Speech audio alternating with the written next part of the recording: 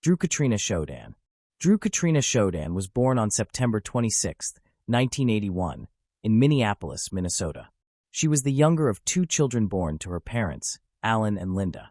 When Drew was 3 years old, her parents divorced but maintained their friendship. From the age of 10, she and her brother Sven were raised by Linda and her second husband, Sid Walker, a travel agent, in a comfortable home on Whitefish Lake, known as one of Minnesota's most scenic vacation locations. Drew thrived in high school, becoming an honor student, joining the golf team, and being elected homecoming queen in 1999. However, her true passion was for art. Her bedroom at home was filled with sketches of rock stars, models, and her friends. After finishing high school, she attended the University of North Dakota in Grand Forks, a city of about 50,000 residents. Friends described Drew as someone in love with life and always ready to offer a helping hand to anyone. She often traveled across the country, but her dream was to visit Australia, which she planned to do in the spring of 2004. To save more money for the trip, Drew worked 2 jobs in her spare time, as a sales associate at Victoria's Secret and as a waitress at a nightclub in Grand Forks. On Saturday, November 22, 2003, Drew's shift at the Victoria's Secret store in Columbia Mall ended at 4 p.m. Later that evening, she was scheduled to work at the nightclub. Before leaving the mall, she decided to shop and purchased a purse from a certain store. She called her boyfriend, Chris Lane, while walking to her car in the parking lot. Suddenly, after Drew said, Okay, the call was disconnected, but Chris did not think much of it. They had not been discussing anything important, so he did not call back. About 3 hours later, Chris' phone rang again, and it was Drew calling. When he answered, all he heard was noise, like wind and the sound of buttons being pressed on the phone. 3 weeks later, in a television interview, Chris recounted his thoughts when his conversation with Drew was cut off. I did not understand the urgency of this call at the time, he said. I never in a million years imagined this was happening. There was no sense of urgency, just a cell phone call being cut off for any number of reasons. Honestly, I had no idea that this terrible event was occurring. Before I continue, I want to remind you that only a small percentage of people who watch my videos are actually subscribed. So if you enjoy my content, consider subscribing. It's free, and you can always change your mind later. Now let's move on with the video. Drew lived in a college dorm where she shared a room with a friend named Meg Murphy. Around the same time Chris received the strange phone call, Meg received a call from the nightclub inquiring why Drew had not come to work and was not answering her phone. She had been a responsible employee who always arrived early, so her absence immediately caused concern. However, Meg did not know where Drew might be and was surprised that she had not shown up for work. Trying to locate her friend, Meg first called mutual acquaintances and then contacted the local hospital, where she was informed that Drew had not been admitted. Around 9 p.m., unable to find any information, Meg called the police, aware that Drew worked at Columbia Mall. An officer was dispatched to the mall, which was already closed at the time. While driving around the parking lot, the officer saw Drew's car. Upon inspection, the car was unlocked. There were no signs of a struggle or any other crime. A black nylon sheath from a folding knife was found on the ground near the vehicle. It was not yet clear whether it was related to Drew's disappearance, but such a discovery was discouraging. On the seat of the car were papers, a wallet, and the new purse purchased that day, suggesting that even if Drew had encountered some foul play, it certainly had not been a robbery. Neither friends, her boyfriend, nor her parents knew where Drew could be, so investigators began to consider the possibility that they were dealing with a kidnapping. First, detectives examined Chris Lane. He was almost immediately eliminated as a suspect because he was in Minnesota, 300 miles from Grand Forks. From Chris, the police learned about the 2 phone calls Drew had made. One had been abruptly interrupted, and during the second, which occurred a few hours later, the sounds of wind and button pressing could be heard. The next day, when the mall where Drew worked opened, detectives arrived to review the security camera footage. As it turned out, there were no cameras in the parking lot where the missing girl's car had been parked, but fortunately, there were numerous cameras inside the mall. Reviewing the footage, detectives observed a moment when Drew entered one of the local stores after work and bought a purse. She appeared calm and was in no hurry. She wore a pink sweater and held a jacket. At 4:55 p.m., Drew paid for her purchase at the register, then put on her jacket and left the store. On her way out, she called Chris. The The call was made precisely at 5 p.m., and as we now know, at 5:04 p.m., the conversation between Drew and Chris was abruptly interrupted after she said, Okay. Knowing the call was interrupted after 4 minutes, one of the detectives decided to perform an experiment. Setting a timer for 4 minutes, he walked slowly from the store where Drew had purchased her purse to the parking lot where her car was located. When the timer indicated that 4 minutes had passed, the detective was in the parking lot near where the car had been found. This suggested that something had occurred while Drew was at her car. However, as mentioned earlier, there were no cameras overlooking the parking lot, making the investigation difficult.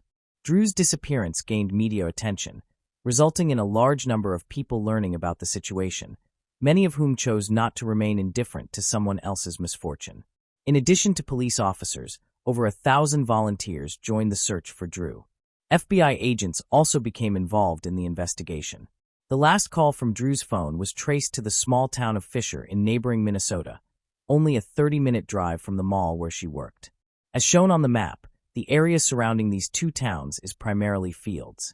Police used helicopters, all-terrain vehicles, horses, and dogs to search the fields. Landowners were asked to check their properties personally, but unfortunately, this yielded no results and initially, no leads were discovered. The search radius expanded each day, and 4 days later, a grim discovery was made. A boot was found under a bridge in the town of Crookston. A roommate noted that on the day of her disappearance, Drew had left the house wearing those boots. Later, forensics confirmed that the shoe belonged to the missing girl. Crookston is a small town of fewer than 10,000 residents, located about 30 miles from Grand Forks, where Drew had disappeared. Further searches in the Crookston area yielded no additional findings of investigative interest.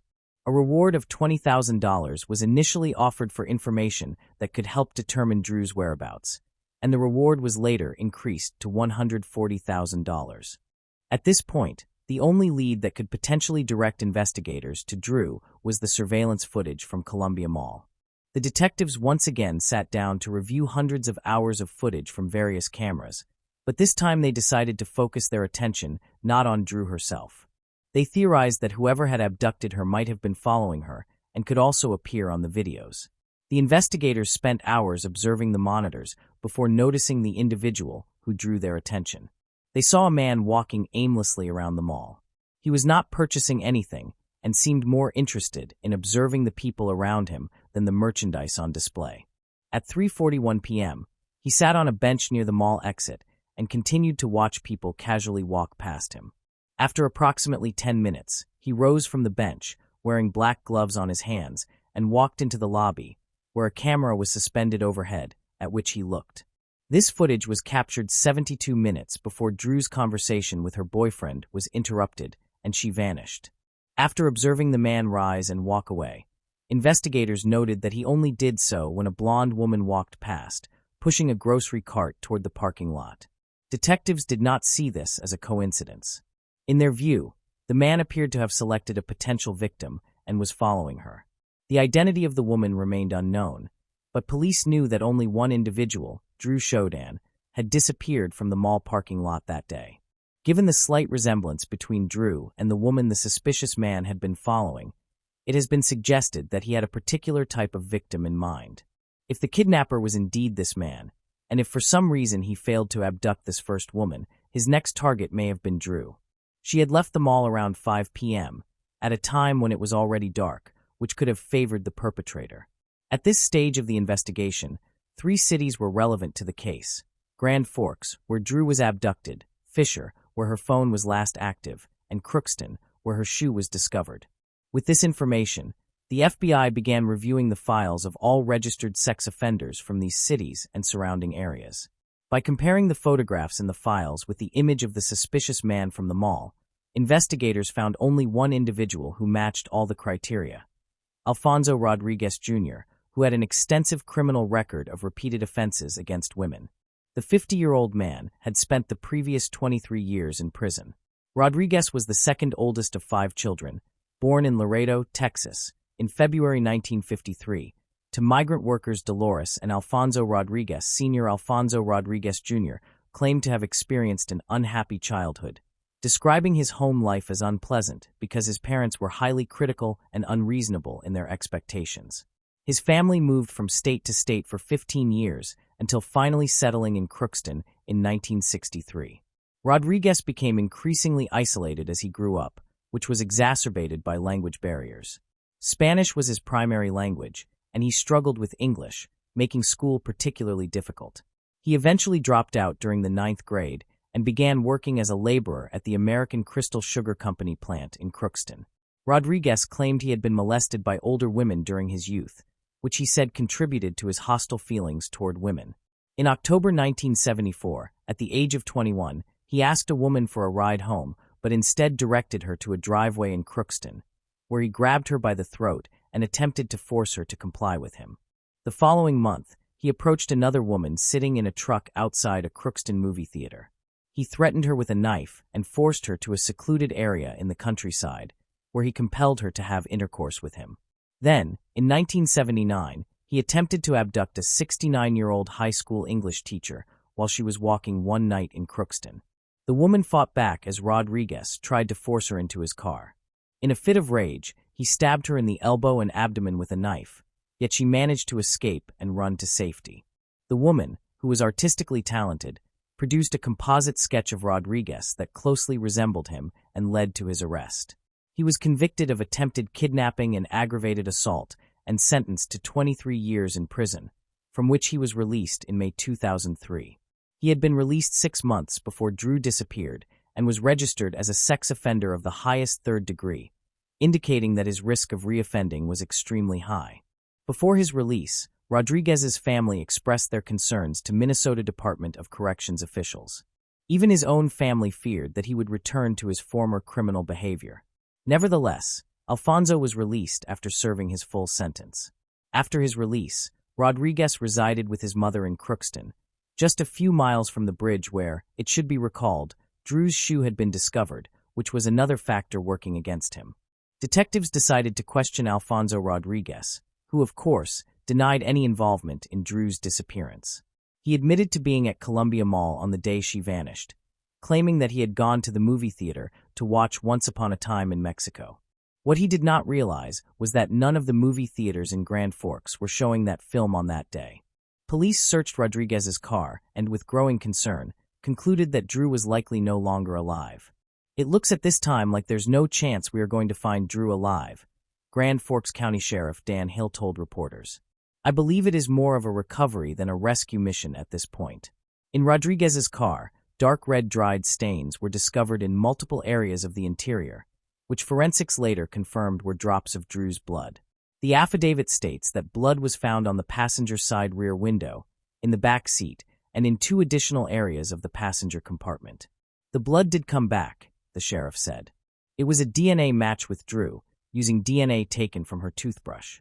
A folding knife was found in the trunk, which corresponded to the sheath discovered in the parking lot next to Drew's car. A receipt was also recovered, showing that Rodriguez had purchased this knife, complete with its sheath, from a hardware store located several hundred yards from the parking lot where Drew vanished. Although Drew was not located alive or dead, investigators collected sufficient evidence to charge Rodriguez. 8 days after her disappearance, on December 1, 2003, Rodriguez was arrested. While imprisoned in a Grand Forks jail, he maintained his innocence regarding Drew's disappearance and refused to provide law enforcement with any information about her whereabouts, despite the mounting evidence. During a brief bond hearing a few days earlier, bail for his release was set at a staggering $5 million. While he remained silent in custody, the search for Drew continued relentlessly, concentrating on these 3 towns. The efforts of the searchers were further hindered by the heavy snow covering the area. In an unprecedented decision, the governors of North Dakota and Minnesota pledged during a December 9th press conference to assist in the search for Drew by deploying several hundred members of the National Guard along with other state employees. North Dakota Governor John Hoeven stated that Drew's disappearance was something that has touched every North Dakotan. Minnesota Governor Tim Pawlenty told reporters that he was very proud of the cooperation and the collaboration exhibited by members of the community and law enforcement officials. Despite all these efforts, no results were achieved, and due to worsening weather conditions, authorities decided to suspend the search operation. When spring arrived, the intensive search resumed. Those looking for Drew hoped they would be able to locate her as the winter snow began to melt. After 5 long months of searching, the searchers were eager to bring Drew home. Finally, on April 17, 2004, Drew's body was discovered. It lay in a field in Crookston, just a few miles from the bridge where the boot had been found. Drew's family was overwhelmed with grief upon learning of the devastating discovery. Her father told reporters, "We were waiting for that call, and when that call came, we all stopped living for a second." It was her parents' worst nightmare, one that would haunt them for the remainder of their lives. The field where the body was discovered had been previously searched, but due to large snow drifts, it had not been found immediately. Drew was naked below the waist, making the motive of the crime evident. Her hands were tied behind her back, and a rope was around her neck with a cut. Beneath the rope were remnants of a plastic bag, indicating that the bag had first been placed over Drew's head and then tied around her neck with the rope. Hair matching Rodriguez's DNA was found on Drew's jacket. Prior to her death, the young woman had been brutally beaten and stabbed repeatedly. The medical examiner identified 3 possible causes of death: the cut to her neck, suffocation, or hypothermia. On April 24, 2004, after many months of uncertainty, Drew's family was finally able to say goodbye to her. About 1,500 people attended the mourning ceremony. North Dakota, where Drew was abducted, had abolished the death penalty in 1975, and Minnesota, where the body was recovered, also did not use the death penalty as a punishment. However, because Drew had been transported across state lines, the crime was considered a federal offense, granting the prosecutor's office the authority to seek the death penalty for Rodriguez. On August 30, 2006, Alfonso Rodriguez Jr. was convicted in the Drew Shoden case. The jury recommended that he receive the death penalty. On February 8, 2007, during the hearing, Judge Ralph Erickson told the unrepentant Rodriguez that his senseless and violent actions had forced the jury to make a difficult decision. Alfonso Rodriguez Jr. became the first person sentenced to death in North Dakota in nearly a century. After 6 years on death row, on June 28, 2013, Rodriguez confessed that he was the one who had kidnapped and taken Drew's life. However, the story does not end there. Ralph Erickson, who had previously served as the district judge who sentenced Rodriguez to death, became a judge on the U.S. Court of Appeals, and it was he who, in 2021, overturned his own conviction of Rodriguez and ordered a new sentencing phase. Rodriguez's guilt is not in question and has been confirmed through various types of DNA testing. In this case, it is the death penalty that is at issue. Erickson overturned the death sentence, citing, among other factors, the failure of defense attorneys to properly examine Rodriguez's mental health and the testimony of forensic expert Michael McGee, which the judge stated had misled him. This expert testified at the time that Rodriguez had violated Drew's sexual integrity within 24 to 36 hours of the abduction. The fact is that there was no direct evidence to support this claim, such as Rodriguez's seminal fluid on Drew's body. According to the judge, the expert offered an opinion not grounded in facts, which misled the judge and influenced his verdict.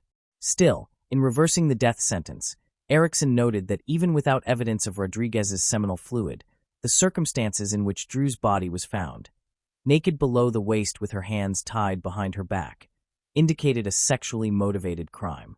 Judge Erickson stated that the failure to evaluate Rodriguez's mental health, both generally and at the time of the offense, violated his constitutional rights. Following the overturning of Rodriguez's death sentence, the federal prosecutor's office issued a statement that they would seek the death penalty again. However, 2 years later, in 2023, the prosecutors abandoned those plans and accepted that Alfonso Rodriguez's death sentence would be commuted to life imprisonment without the possibility of parole. A statement to that effect was issued, declaring, "The United States of America, by Max Schneider, United States Attorney for the District of North Dakota, hereby withdraws the notice of intent to seek a sentence of death against defendant Alfonso Rodriguez Jr., filed on October 28, 2004. Schneider wrote in a March 14 court filing that the United States no longer intended to pursue the death penalty in this case. My thoughts today are with Drew Shoden's family, particularly her parents, Linda Walker and Alan Shodan, said Schneider. They are genuinely good people and loving parents who, in the wake of an unimaginable loss, have worked closely with our office for nearly 20 years. We continue to wish them the greatest measure of peace possible.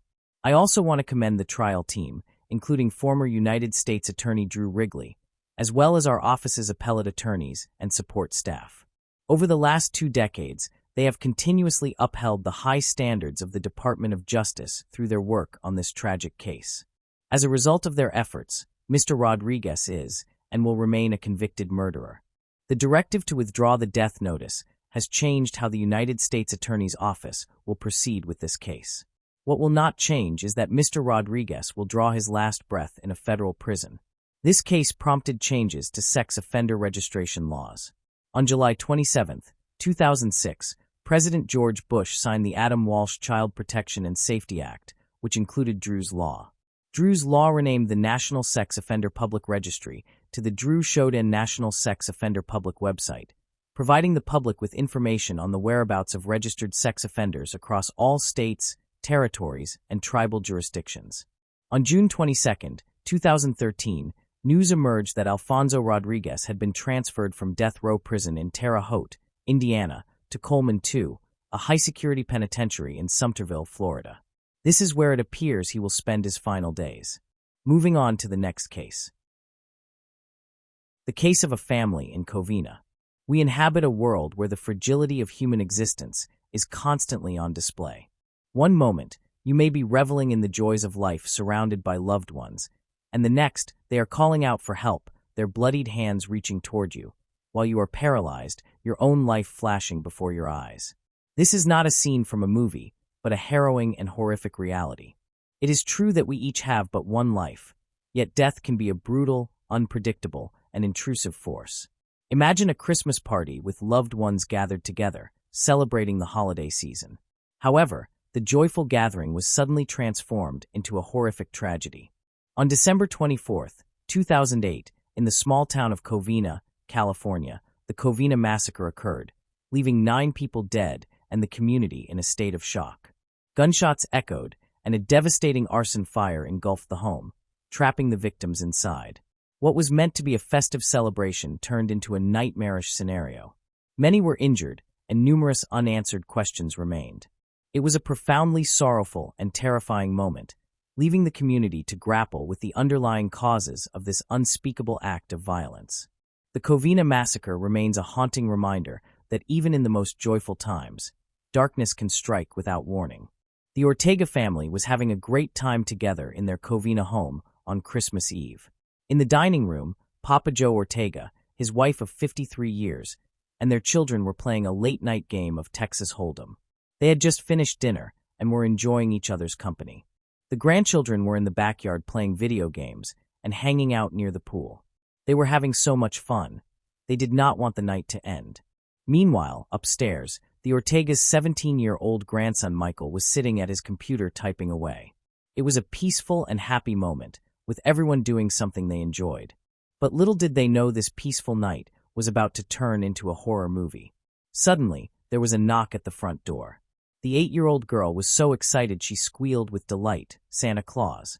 Santa Claus!" A man dressed as Santa Claus walked in, pulled out a gun, and shot the little girl right in the face. 2 of her uncles tried to protect her, but they were also shot and fell to the ground. The rest of the family, including the Ortegas and 3 of their daughters, tried to hide under the dining table, but it was too late. The fire, which was ignited by a flamethrower device, was incredibly intense and caused a massive explosion that sent flames shooting up into the air. The flames reached a height of 40 to 50 feet, as tall as a 5-story building. It was a substantial blaze that required a significant amount of manpower to extinguish. In fact, it took a team of 80 firefighters over an hour and a half to finally put out the fire. It must have been a terrifying and perilous situation for the people in the house and the firefighters who were trying to save them. The fire was so intense that it made it extremely difficult to identify the victims. The flames were so strong that they severely damaged the bodies, making it impossible to recognize them. Therefore, the investigators had to use other methods to determine the identities of the victims. They utilized dental records, such as x-rays of teeth and medical records, including scars or other unique features, to identify the victims. It was a challenging task, but they were able to use these clues to piece together the identities of those present on that tragic night. The Ortega family's worst fears became a reality that night. The assailant, Bruce Jeffrey Pardo, was unrelenting. He killed Papa Joe and his wife, 4 of their children, 2 daughters-in-law, and even the 17-year-old grandson who was peacefully sitting at his computer. No one was spared. The entire family, who had been joyfully celebrating Christmas Eve just moments earlier, was mercilessly murdered. There were around 25 to 30 people celebrating Christmas Eve with the Ortega family. However, after the tragic incident, the survivors did not want to discuss it publicly. Nevertheless, some individuals working on the investigation provided information that corroborated the accounts given by the family members. This information helps us understand what transpired within the house. The family members described a very frightening scene. A man with a gun intended to harm and kill people. The family members attempted to flee and save their loved ones, but it was extremely challenging due to the overwhelming fear and confusion. When Bruce arrived at the party, many of the adults were near the front door because some people were preparing to leave, which made them easy targets when the attack began. Family members stated that Charles, one of the Ortega sons, identified the gunman after the gunman shot Charles's 8-year-old niece and his older brother James. Someone shouted, "It's Bruce." Charles was shot right after James. It was an extremely frightening and perilous situation, and everyone was trying to flee from the gunman. Irma Chapo Ortega, a close family member, shared a heartbreaking detail about the tragedy. She said that James and Charles Ortega, despite being wounded, tried to get up and stop the gunman. They were badly hurt, but they still tried to stand up and grab him. Unfortunately, they were unable to do so. Irma also said that the older Ortegas, Joseph and Alicia, and their 3 daughters, along with one of their daughters-in-law, Teresa, were under the dining room table. She had been in touch with some of the family members who survived the attack, and they shared these details with her. Someone yelled out, "Run, run," and chaos erupted. The Ortegas and 2 of their daughters, Sylvia and Alicia, might have been killed while they were still in the dining room, but their daughter Letitia, whose little girl was badly hurt, managed to survive. Letitia had hidden under the table for a short time and called 911, telling the police dispatcher that she heard the shots and everyone started panicking and running, and they all dove under the dining room table. Chapo shared a heroic story about her cousin Letitia. She said Letitia saw her injured daughter stumbling out of the house and decided to flee. According to a person close to the investigation, even though the gunman shot the little girl in the face, she may have saved her own life by turning her head at the last moment. The bullet hit her jaw, but fortunately, it did not kill her. The person who provided this detail preferred to remain anonymous, as the police were still investigating the incident. The investigators believe that most of the young people were saved because they were in the back of the house near the TV, likely playing video games, when the gunman started shooting. The 8-year-old girl was injured, and a 16-year-old girl was shot in the back, but fortunately they survived. The only young person who did not make it was Michael Ortiz, a 17-year-old who was sitting at the computer upstairs. Chapo said that Michael was probably killed by the explosion or fire that started when the gunman used a homemade device to set the house on fire. A law enforcement source said it appears that Michael was killed as a result of the fire or explosion and was not shot. It is a tragedy that a young life was lost in such a senseless act of violence. Michael's mother, Alicia, was also killed. But why did the murderer commit such a brutal act of violence? Bruce, a 45-year-old man, was deeply angry about his marriage ending.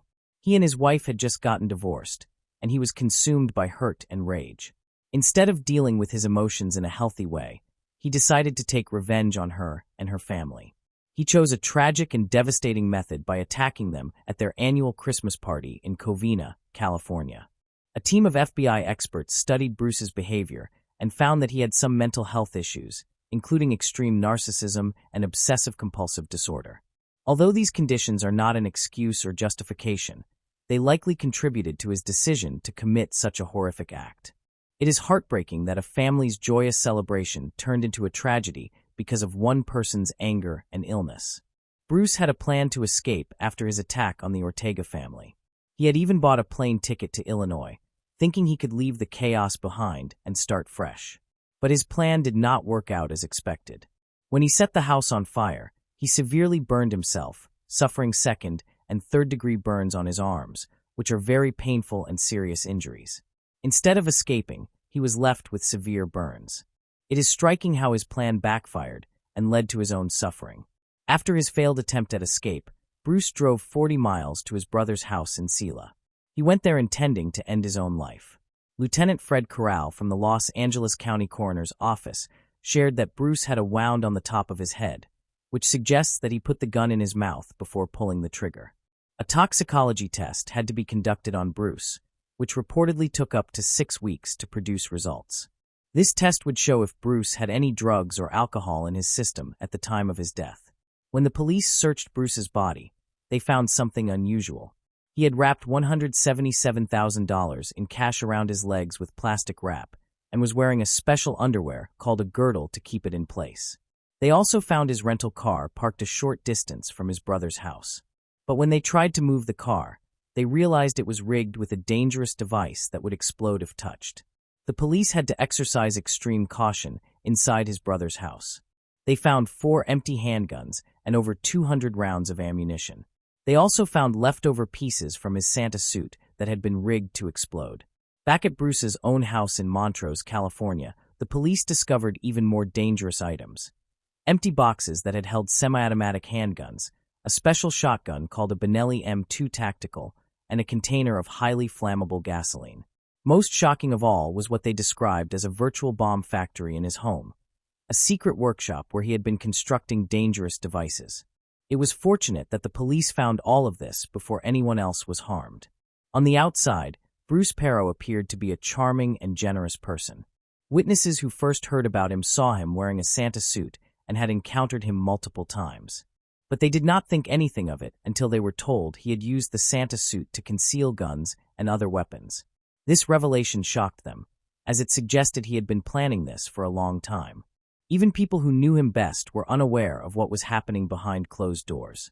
Long before his divorce was finalized, Bruce had begun secretly collecting weapons and planning an elaborate escape. He was living a double life, and no one suspected a thing. In 2004, Bruce Perot met Sylvia Ortiz. They were introduced by her brother-in-law, who worked with Bruce at the Jet Propulsion Laboratory. Sylvia was 40 years old and had 3 children from 2 previous marriages. Bruce's friends thought Sylvia was perfect for him, a kind and practical woman with a big family who could help him settle down and be happy. At first, Bruce was drawn to his wife's warm and welcoming family, but after the first year of their marriage, Sylvia told friends he had become cold, miserable, and distant. They often argued about money. In March 2008, Bruce and Sylvia decided to separate. Sylvia asked Bruce if she could stay in their home until her daughter finished kindergarten, but Bruce refused. While Sylvia was out at a family gathering, Bruce packed up all her belongings and left them on the driveway. Sylvia was devastated and had to move in with her sister in Glensdale, eventually filing for divorce. Bruce went to Gun World in Burbank on June 13th and bought a handgun for almost $1,000 in cash. He was fired on July 31st for fraud and tried to collect unemployment benefits, but was unsuccessful. He returned to Gun World on August 8th and purchased another handgun, continuing to come back to the store until he had bought a total of 5 handguns. He also ordered a Santa suit from a costume store, claiming it was for a kid's party, and paid a $200 deposit. Bruce went to a gun shop in Iowa and bought 16 magazines that could hold 18 bullets each, far exceeding California's legal limits. Just a week before Christmas, his marriage to Sylvia was officially over. They had been having too many problems to resolve. The judge ended their marriage at a courthouse in Burbank just before Christmas. Bruce Perot rented 2 cars, a Dodge and a Toyota. He packed the Toyota with maps, water, food, clothes, a can of gasoline, and 2 computers. Later that night, his neighbor Bong Garcia saw him leaving in the Dodge, which was unusual because he typically drove his fancy Escalade Hummer. Bruce said he was heading to a Christmas party, but Bong thought it was odd. As the house burned, a neighbor saw a blue car drive away with its headlights off. A pair of fake glasses and a Santa hat had been left in the front yard. Bruce drove to his brother's house in Sylmar, 40 miles away. He was badly burned, suffering severe injuries to his arms, hands, neck, and legs. His Santa suit had melted into his skin, leaving him in a terrible state. When his brother arrived home at 3:10 a.m., he found Bruce's body on the couch with 2 guns beside him. He had shot himself in the mouth while still wearing his wedding ring. Letitia Yousafzai is a strong woman who chooses not to let anger and hatred consume her. She says she cannot change what happened and can only focus on what is given to her and the good things that come her way. She is grateful for the love and support she has received from people she did not even know, and this gratitude has helped her heal. Letitia has also stopped dwelling on the past and on the person who harmed her family. She says she will not allow him to consume them with his evilness and instead chooses love, encouraging others to do the same. Letitia believes love is the strongest energy, capable of bringing people together and helping them heal. She also thinks it is important to teach children about love and kindness so they can grow up to be good examples for others. She says our children are our future, and we must be role models for them. If we teach them that hatred and violence are acceptable and make them feel inferior, what hope do we have? During a school walkout, Katrina Yousafzai read the names of the 17 victims killed in Parkland, Florida, 1 month earlier. Gun violence is personal for the Lyle High School student. Nearly 10 years ago, she survived a Christmas Eve massacre when she was only 8. Being able to fight for something truly close to her heart is very different. 12 years have passed, and Letitia and Katrina Yousafzai are working hard to keep their family's traditions and happy memories alive. The family still gathers for dinner, exchanges gifts, and shares stories about loved ones who are no longer with them. On Christmas Eve, they visit the cemetery where their family members are buried instead of going to church. One of the nephews, who lost both his parents in the tragedy, has become the guardian of his 3 younger siblings. Letitia and her husband took in her sister's youngest daughter, and Letitia worked diligently to ensure that the surviving children still experienced a sense of Christmas. She explained to them that the Santa who came that night was not the real one. The children even attended a special camp designed to help them cope with their grief and trauma. Letitia says that no matter where you look, there are memories of what they once had, and then memories of that terrible night. You cannot escape it, but even with all the pain, Letitia knows that Christmas will always be special, and they will continue celebrating no matter what. Even though the investigation concluded almost 10 years ago, the detectives who assisted the family still maintain contact, particularly around Christmas. They care deeply about the family and want to ensure that they are doing well. Moving on to the next case. Harold Sasko. Harold Sasko, better known as Hal, lived in Kansas City. He was born on September 11, 1961, in Dutsville, Florida, and was one of 12 children in the family. His siblings described Harold as someone who was prepared to take responsibility in almost any situation. He frequently assisted his brothers and sisters with household chores and was generally very organized. So it was no surprise that after graduating from college, Hal opened his own pizzeria, and just 2 years later, he expanded his business by launching a second restaurant. This resulted in his move to Lawrence in late 1990 with his then-wife Anna and their 3-year-old daughter Mendez. There, not far away in the city of Topeka, he opened a third restaurant. Harold became dependent on his business, and his intense work ethic and lifestyle, focused entirely on work, did not suit his wife. After all, Hal was not only a business owner but also a husband and father, so his wife and child deserved his attention. Eventually, this brought about a serious rift between the couple, and when his wife could no longer tolerate the lonely life, they decided to divorce. Hal was regarded as a church parishioner, and he was proud of being not only a man of God, but also a respected member of the community. Those around him knew him as a kind, caring, and extremely organized manager. So it came as a genuine shock to the community when on January 17, 2014, their so-called good and caring manager abruptly disappeared. The day began like any other Friday. The weekend was approaching, and many people went to work to perform their daily responsibilities. Naturally, this day was no exception for the pizzeria employees. The problem was that when they arrived at work, they encountered a quiet and empty restaurant. Normally, Hal was present to unlock the kitchen, but this time, he was nowhere to be found. Even more unusual was the fact that several days had passed without anyone hearing from him. Worried about his well-being, the employees contacted the police and requested a welfare check at his home on West 26th Street. Later that day, a police officer was dispatched to his residence. When he knocked on the front door, he was met with silence. When he tapped on the front window of the house, he also received no reply. The officer then looked inside to determine whether anyone was home, and at that moment, he spotted the figure of a man lying face down on the floor. Calling for backup, law enforcement officers forced their way into the house. It was confirmed that the man on the floor was Hao, and furthermore, he was lying in a pool of his own blood. It instantly became clear that he had already been gagged, and judging by the state of his body, he had been dead for several days. In addition, it was not an accident. His hands were tied behind his back with zip ties, which had been used to restrain him. Hao's legs were also bound, but the most horrifying detail was that his throat had been slashed so deeply that the moaning side was shattered. With such a severe and vicious wound, he stood no chance of survival. The officers were confronted with an exceptionally gruesome scene. To make matters worse, the police found several empty bottles at the opposite side of the room, along with a phone and laptop that did not belong to Hao. They also noticed that Hal's car was missing from the driveway, but the most bizarre piece of evidence left at the crime scene was the word freedom crudely written on the wall in Hal's blood. The sudden arrival of officers in the area undoubtedly attracted extra attention from inquisitive neighbors. The police chose to use this to their advantage and began asking additional questions. That was how they discovered that Harold had not been living alone. His neighbors stated that he was living with a girl he referred to as his stepdaughter. This information proved to be extremely important for the officers. Now they understood that there was someone who not only knew Harold well and had constant contact with him, but had also been present at the crime scene. Eventually, it was determined that the so-called stepdaughter was 18-year-old Sarah Gonzalez McLean, who had been living with him for the last 2 years of his life. However, a problem emerged. Sarah was nowhere to be located. This, of course, deeply worried the officers. Finding Sarah became a primary priority for law enforcement, as they had no idea what exactly had happened to her. She might have been kidnapped, become a victim, a witness, a suspect, or possibly none of these.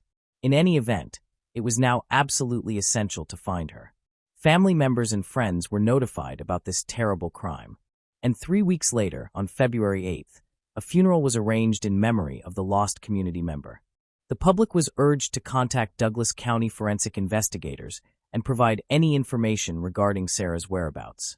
A reward of $1,000 was offered for any helpful information. Sarah Gonzalez McLean was born on July 9, 1994, in Topeka, Kansas. She grew up in a loving family of 5. She had a brother and a sister. Throughout her childhood, Sarah was recognized as a shy but kind child. Because she was homeschooled for many years, she had few friends outside her neighborhood. However, this does not imply that she had a poor upbringing. Her parents were wonderful individuals, and she always remained close to her sister.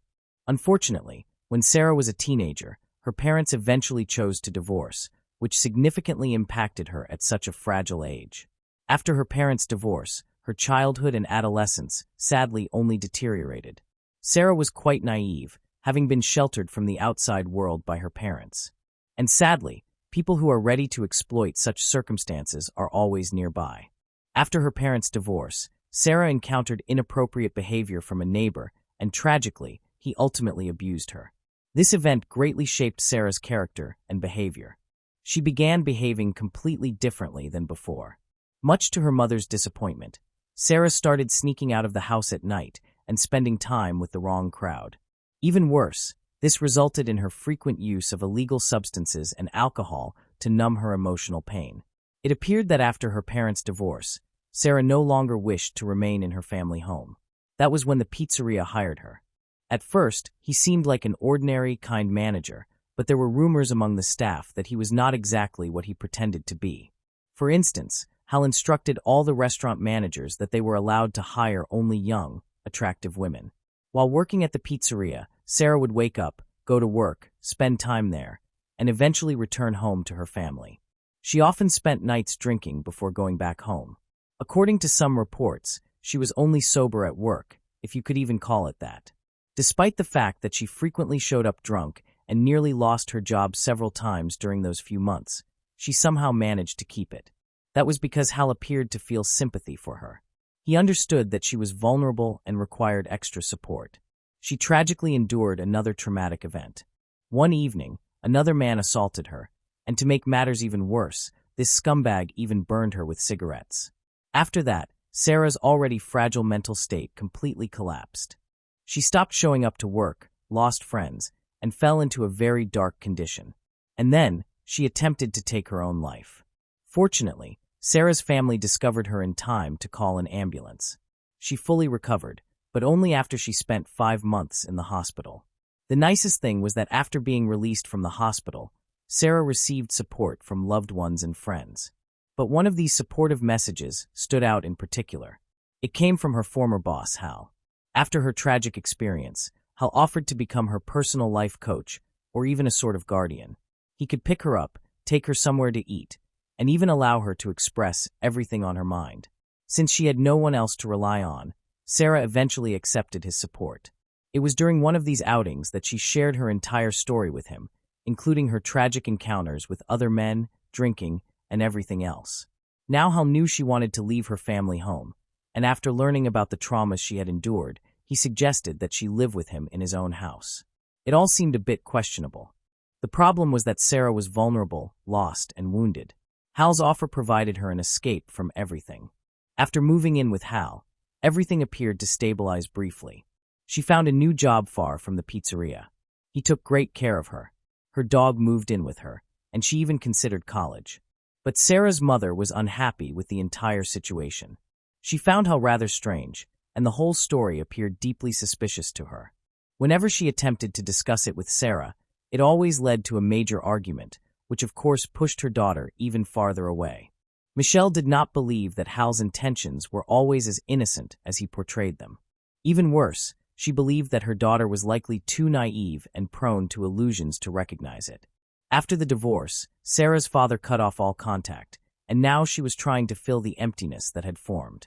To make the situation even more unsettling, Hal eventually asked Sarah to call him Gad, and then he told all the neighbors that she was his stepdaughter. It is not surprising that Sarah's co-workers eventually found out about all this and questioned her about her relationship with Hal. When asked about it, Sarah insisted that he was simply her friend and nothing more. But from an outside perspective, it was odd that a 50-year-old man brought an attractive but troubled 18-year-old girl into his home, and perhaps her peers suspected something. As soon as Sarah settled into the house and began to grow more comfortable, Hal started establishing his own boundaries and viewpoints about life, especially when she turned 18. This shift was quite concerning. Hal began purchasing her illegal drugs and alcohol, joking about them dating, and even raised the topic of a sexual relationship with Sarah. In addition to these changes, he openly kept track of everything he purchased for her, including alcohol, illegal drugs, cosmetics, and rent. He wanted her to feel indebted to him, and he also told her that she would only be able to leave once she paid him back. In fact, she felt so trapped that after she turned 18, she gave in to his advances, and her relationship with the man she once called Dad now became sexual. This horrific situation lasted for a full 10 months, and according to Sarah, they had sex several times a week. The only way she could endure it was to drink and use illegal substances until she no longer felt present in the situation. This, of course, only increased her debt to the man who was now exploiting her body. On top of everything, Hal insulted Sarah just as often as he complimented her. For instance, he criticized her nose and then offered to pay for plastic surgery, which she, unsure of herself, eventually accepted. It was clear that Hal treated her as his personal property rather than as another human being with emotions. He also paid for her gum implantation, and his next goal was to buy her breast implants. Both of these procedures cost $16,000, which naturally was added to her bill, and she had to repay him when she was able. She found herself completely trapped with no escape. In addition to this, Hal also threatened Sarah, telling her that he had connections if she ever attempted to escape. From that point on, her mental health declined even further. In response, she was prescribed antidepressants to cope with the situation, for which she would again eventually have to pay. Crushed by the psychological trauma of abuse and depression, Sarah's mind became clouded. She repeatedly found herself on the edge, and now, after supposedly finding someone she could depend on, he too proved to be an abuser. Sarah had absolutely reached her limit, and she began acting in a way that eventually transformed the victim into a killer. After visiting a pet store, she bought a rabbit and signed a waiver before taking it home. That same evening, one of Hal's pizzeria managers was visiting the house for dinner and drinks. The manager was stunned when he opened the refrigerator and saw a rabbit carcass instead of beer. Sarah not only admitted that she had killed the pet rabbit, but also claimed that it was not the first animal she had killed. Completely confused by the situation, the manager politely stayed for dinner and then went home. This was a major red flag and a sign of what Sarah was potentially capable of. Unfortunately, this warning was ignored. The main question remained whether Sarah was truly capable of killing a person. Although Sarah was initially considered missing, it was soon determined that she was actually the primary suspect. Unfortunately, the detectives were not mistaken in their conclusions. They suspected that she had packed all her belongings, taken the dog, stolen Harold's car, and fled to Texas. However, along the way, she changed her plans and headed to Florida. It was warmer there, and the idea of admiring the ocean view seemed appealing. With this new information, she was officially declared a wanted individual. Sarah was not only wanted on suspicion of murdering Hal, but also as mentally unstable and possibly dangerous to others. Her name circulated among many officers across the country, and this lasted for 11 days. On January 25, 2014, after being on the run for just over a week and a half, Sarah McLean was finally located and arrested in Everglades National Park. Not surprisingly, the officer found her in Hal's stolen car, asleep next to a loaded gun. They also found $2,400 in cash, 2 more guns, an axe, and a couple of knives, one of which was stained with Harold's blood. A few hours after her arrest, a 3-hour interrogation began, during which Sarah confessed to killing the man. According to her account, the story unfolded as follows. On January 14, 2014, Harold came home after a long day at work.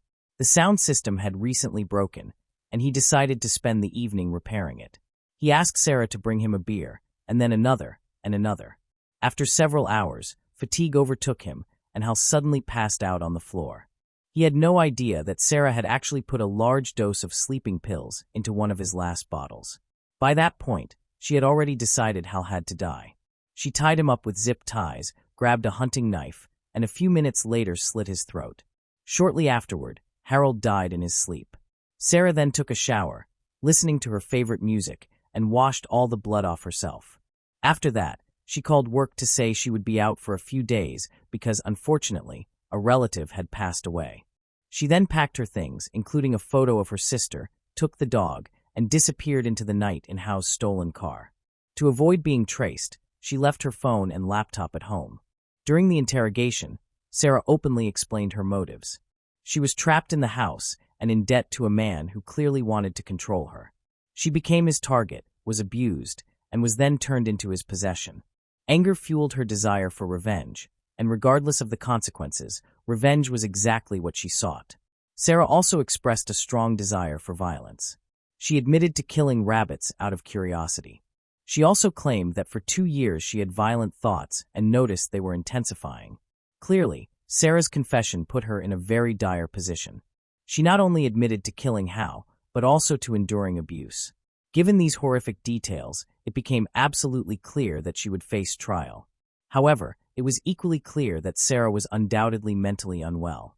So first and foremost, she would need to undergo a psychological evaluation. In addition to her recently developed attraction to violence, she also claimed to have memory lapses and felt she was merely an observer in her own mind. Not surprisingly, Sarah was eventually diagnosed with dissociative identity disorder. In Sarah's mind, she was not just Sarah. She was also Vanessa, Alice, Neela, and the nameless one. Alice was the tearful and vulnerable side of Sarah, while Vanessa was the strong, militant fighter within her. Neela was feminine, polite, and liked to please people. But of course, the saddest version of them was the nameless one, who carried all the trauma and depression.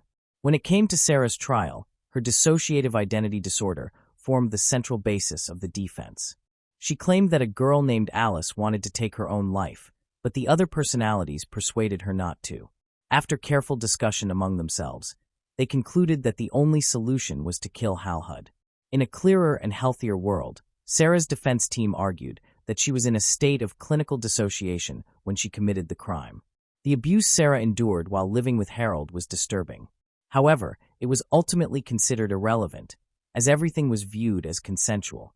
From an investigative perspective, this did not amount to compelling evidence. The defense likewise failed to be persuasive, since the murder was clearly intentional. Unfortunately for Sarah, Although her mental disorder was acknowledged as genuine, her defense did not manage to convince the judges, and she was ultimately convicted of murdering Harold Sasko. She received a life sentence with the possibility of parole after 50 years. This deeply shocked both Sarah and her family. It became clear that the abuse she had endured throughout her life and her mental condition at the time of the murder were not taken into consideration when her sentence was determined, which meant her punishment was far harsher than she deserved. Sarah submitted an appeal arguing that the abuse she had suffered should have been considered during the trial. Sadly, by that point, additional evidence of Harold's atrocious behavior had emerged. After examining his computers, detectives discovered that they were essentially filled with illegal pornography.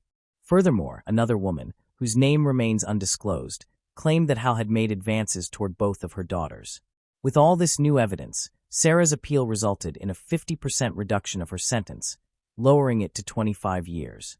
To this day, she is still imprisoned, and that is because although the judge determined that Hal had indeed abused his control over Sarah, it does not erase the fact that she committed premeditated murder. Sarah was initially a victim. Harold was a cruel manipulator of young women and was highly effective at deceiving many people in his community. However, some still remember him as an extremely generous individual. Harold also possessed positive qualities. For instance, he was known for helping many employees recover from financial difficulties, and whenever someone sought advice, he was always willing to assist. Harold's family does not deny his disgraceful actions, yet they attest to his positive character. He clearly needed help and did wrong, but he never deserved to die. Although Sarah's family agrees that she should be punished for her crimes, they also believe that the sentence was too severe for someone attempting to escape her abuser. Harold was undoubtedly admired by many, yet at the same time, he was a wolf in sheep's clothing. This case exemplifies how life circumstances, trauma, and a lack of proper support can lead to devastating consequences. Sarah became the victim of abuse by someone she trusted, and it inflicted irreparable harm on her mental health. However, this does not excuse her actions, the intentional killing of another person. This story also highlights the importance of being attentive to those around us and recognizing warning signs. Perhaps if someone had intervened earlier, the tragedy could have been prevented. At the same time, this case raises questions about the fairness of the justice system. Was Sarah's punishment appropriate, considering all the circumstances? Were her mental condition and the trauma she experienced adequately taken into account? These questions remain open for debate. Ultimately, this story serves as a reminder that a completely different personality can hide behind someone's outward appearance. Harold, whom many regarded as kind and generous, ultimately proved to be a manipulator and a predator. Moving on to the next case. Heartbreaking case of Heather Elvis. Heather Rell Elvis was born on June 30, 1993, in Horry County, South Carolina, to Terry and Debbie Elvis. She was described as a determined, vibrant, and free-spirited individual with a big personality. Heather enjoyed doing makeup and aspired to pursue it as a career. She was a talented, cheerful, and seemingly happy 20-year-old girl. Heather was very artistic and often shared her thoughts and interests on social media. She was known to be somewhat rebellious, living her life the way she wanted without caring much about what others thought of her. After graduating from St. James High School in Mauls Inlet in 2011, and eager to experience her independence, her parents allowed her to move into an apartment in Myrtle Beach with her best friend Brianna. To support herself while studying cosmetology, Heather held 2 part-time jobs, one at the House of Blues in North Myrtle Beach, and the other at a Scottish-themed restaurant called the Tilted Kilt in Myrtle Beach. She had a good job, great friends, and a close-knit family, and everything in her life seemed on track. However, like many 20-year-old girls, she had secrets, things her family did not know about and would not discover until it was too late. One day in the summer of 2013, Heather was working her regular shift at the Tilted Kilt when an older man caught her attention. This man was Sidney Mora, the restaurant's maintenance worker. Sidney was a 37-year-old married man with 3 children. His wife Tammy was a 40-year-old stay-at-home mother and part-time travel agent, whom he had been married to since 1997. Sidney owned his own maintenance company and would come to the restaurant to repair things in the kitchen.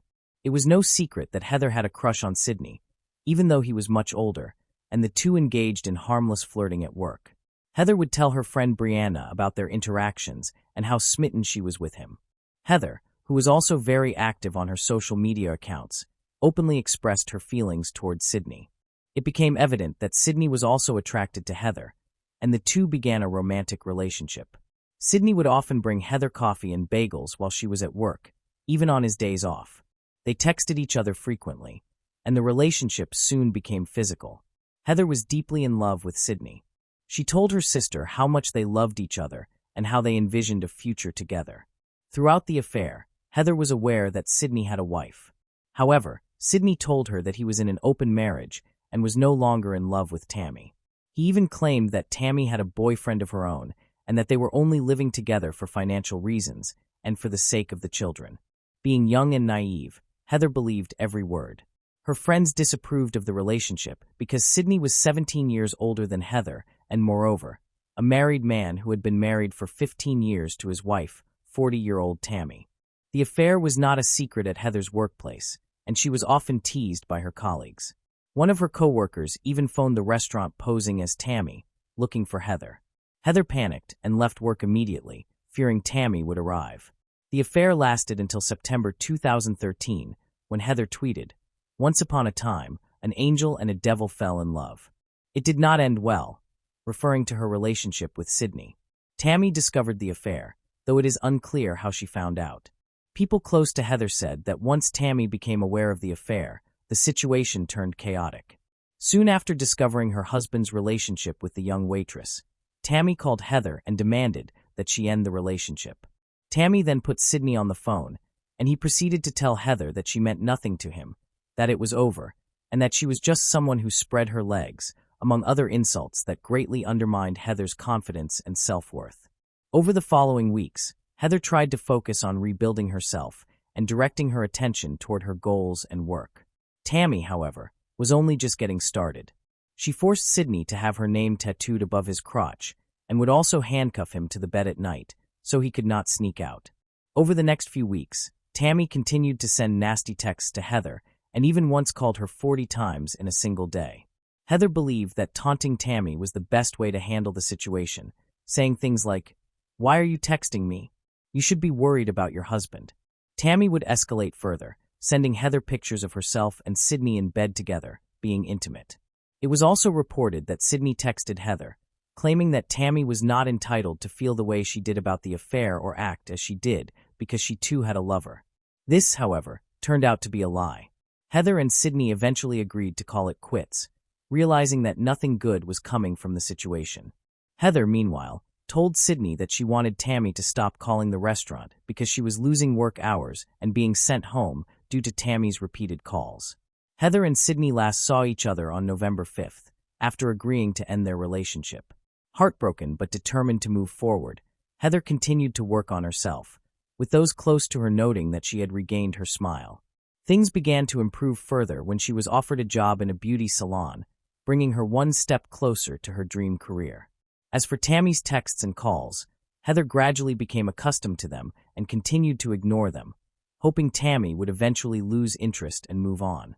On November 19th, Sydney and Tammy decided to purchase a brand new black Ford F-150 and drive to California with their children to visit Disneyland as a way to rekindle their romance, a trip that lasted 3 weeks.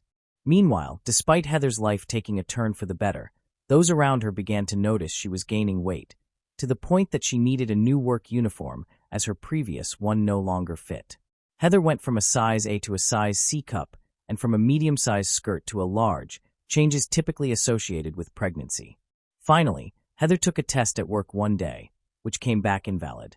It is not known for certain whether Heather was pregnant, but it was considered a very strong possibility given the changes in her physical appearance and the fact that she had been in a very intimate relationship with Sydney Mora. Her confidence was returning, and she arranged a date with a young man closer to her age, with whom she had been speaking for some time. Things seemed to be looking up for Heather. On December 17, 2013, Heather went on a date with Stephen Caldy. They did not have a specific plan, but wanted to spend time getting to know each other better. They went out to eat and then drove around looking at Christmas lights, which Heather loved doing during the holidays. Stephen then took Heather to Inlet Mall and taught her how to drive his stick-shift truck. He even took a picture of her attempting to drive his vehicle. Heather sent this picture to her best friend, Brianna, and her father, Terry, with whom she lived. The date began at 10 p.m. and ended around 1 a.m., when Stephen dropped Heather off at her apartment. They made plans to meet again the following day for a second date. Regrettably, this was the last time Heather Elvis was seen. Shortly after returning to her apartment, she received an unexpected call from Sydney Mora, with whom she had not been in contact for weeks. During the 4-minute conversation from a payphone, Sydney apologized to Heather, professed his love for her, and revealed that he had left Tammy to be with her. At 1:44 a.m., Heather called her roommate, Brianna, who was away visiting relatives, in a distressed state.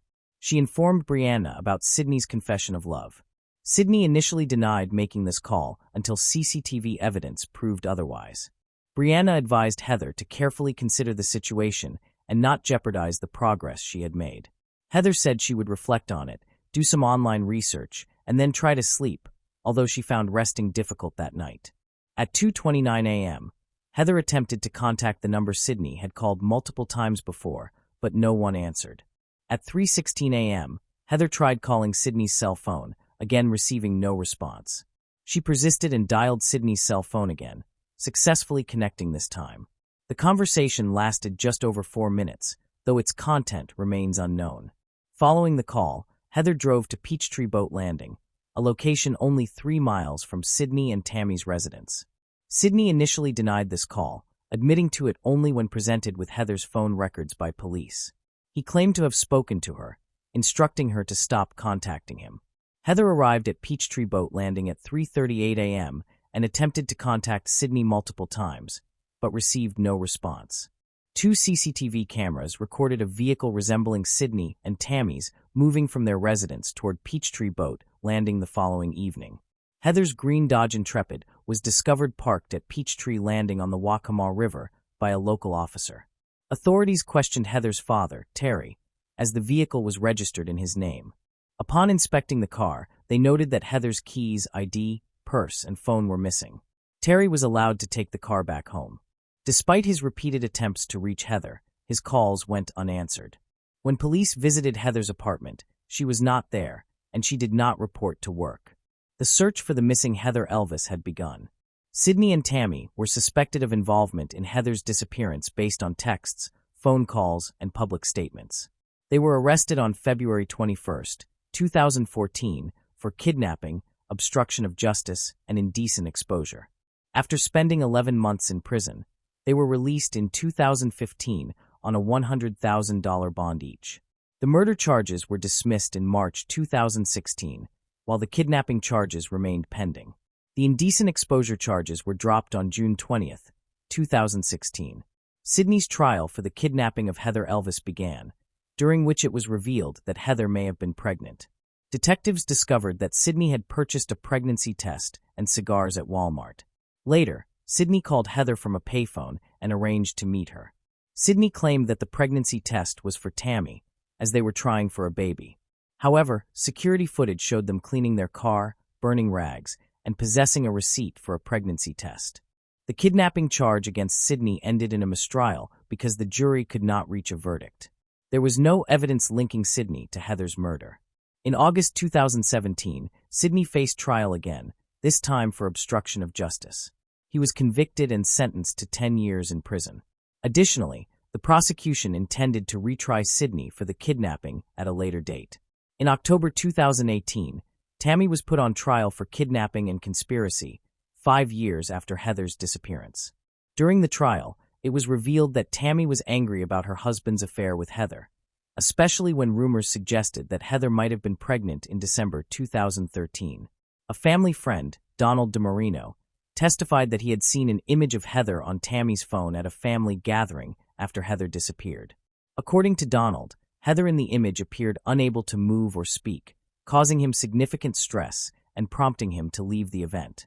Although the image was not shown in court and few details were provided, the prosecution's evidence, including this testimony, convinced the jury to find Tammy guilty in less than 2 hours.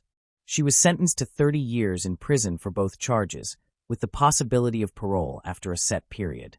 To this day, neither has revealed what happened to Heather Elvis on that night in December 2013. Both have attempted to challenge their convictions over the years, claiming their innocence, but without success. Currently, Sydney, aged 47, is imprisoned at the high-security Lee Correctional Institution in Bishopville, with an expected release date of March 31, 2044.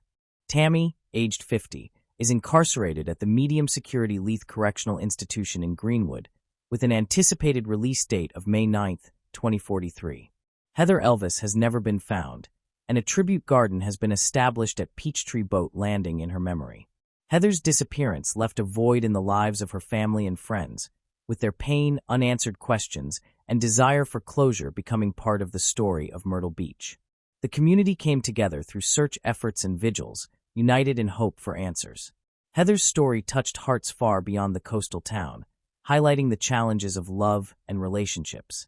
As we honor Heather Elise Elvis, let her memory serve as a reminder of life's fragility and the need for compassion and understanding. Moving on to the next case. The case of Jennifer Wilbanks. Jennifer Wilbanks was born on February 28, 1973 in Georgia, where she spent her entire life surrounded by family, friends, and work. It was in Duluth that she met her fiancé, John Mason, who was also 32 years old. John came from a wealthy family that owned a private medical clinic in Duluth. His friends described him as a kind and caring person who was always willing to help those in need. Jennifer and John had been dating for about a year and seemed like the perfect couple. Everyone who knew them was excited when they announced their engagement. Wedding preparations were underway, and a lavish ceremony was planned for April 30, 2005, with several hundred guests invited. However, just 4 days before the wedding, on April 26, 2005, John reported Jennifer's disappearance to the police. He claimed she had gone for an evening run and never returned. John initially tried to find Jennifer on his own, but eventually sought help from law enforcement. The next day, April 27th, a massive search operation was launched involving over 300 police officers and volunteers. They combed through the wooded areas and water bodies along the route Jennifer was supposed to run. Given the urgency of the situation, even off-duty police officers were called in to assist. One of the search teams found potential clues, including clothing, sneakers, and a strand of long, dark hair. All of these findings were sent to the lab for examination. Jennifer's family distributed flyers with her picture and posted them around the city, hoping someone might have information about her disappearance. The media picked up the story, and billboards with her image appeared around town. The police searched the home she shared with her fiancé John, but found nothing suspicious. As the investigation continued, Major Donald Woodruff of the Duluth Police Department announced that Jennifer's disappearance was being treated as a criminal case, with the FBI and Georgia Bureau of Investigation involved. Despite a second day of searching, no signs of Jennifer were found. Her family was shocked and distraught and reached out to radio and TV stations to publicize her disappearance, suggesting that she might have been kidnapped and taken out of state. Jennifer's family begged her possible kidnapper to release her. The cable news channels extensively covered the story, raising questions about her disappearance. Jennifer was just 4 days away from her wedding. Her relatives, visibly distraught, made emotional appeals during press conferences and interviews. In one photo, a visibly distressed John Mason is shown comforting his mother-in-law. For those familiar with true crime stories, the events surrounding Jennifer's disappearance may have already seemed familiar. As the last person to see Jennifer alive, John became the subject of suspicion when searches yielded no results. Investigators sought to uncover the truth behind John's wholesome image. To those who knew him, he appeared to be a law-abiding citizen who attended church every Sunday and couldn't harm a fly. He was asked to take a lie detector test, but declined. Instead, he took a private polygraph test with his lawyer present and gave the results to the police. However, this unusual action only heightened the detective's suspicions about John Mason. The test results did not conclusively determine whether John was involved in his fiancée's disappearance. To investigate potential motives, detectives conducted a thorough search of their home and seized 3 computers. Notably, no signs of a struggle or evidence of a crime were found in the house. On the day before the wedding, Jennifer's family offered a $100,000 reward for information that could help find her, either dead or alive. The police held a press conference to announce that they were ending the active search. According to the police chief, they had exhausted all possible leads in the area and found no clues, leading them to call off the search. John Mason attended the press conference, but did not speak to reporters. Jennifer's uncle speculated that John was simply unsure of what to say, which only fueled speculation about his involvement in her disappearance. Initially, the police found some items, including clothes, shoes, and a lock of hair that they thought might be connected to Jennifer's disappearance. However, further investigation revealed that these items had no link to her case. The only suspect with a potential motive was John, and journalists were closely following him, making it seem likely that he was involved in her disappearance. However, no concrete evidence had been found. The next day, which was supposed to be Jennifer's wedding day, people gathered to pray for her safe return. On the evening of April 29th, John received a mysterious phone call from an unknown number. When he answered, he was shocked to hear Jennifer's voice on the other end. She told him that she had been kidnapped, taken to an unknown location, and forced into a physically intimate situation. She was crying and said that after everything was over, she had been released, but now she was lost and didn't know where she was. John was overcome with emotions as he spoke to Jennifer, trying to remain calm to keep her calm as well. He was relieved to know she was alive, but soon a new development would arise. After talking to John, Jennifer called 911 and reported her alleged kidnapping and release, stating that she was unsure of her location. The police investigation into Jennifer's disappearance led them to a payphone in Albuquerque, New Mexico, over 1,400 miles from her hometown of Duluth, Georgia. When officers arrived at the scene, they found Jennifer, who was reunited with her relieved family. The family praised the efforts of the community and the media, believing that their attention had persuaded the supposed kidnapper to release Jennifer. However, during her interview at the police station, authorities noticed discrepancies between Jennifer's account of her ordeal and her actual appearance. She claimed to have been held captive by a man and a woman in their 40s, tied up in a blue van. But when FBI agents questioned her, they found numerous inconsistencies in her story. Confronted with these discrepancies, Jennifer confessed that she had fabricated the entire kidnapping. Jennifer had actually left her fiancé, John, by telling him she was going for a run and instead boarded a bus to New Mexico. She explained that she had been overwhelmed by the pressure of her upcoming wedding and couldn't cope. Further investigation revealed that Jennifer had a history of problematic behavior with 3 prior charges of shoplifting. Jennifer had been involved in several incidents of theft before her infamous kidnapping case. In 1996, she stole $37 worth of goods from Walmart. The following year, at the age of 24, she was accused of stealing $1,740 worth of merchandise from a supermarket. She paid for the damages and completed community service, which led to the theft charges being dropped. However, in 1998, she was caught stealing again, with damages amounting to $98. There were also allegations of theft from families who had hired her as a nanny. These thefts were considered minor, and she managed to avoid imprisonment. After her disappearance and subsequent return, the attention shifted from the thefts to the large-scale search operation conducted by the state of Georgia, which cost nearly $60,000. Jennifer attributed her disappearance to the overwhelming pressure of her impending wedding. With numerous tasks to complete and limited time, she felt stressed and pressured.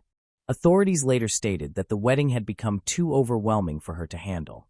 Duluth Police Chief Randy Belcher clarified that Jennifer's fiancé was innocent of any involvement in her disappearance, despite initial suspicions.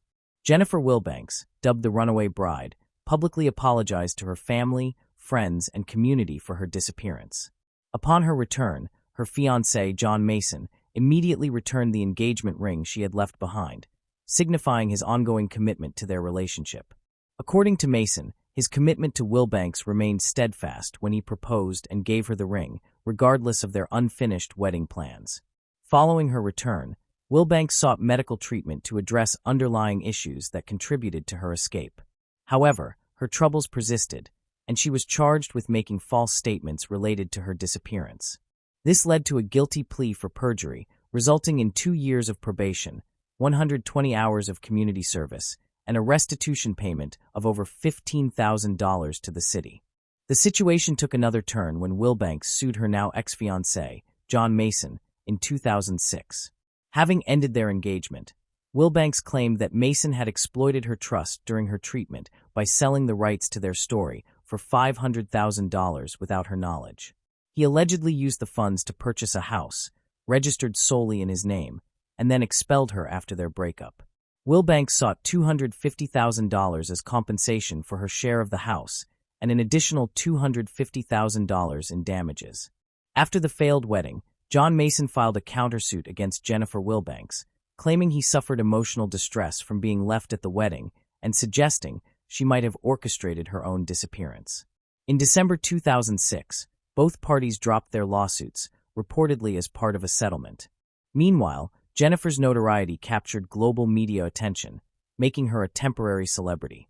In the aftermath, several products emerged, such as a runaway bride action figure and a hot sauce called Jennifer's Hightail in Hot Sauce. A musical play based on her story opened in Duluth, Georgia, in March 2008. Even a photo of her fiancé, John Mason, appeared in the 2008 movie The Grand.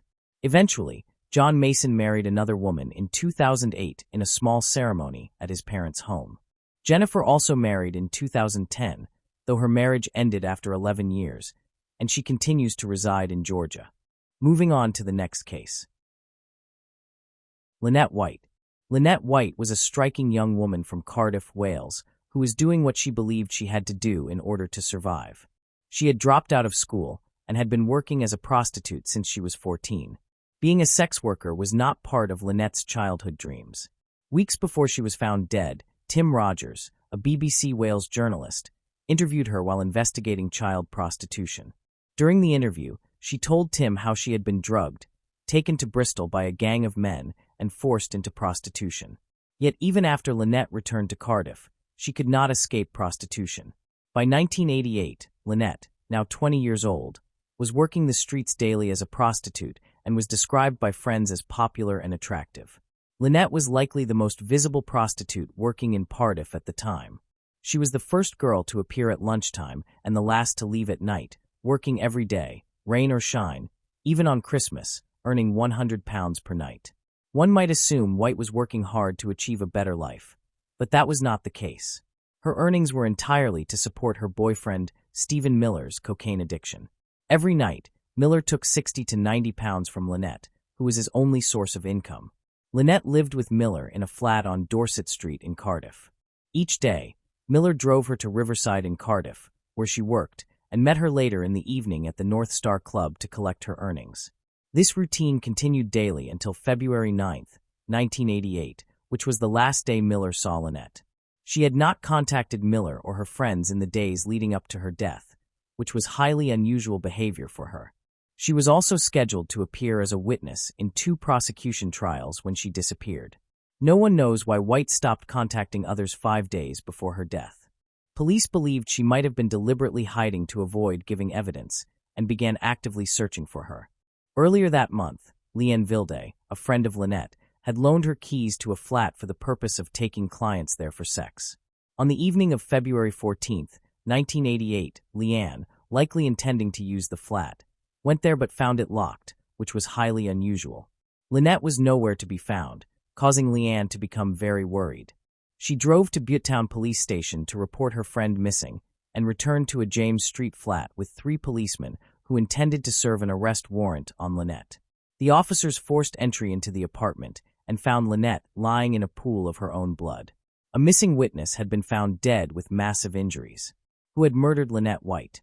According to the autopsy performed by pathologist Bernard Knight, Lynette had been stabbed over 50 times on her chest, face, stomach, wrist, breasts, arms, hands, and inner thighs.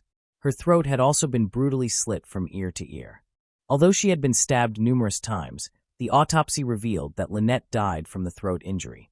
The pathologist determined that Lynette was murdered on February 14th, between 1:45 a.m. and 4 a.m. Her body was discovered between the foot of the bed and the window, covered in blood. Azoospermic semen, which is semen containing no sperm, was found in her vagina and under her underwear. 2 different blood types were found on Lynette White, her own and an AB-type blood that did not belong to her.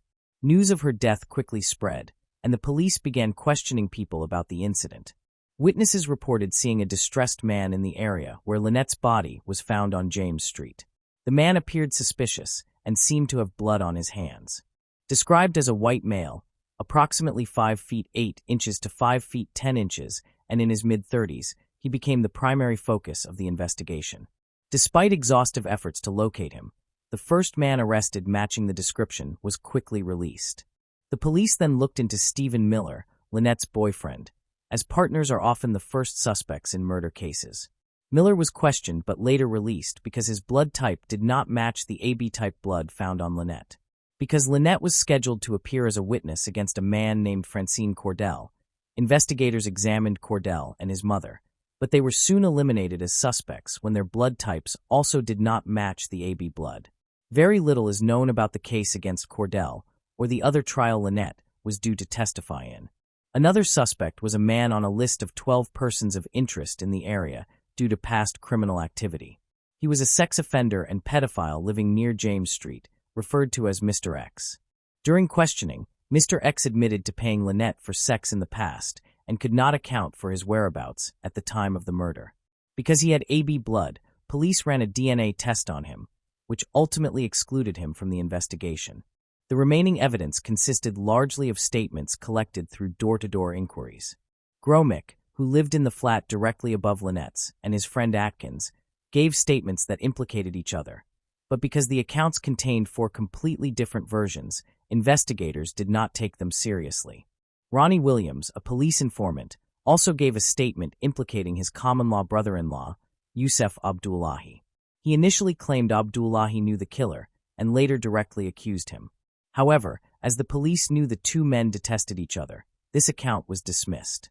Leanne Vilde, who had reported Lynette missing, was also questioned daily. Under the mounting pressure, and while intoxicated, she named Miller and Abdullahi as the killers. Violet Priam, a secretary at the Cardiff Yacht Club, came forward 8 months into the investigation. She stated that on February 14th, around 1:30 a.m., while driving home from the club, she saw 4 excited black men outside the building where Lynette was killed, and she identified 2 of them as John Act and Rashid Omar. Her testimony gave the case a new direction. Angela Saylor, who had mild mental disabilities, also testified that she saw Miller, John Act, Ronnie Acton, John's cousin, Tony Paris, and Tony Brace outside 7 James Street on the day Lynette was murdered. Her account corroborated Piriam's and further implicated Abdullahi, John, Miller, Gromick, and Atkins, all of whom provided new statements the same day. They said they also saw a group of men, including Ronnie and Abdullahi. Sayla then provided another statement in December 1988, stating that she heard a scream from Lynette's flat and rushed there with Vilde. Coincidentally, on the same day, Vilde also told the police that she went to the flat after hearing Lynette's scream and encountered Miller, Abdullahi, Ronnie Acti, Miller's brother, and an unnamed mixed-race man. Unfortunately for Sayla, she had an AB blood type. Police insisted that her blood was found on Lynette's socks. She then gave a new statement, admitting that she was part of the killing, together with Vilde and the other men. Vilde also confessed that she had been forced to cut Lynette's wrist to ensure her complicity and silence. Miller confessed to killing Lynette after 307 denials. He also implicated the other men involved, which led to the arrest of all the men allegedly connected to the murder. On December 7, 1988, the police arrested Stephen and Tony Miller, Yusef Abdullahi, Ronnie Acti, Rashid Omar, and Martin Tucker. On December 9, 1988, John Acti and Tony Paris were also arrested. For nearly a year, they remained in custody until their trial began on October 5, 1989, at Swansea Crown Court. This trial became the longest murder trial in British legal history, lasting 197 days. After spending 2 years in custody, Ronnie and John Acti were acquitted of the murder, while Tony Paris, Stephen Miller, and Yusef Abdullahi were found guilty. Each was sentenced to life imprisonment, and since then, they became known as the Cardiff Three. Even though no forensic evidence linked these men to the crime scene, they were treated as the criminals. However, numerous doubts and questions arose regarding the convictions. Consequently, the friends and families of the Cardiff Three launched a campaign to overturn the convictions. The campaign received widespread support and was followed by television documentaries in 1992. By December 1992, the Cardiff Three's appeal was heard. After the Court of Appeal reviewed Miller's interrogation, Lord Taylor stated that the police had bullied Miller during the interview. Therefore, the truthfulness of Miller's admission was deemed irrelevant. The Cardiff Three were finally freed. Their convictions were declared unsafe and unsatisfactory by Lord Taylor. But if the Cardiff Three did not commit the crime, it meant the real perpetrator was still at large. This raised the same question once again. Who murdered Lynette White? 8 years later, the case was reopened. This time, Professor Dave Barkley and Chief Superintendent Kevin O'Meal were assigned to the investigation. The case led the officers back to the crime scene. By then, 12 years had passed since the incident occurred. While examining the old crime scene photographs, Professor Barkley noticed something that had been overlooked for all these years. It was a large drop of blood believed to have been thrown from a knife onto the wallpaper. When the crime was committed in 1988, police had removed large amounts of wallpaper in the flat to be preserved as evidence. Upon searching through the old wallpaper evidence, they discovered that the only missing piece was the one containing the large drop of blood. The forensic scientist persisted in the investigation, continuing to study the crime scene photos and realizing that the blood could have dropped onto the skirting board beneath. Beneath several layers of paint, the team found the blood completely sealed and dry. Traces of the blood were also discovered on a piece of cellophane wrapper from a cigarette pack. From that point, the detectives and scientists focused on the suspect connected to the cellophane. The forensics team, led by Angela Gallup, began their work. But shockingly, the DNA profile was not present in any of the 140 police databases. However, when the police searched for similar profiles, the search was narrowed to just hundreds in the Cardiff area. Using the method of familial DNA searching, a partial match was eventually made with the profile of a 14-year-old boy. This boy was already known to the police, as he had previously been arrested for joyriding in Cardiff. But could he be the cellophane man?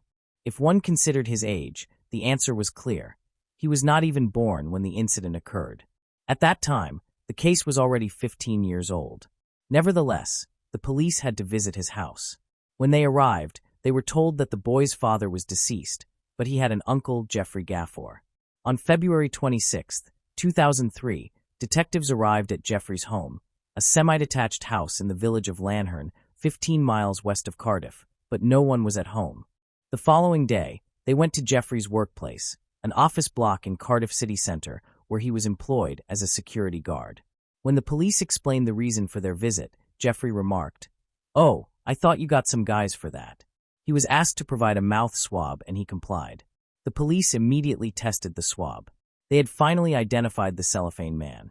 Chief Superintendent Kevin O'Meal was determined to conduct the investigation properly this time. He placed a surveillance team on Jeffrey while preparing for the interview. Chief O'Meal had intended to monitor Jeffrey for an entire week, but on February 28, 2003, Jeffrey made a reckless move. The surveillance team observed him at a garage where he purchased 3 packets of paracetamol, an over-the-counter pain reliever. By the time the police reached Jeffrey's house, he had ingested approximately 62 paracetamol tablets. Jeffrey denied taking the tablets, but declared, "Just for the record, I did kill Lynette White. I've been waiting for this for 15 years. Whatever happens, I deserve it. I sincerely hope to die." He was taken to the hospital, where he informed a staff member that he was being monitored because of a murder he had committed 15 years ago. Jeffrey was prepared to die and initially refused treatment. He eventually consented to take an antidote. Within a few days, he had recovered. On July 4, 2003, Jeffrey pleaded guilty to the murder of Lynette White, and the judge, Justice Royce, sentenced him to life imprisonment with a minimum tariff of 12 years and 8 months. Jeffrey's barrister stated that Jeffrey killed Lynette over 30 pounds for sex, and that he wanted his money back when he changed his mind. In February 2007, Atkins, Sela, Vilde, and Graymek were charged with perjury. By December 2008, Sela, Vilde, and Graymek were found guilty and sentenced to 18 months imprisonment each. Atkins was exempted as it was believed that he had been threatened, abused, and manipulated into providing false accounts suggested to him. In March 2009, it was announced that there was sufficient evidence to prosecute the police officers involved in the original investigation for conspiracy to pervert the course of justice. In 2011, the trial collapsed due to missing evidence. In 2015, 8 of the 15 charged officers, who had been cleared of perverting the course of justice, launched a high court civil action against the force, suing for malicious prosecution, false imprisonment, and misfeasance. However, at the end of 2015, the judge in the civil case dismissed their claims. The 5 wrongly accused men were compensated following their release. Stephen Miller received £571,000. John Actie was awarded £300,000, while Tony Paris received £250,000. Rowan Actie died in 2007 after struggling to cope with the aftermath of the events. Youssef Abdullahi also died in 2011 of perforated cancer. He too had battled post-traumatic stress disorder. Moving on to the next case. The case of Mary Cahies. Mary Cahies was born on March 17, 1952, in Nebraska. She was 17 years old and attending Wahoo High School in Nebraska when the incident occurred. Her teachers described her as quiet and kind. On March 25, 1969, after finishing a sports practice and meeting friends at a coffee shop, Mary was seen by a teacher walking down a street just 6 blocks from her home, but she never returned home. When night came and Mary still had not arrived, her parents grew worried. They searched the neighborhood and called friends for any information, but no one knew where she was. Feeling something was wrong, they quickly reported her missing to the police. Shortly after, the local police began looking into the disappearance. Police organized a search around the area where Mary lived. They gathered details from her acquaintances, reviewed security cameras, and launched a large-scale search. Mary's disappearance was also widely covered in the media, raising awareness and urging support from the community. The following morning, a farmer found Mary's books discarded on a rural road around 3 miles from Oahu. When police reached the location, they discovered Mary's body in a nearby ditch. The body and evidence at the scene indicated she had been murdered with more than 10 stab wounds, suggesting it was an extremely violent attack. After locating Mary's body, the police shifted from a missing person case to a homicide investigation. They examined the scene and gathered evidence. Evidence at the location, including footprints and the place where the body was discovered, indicated that Mary may have tried to flee, but the footprints showed that the attacker chased and caught her, then assaulted her. Additionally, there were signs that she had fought back. However, at that time, modern forensic tools such as DNA analysis did not exist, limiting the ability to identify suspects through physical evidence. The investigation went on for months, with more than 700 people questioned, including classmates, local residents, and individuals who knew Mary. Yet no suspects were detained. Police believed that Mary might have gotten into a vehicle with someone familiar, as her family stated that Mary would never enter a car with a stranger, leading them to think the killer was a local. The case ultimately turned cold, but Mary's family, especially her cousin Kathy, stayed hopeful that her killer would eventually be found. Over the years, the family created a Facebook page asking the community for help in obtaining justice for Mary. They continued working closely with police and investigators and set up a hotline to receive information from the public. These actions caused the case to be reopened repeatedly over the decades. In September 2024, the case made a major leap forward when Mary's body was exhumed. Investigators used modern forensic technology to re-examine old evidence and search for new clues. They thoroughly reviewed wounds, remaining samples, and other indicators that had not been analyzed before due to past technological limitations. Modern tissue and DNA analysis uncovered many crucial details that had previously been missed, such as Mary's indications of struggle and traces left behind by her attacker. After comparing this biological data with DNA databases, Joseph A. Ambrose was identified as the primary suspect. Immediately afterward, investigators presented the newly obtained evidence to a grand jury in Saunders County, Nebraska. The grand jury then determined that there was enough evidence to indict Ambrose, resulting in an arrest warrant being issued for him. Ambrose, 77, was arrested by U.S. Marshals on Monday, November 18, during a raid on his residence in Ponca City, Oklahoma. He is charged with first-degree murder in the 1969 killing of 17-year-old Mary in Nebraska. Ambrose was 22 years old when the incident happened. On Monday, November 25, 2024, Ambrose appeared in a Kay County, Oklahoma courtroom for a hearing about his transfer to Nebraska to face first-degree murder charges for Mary's 1969 killing. Ambrose sat in a wheelchair and did not speak in court, communicating only in whispers with his defense attorney. His attorney argued that Ambrose did not pose a flight risk, especially considering his current health condition, but the judge still denied bail. Prosecutors argued that even though the crime took place in 1969, the seriousness of the offense has not changed. Using new forensic evidence, witness statements, and Ambrose's earlier criminal history, including offenses committed shortly after the crime, they asserted that he was responsible for Mary's death. Prosecutors urged the court to enforce strict measures and continue holding Ambrose without exception, despite the health concerns presented. They emphasized that the justice system must prioritize securing justice for Mary and her family. Regardless of how much time has passed, major crimes must be addressed seriously to ensure justice is completely delivered. Ambrose's attorney stated that he had lived in several states since leaving Nebraska. He eventually relocated to Ponca Hills to be nearer to his son due to his worsening health. Ambrose is said to be in remission from lung cancer, but still suffers from type 2 diabetes, pneumonia, and COPD. Ambrose may have entered a plea on Monday, November 25th, but his lawyer requested that the trial be delayed until mid-December. Thus, the next hearing is set for December 16th. The hearing will disclose additional information about the new evidence and Ambrose's role in the case. In 2005, Mary's mother said she hoped to identify the killer before she passed away. However, that did not occur. Since both of Mary's parents died years before their daughter's killer was found, Kathy expressed relief that the case has progressed after more than 50 years. She said the family had continually appealed to the public and authorities, contributing to bringing the case back into focus. She added that her family may finally learn what happened to Mary that day. She hopes Ambrose will receive the proper punishment and that Mary may finally rest in peace.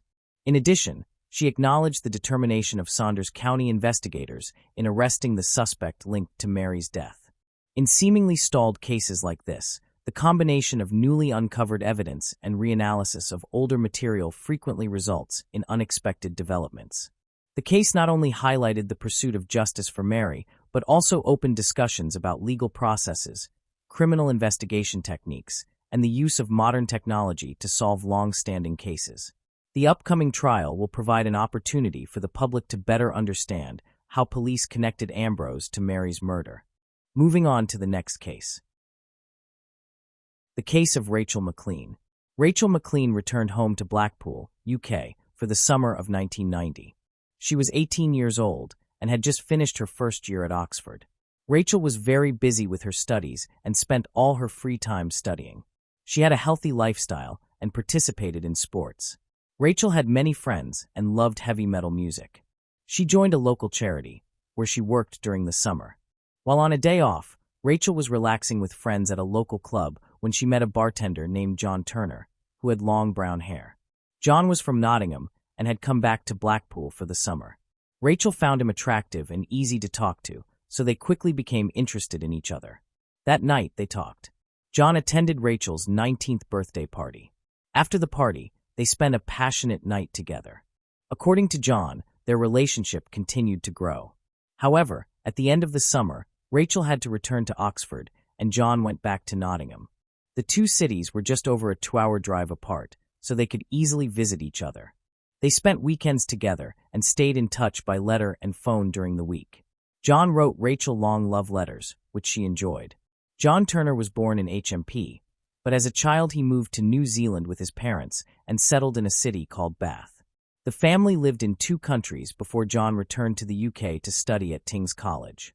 During his time there, he won the admiration of both students and teachers. He hosted a show on the local college radio station twice a week and was a skilled athlete on the soccer team. Rachel McLean was a promising student. Her literature teacher at college admired her accomplishments. Rachel started college in the same year as John. At Christmas, Rachel invited John to meet her parents, and they had a pleasant evening together. Rachel's parents were very pleased with her choice, considering John intelligent, handsome, and confident. John became increasingly infatuated with Rachel, but was saddened by the distance between them. During this period, she moved into a student apartment on the first floor of the school with 4 other students. John felt uneasy and jealous because one of her neighbors was a man, and the boys often visited her place. To cope, he wrote and called her constantly. However, Rachel was very busy with her workload and studies. Since there were no mobile phones at that time, they could only communicate via landline.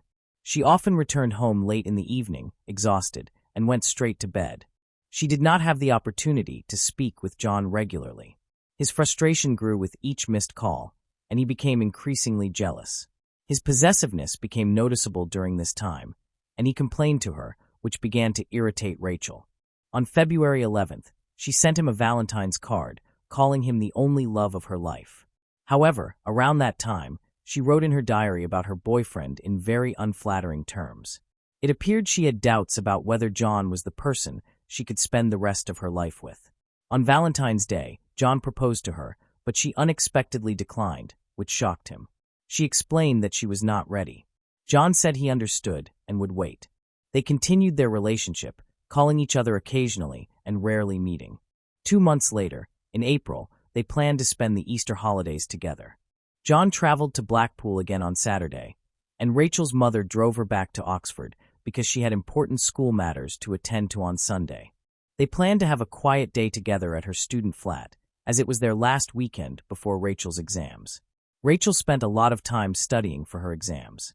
While she was working, her boyfriend was watching football in the living room because he was a Nottingham fan. That weekend, the team played in the FA Cup semi-finals, so the next day John got on the train and returned to Nottingham. There was no one in the student flat all week because the students had gone home for the holidays. Everyone wanted to spend time with their loved ones because they would not have the chance again until the end of the year.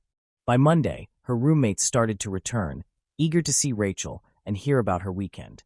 However, Rachel was absent. Her room was empty, the windows were open, but nothing else appeared unusual. The students assumed she was occupied with other activities. On Wednesday, her boyfriend, John, attempted to call her, but she did not answer. They had planned to stay in touch, yet Rachel did not return his calls. John assumed she was busy and did not wish to disturb her. However, after 2 days of silence, which was unusual since their relationship had only recently improved, John started to worry. He called again, but still received no answer. The following day, he tried once more, but was unsuccessful. There was no social media at the time, so John left a message on her answering machine. Yet she remained silent. He also sent her a letter by regular mail, which he sent as soon as he returned home. The letter reached New Mexico on Thursday, and John thanked Rachel for a wonderful weekend and wished her success with her exams. On April 19, 1991, 19-year-old Rachel failed to appear for her exam, which was particularly worrying because she had been studying diligently and the exam was extremely important to her. When the exam proctors attempted to contact her, they were unsuccessful. Her parents also had no knowledge of her whereabouts, prompting them to report her missing to the police. The Oxford police were initially skeptical. They received dozens of missing student reports each month because parents visited the police station after parties. In 99% of cases, teens sobered up from drinking and returned to school within 24 hours. But that was not the situation. This diligent student had been missing for days and had not been heard from at all. None of her friends knew her location, so the police became interested in what had occurred. They immediately went to the apartment where Rachel had disappeared. Detective Susie Krug was seeking information about the students who had been in the same room as Rachel: Victoria Clare, Margaret Smith, Sarah Hume, and John Forby. The friends immediately pointed to Rachel's boyfriend, who annoyed everyone with his jealousy. They presented a letter he had sent from Nottingham around the time Rachel went missing. The neighbors also confirmed that John Turner was the last person Rachel had contacted. The room they examined showed no signs of forced entry, robbery, struggle, or blood. Everything was in order. The police discovered Rachel's diary, which might contain important clues. The police began examining the diary's contents. They were aware that John was possessive and jealous of his girlfriend, wanting to know her location and presence at all times. This behavior gradually irritated Rachel. Their conflicts often arose over this matter. On April 22nd, police met with John Turner, 22. During the conversation, John expressed concern regarding his missing girlfriend. He was asked to recount his activities during the time Rachel went missing. John stated that they had a great weekend together and that everything was fine before their breakup. He mentioned that he woke up early, showered, and that they had sex in the afternoon. After lunch, they went to Oxford Station together at approximately 4:15 p.m., taking a bus. They had a few hours before their train arrived, and while waiting, they encountered a friend of Rachel's at around 5 p.m. The three of them went to a nearby coffee shop and had coffee. Rachel's friend was described as a dark-skinned man with long hair, wearing ripped jeans and a black jacket. He resembled John in appearance, except for his dark skin. John admitted that he could not remember the man's name because they had just met and he did not expect to become friends with him. According to John, the man offered to drive Rachel home in his car. She agreed, and then John and Rachel said goodbye. John returned to Nottingham, while Rachel went with the man to her apartment. However, John's account regarding the man was highly suspicious. The police suspected that John was being untruthful, and he quickly became the prime suspect in Rachel's disappearance, as she had been missing for an extended period, raising concerns that she might be dead or held captive. Urgent action was necessary. First, it was crucial to learn more about the prime suspect, since he was the last known person to have had contact with Rachel, and his account of a black man required further investigation. Rachel's disappearance confused everyone because none of her roommates or friends recalled her having such a friend. To gather additional witnesses, the police shared details about the case. From the start, there was no reason to believe she had run away. The police first examined this possibility by speaking with Rachel's family and friends. Rachel had no issues with her loved ones, friends, studies, or personal life. She was eagerly preparing for exams, making it impossible for her not to attend. Rachel never reported any problems, nor did she suffer from drug addiction or mental health issues. People like her usually do not run away, and all of her belongings had been left untouched. This enabled the police to dismiss the possibility that she had left voluntarily. The police were skeptical of John's testimony and assigned an officer to approach him and gain his trust.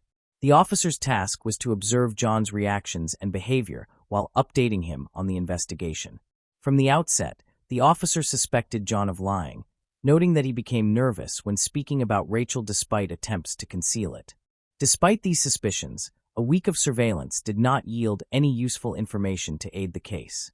Meanwhile, the police were canvassing the neighborhood for witnesses, K-9 units were working with dogs, and divers were examining local waterways.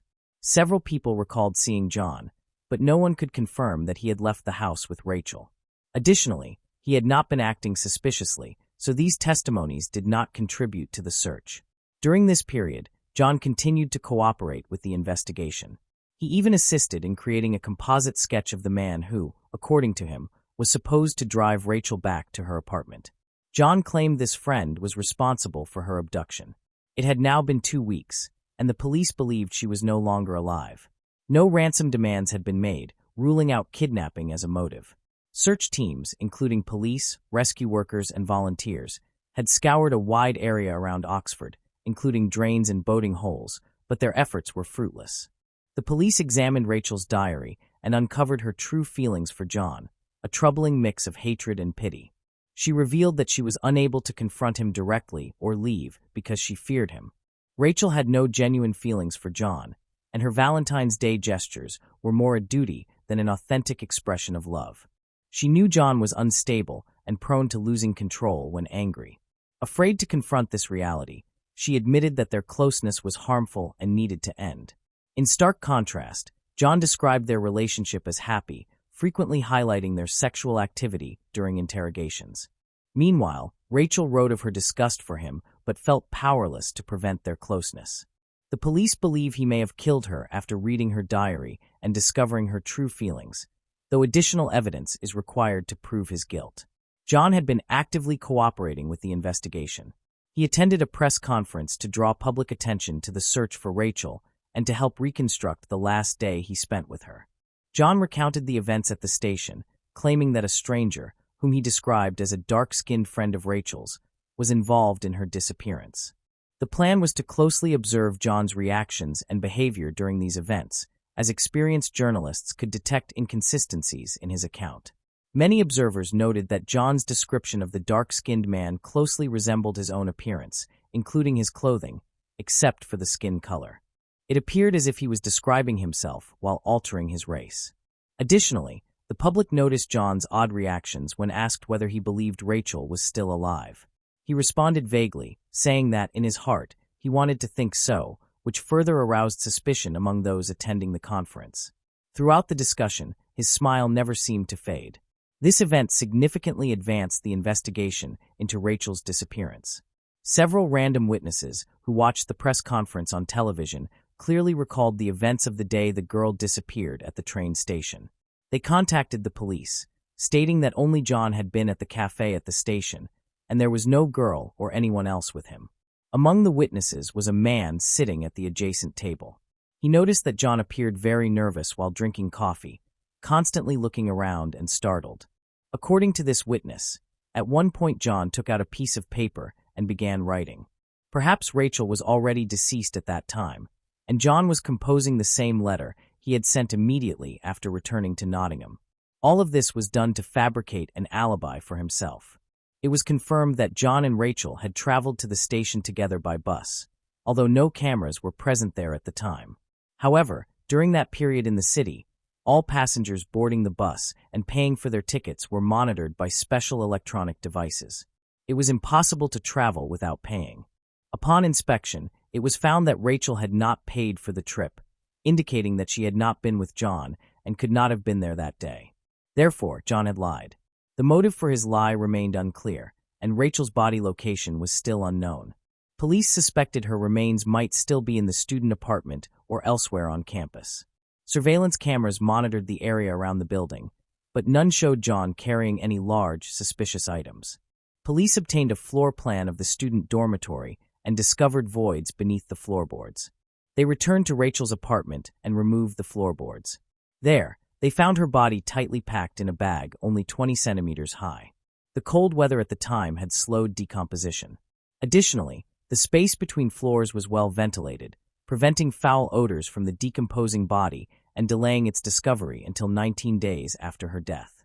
Because Rachel's body was so well preserved, the forensic expert could determine the circumstances of her death with high accuracy within an hour. John was then questioned by the police. Initially, he refused to answer their questions. However, the following day, he confessed to killing Rachel. He stated that after watching a football match, he had proposed to Rachel, hoping she would accept, but she refused. The couple exchanged a few words, and as a result, he lost his temper and attacked her. In his confession, John admitted he did not understand why she refused the engagement. She had hesitated for some time, but finally admitted that she had been having an affair and was unsure if she was ready to commit her life to John. In response, he insulted her. Rachel attempted to hit him, and after the slap, he lost control and pinned her down on the chair with his weight, preventing her from moving. John claimed he could not recall what happened next. When he regained consciousness, he found himself sitting on a couch in front of Rachel's lifeless body. Forensic experts confirmed that Rachel had been strangled. There was a deep, thin mark on her neck, indicating the use of an object rather than hands. The tie Rachel had given him for Christmas was missing from the crime scene and from John's believed to have been used to kill her. After a while, he decided to dispose of the body. Unable to get the body out of the building, he put it in a bag, removed the floorboards from Rachel's room, and stuffed the body into a small space. He then quietly reinstalled the floorboards. John then packed his things and headed to the bus station. While waiting for the train at a coffee shop, he wrote a letter to Rachel. In the letter, he thanked her for the weekend they spent together and mentioned a black man who was supposed to drive her home, which was a made-up story.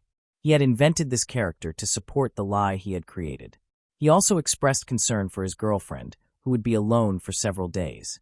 After sending the letter, he called her several times and left messages on her answering machine. John then wrote another letter, addressed to Rachel in New Mexico, saying that he had tried to call her several times during the week and was very worried, hoping she would call back soon. This deception allowed him to fool the police and the public for 19 days. Afterward, despite his confession, John Turner maintained his innocence. In December 1991, John claimed that his actions were in self-defense. He wanted to avoid a life sentence for premeditated murder, so he argued that the girl's death was accidental. Rachel was described as argumentative and unfaithful, often insulting John. John also stressed the humiliation he suffered at the hands of Rachel. He had erectile dysfunction due to the disease and claimed that she constantly criticized him for it. This was especially difficult during the outbreak, when he was unable to have sex with her due to pain in his groin and abdomen. In court, his lawyer portrayed him as the victim. He was a caring man in love, dreamed of marrying Rachel, and proposed to her twice, both times being rejected. Of course, all of this is not true, because judging by the diary entries, the girl was generally uncomfortable with intimate contact with John. There is no evidence that Rachel had any intrigue or relationship with anyone else. Rachel's close friends were unaware of any other man. Many believed she had fabricated the story of the affair to justify her sudden breakup with John, but it is possible that she never actually said this. It was solely his word. In the end, the jury did not believe John, and he was sentenced to life in prison with the possibility of parole. John's story did not end there.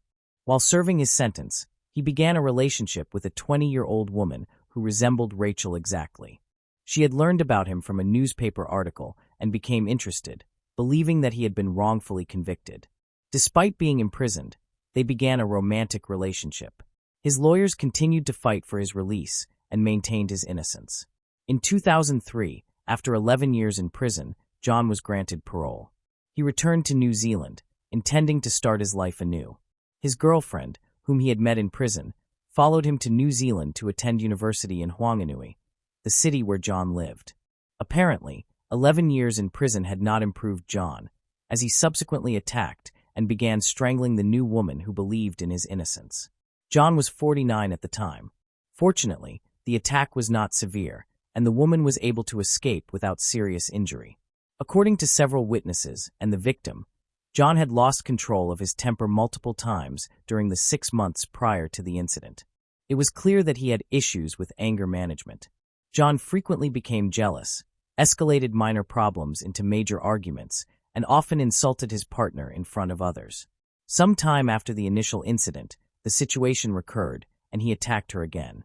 At that time, the couple was staying at a motel in Whanganui. They argued once more, and John threw his girlfriend onto the bed, raised his fists, and punched her in the face while holding her down with his weight. However, he regained composure and left the room. A few hours later, the woman texted John, stating that she was ending the relationship. She said he was dangerous and needed to attend an anger management program. In response, he flew into another rage, returned to the motel, and stormed into the room. He attacked her, tore her clothes off, demanded sex, struck her on the head several times, and threatened to kill her.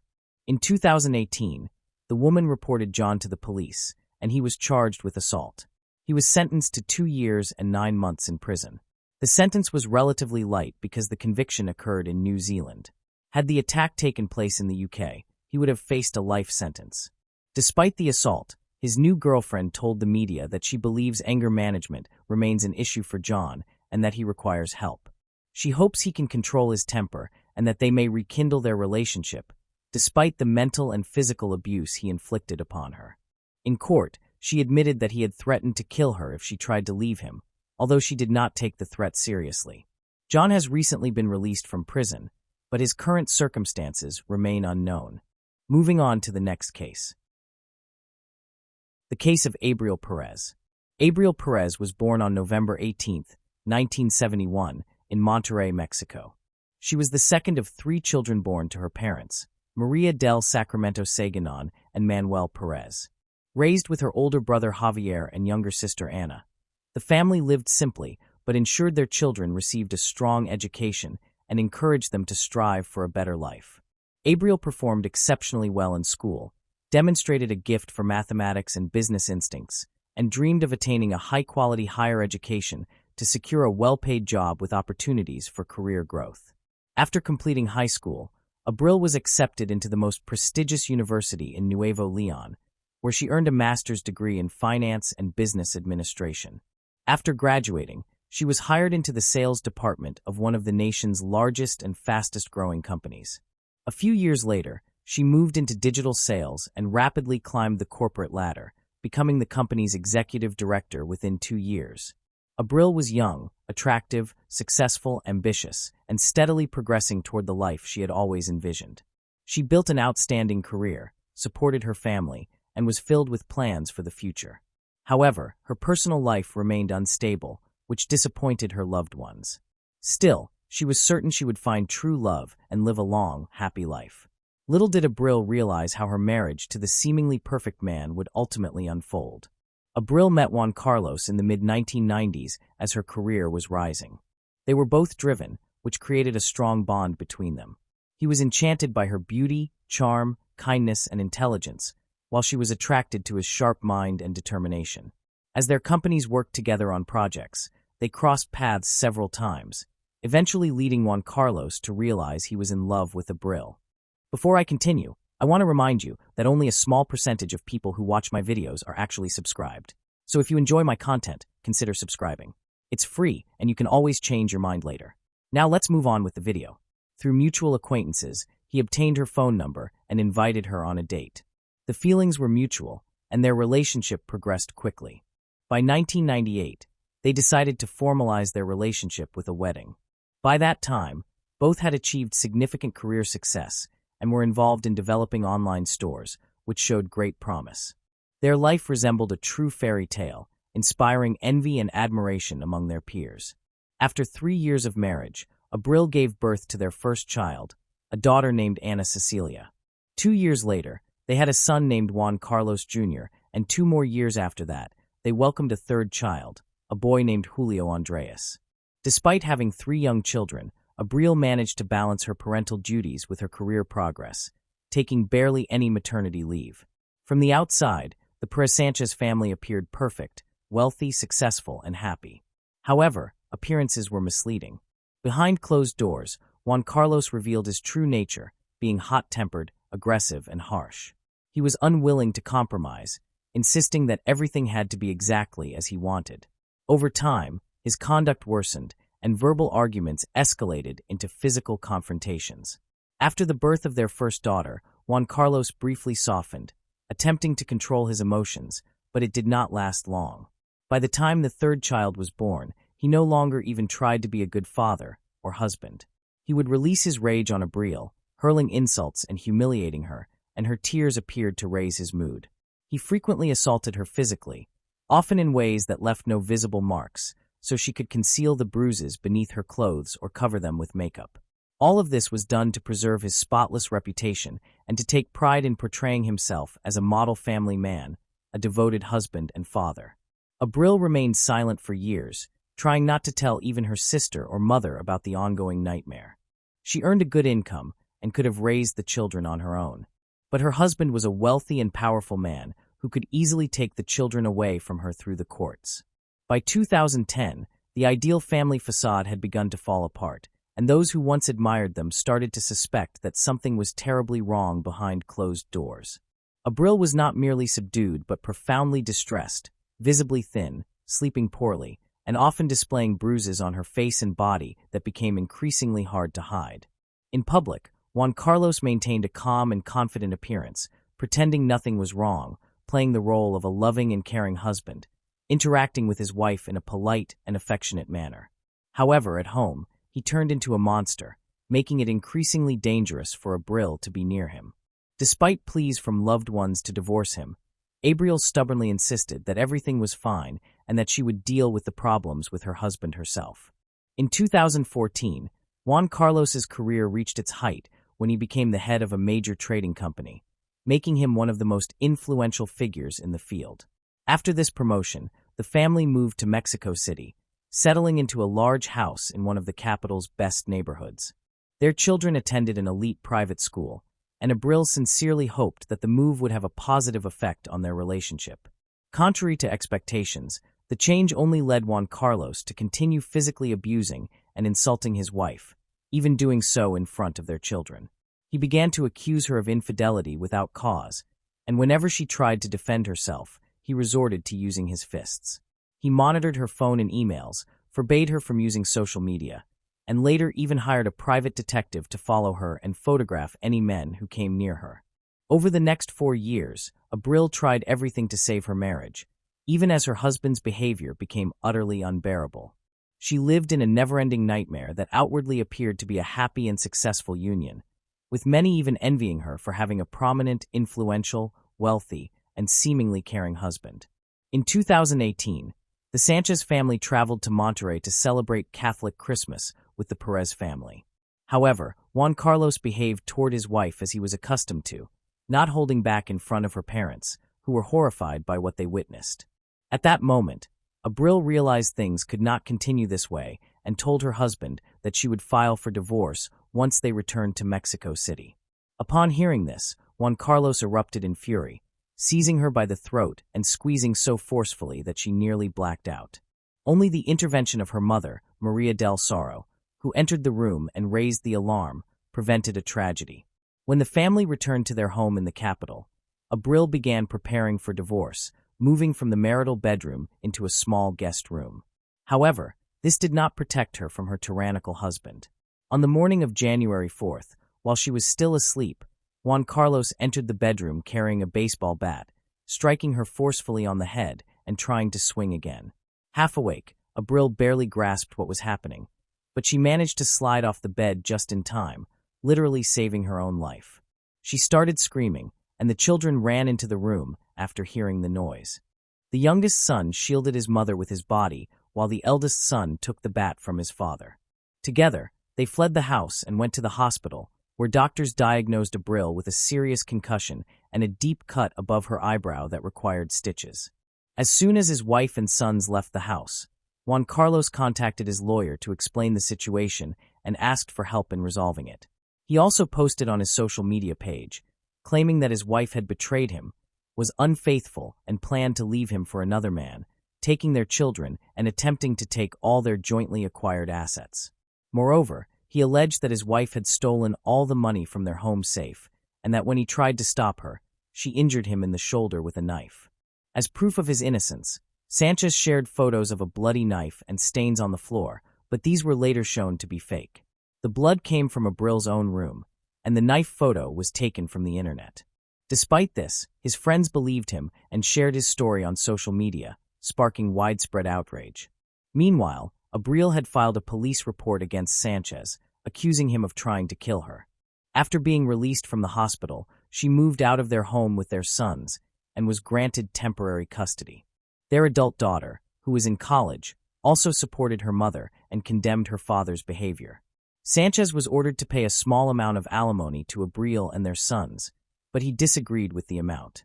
He faced a possible prison sentence, but as an influential businessman, he was confident he would avoid punishment.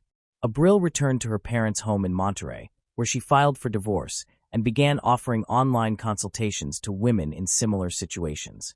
She planned to open a center for psychological and legal assistance for victims of domestic violence.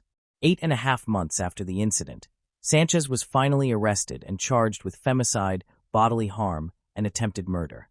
He was jailed for more than a month, but managed to appeal the pretrial detention decision and was released.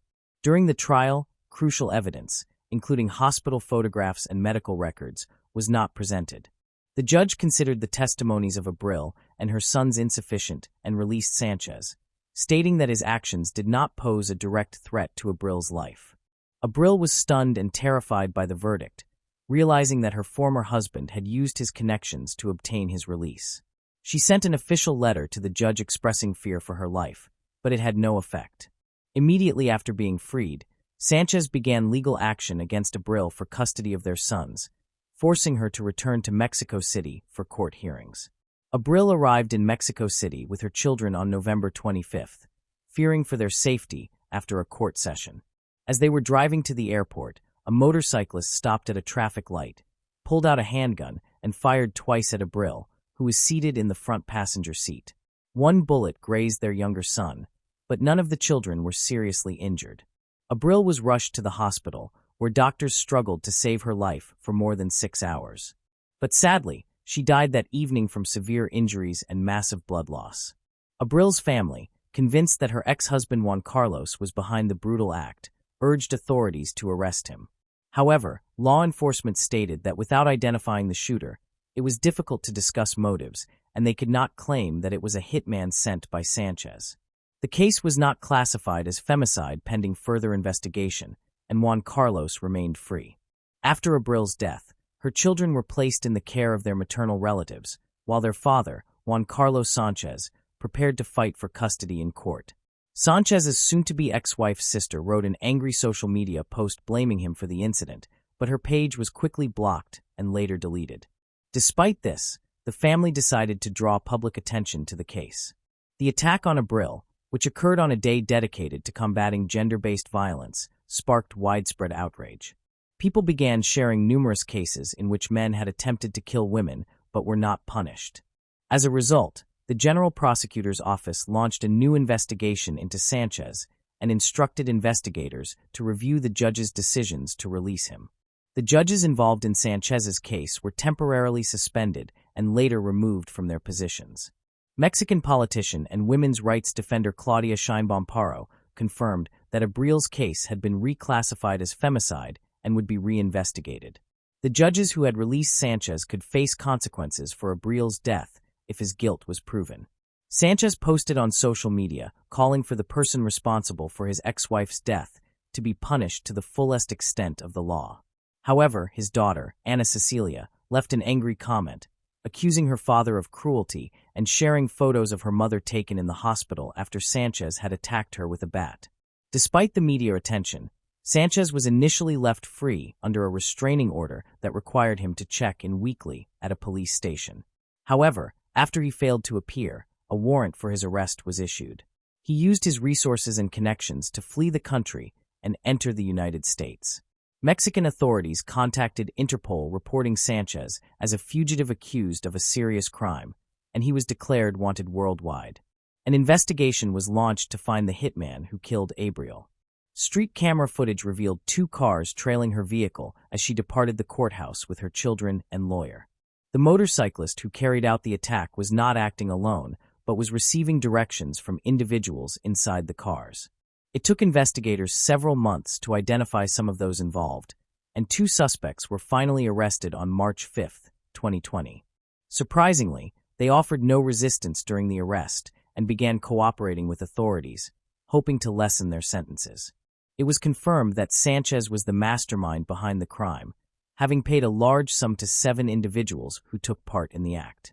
The first to be captured were the driver of one of the pursuit cars and the motorcyclist who fired the fatal shots. Juan Carlos, while incarcerated, had recruited 2 seasoned criminals to serve as his personal bodyguards. After they were released, he rehired them to locate people willing to kill Abril, promising each a substantial payment if they succeeded. Once he had put together a team, Juan Carlos paid them the promised money and provided detailed instructions about Abril's route and vehicle. The most difficult part was luring Abril to Mexico City, which he accomplished by threatening to take her children if she failed to appear in court. Abril appeared in court as planned, but intended to return to Monterrey the same day. Juan Carlos was aware of this through his connections, but it was not until the end of October 2020 that 3 more individuals tied to the conspiracy were arrested on suspicion of drug distribution. It was later discovered that they were also involved in Abril's murder. All of the arrested individuals were members of Juan Maldonado's gang, known as Juan Balto, which had protected Sanchez while he was in prison. Maldonado agreed to help kill Abril in exchange for a large reward. He was arrested in November 2020 and began cooperating, confirming that Juan Carlos had hired people to kill Abril. With this new evidence, it became clear that Sanchez was both the client and the organizer of the crime. His prior assault on Abril with a bat was reclassified as attempted murder, leading the court to issue an arrest warrant for him on charges of femicide. By the spring of 2021, all of the participants in the crime had been captured except for Sanchez, who remained at large. The weapon used in the murder was also recovered. In total, 9 people from the same criminal group were detained, 7 of whom were directly involved in pursuing and shooting Abril. 5 years after Abril's death, Sanchez, the architect of the crime, is still a fugitive, and his whereabouts remain unknown. The man who pulled the trigger was sentenced to 52 years in prison, while 2 others involved in the crime received 50-year sentences each. The remaining participants are still under investigation, and their fate has yet to be determined. Moving on to the next case. The case of Isla Reynolds. Isla Reynolds was born in Waterville, Maine on April 4, 2010. A lovely girl with blonde hair, blue eyes, and an enchanting smile, she loved music and dancing.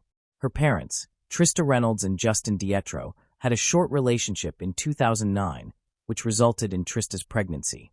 Although taken by surprise at first, Justin's likeness to Isla could not be denied. A paternity test in 2010 led him to acknowledge his role as her father. As a result, in December, he was ordered to pay child support. Trista and Justin did not have a formal custody agreement, but Trista, who lived in Portland, had primary custody of Isla, based on an arrangement between them. It was not until mid-2011, after Isla's first birthday, that Justin began visiting her. He lived an hour and a half away, and the visits were during the day and very brief. They agreed that he could sometimes take Isla with him, but never overnight. After Isla's birth, Trista became pregnant again with her fiancé Raymond's child. In 2011, Isla welcomed a baby brother, Raymond Jr. However, Trista's life changed dramatically on October 13, 2011, when she had an encounter with Child Services. They gave her an ultimatum: to seek substance abuse treatment or risk losing custody of her children. Trista chose rehabilitation, leaving Isla and Raymond Jr. in the care of her mother and sister, determined to be reunited with them and avoid losing them permanently. By October 2011, Justin had seen Isla about 5 to 10 times. However, just 4 days after Trista's funeral, on October 17th, Justin and his family suddenly decided to pursue custody of Isla. Justin's mother, Phoebe DiPetro, contacted Child Protective Services and was granted permission to take Isla into their care. The authorities quickly notified Trista's relatives of their decision. However, when Isla's aunt was informed that she had to hand Isla over, she strongly opposed the decision, claiming that Justin had a history of abusing the child. The officials responded that a father's custody rights take priority over those of an aunt.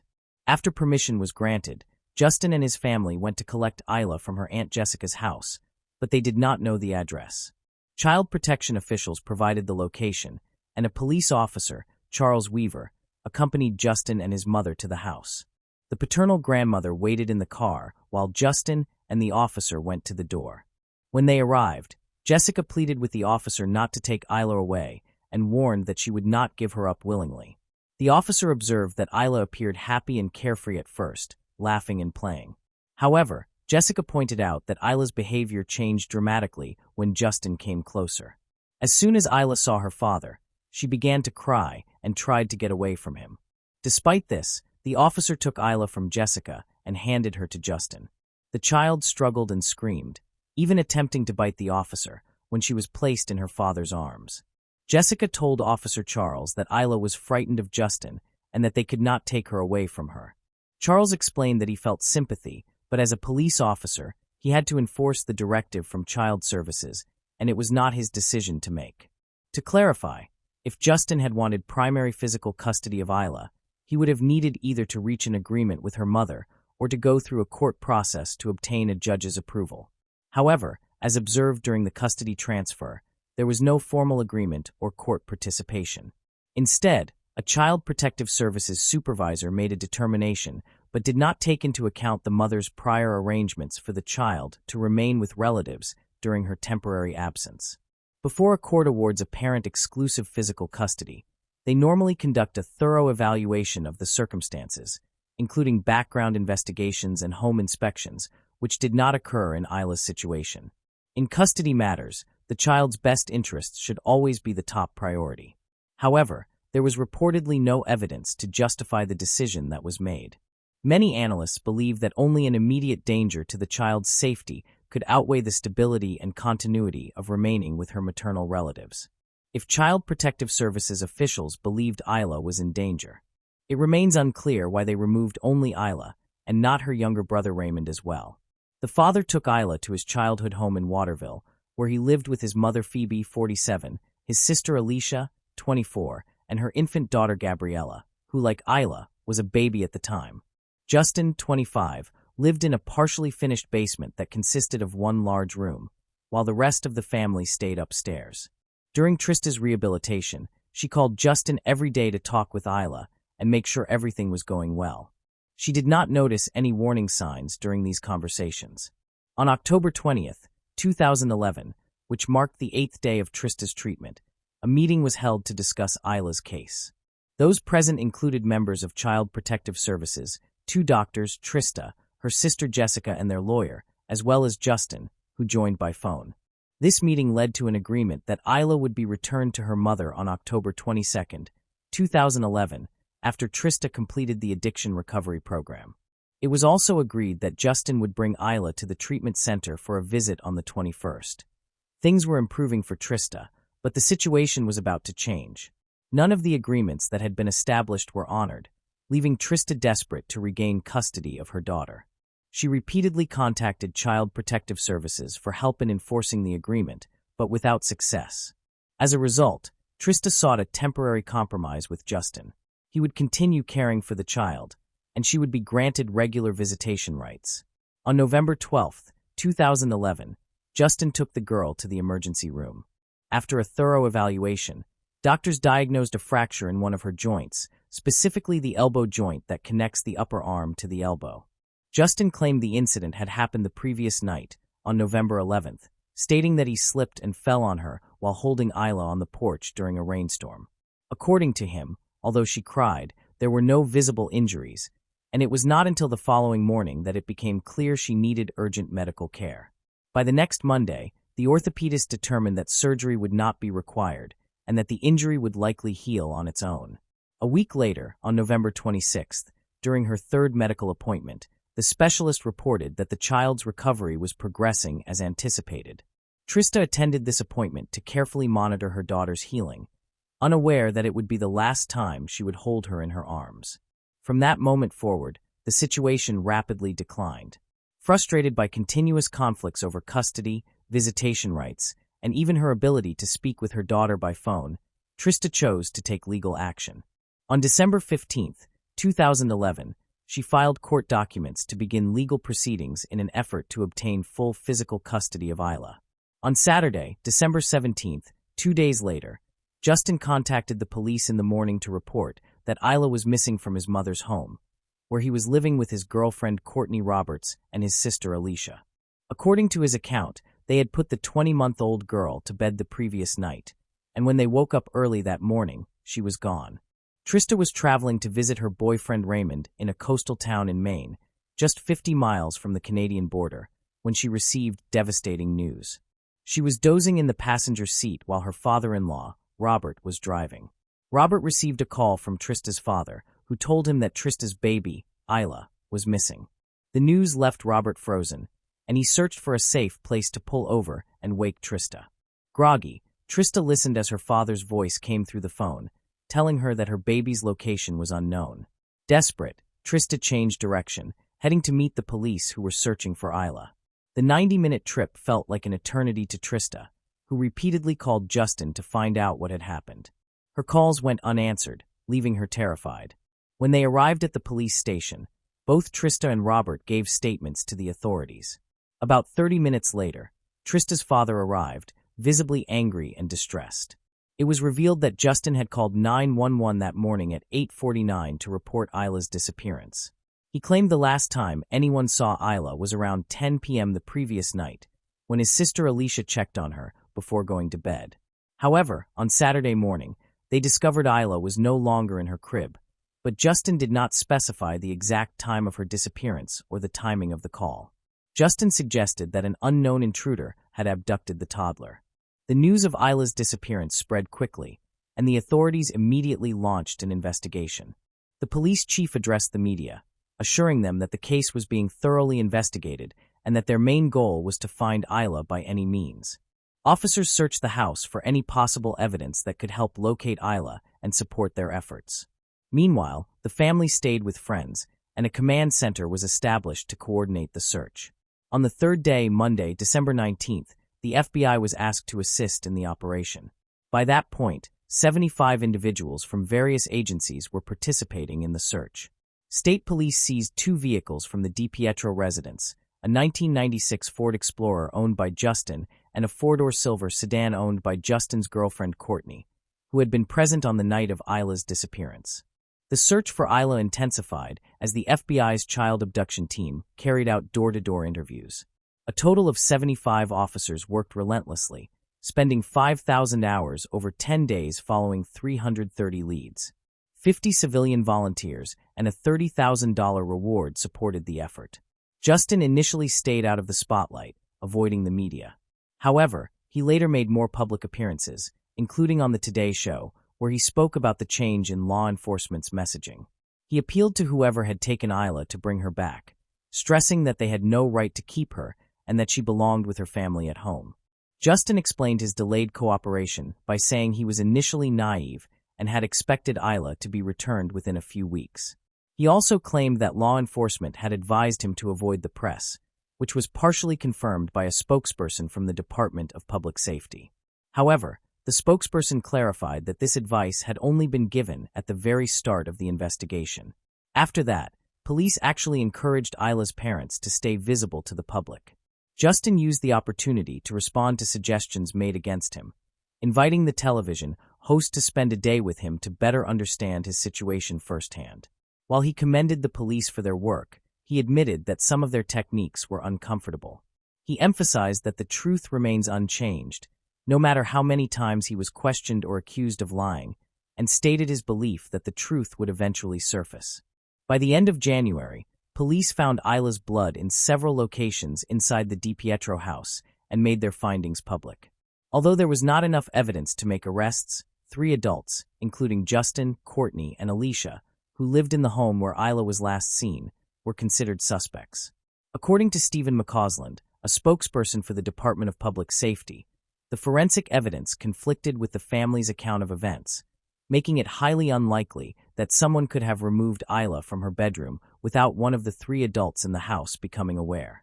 6 months after Isla's disappearance, on May 30, 2012, police announced that it was unlikely the little girl was still alive.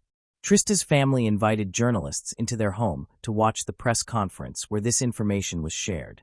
Trista broke down in tears, and her grief quickly turned to anger as she accused Justin of killing her baby.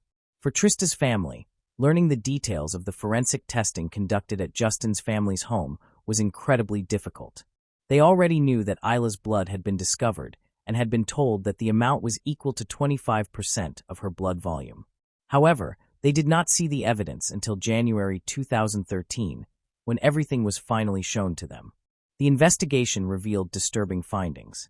The baby seat in Justin's 1996 Ford Explorer had Isla's blood on the left shoulder strap, and dried gastric fluid was found on the back seats.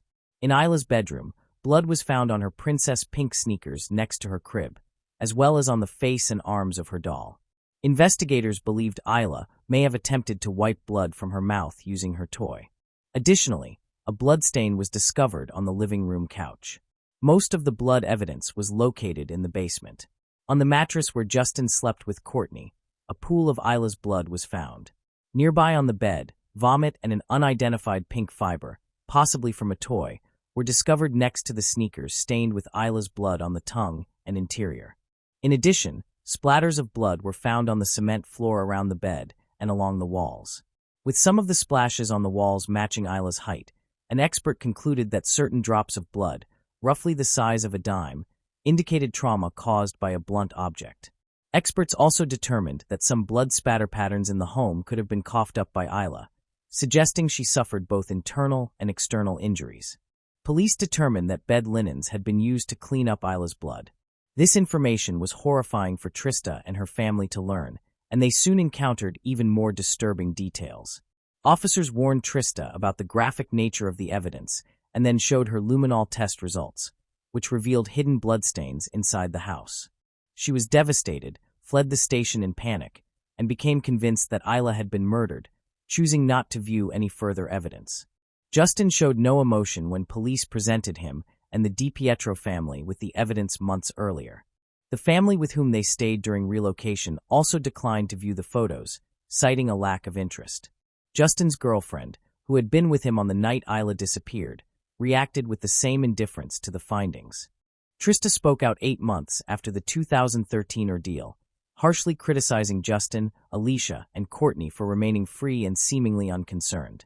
In a scathing letter, she shared evidence and photographs, refusing to wait for justice and vowing to reignite public interest with, or without the support of law enforcement.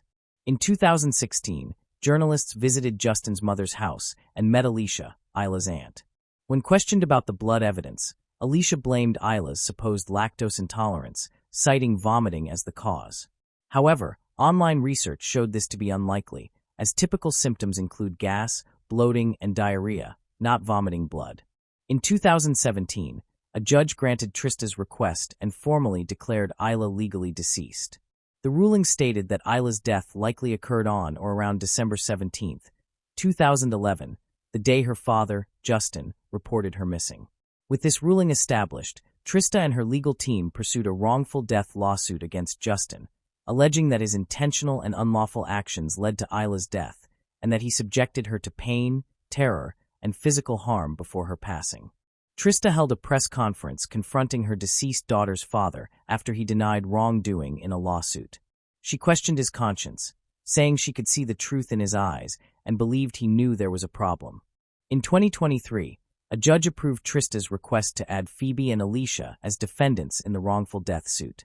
The three defendants now face civil charges for wrongful death, conscious pain and suffering, and unlawfully interfering with a deceased person's body. Additionally, Justin was charged with violating his parental responsibility to care for a minor child. Trista and her attorney understood they would not receive money from Justin. Their goal was to uncover the truth about Isla's disappearance. His behavior was considered suspicious, as he drove to Portland and back, claiming he was searching for Isla, but never contacted Trista or her family. He had purchased a $25,000 life insurance policy for Isla just weeks earlier. It was strange that Justin chose to stay at a friend's house while detectives were investigating Isla's disappearance. This was particularly surprising given that Justin had been barely involved in his child's life during the 9 months of pregnancy and for most of her life.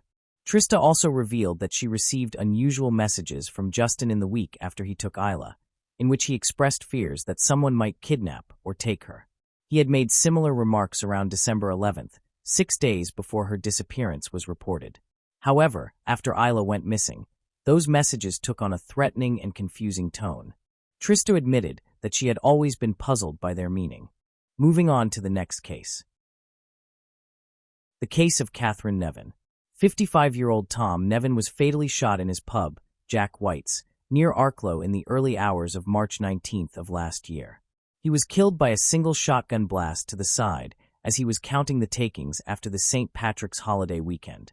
His car, which was driven away after the robbery, was later found abandoned at Dartmouth Square in Dublin. Today, members of the investigation team took Mr. Nevin's widow, Catherine, into custody while she was visiting Dublin. She was arrested in the Bilibbo area of the city at lunchtime and brought to the Bridewell Garda station, where she was charged with the murder of her husband and with soliciting others to kill him in 1989 and 1990. Shortly afterwards, she was brought before Judge Michael Canalan in the nearby Dublin District Court. Catherine Nevin, née Lee Scully, was born on October 1, 1950, in the small village of Nerney, County Kildare.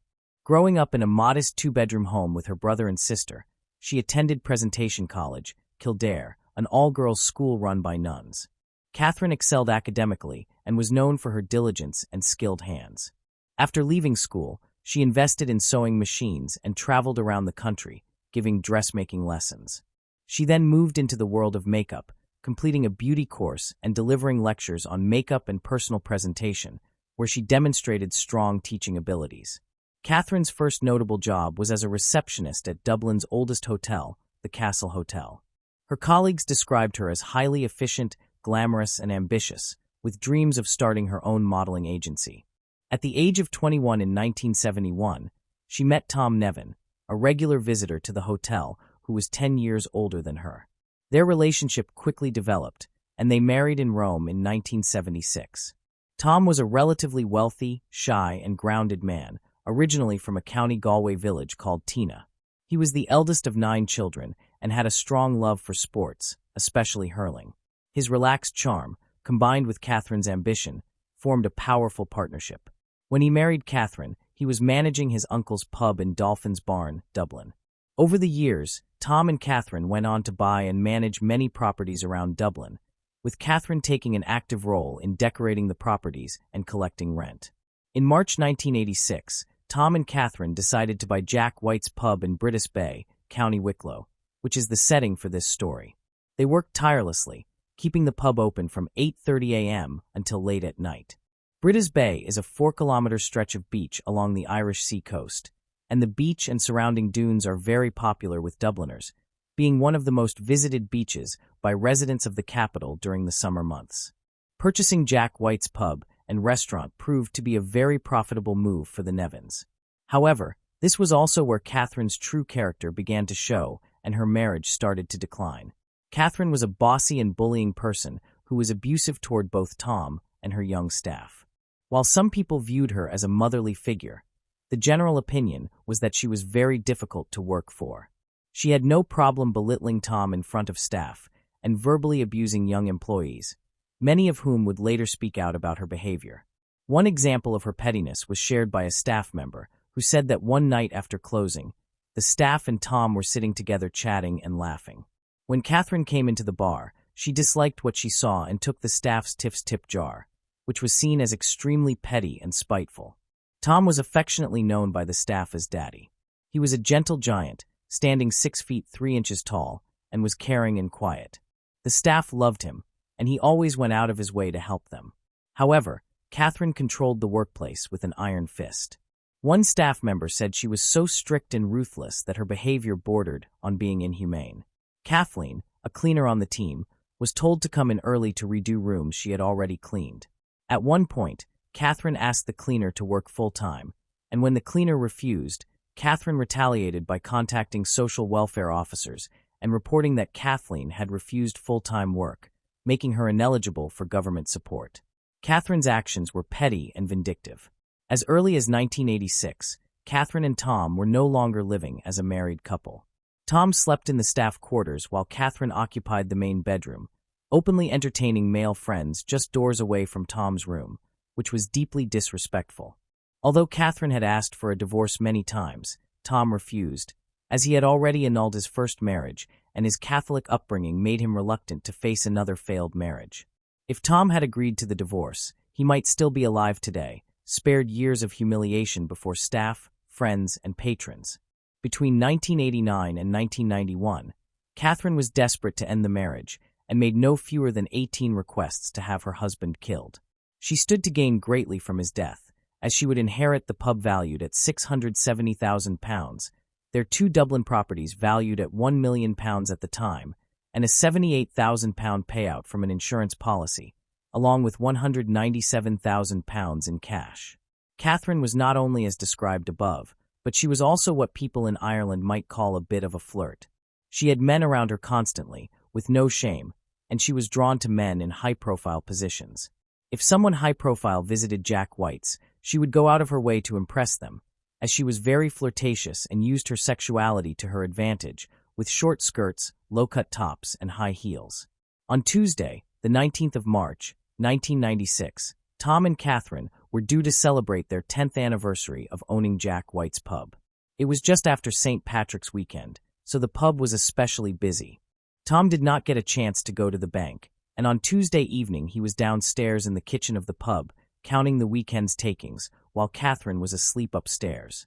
According to Catherine, she was awakened by someone pressing her face into a pillow and a man shouting, "Jewelry, kill you," while holding a knife. She said she was then tied up by the attacker. After some time, she heard 2 vehicles speeding away. She managed to reach a panic button, and the guards arrived around 4:30 a.m. They found Tom slumped on the kitchen floor in a pool of blood with a gunshot wound to his chest, still wearing his glasses and holding a pen. He was clearly dead. A sum of £13,000, equivalent to €16,500 today, was stolen along with Tom's car, which was later found abandoned in Dublin City. It appeared to be a robbery gone wrong, but despite Catherine's account, there were no signs of forced entry and the phone cords had not been pulled from the walls, although 2 phones were left off the hook. Catherine's bedroom was in disarray, but it did not appear to have been thoroughly searched, and jewelry was scattered around, yet none was taken. From the time of the shooting, it took Catherine a total of 2 hours before she pressed the alarm button to alert authorities to the break-in. She greeted the guards scantily dressed and told them she had been tied up with her own black tights and that her underwear had been forced into her mouth as a gag. A fingerprint expert from the guards discovered drawers scattered across the floor, which seemed to have been lifted from their sides and set down on the ground. None of the doors or windows in the pub displayed any indications of forced entry. She had not gone to her husband's separate bedroom to seek help after she had freed herself. A witness would later remember how, on the day of the murder, Catherine had told staff that they were not welcome to stay there that night in the pub, as they had often done after a night out, particularly after a bank holiday weekend. While many of the circumstances appeared suspicious and the Guardii were confident they had identified their killer, there was still a lack of solid evidence, no forensic proof, no white witnesses, and no admission of guilt. Circumstantial evidence would not have been sufficient to convict her. However, while they built their case, Cattram would act the role of a grieving widow perfectly, all dressed in black, carrying a single red rose and absorbing the pool of sympathy from family, friends, and people who knew them through their businesses. Catherine even installed a large headstone at Tom's grave site and had poetry inscribed, showing her love for Tom. She also placed an advertisement in a local newspaper that spoke of her devotion to Tom. It would take until April 1997 for Catherine to be arrested, shortly after she had sold the pub for £500,000. When she was later charged with murder and solicitation to murder, she had already become one of the most widely discussed and recognizable individuals in the country. Later, Tom's family would apply to the courts to freeze all assets until the conclusion of the trial, including the proceeds from the sale of the pub. In 2000, the first trial collapsed when it became known that the jury's deliberations had been overheard. The second trial was delayed when Catherine was hospitalized, but it resumed a few days later. Catherine pleaded not guilty, and as the prosecution had only circumstantial evidence, they relied heavily on the testimony of 3 specific witnesses. Between 1989 and 1991, Catherine had approached these 3 men, who became the key witnesses for the prosecution. The first man was William McLean, a self-admitted smuggler from County Monaghan, who was among the original barmen employed at Jack White's pub when the Nevins acquired it. He was also Catherine's first known extramarital companion, and he claimed to have been rewarded only through her kindness. Years later, he received a phone call from Catherine informing him that she was hospitalized following a heart attack. However, it was in fact a cosmetic surgery procedure. She offered him £20,000 and the possibility of rekindling their relationship if he agreed to kill Tom. His response was a firm refusal. The second man was John Jones, a former member of the political party Sinn Féin, who ran an advice clinic at the back of his shop in Dublin. She had offered to host meetings in the pub to gain favor with the IRA. She visited his shop one day and directly asked that he have the IRA kill Tom. Jones believed she was joking and refused. A few weeks later, she returned with the same plan, but Jones declined again. She even appeared at his business premises, bruised and bandaged, claiming that Tom had assaulted her. In fact, she had undergone cosmetic surgery again, as it appears that Catherine was fond of such procedures in the past. Eventually, she got the message and stopped asking. The third of these witnesses was Jerry Heaps, a former member of the Provisional Irish Republican Army, and he worked for John Jones in his shop. It was Jones who had originally introduced Jerry to Catherine. She approached him at least 10 times, asking him to help her kill Tom. Then she suggested to him that Tom could be killed during one of his weekly visits to the flats he owned, as it would be a suitable moment since he would have the pub takings with him. Every time Jerry refused, she would come up with another idea. One of these involved ambushing him after having a meal out with Catherine. He told her he could not do that because most of the shot would travel through him and strike her. Catherine's reply to this was that it would look wonderful if Tom were to die in her arms. Jerry said no again. Catherine also would have an affair with Guard Inspector Tom Kennedy, an affair he would deny in court. This affair began in 1991. Several staff members would state in court that Kennedy was a regular visitor to the pub, and one staff member said she had seen him and Catherine in bed together on several occasions. Kennedy would say that Tom was his friend, and that was the only reason he went to the pub. But Tom would say differently to one of his staff the morning after a retirement party that was held at the pub for Kennedy, where Catherine would give him paid flights to New York to visit his children, a very generous gift on Catherine's part. Kennedy would go on to say to the guards that Catherine was the type of woman who would give you a pain in the head when she started going on about things. He said he was aware of the rumors of him and Catherine having an affair, but that he was over 60 and that sex would not be a concern of his. Next, we have Judge Danica Buckler, who was introduced to Catherine by Tom Kennedy. Edward said he too had an affair with her, which he also denied, just like Kennedy. It was also said that he had his own key to the pub and would let himself in and out at all hours of the night. Allegedly, Tom was very upset by this affair, according to staff members, and he would frequently argue with Catherine over it. Catherine would later go on to deny these affairs in court. On the day before Tom's murder, Monday the 18th of March, the bar and lounge saw steady customer traffic. The only unusual event that day was a visit from a strange man wearing a long overcoat and carrying a bag. This man then went to make a phone call, and one of the staff said he was muttering into the phone. He spoke to Tom, and the staff assumed Tom knew him given the nature of their conversation. This man was not seen leaving the pub that day, and it is possible that he did not leave, but instead hid in the pub and later in fact shot Tom. Also, after Tom died and Catherine was under investigation for his murder, there was no objection to oppose her taking on the license of the public house exclusively. The judge Danica Obucula would be the one to grant her the license in his private chambers. Another theory was that Catherine herself was the one who pulled the trigger, as she was the only one in the pub that night. Tom did not seem to act defensively immediately before it. He still had his glasses on his nose, and his pen was in his hand when the guards found him. He would not have been unduly surprised by her arrival in the kitchen. While there was no evidence of firearm residue found on her clothing, they only tested the clothes she was wearing that night. But she could have changed her clothes before she tied herself up. After all, she had 2 hours before she got help. She also admitted to washing her hands before their arrival. In another scenario, Catherine would have had to be helped by an accomplice who tied her hands and took the money, the gun, and the car to Dublin.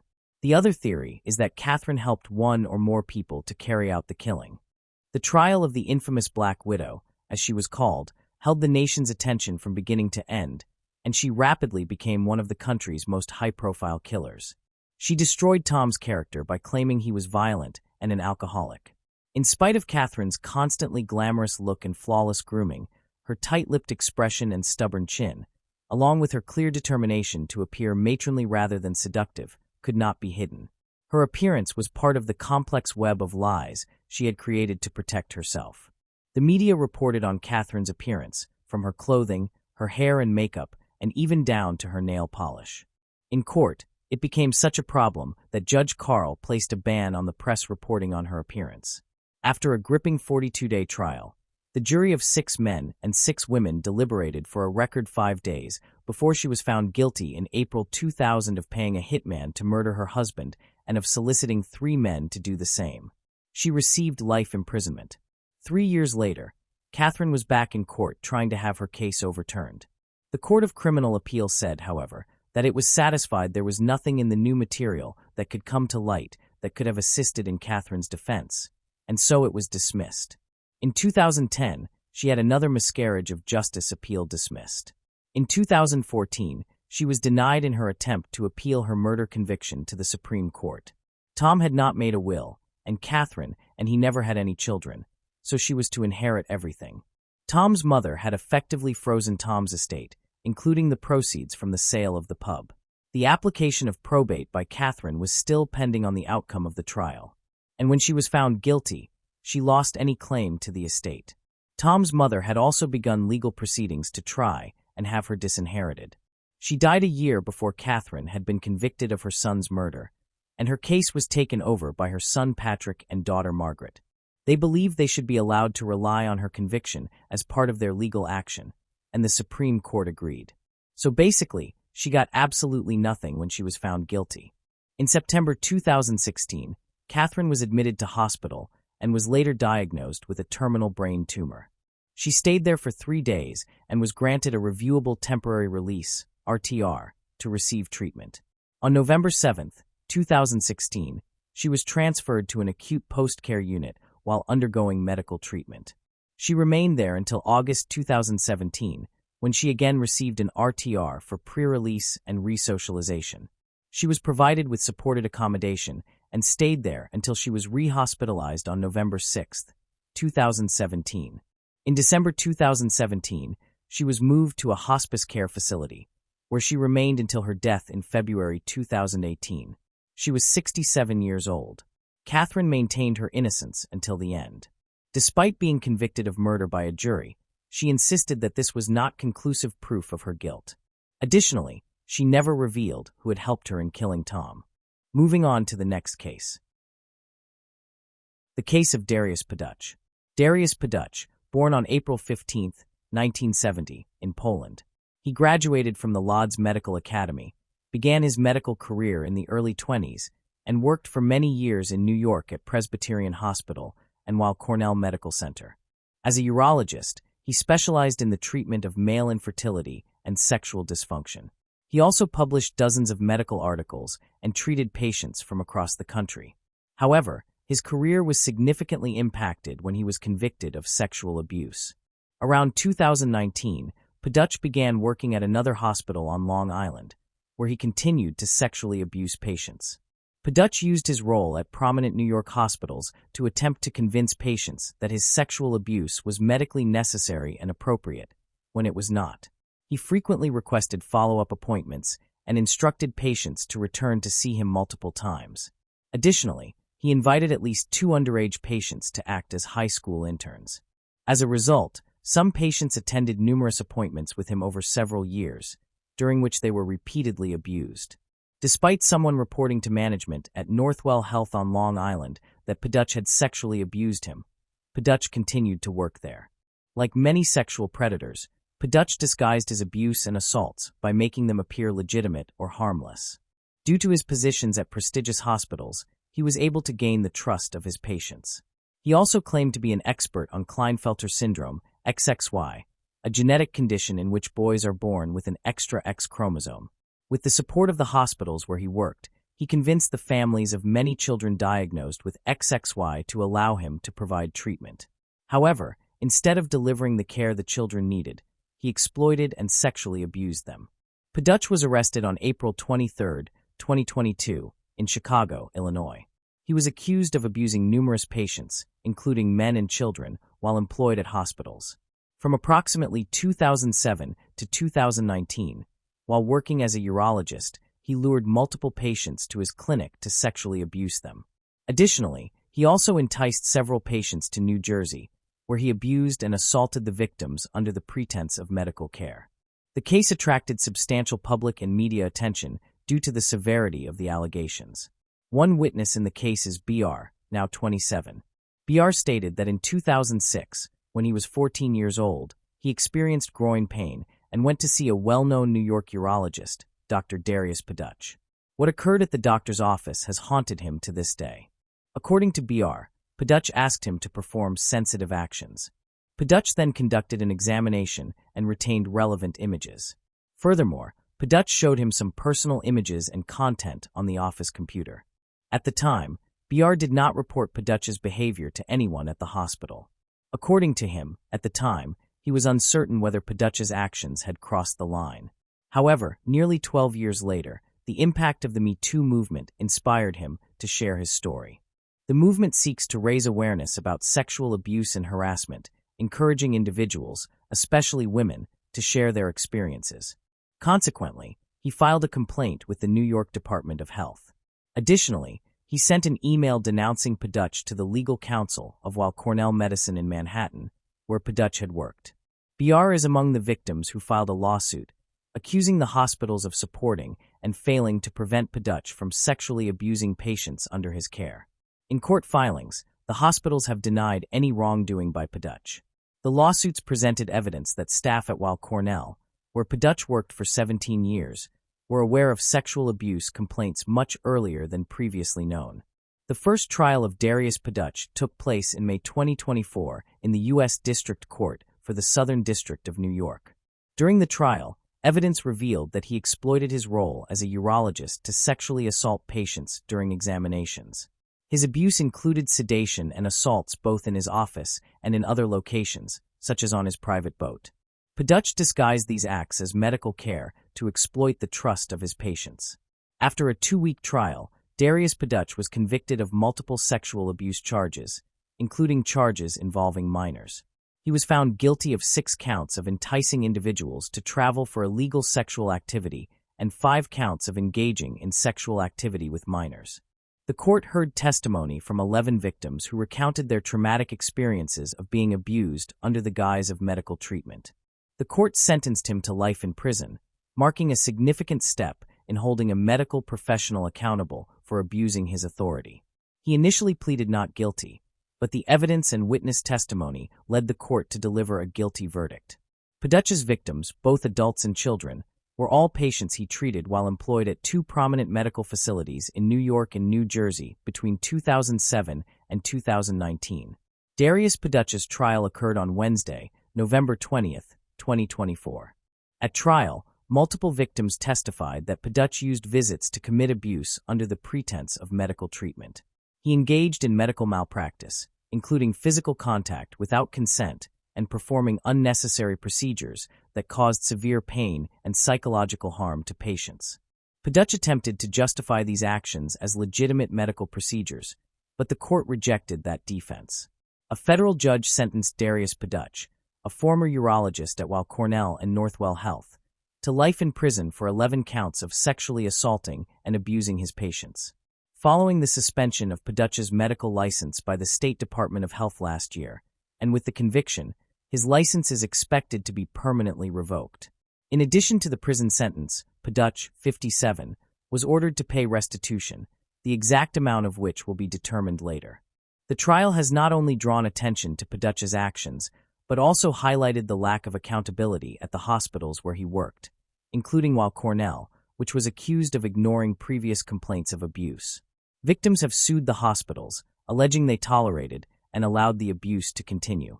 Attorney Mallory Allen, representing the victims, described Paduch as a sadist who used his medical career to conceal his predatory behavior.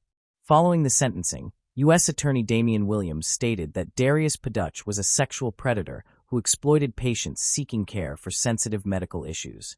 He used his position as a prominent urologist at prominent hospitals to sexually assault vulnerable patients, including children, for his own personal gratification. His abuses were depraved and lasted for more than a decade. He egregiously violated the medical profession's oath to do no harm. Paduch's sentence underscores that healthcare workers who abuse their positions of trust to commit sexual abuse will be held accountable. Moving on to the next case. The case of Jennifer Schuett. Jennifer Schuett was an 8-year-old girl who had just finished school for the day. She lived with her single mother, Elaine, who worked tirelessly to ensure that her daughter was happy and well cared for. Elaine balanced multiple jobs to support their family and provide Jennifer with a joyful childhood.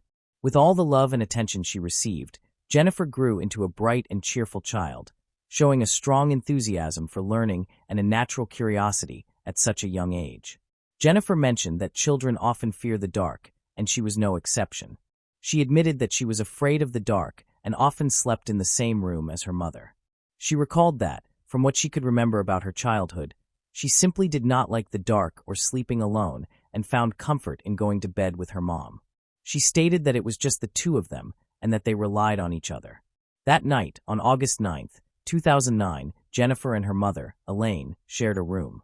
Jennifer was restless, tossing and turning and occasionally kicking her mother, making it difficult for Elaine to fall asleep.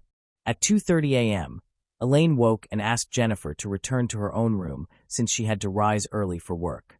In response, Jennifer said, "Mom, I love you, so I'm going to sleep in my own room tonight," and went back to her room. Elaine would later deeply regret this decision, but at that moment, she had no way of knowing what would happen next. The following morning, Elaine found that Jennifer was missing when she went to wake her. She noticed that the window facing the parking lot was wide open. Elaine immediately called 911. When the police arrived, she explained that she had not heard any sounds or screams after Jennifer went to her room. It is important to note that their apartment was on the first floor, and Jennifer's windows overlooked the parking lot. This made Elaine worry that someone might have seen Jennifer and entered her room through the window. Elaine understood that their apartment was not ideal for her and her young daughter, but it was all they could afford at the time. However, Elaine's parents intervened to help her and their granddaughter by purchasing a small house nearby and renovating it. Jennifer and her mother were scheduled to move into the new house in a few months. The day before Jennifer went missing, they had been working in the garden there, where Jennifer had been bitten by mosquitoes, making it difficult for her to sleep peacefully that night. After her daughter went missing, Elaine was heartbroken. She expressed that Jennifer was her only child and pleaded for her safe return. The police dedicated themselves to locating her. Fortunately, Elaine received news sooner than expected. Later that day, around 6:30 p.m., the police received a call from parents whose children were playing in a field and had discovered something alarming. To their shock, they realized it was a young girl. When the police arrived at the scene, they found 8-year-old Jennifer Schuett's body in the middle of the field, 5 kilometers from her home. Jennifer was in critical condition, but still breathing. She had a deep cut across her throat. The The most life-threatening injury was this wound, which caused substantial blood loss and left her very pale and weak. She was rushed to the hospital in critical condition, where doctors worked tirelessly to save her life. One doctor recalled that when he first saw Jennifer in the emergency room, she was a small 8-year-old, very pale, and covered with ant bites and scratches on her back. He mentioned that she could not make any sounds due to the injury to her neck. Fortunately, he added that after the operation, Jennifer's condition stabilized and the bleeding had stopped. He stated that they had completed her surgery, her airway was secure, and she was no longer bleeding, so they were very hopeful about her survival. When she regained consciousness after the surgery, her behavior changed abruptly. It became apparent that she was afraid of all men. She later recounted that she had been a somewhat difficult patient because she had seen many male doctors and was frightened of males. Additionally, the Dickinson Police Department assigned a full team to guard her hospital room. During this period, Jennifer was in a constant state of panic. She even struck a doctor in the stomach when he attempted to approach her. Elaine tried to comfort her daughter by explaining that everyone present was there to help her. Despite this, Jennifer remained wary of those around her. Her behavior became clearer when she began to disclose what had occurred that night. An investigator noted that they were dealing with a survivor who could not speak, and that the challenge lay in obtaining information from her. After all, she was only 8 years old, which made communication difficult. Because Jennifer was too frightened to speak directly to the investigator, the detectives provided her with a notebook and pens. They asked her to write down her answers to their questions. Jennifer communicated through notes to her mother, who then relayed the information to the officer. Surprisingly, her written responses were highly detailed and accurately recounted the events. Despite her young age, Jennifer demonstrated remarkable intelligence. According to her notes, that night she entered her room, turned on the light, and picked up a book to read, hoping it would make her sleepy. It worked, and she soon fell asleep. Suddenly, she awoke to find a stranger carrying her out of the house. She described him running with her down the sidewalk and noted that she tried to scream, but he covered her nose and mouth. He then placed her in a car and claimed to be an undercover police officer. Immediately, Jennifer sensed something was wrong when she noticed her mother's car in the parking lot, leaving her puzzled about their intended destination.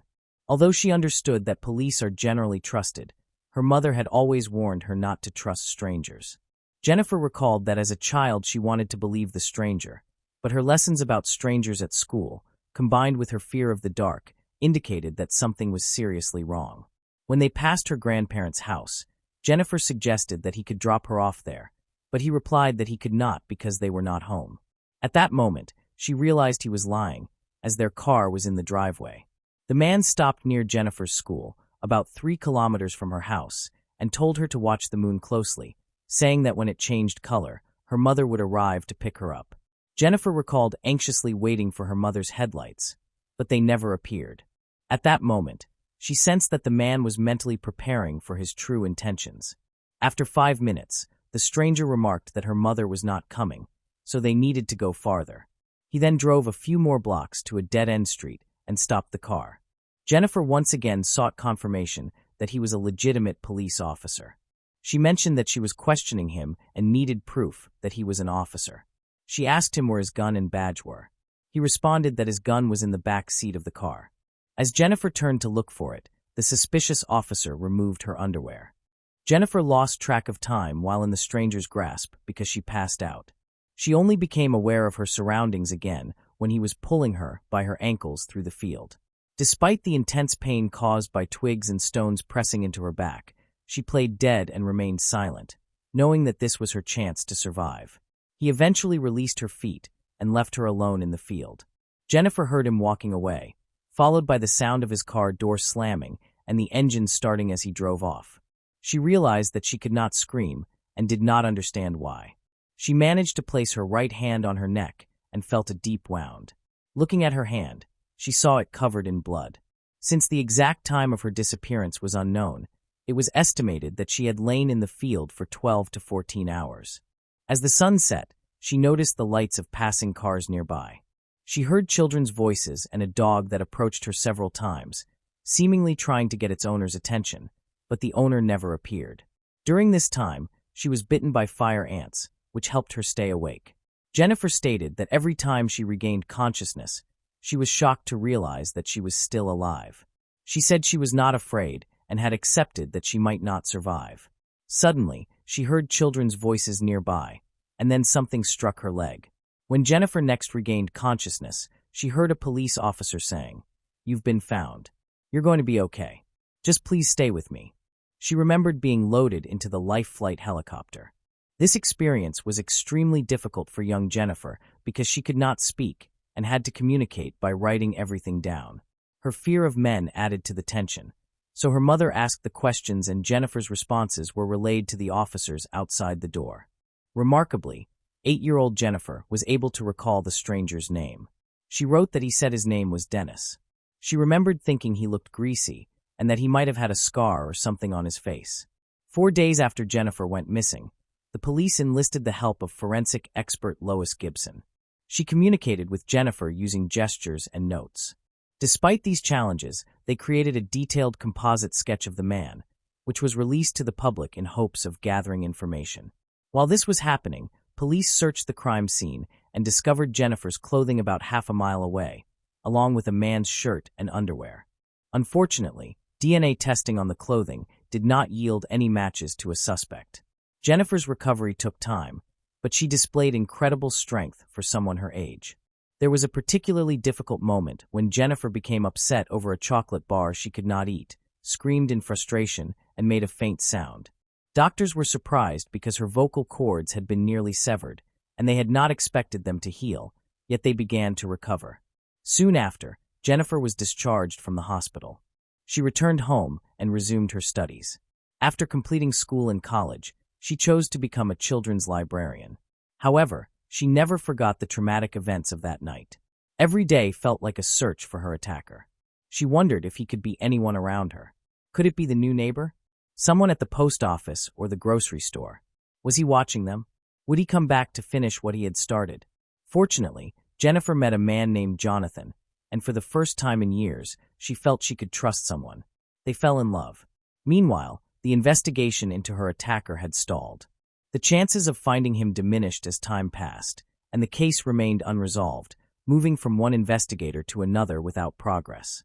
18 years after that dreadful night, Jennifer received a phone call. She learned that Detective Tim Cromie would be taking over her case and wanted to meet with her. Tim Cromie promised to do everything possible to catch the criminal, and Jennifer believed him. He told her that he would use every measure within his power until the end of his career to obtain the answers she needed for the case. Tim decided to involve FBI Special Agent Richard Renison in the investigation. Richard had previously served with the Dickinson, Texas Police Department before joining the FBI. Together, Tim and Richard uncovered a significant amount of evidence collected on the day Jennifer went missing and shortly after she was found. Key pieces of evidence included Jennifer's underwear, as well as the perpetrator's shirt and underwear. They sent DNA samples found on these items to the lab in Quantico, Virginia. While detectives recognized that DNA analysis technology had improved considerably over the past 19 years, they also knew that the case's age could make it a lower priority in the lab. Investigating cold cases often comes with the challenge of time. As witnesses forget, people move away, and some may pass away. However, one advantage of this case's age was the advancements in DNA technology, which could aid their investigation. A year later, their efforts finally paid off. The man whose DNA was discovered at the crime scene was Dennis Earl Bradford, the same name that Jennifer had identified years earlier. Remarkably, the 8-year-old girl had been extraordinarily precise in her descriptions. Despite being on pain medication, unable to speak, and only 8 years old, she had written down the name Dennis. This provided significant evidence of her accuracy. In fact, it later became clear just how precise she had been about many details. Dennis Bradford, now 39, lived in North Little Rock, Arkansas, and his DNA had been entered into the national database after he had assaulted a woman in a bar in 1996. He was sentenced to 12 years in prison, but served only 4. On February 4, 2000, he was conditionally released, and less than a year later, he was arrested for driving under the influence, just half a mile from his home. He remarried and worked as a welder until his arrest in 2009. Tim Cromie and Richard Renison investigated the connection between a suspect from North Little Rock, Arkansas, and Dickinson, Texas, a small town. They discovered that the man had been arrested in Dickinson in 1987, 3 years before Jennifer's attack. At that time, he had 2 addresses located within 2 miles of Jennifer and Elaine's apartment. To verify that he was the kidnapper, detectives requested a 19-year-old photo from his driver's license. When they saw the photo, they were shocked because it closely resembled the composite sketch created with input from 8-year-old Jennifer. One detective asked if Dennis had ever heard the name Jennifer Schuett, to which he replied affirmatively. The detective then asked if Dennis had ever had the occasion to come into contact with her, and the suspect again confirmed this. When asked to elaborate, Dennis hesitated, stating that it was a lot to explain, but he believed that if the detective were to see her, he would be extremely proud of her. Finally, the suspect stated that Jennifer was alive, repeating that she was alive. The detective reacted in disbelief, exclaiming, "Oh God!" The suspect responded that the detective had no idea how hard he had prayed for that, mentioning that he was a believer in Christ but had no knowledge of her status. He added that it was just about 2 days later when he ran away and took off. Dennis Earl Bradford was arrested on October 19, 2009. He claimed he did not know Jennifer, could not remember why he had stopped near her apartment, and did not understand why he had acted so cruelly toward her. Bradford also shared a significant detail that investigators had been unaware of. After the attack, he felt intense guilt. He admitted that he had wanted to pull the trigger, but ultimately changed his mind. Following this, he was admitted to a psychiatric ward, which was the same hospital where Jennifer was still receiving treatment at the time. He had been very close to her at that time. Immediately after the interrogation, detectives informed Jennifer that the criminal they had been searching for 19 years had been arrested. Jennifer expressed that when they called her that morning and told her that Dennis Bradford had truly been arrested, it was the most significant moment of her life and meant everything to her. She conveyed her gratitude to the detectives for fulfilling their promise and, above all, wanted to thank Detective Tim Cromie from the Dickinson Police Department and Special Agent Richard Renison from the FBI for their tireless work and dedication over the past year and a half. She emphasized that their promise from day one, not giving up on her case and listening to her voice while witnessing her determination, meant a great deal to her. Jennifer also admitted that she was anticipating facing Dennis Bradford in the courtroom, as he was willing to plead guilty and not prolong the trial. She was given the opportunity to select the court date and chose August 10th, the 20th anniversary of the attack. She mentioned that she remembered staying up late for endless nights, striving to perfect her victim impact statement, writing, erasing, and rewriting, trying to refine exactly what she wanted to say. She said that she had 19 years' worth of things to say to that person. However, it was not meant to happen. On May 10th, a few months before the trial, she learned he had hung himself in his jail cell, which made her feel that her right to see the case through to the end had been taken away. Jennifer went to Dennis' grave and read aloud what she had wanted to say in court, stating that Dennis Bradford had chosen the wrong little 8-year-old girl to try and murder because for 19 years she had thought of him every single day and had helped in searching for him. She expressed that in her heart, she knew he had been out there, and now she realized that by listening to her heart all those years and never giving up on finding him, she had been right. After finishing her speech, Jennifer turned to her husband and wondered if Dennis had hurt her. At that moment, a fire ant bit her leg, and she took it as a sign from God that he had heard her loud and clear. Jennifer reflected on her experiences, mentioning that despite the horrific events caused by Dennis' actions, she faced yet another challenge in her life. She explained that as a result of the trauma, she had nearly lost the ability to conceive a child. However, she noted that amidst the darkness, there were shining examples of kindness, particularly from Dr. Craig Witz, who, after hearing her story, generously offered his services to her twice free of charge. She shared that at the end of 2012, she and her partner welcomed their daughter Jenna and later their son Jonah, expressing her disbelief by saying that it felt like a dream and questioning who would have thought that they would truly be her happy ending. The criminal had tried to silence her and take away her right to be a mother, but he had failed. Jennifer desires for her story to be shared, not for her own sake, but for others who have endured similar ordeals and must cope with them every day. She mentioned that they have gone through experiences in life that they can speak about, and she believes it is worth sharing with others to instill hope. She expressed her hope that this would inspire others to use their voice to help someone else. Jennifer also added that, in the end, she is not a victim but instead victorious. Moving on to the next case. Michael Hawkinsmith, aged 35, was born in Danville, Kentucky. He was a widely recognized pastor at a local church within his community. After many years of serving there, he decided to accept a job at a local pawn shop called ABC while continuing to work part-time as a pastor.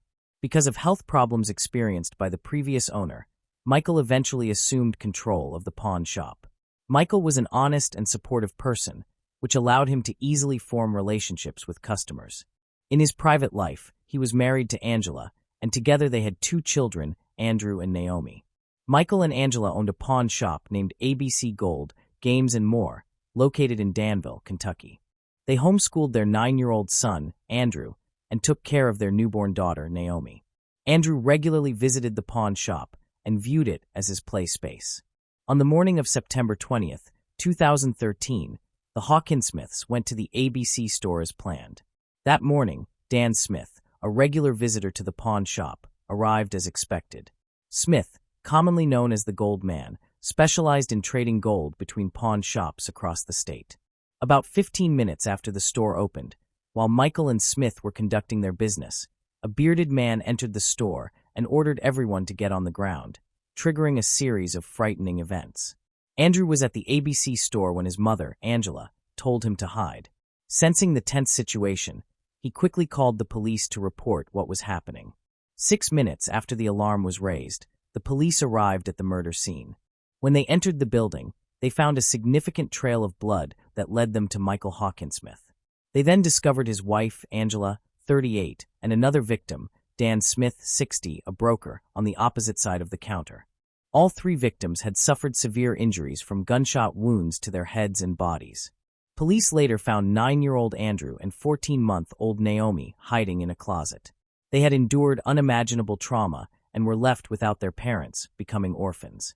While examining the crime scene, police found 14 spent shell casings and 3 intact bullets, along with a briefcase belonging to Dan Smith. Notably, the victims' personal belongings and all the money in the register were left untouched, indicating that robbery was not the motive. The investigation was further complicated by the lack of surveillance cameras at the pawn shop, requiring police to search for possible witnesses.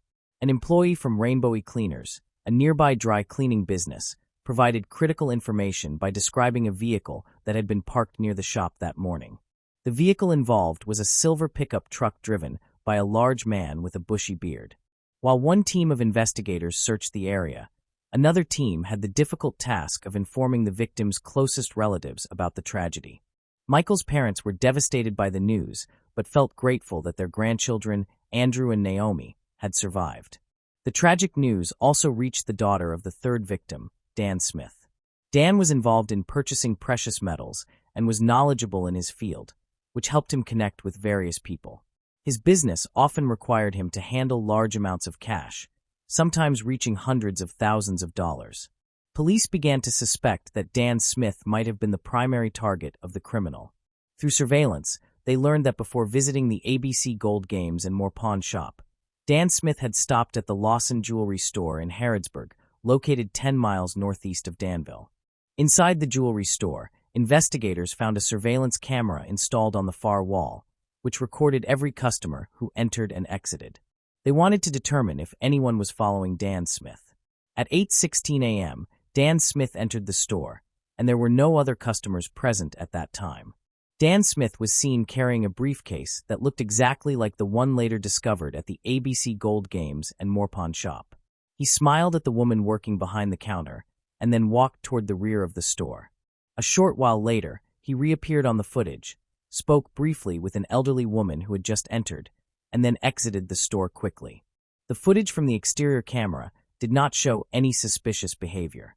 The police were only able to monitor the man, not realizing that he would soon be connected to a tragic event. Andrew Hawkinsmith was brought to the police station to provide his statement. He explained that he was at the pawn shop with his parents when Dan Smith entered carrying a bag of money. While Michael and Dan were talking, a stranger came in and demanded the bag of money immediately.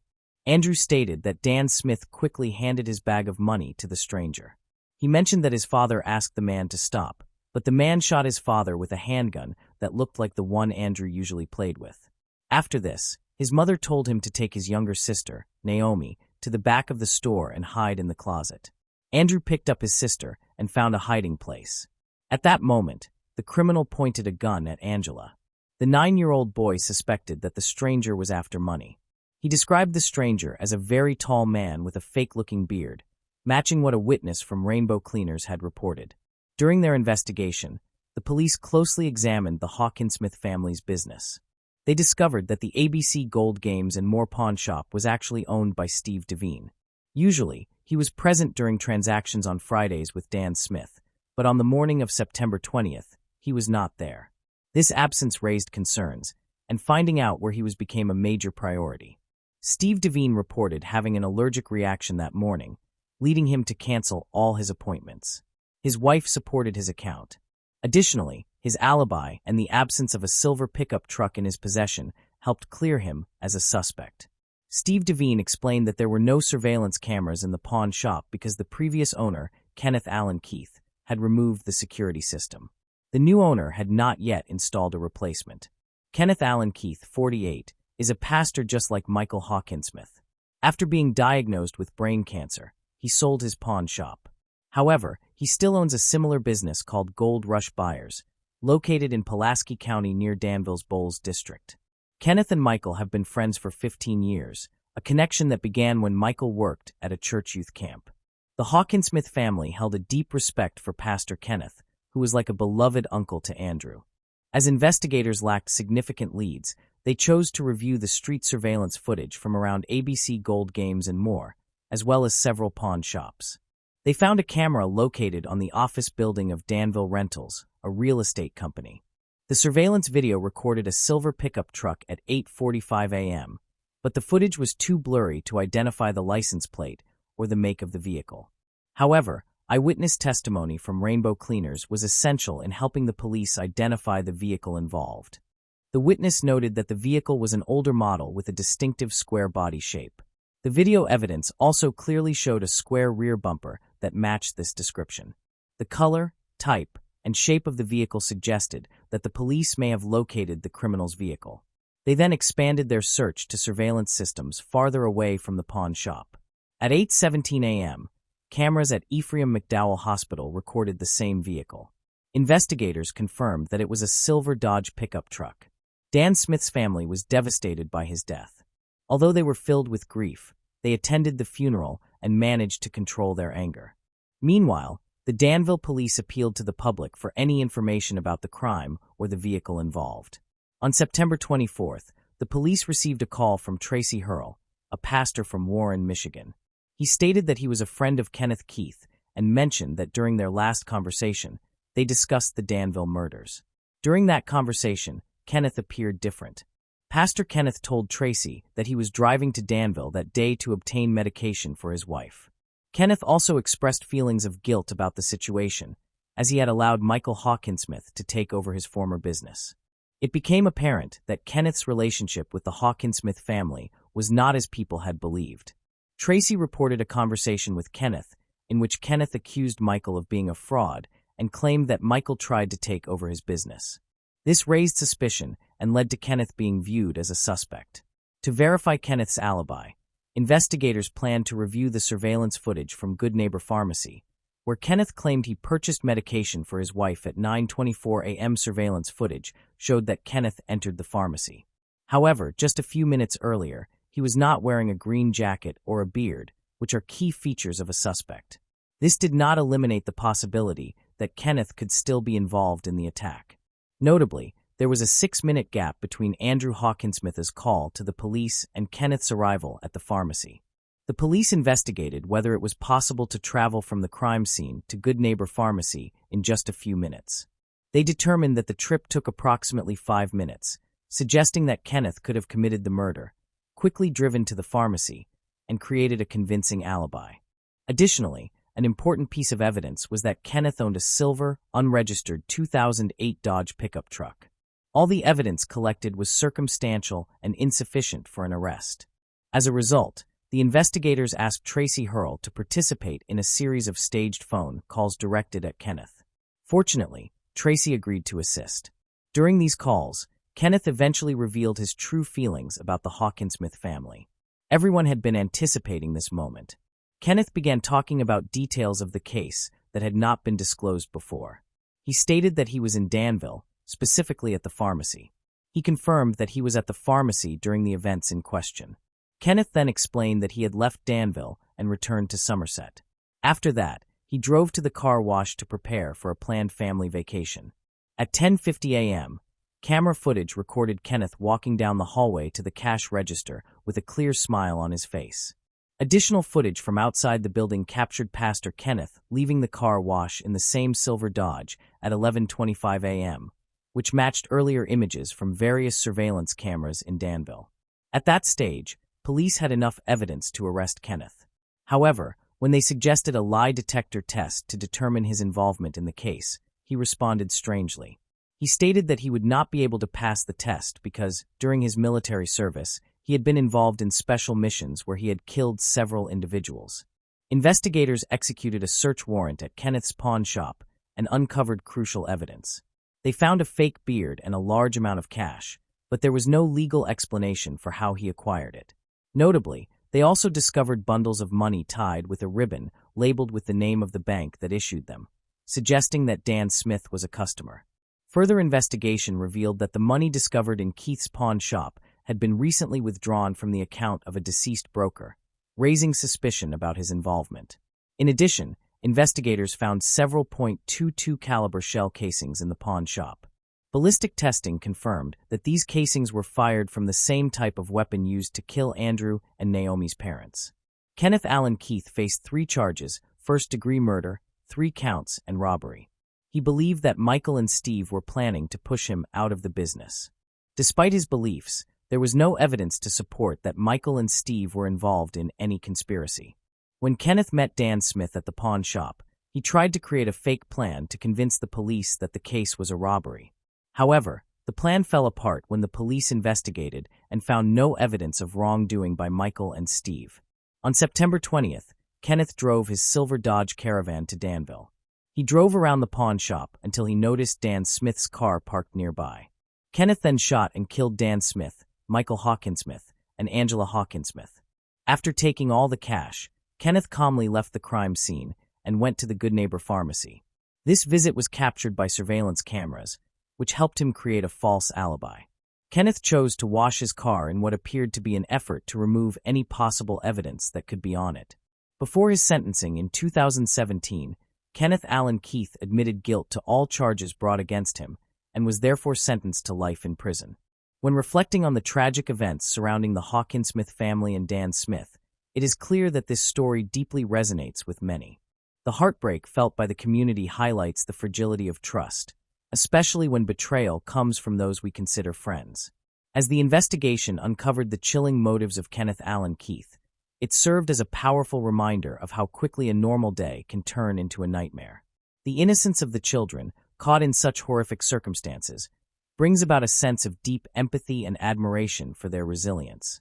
Furthermore, this case emphasizes the essential need for safety measures in our communities, reminding us of the importance of vigilance and awareness in our everyday lives. While the final sentencing brought some sense of justice, the emotional scars left on the families and the broader community will endure long after. Ultimately, may we take these lessons to heart, cherishing our loved ones and fostering a spirit of compassion and understanding in the face of unimaginable sorrow. Moving on to the next case. The case of Lori Slasinski. Lori Slasinski was born on September 21, 1981, to her parents, Casey and Arlene Slasinski. With blue eyes and blonde hair, Lori was adored by her family, including her older brother, Paul. The Slasinski family originally came from New York State, but relocated to rural Alabama farmland near Auburn when Lori was 13 years old. Growing up in the countryside, Lori developed a deep love for animals. Her friends described her as beautiful, and she enjoyed spending time with them, watching movies, riding her bicycle, and playing video games. Along with her enjoyment of life, she was very dedicated to her studies, and her family did their best to support her. After graduating from high school, Lori decided to attend Auburn University, where she chose to major in psychology and minor in criminology. To help her adjust to college life, Her parents bought a mobile home for her to live in off-campus, located in a well-maintained trailer park popular among students. She lived there with her beloved dog, Peanut, a Yorkshire Terrier. Lori kept a strong relationship with her family, with her mother calling her every day to check how she was doing. In 2005, she graduated with honors from Auburn University. Shortly afterward, she began working at the East Alabama Mental Health Center while continuing to live in a trailer park. She also planned to pursue a master's degree in psychology in the near future. Lori's family was proud of her achievements, unaware of the trouble that lay ahead. On June 10, 2006, 24-year-old Lori planned a girls' night at her best friend Lindsay Braun's house. They intended to have drinks and watch a movie. Lori met Lindsay in their junior year at Auburn University, and they quickly became friends because of Lori's sweet and outgoing personality. Their friendship grew stronger when they both started working at the same mental health facility after graduation. Around 6:30 p.m. on June 10th, Lori called Lindsay to say she was stopping at the store before heading to her house for movie night. Sadly, she never arrived. Lindsay became worried when she did not hear from Lori that night or the next day. She called Lori many times and left messages on her answering machine, but received no reply. When Lori failed to show up for work on Monday, June 12th, Lindsay became deeply concerned. It was unusual for Lori to miss work without informing anyone. After Lori missed work again on Tuesday, June 13th, Lindsay and another coworker decided to check on her at home. When they arrived at Lori's trailer, Lindsay noticed that Lori was not there. The door was unlocked and the air conditioning was running, which was unexpected. Inside, Lindsay saw that Lori's dog, Peanut, was in his crate. He appeared healthy and calm, suggesting that someone had been caring for him. Remarkably, his crate was clean, even though Lori had been missing for several days. Lindsay felt that something was wrong, as it was unusual for Lori to leave her pet unattended. She remembered that Lori had placed 3 rugs on her kitchen floor because the dog would not walk on the tile. However, those rugs were now missing, as well as the outside trash can. Later that day, June 13, 2006, Lori's mother, Arlene, received a call from her workplace about Lori missing work for 2 days in a row. Arlene tried calling Lori, but could not reach her. Worried for her daughter's safety, Arlene rushed to Auburn after informing her husband, Casey, about Lori's disappearance. When she arrived, Arlene entered Lori's trailer and noticed that something was wrong. The door was slightly open and Lori's bed was neatly made, but Lori was nowhere to be found. Her car was also missing. Upon closer inspection, Arlene saw that several items were missing. Lori's kitchen rugs, a pillow from her couch, a Galileo thermometer, a green trash can that Lori used for her rake and shovel, and the phone cord for her landline. A sense of alarm began to rise in Arlene as she realized that something terrible had happened. She officially reported her daughter missing, still holding on to hope that she would return. The police began their investigation and searched Lori's trailer home. Although they did not find any definitive evidence identifying a suspect, they did observe signs of a struggle and scuff marks on the wall.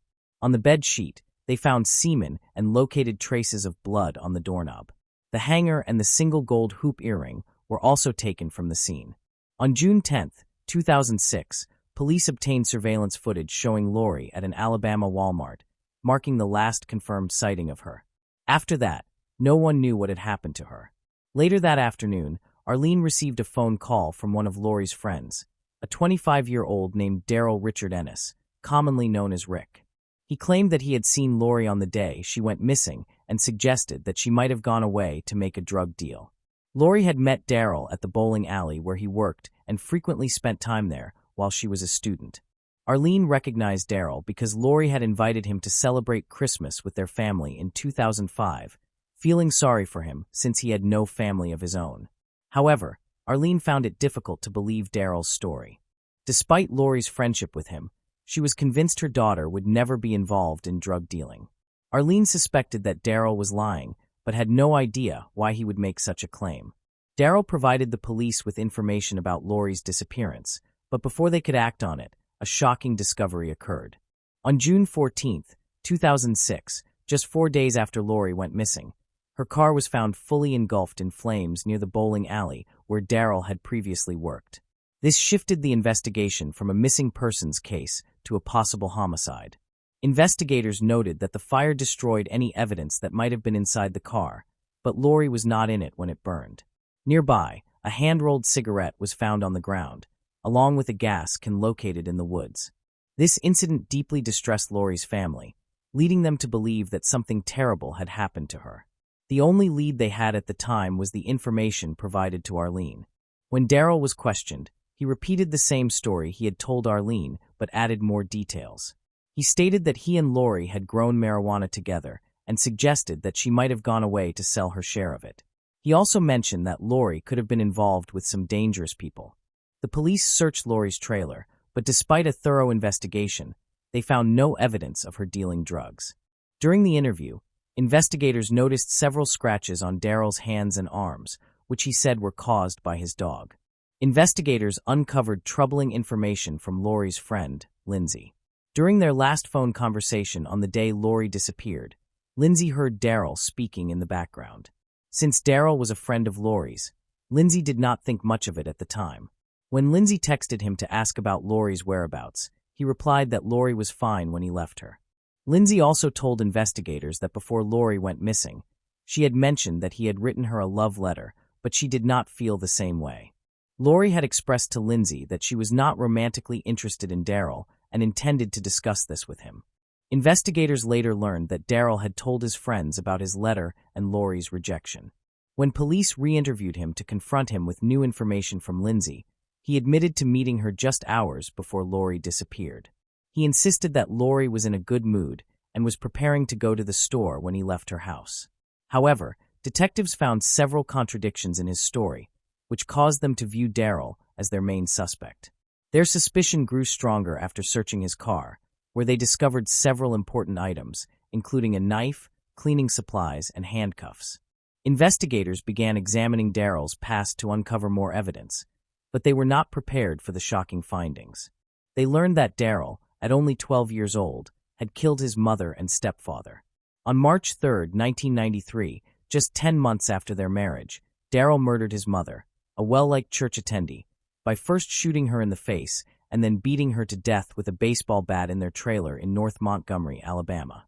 His stepfather, Eddie Joe Flowers, met the same fate when Daryl shot him in the face with a shotgun upon his return from work.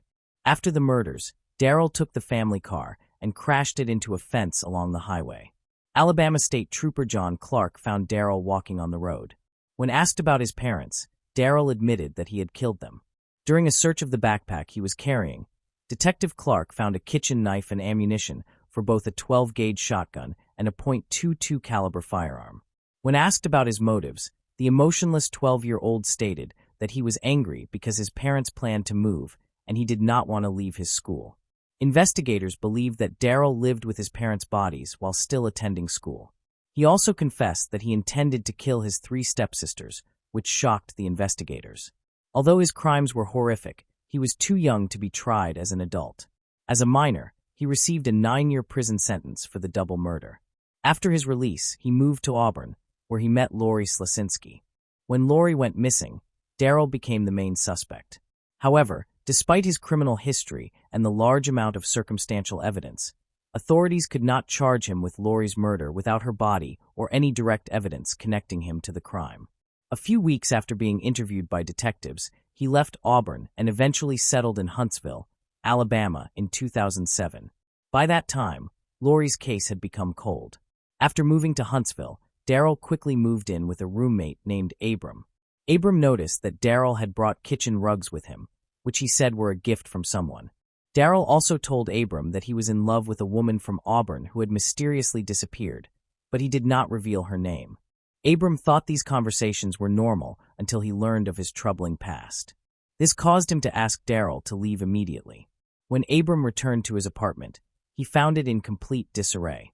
The police later recovered the rugs, and one of them tested positive for Daryl's blood. Abram also remembered seeing a Galileo thermometer in Daryl's room before he moved in, which was the same type that was missing from Lori's home. Unfortunately, the police were still unable to link Daryl to Lori's murder, as the main suspect remained unidentified. The case remained unresolved, leaving Lori's heartbroken family searching for answers for years. For many years, there were no developments in the case. Then, in 2016, Mark Whitaker, a special agent with the Alabama State Bureau of Investigation, created a cold case unit to re-examine Lori's disappearance. He worked with his longtime partner, Agent J.W. Barnes. Lori's case was their first focus. They revisited the evidence, sent some items to forensic labs for testing, and conducted multiple interviews. As they reviewed the evidence, Darryl became their primary suspect. Agent Mark was aware of Darryl's past and strongly felt that he had harmed Lori, but he struggled to find enough evidence or a body to prove his guilt. In an unexpected development, Agent J.W. Barnes, who is Agent Mark's partner, uncovered a vital piece of evidence while reviewing old files. He located an unopened report in an envelope that had remained untouched for 10 years. After Lori disappeared in 2006, the police collected evidence from her trailer, but no one followed up until the results were finally examined. The analysis revealed that semen found on Lori's bedsheet and blood on the inside of the front door matched the DNA of Darryl Ennis.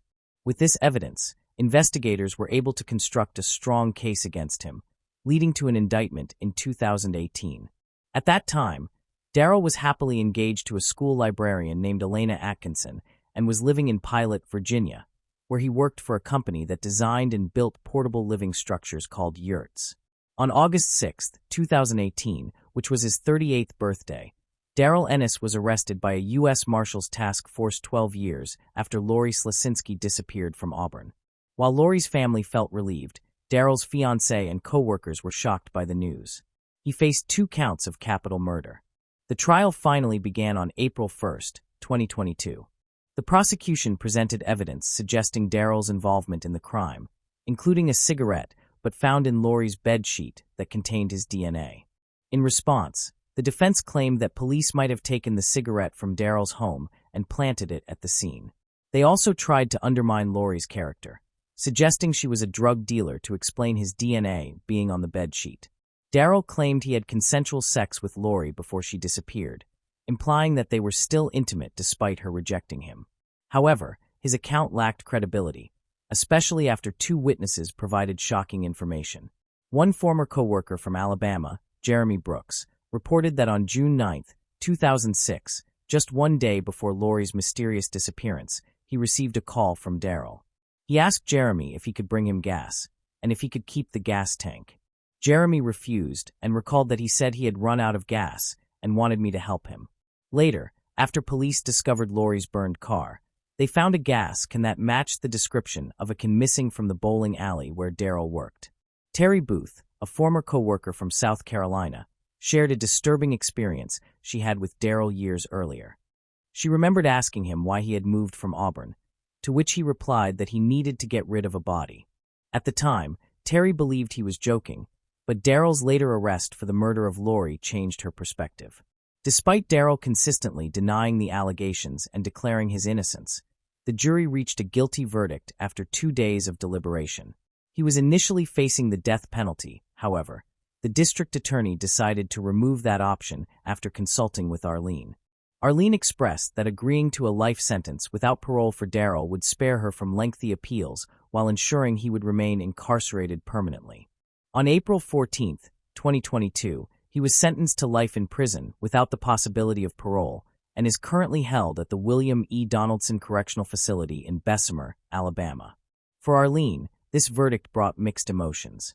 With tears in her eyes, she expressed that it forced her to confront the painful reality that Lori would never return home, a hope she had held onto in her heart. In reflecting on Lori Slasinski's tragic story, it is impossible to ignore the heartbreaking details that unfolded throughout her case. From her vibrant personality and promising future to the chilling revelations of Darryl Ennis' past, every twist and turn serves as a reminder of the fragility of life.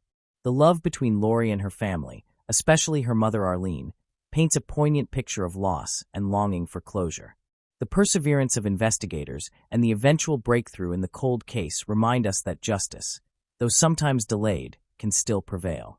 As we honor Lori's memory, we recognize the profound impact her life and disappearance have had on all who knew her, as well as the vital importance of protecting our communities from those with dark histories. Moving on to the next case. The case of Tristan Borlase. Jeffrey Borlase, the father of Tristan, was born on April 16, 1975. He served as the pastor of the Conservative Baptist Bible Fellowship Church, a Protestant religious organization with Mennonite origins. Tristan grew up in a setting where personal piety held the utmost significance, and there was a continual feeling of being under the strict and vigilant gaze of God. The core of his upbringing was the serious and meticulous study of the Bible, consistent church attendance, and moral guidance. Any type of entertainment, including laughter and brightly colored clothing, was discouraged.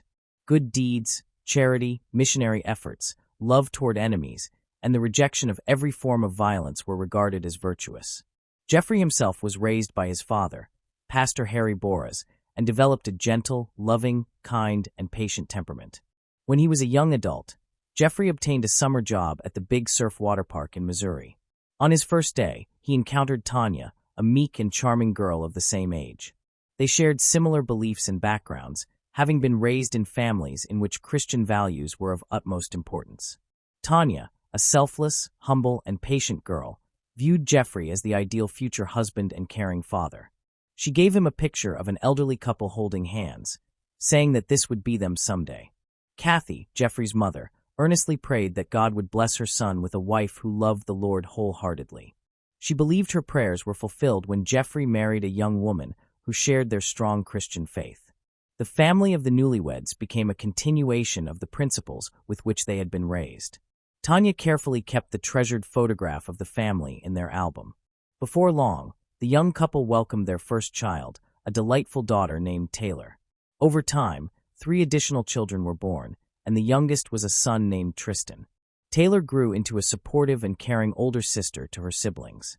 She had a particularly close relationship with her younger brother Tristan, and they bonded over mutual interests such as sports, music, and playful mischief. The family believed that raising children involved nurturing their spiritual development and strengthening their connection with God. As the initial 4 children grew older, the parents chose to enlarge their family by adopting 4 more boys from an orphanage, fulfilling their Christian duty. Open, friendly, and loving toward everyone, the family became increasingly crowded. In accordance with the family's religious principles, the children were forbidden from using cell phones and social media until a certain age, and asceticism in desires and needs was encouraged. The children were forbidden from dating girls until finishing high school, meaning until the age of 18. The study of the Bible and other religious subjects was mandatory. Otherwise, the children would grow up the same as any other child. The parents made no distinction between their biological and adopted children. All of them received the same affection, attention, and care. Tanya created a peaceful atmosphere and closely supervised the internal order and relationships among the siblings. She prayed frequently and performed good deeds. Jeffrey and Tanya believed that virtue should be nurtured through their own behavior, and they taught their children compassion by personal example. When a hurricane struck the people of Haiti, Tanya sold her costly wedding ring and donated the proceeds to a foundation constructing homes for the victims. In its place, she bought a modest and less expensive ring. In 2015, Taylor finished high school and moved to Boone to study at Appalachian State University. This development left Tristan very saddened. He remained by himself. Tristan had resisted the restrictions placed on him since childhood and disagreed with his parents' religious convictions. He felt upset about not having a cell phone and being unable to interact with his peers on social media, viewing such interaction as an essential part of modern teenage life. After Taylor left, disagreements with his parents became more common. In December 2017, the family experienced positive changes. Jeffrey, his wife, and their children relocated to a new home with a large piece of land in Deep Gap, Watauga County, North Carolina.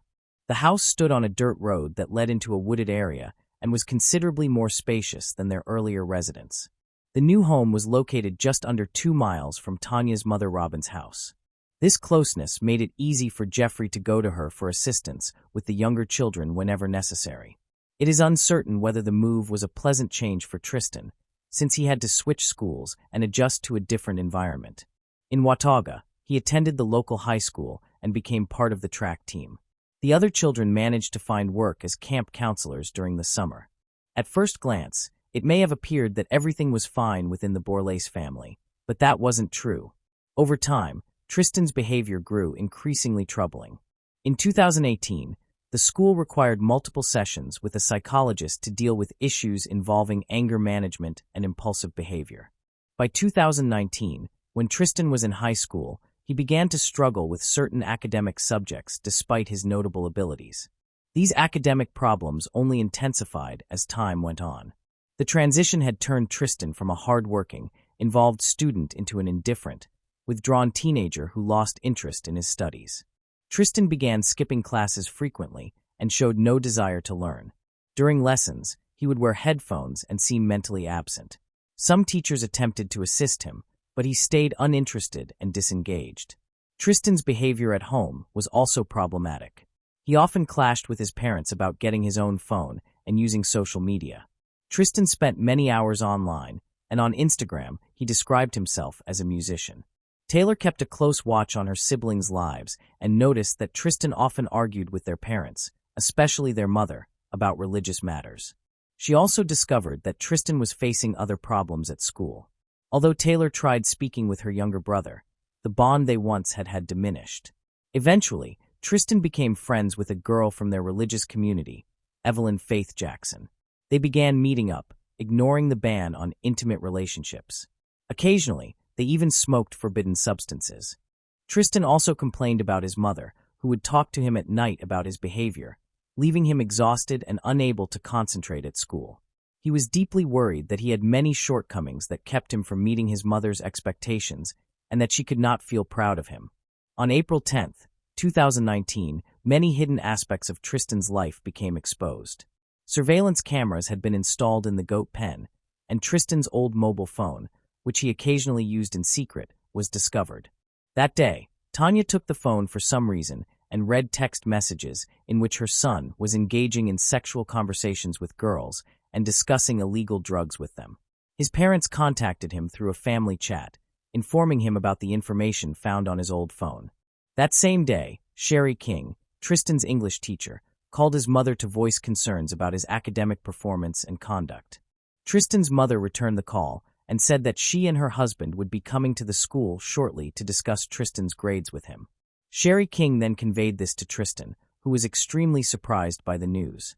Tristan's parents went to the high school to address the situation. Tristan's discussion with his mother centered on several important subjects. They talked about the value of academic achievement, maintaining proper relationships with girls, and the dangers of illegal drugs. His mother also stated that she preferred he study only Christianity rather than explore other religions. Tristan felt obligated to listen and acknowledge the areas in which he needed to improve.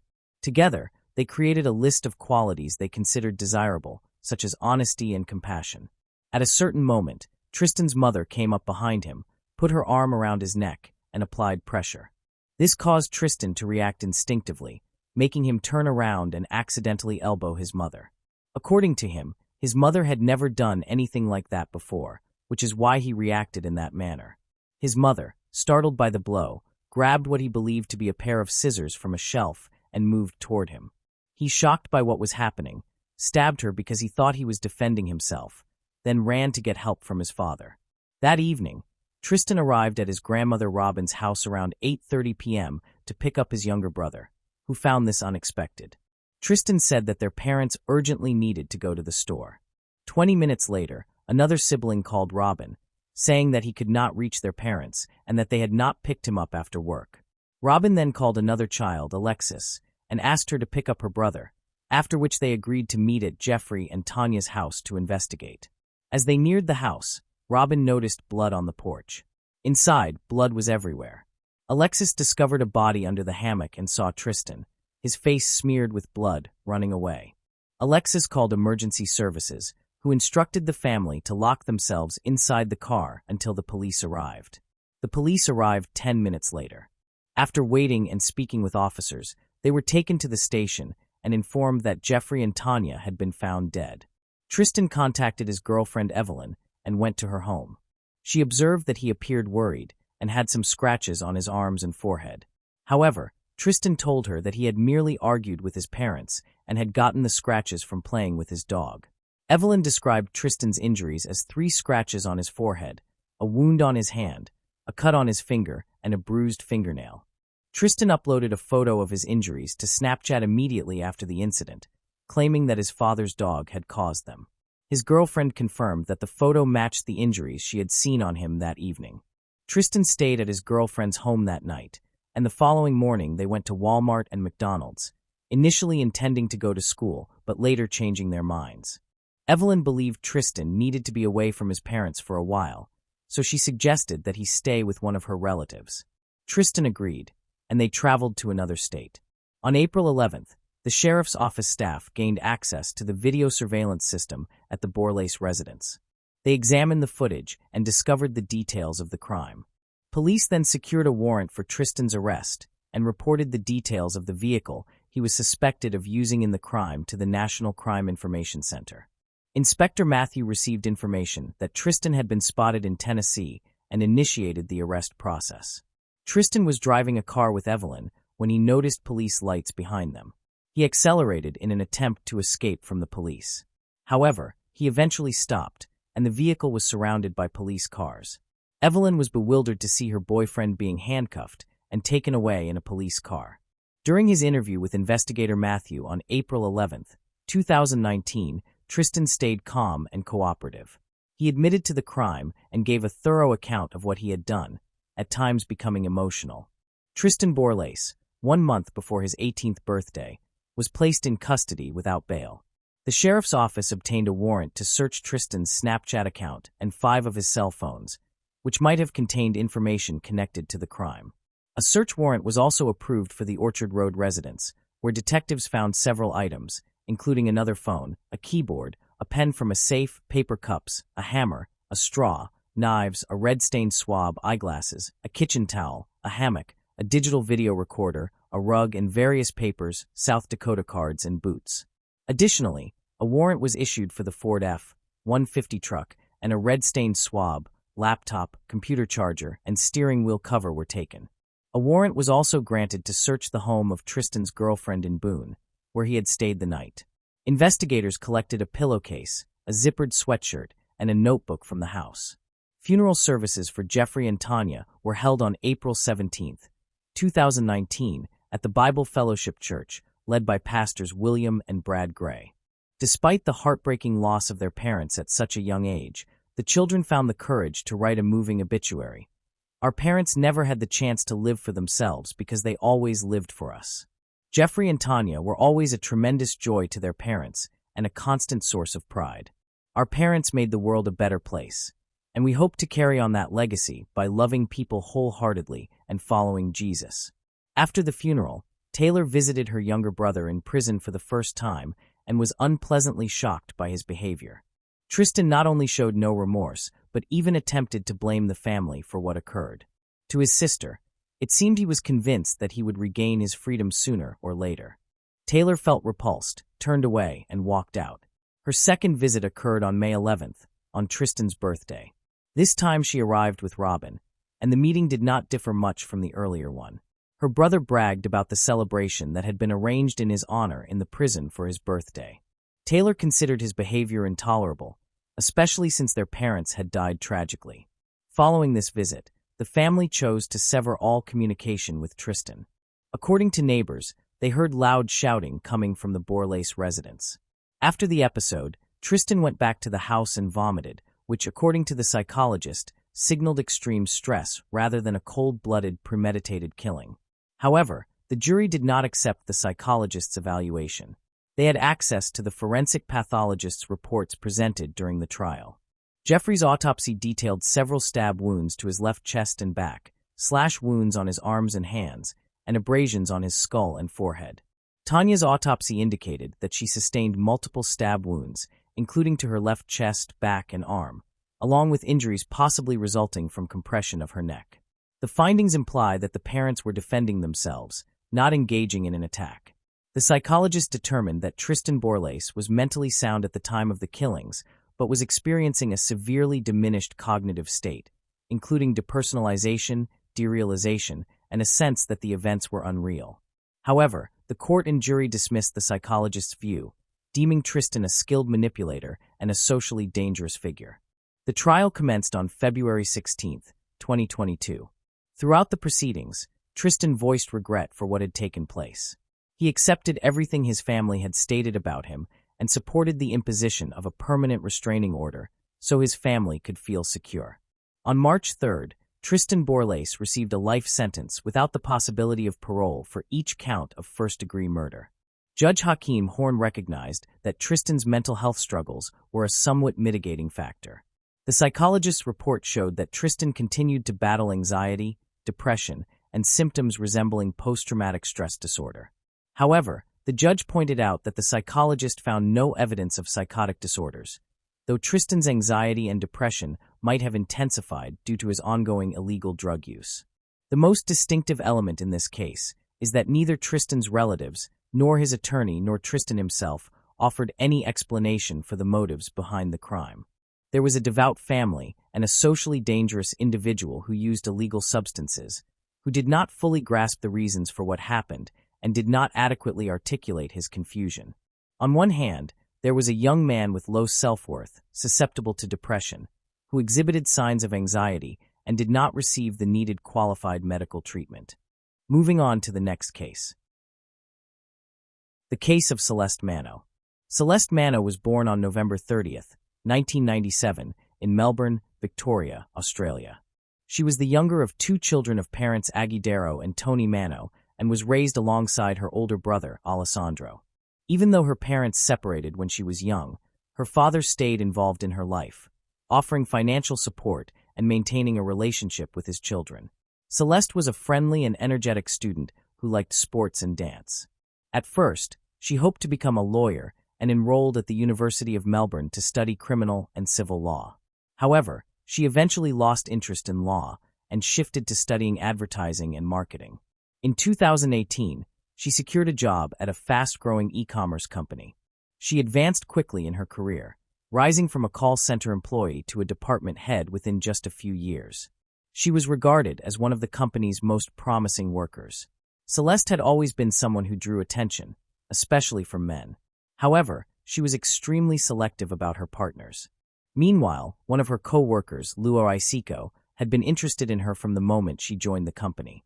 He was nearly 16 years older than she was and displayed no signs of career ambition, staying in the same subordinate role for many years.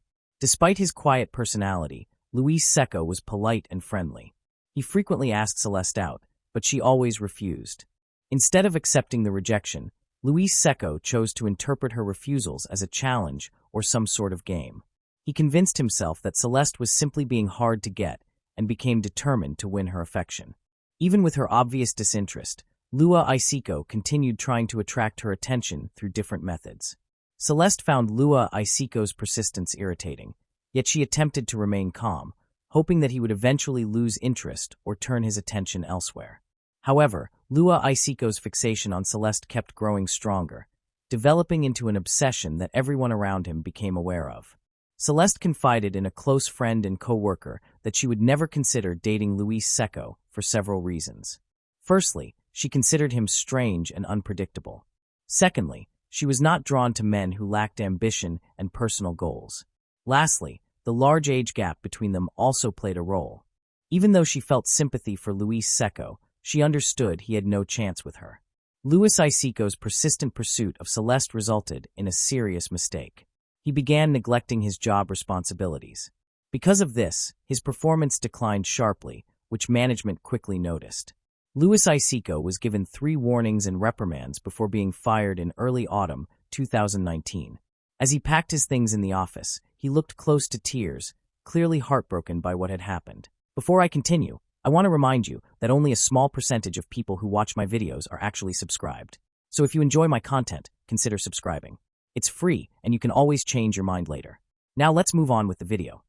Celeste feels relieved when Luis Secco finally stops bothering her, yet she also feels guilty, believing that her actions played a part in his termination. Manel, serving as a department manager, thanked Luis Secco for his years of service and walked him out of the building. As they said goodbye, he patted Luis Secco on the back and genuinely wished him well. The terminated employee, Luis Secco, then reached an unexpected conclusion. He believed Celeste had been reluctant to start an office romance because she was his superior and it could jeopardize her career. Now Luis Secco thought that nothing stood in the way of their happiness and that they could be together.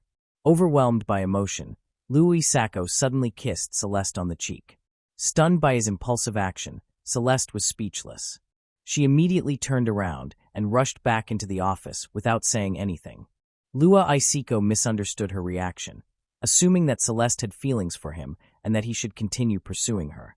After being dismissed, Lua Isiko created a social media account and sent Celeste a friend request, which she initially accepted. However, once he began asking to meet and go out, she politely refused and eventually blocked him. Undeterred, Lua Isiko made another profile and sent her a new friend request the following day. Celeste attempted to ignore him, but he kept commenting on her photos, praising her looks and implying they would make a perfect couple. To limit Lua Isiko's contact, Celeste changed her profile settings to restrict messages, comments, and posts to her friends only. Even so, a week later she began receiving romantic messages from an unknown number, which she suspected came from Lua Isiko. The messages contained poems he had written, admiring her beauty and trying to convince her to go out with him. This was especially unsettling because Lua Isiko had never possessed her personal phone number while they worked together, as she had only interacted with him through work communication channels. Celeste initially tried to address the stalker by answering one of his calls. She explained that a relationship was impossible and urged him to stop contacting her. Unfortunately, Lua Isiko did not accept what she said and instead fixated on how much he loved hearing her voice. Despite Celeste's efforts to block him, Lua Isiko managed to bypass these attempts by calling from different numbers each time. Feeling harassed, Celeste eventually changed her phone number, but to her shock, Lua Isiko obtained her new number within a week. Celeste had been attempting to protect herself from Lua Isiko, a crazed admirer, for nearly 6 months. Even after blocking Lua Isiko's number and fake social media profiles and ignoring his messages, the harassment went on. The messages shifted from romantic to aggressive and threatening, eventually followed by demands to meet Celeste. Celeste did not realize that Lua Isiko had started following her from work to her home, learning where she lived. At first, she caught sight of Lua Isiko near her residence, but she assumed it was simply her imagination. However, once she understood that Lua Isiko was truly following her, she knew she needed assistance. Celeste chose to request police protection, hoping to obtain a restraining order that would prevent the stalker from approaching her or her house. The police officers dismissed Celeste's concerns, appearing to make light of her plea for help. They argued that Lua Isiko had not committed a crime, since sending explicit poems or fantasies in text messages is not illegal. Without proof of Lua Isiko following her or lurking near her home, Celeste was instructed to leave the police station. Celeste continued facing harassment from Lua Isiko on a frequent basis. During the day, she noticed his car parked across the street from her office, and at night, he would drive past her house multiple times. This constant presence made her feel uneasy.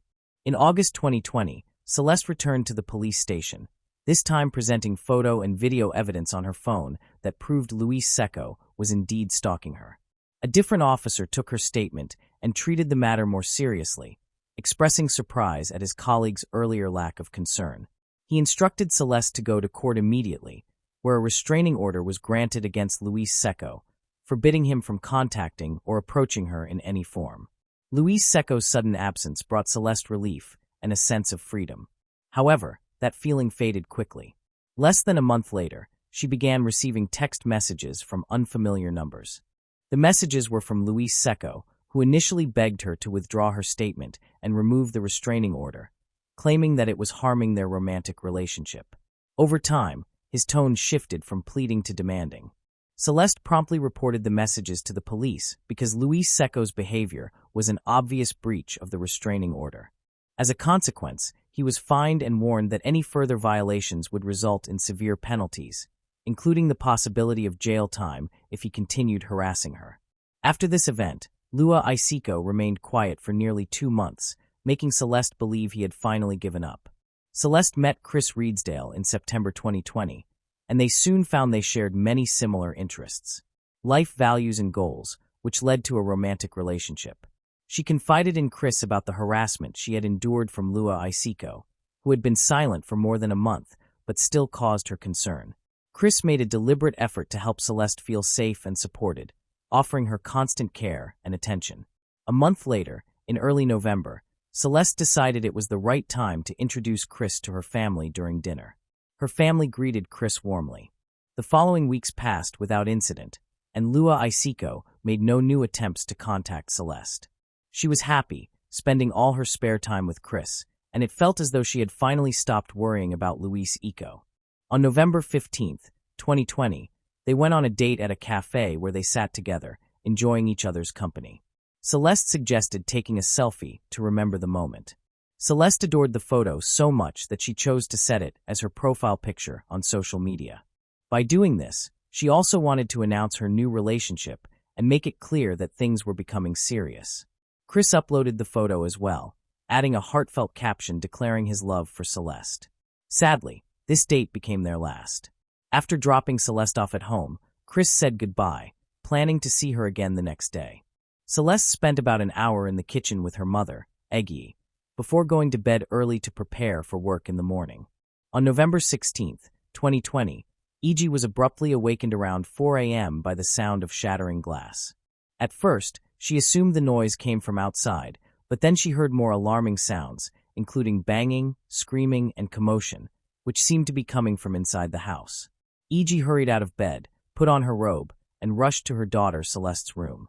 As she opened the door, she saw someone jumping away from Celeste's bed and escaping through a broken window.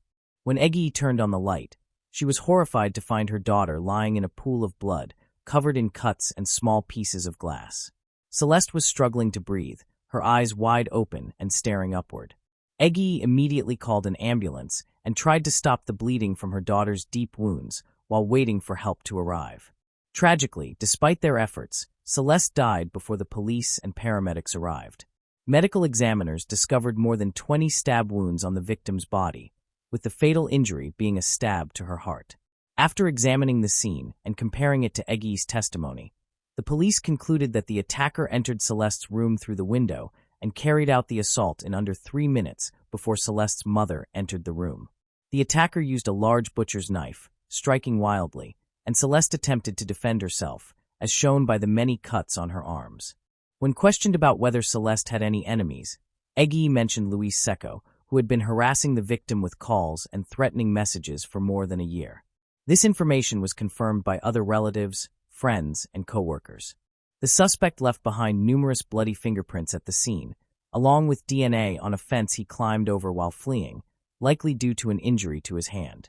As a result, it was essential to detain and question Luis Secco immediately, since he was the main suspect in the case, and to verify and compare all evidence and witness accounts. Luis Secco was promptly taken into custody, but initially insisted he was innocent, professing his love for Celeste and claiming he could never harm her. However, forensic analysis quickly disproved his claims. His bloody fingerprints were found both in Celeste's room and on the fence bordering her property, linking him directly to the crime scene. The investigation revealed a prior restraining order that prohibited Luis Secco from approaching Celeste. Notably, the night before the crime, he purchased a hammer and a large knife from a local hardware store. The store's surveillance cameras recorded him buying the items at checkout. It later became evident that he used these tools to commit the violent attack, smashing through a window to enter Celeste's home and fatally stabbing her with the knife. The evidence against Luis Secco was overwhelming, showing he had been observing his victim for a long time and knew everything about her. The breaking point came when she posted a photo of her new boyfriend on social media. After that, Luis Secco bought a knife and hammer and slipped into the victim's home at night with the intention of harming her. His actions appeared intentional and premeditated. Luis Secco's personal life was characterized by instability. At 39, he had never married, still lived with his parents, had few friends, and struggled to maintain employment. He also came from a family with a history of mental health problems, including a brother serving a long prison sentence for a serious offense. Luis Secco's lawyer argued that he needed specialized treatment instead of imprisonment. However, this argument angered the victim's family, who feared that Luis Secco might avoid punishment. Psychiatric specialists ultimately determined that although Luis Secco did have mental health issues, he was fully aware of his actions when he committed the crime. He had planned the details beforehand, meaning he would have to face trial. The murder trial was scheduled for the fall of 2023, 3 years after Celeste's tragic death. In the years leading up to the trial, Luis Secco attempted to claim that he was mentally ill and not responsible for what he had done. He spent much of that time in a psychiatric facility. During the trial, Luis Seco remained calm and distant, appearing uninterested in the process. He admitted his guilt, but asserted that he had not intended to take Celeste's life, only to win her love. Nevertheless, the jury unanimously convicted him on all charges. Consequently, he was sentenced to 36 years in prison, with the chance of parole only after serving 30 years. Celeste's parents pointed out that their daughter had reported the perpetrator to the police as early as 2020, seeking protection from him. However, her complaint was not accepted because of a loophole in the law at the time. This prompted calls for changes to the legislation, which would later be known as Celeste's Law. Moving on to the next case. The case of Daniel Wozniak. Costa Mesa, California is situated between Los Angeles and San Diego on a coastal plateau overlooking the Pacific Ocean. Despite being an affluent region, it still maintains the relaxed vibe of a beach town. No one anticipated that this scenic area would become the setting for Julie Kibushi's tragic end. Sam Har's parents, Stephen and Raquel, became concerned when they realized they had not heard from him for some time. Sam was supposed to visit them that weekend, but he never showed up.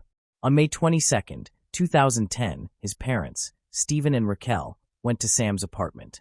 When they arrived, they encountered a horrifying scene. Stephen, panicking, immediately called 911.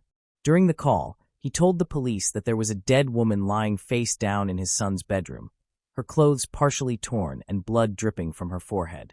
"Do you know where your son is?" the dispatcher asked. "No, I don't," he replied. But Sam was nowhere to be found. The case stunned the Costa Mesa community, where homicides are extremely uncommon. When police arrived at the apartment, they found no evidence of a struggle. The apartment was tidy and showed no signs of a fight. The space contained typical bachelor belongings like empty beer bottles, used cigarettes, and an outdoor grill, all of which were fairly clean and orderly, until they entered the bedroom. In the bedroom, police found an unused knife on the nightstand and several books, including a fighting manual and another titled The Wonders of Sex. The most disturbing discovery, however, was on the bed. It was soaked in the victim's blood. The dead woman was lying partly on the bed and partly on the floor, her pants pulled down, exposing her lower body. Police believed she may have been sexually assaulted before her death. She had been killed by 2 gunshot wounds to the head, one to the top of her skull. Although there was a knife on the nightstand, it did not seem to have been used. Strangely, she was wearing a crown, and the back of her sweater read, "All yours." Her purse was found in the kitchen, and her driver's license identified her as 23-year-old Julie Kibushi. Julie was born on Valentine's Day 1987 to Japanese-American parents June and Masa Kibushi. She was the third of their 4 children. Her parents affectionately called her "my Valentine girl." From a young age, Julie developed a strong passion for dance and music. Her mother said Julie began tap dancing at age 5, and her love for the activity only grew with time. According to her friends and family, she was an extremely cheerful person.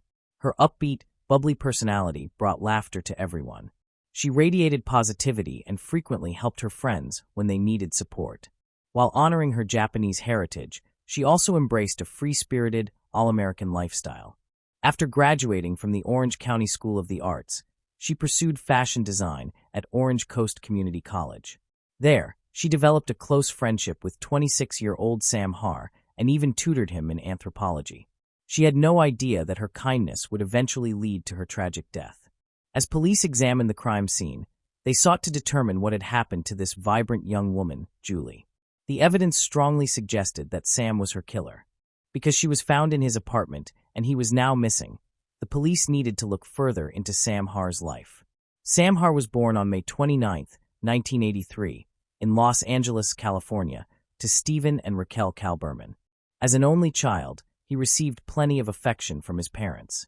His father worked as a special education teacher, while his mother stayed at home. Sam had a close bond with his parents and visited them frequently. Sam was large and athletic, and friends described him as a big teddy bear. As a young adult, he joined the United States Army, serving a tour of duty in both Afghanistan and Germany with the 173rd Airborne Division. After 3 years of service, he was discharged and returned to Southern California to use the GI Bill and complete his college education. Sam intended to finish college and then re-enlist in the Army as an officer. He enrolled at Orange Coast Community College, where he became friends with Julie, who was 3 years younger than he was. However, after 3 years in the Army, Sam developed PTSD, a condition commonly seen in veterans. Police wondered whether he had lost control and carried out the crime during a moment of overwhelming emotion. When Julie was discovered dead in Sam's apartment and he was nowhere to be found, detectives suspected that he had fled the scene after committing the murder. Their suspicions deepened when they found text messages on Julie's phone from Sam. At around 2:45 p.m. on May 21, 2010, Sam messaged Julie saying he was going to help a friend and then head to his parents' house. However, just 2 hours later, his messages shifted. He contacted her repeatedly, pleading for her to come over. The urgency in his messages made it evident that something was amiss. Concerned for her friend, Julie agreed to visit, saying she was willing to support him like family. Sam's messages showed that he had planned for her to come. Additionally, Sam's car and passport were missing from the apartment, leading police to assume he was trying to escape arrest. With his passport and car gone, it appeared that Sam would soon be identified as the killer. But police were about to learn that the situation was far more complex than it first seemed. Back in 2002, when Sam was 18, he had been charged with murder along with 17 others in the stabbing and beating death of 19-year-old Byron Benito in Canyon Country. On January 15, 2002, Sam, who had known Byron since childhood, picked him up and drove him to a spot behind a mobile home park where a group of suspected gang members attacked and killed Byron. Although Sam was charged with murder, he was eventually acquitted, but this did not lessen the police's suspicions of him. Sam's family believes he is innocent, but the police remain convinced they are pursuing the right suspect. Because Sam is trained in firearms, police assume he is armed. Fearing they are dealing with a dangerous criminal, they issue a warrant for Sam's arrest. Meanwhile, Costa Mesa police begin tracking Sam's cell phone and credit card activity in an effort to locate him. They discover that he has made 4 ATM withdrawals since disappearing. In addition, his credit card was used at a pizza delivery restaurant in Long Beach, California, located just 20 miles from Sam's home. Police hoped to find Sam on the surveillance footage, but when the bank produced the ATM recording, they were stunned to see a teenager in a hoodie and baseball cap withdrawing cash from Sam's account. Neither the police nor Sam's parents could identify the teenager. Police suspected he may have been helping Sam escape or hide. Costa Mesa investigators were determined to find him. On May 26, 2010, they learned Sam's credit card had been used at another pizza delivery service and began tracking the delivery driver. After obtaining the delivery address, they rushed to the location, believing they had finally uncovered Sam's hiding place. However, when police raided the home, they did not find Sam, but instead encountered 17-year-old Wesley Frelick and several friends. Although initially suspected, police quickly ruled Wesley out as a suspect, yet he still had Sam's credit card in his possession. Wesley then shared a surprising account that police had not expected. He explained that he had received the credit card along with instructions to withdraw cash, but said the card had not come from Sam. He claimed that Daniel Wozniak, a local stage actor he knew through community theater, had given him the credit card. Daniel said he was a bail bondsman who needed to collect money Sam owed. While many people might have refused, Wesley viewed Daniel as a brother and, unaware of the seriousness of the situation, agreed to help. A total of $1,900 was withdrawn from the account. Daniel Wozniak's name drew police attention when they found an invitation to Daniel's upcoming wedding inside Sam's apartment. But who exactly is Daniel, and what is his connection to Sam? Did he assist Sam in escaping, or was he directly involved in the murder? Many questions remained unanswered. Daniel Wozniak, born March 23, 1984, is the youngest of 3 brothers. Because his parents worked long hours, he spent much of his time with his grandparents after school. Growing up in a wealthy household, Daniel and his family often took extravagant vacations. He was considered a good student, consistently earning top grades. He frequently used pranks, singing, dancing, and magic tricks to capture people's attention and loved being in the spotlight. Recognizing his talent for performing, Daniel began acting and singing in musicals in his early 20s.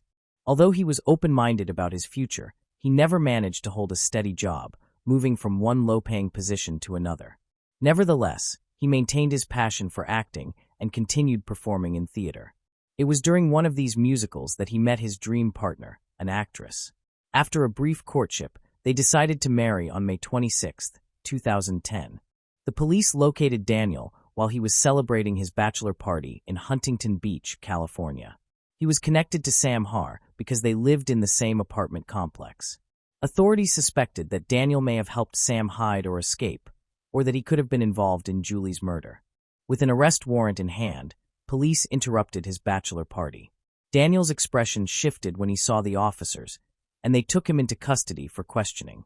In the interrogation room, Wozniak initially claimed that his only wrongdoing was participating in credit card fraud and helping cover for Sam. He explained to police that he and Sam had planned to drain Sam's bank account with Wesley's help, then claimed the credit cards had been stolen. However, Daniel said that before they could execute the plan, Sam made a shocking confession. He added that after this confession, he had dropped Sam off at a local shopping mall and had not seen him since. Despite this, police suspected he was still shielding Sam and that he may have had a larger role in Julie's murder than he admitted. Investigators took a DNA sample from Daniel, which appeared to make him nervous. As he attempted to stay composed, the police sensed something was amiss. Almost immediately, he began adding more details to his statement. When asked to explain what happened to Sam, Daniel replied, "I told him I needed to move some objects in the theater. I said, 'Lift this up.' As he bent down, I grabbed the gun. I had never fired a gun before, so I pulled the trigger and shot him." Police realized that Daniel was worried his DNA might be found at Sam's apartment, despite his efforts to downplay the matter. Under continued pressure, Daniel repeatedly changed his story. After a brief pause, he admitted that he knew about Julie's murder and that he had helped Sam escape. When police reminded him that they had his DNA, he insisted it did not match anything found on Julie's body and maintained that he had no involvement in her murder. Authorities expected him to reveal more, but he abruptly tried to end the interview. Aware of the gravity of the situation, the police pressed him further, warning that he could be arrested for being an accessory to murder if he did not provide full disclosure. Daniel also faced personal stakes. His wedding was scheduled in just 48 hours, and he did not want to miss it. Under this intense pressure, he began to break down, causing the dynamic of the questioning to shift. Police, noticing his distress, intensified their approach by falsely claiming they had found his DNA on Julie's body. In reality, it took weeks for the DNA test results to return, but Daniel did not dispute this claim. Instead, he explained that his DNA was present because he had been right above her. When his fabrications were uncovered, he made a shocking confession. This alarmed the police because initially only one gunshot wound had been found at the crime scene. It was only after an autopsy that a second gunshot wound was discovered. Daniel's confession indicated that he had been present when she was killed, making him an accomplice to the murder and allowing the police to formally arrest him. Even though Daniel was in custody, the police still needed to locate Sam, and Daniel remained silent as they searched for clues about Sam. While in prison, Daniel called his fiancée, Rachel Buffett. When Rachel chose freedom over love, she told him that she would speak to the police about the case. Daniel realized that he had to speak to the police before Rachel did. Suddenly, he panicked, desperate to reach a deal with the police that he had refused just hours earlier. But what he told the police this time was beyond their imagination. The story begins on May 21, 2010, when Daniel asked Sam to help him with a task, moving some boxes in the attic of a theater at a local military base. While Sam was busy moving the boxes with his back turned, Daniel suddenly pulled out a gun and shot Sam in the head. At first, Sam did not know what had happened, but when he realized he had been shot, he begged Daniel for help. Without hesitation, Daniel raised the gun and shot Sam a second time, killing him instantly. After killing Sam, Daniel proceeded to send Julie messages from Sam's phone, inviting her to Sam's apartment. Without any remorse, he abandons Sam's body in the attic and spends the night laughing, singing, and dancing, as if he had not just taken an innocent life. That night, Daniel returns to the apartment, and when Julie arrives, he shoots her twice in the head. He then staged the crime scene to make it look as though Sam had attacked and killed Julie before fleeing. Daniel was also determined to conceal Sam's body. In a desperate and gruesome act, he returned to the loft and severed Sam's hands and head to hide his identity. He dumped the body in a nearby park. Despite these horrific actions, Daniel returned to the theater as if nothing had occurred. Police later discovered photos from the film's parties showing him laughing and joking with other crew members. The motive for these shocking murders was even more disturbing. It was entirely about money. Daniel had been struggling financially for a long time and was facing eviction, having been 2 months behind on his rent. He also had no way to pay for the lavish wedding honeymoon he had planned. When Daniel discovers that Sam had $62,000 in savings from his military service, he makes the cold-blooded decision to kill 2 innocent people to fund his extravagant wedding and vacation. When the police discover the backpack containing the evidence Rachel mentioned to Daniel, it becomes clear just how damning its contents were. Daniel's brother, Tim, was told to dispose of the backpack, but instead threw it over the fence at their parents' house. The backpack contained numerous incriminating items, including Sam's financial information, passport, bloody clothing, and most importantly, the murder weapon. Daniel's DNA was discovered on these items, placing him solely responsible for the murders of Julie and Sam. The evidence was overwhelming, including DNA, spent shell casings, and the victim's financial records. Everything the prosecutor could possibly require, including the murder weapon itself.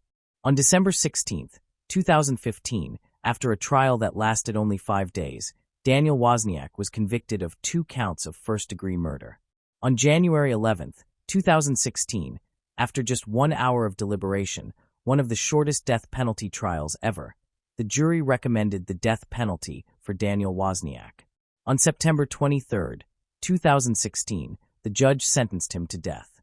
It seemed there was no end to the deception in this case. Years later, police discovered that Daniel's ex-fiancée, Rachel Buffett, not only knew about the murder plots, but had also lied to the police.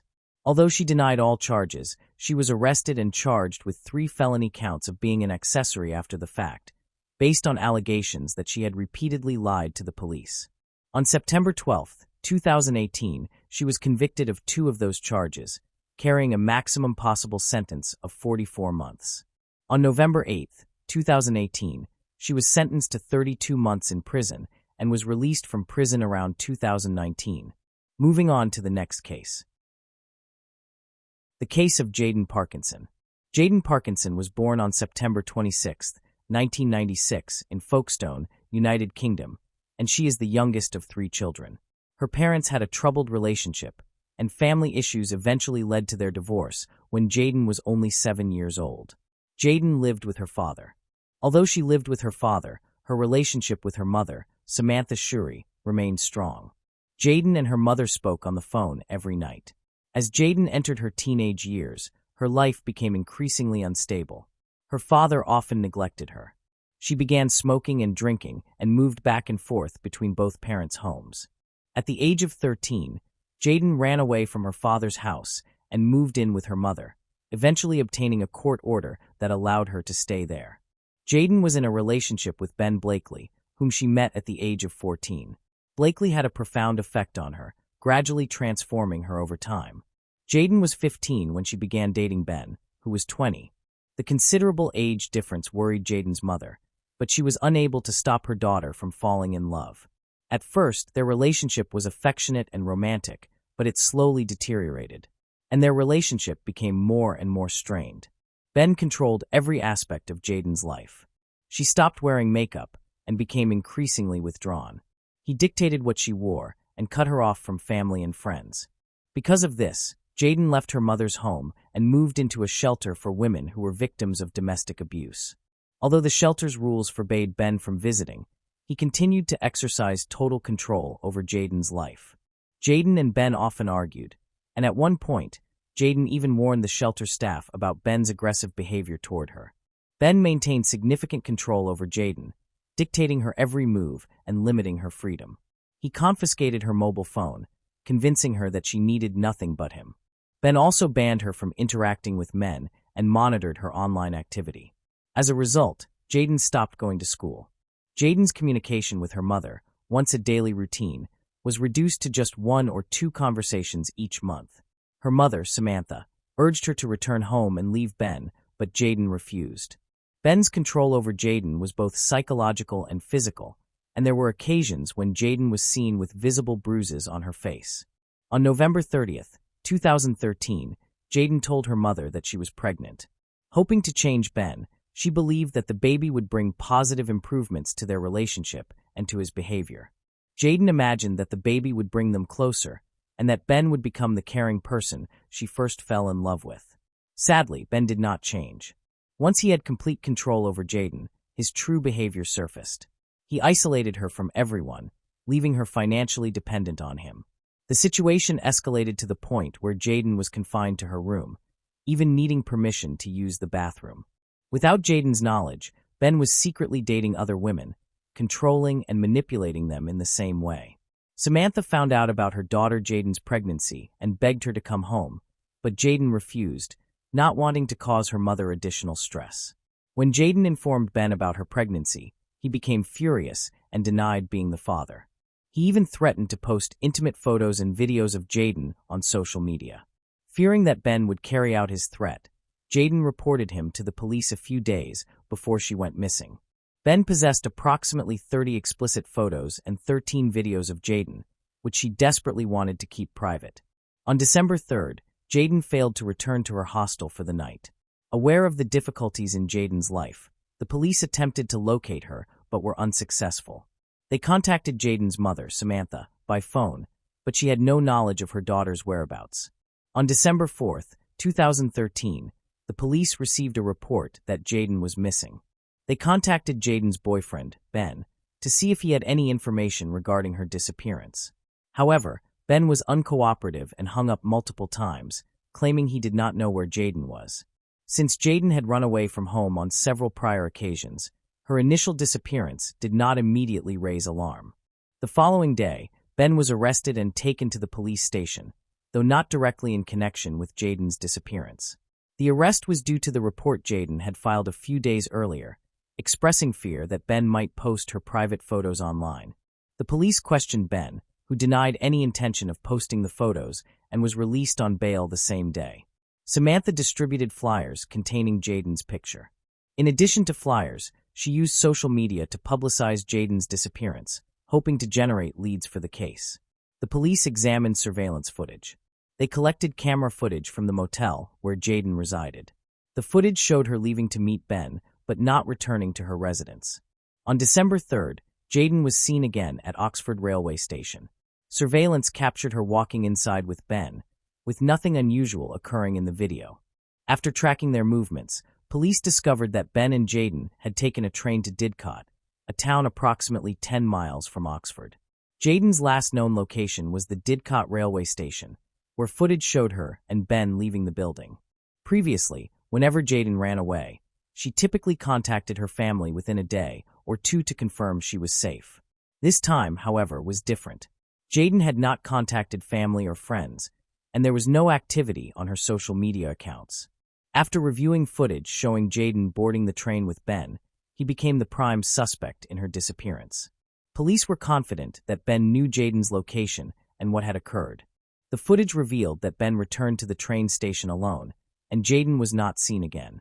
1 week later, on December 10, 2013, Ben Blakely was arrested by the police. They intended to question him about what had happened to Jaden after they left Didcot station together. At that stage, police had not ruled out the possibility that Jaden might have been hiding voluntarily or that Ben was holding her. During interrogation, Ben appeared confident.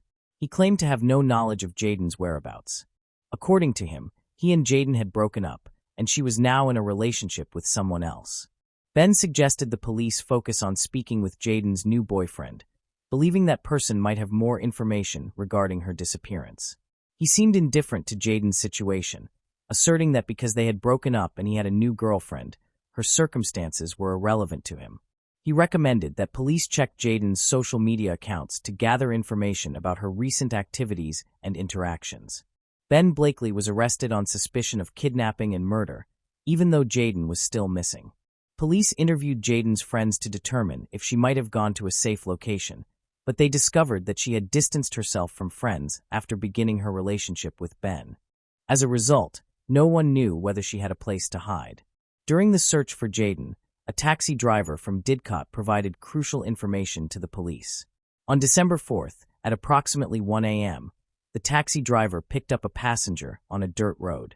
The passenger, a young man carrying a large, heavy suitcase covered in mud, needed help lifting it into the taxi. The driver became suspicious, wondering if he might have inadvertently witnessed a crime. Investigation revealed that the person who called the taxi had used Ben Blakely's mobile phone. When questioned further, Ben refused to provide any additional information.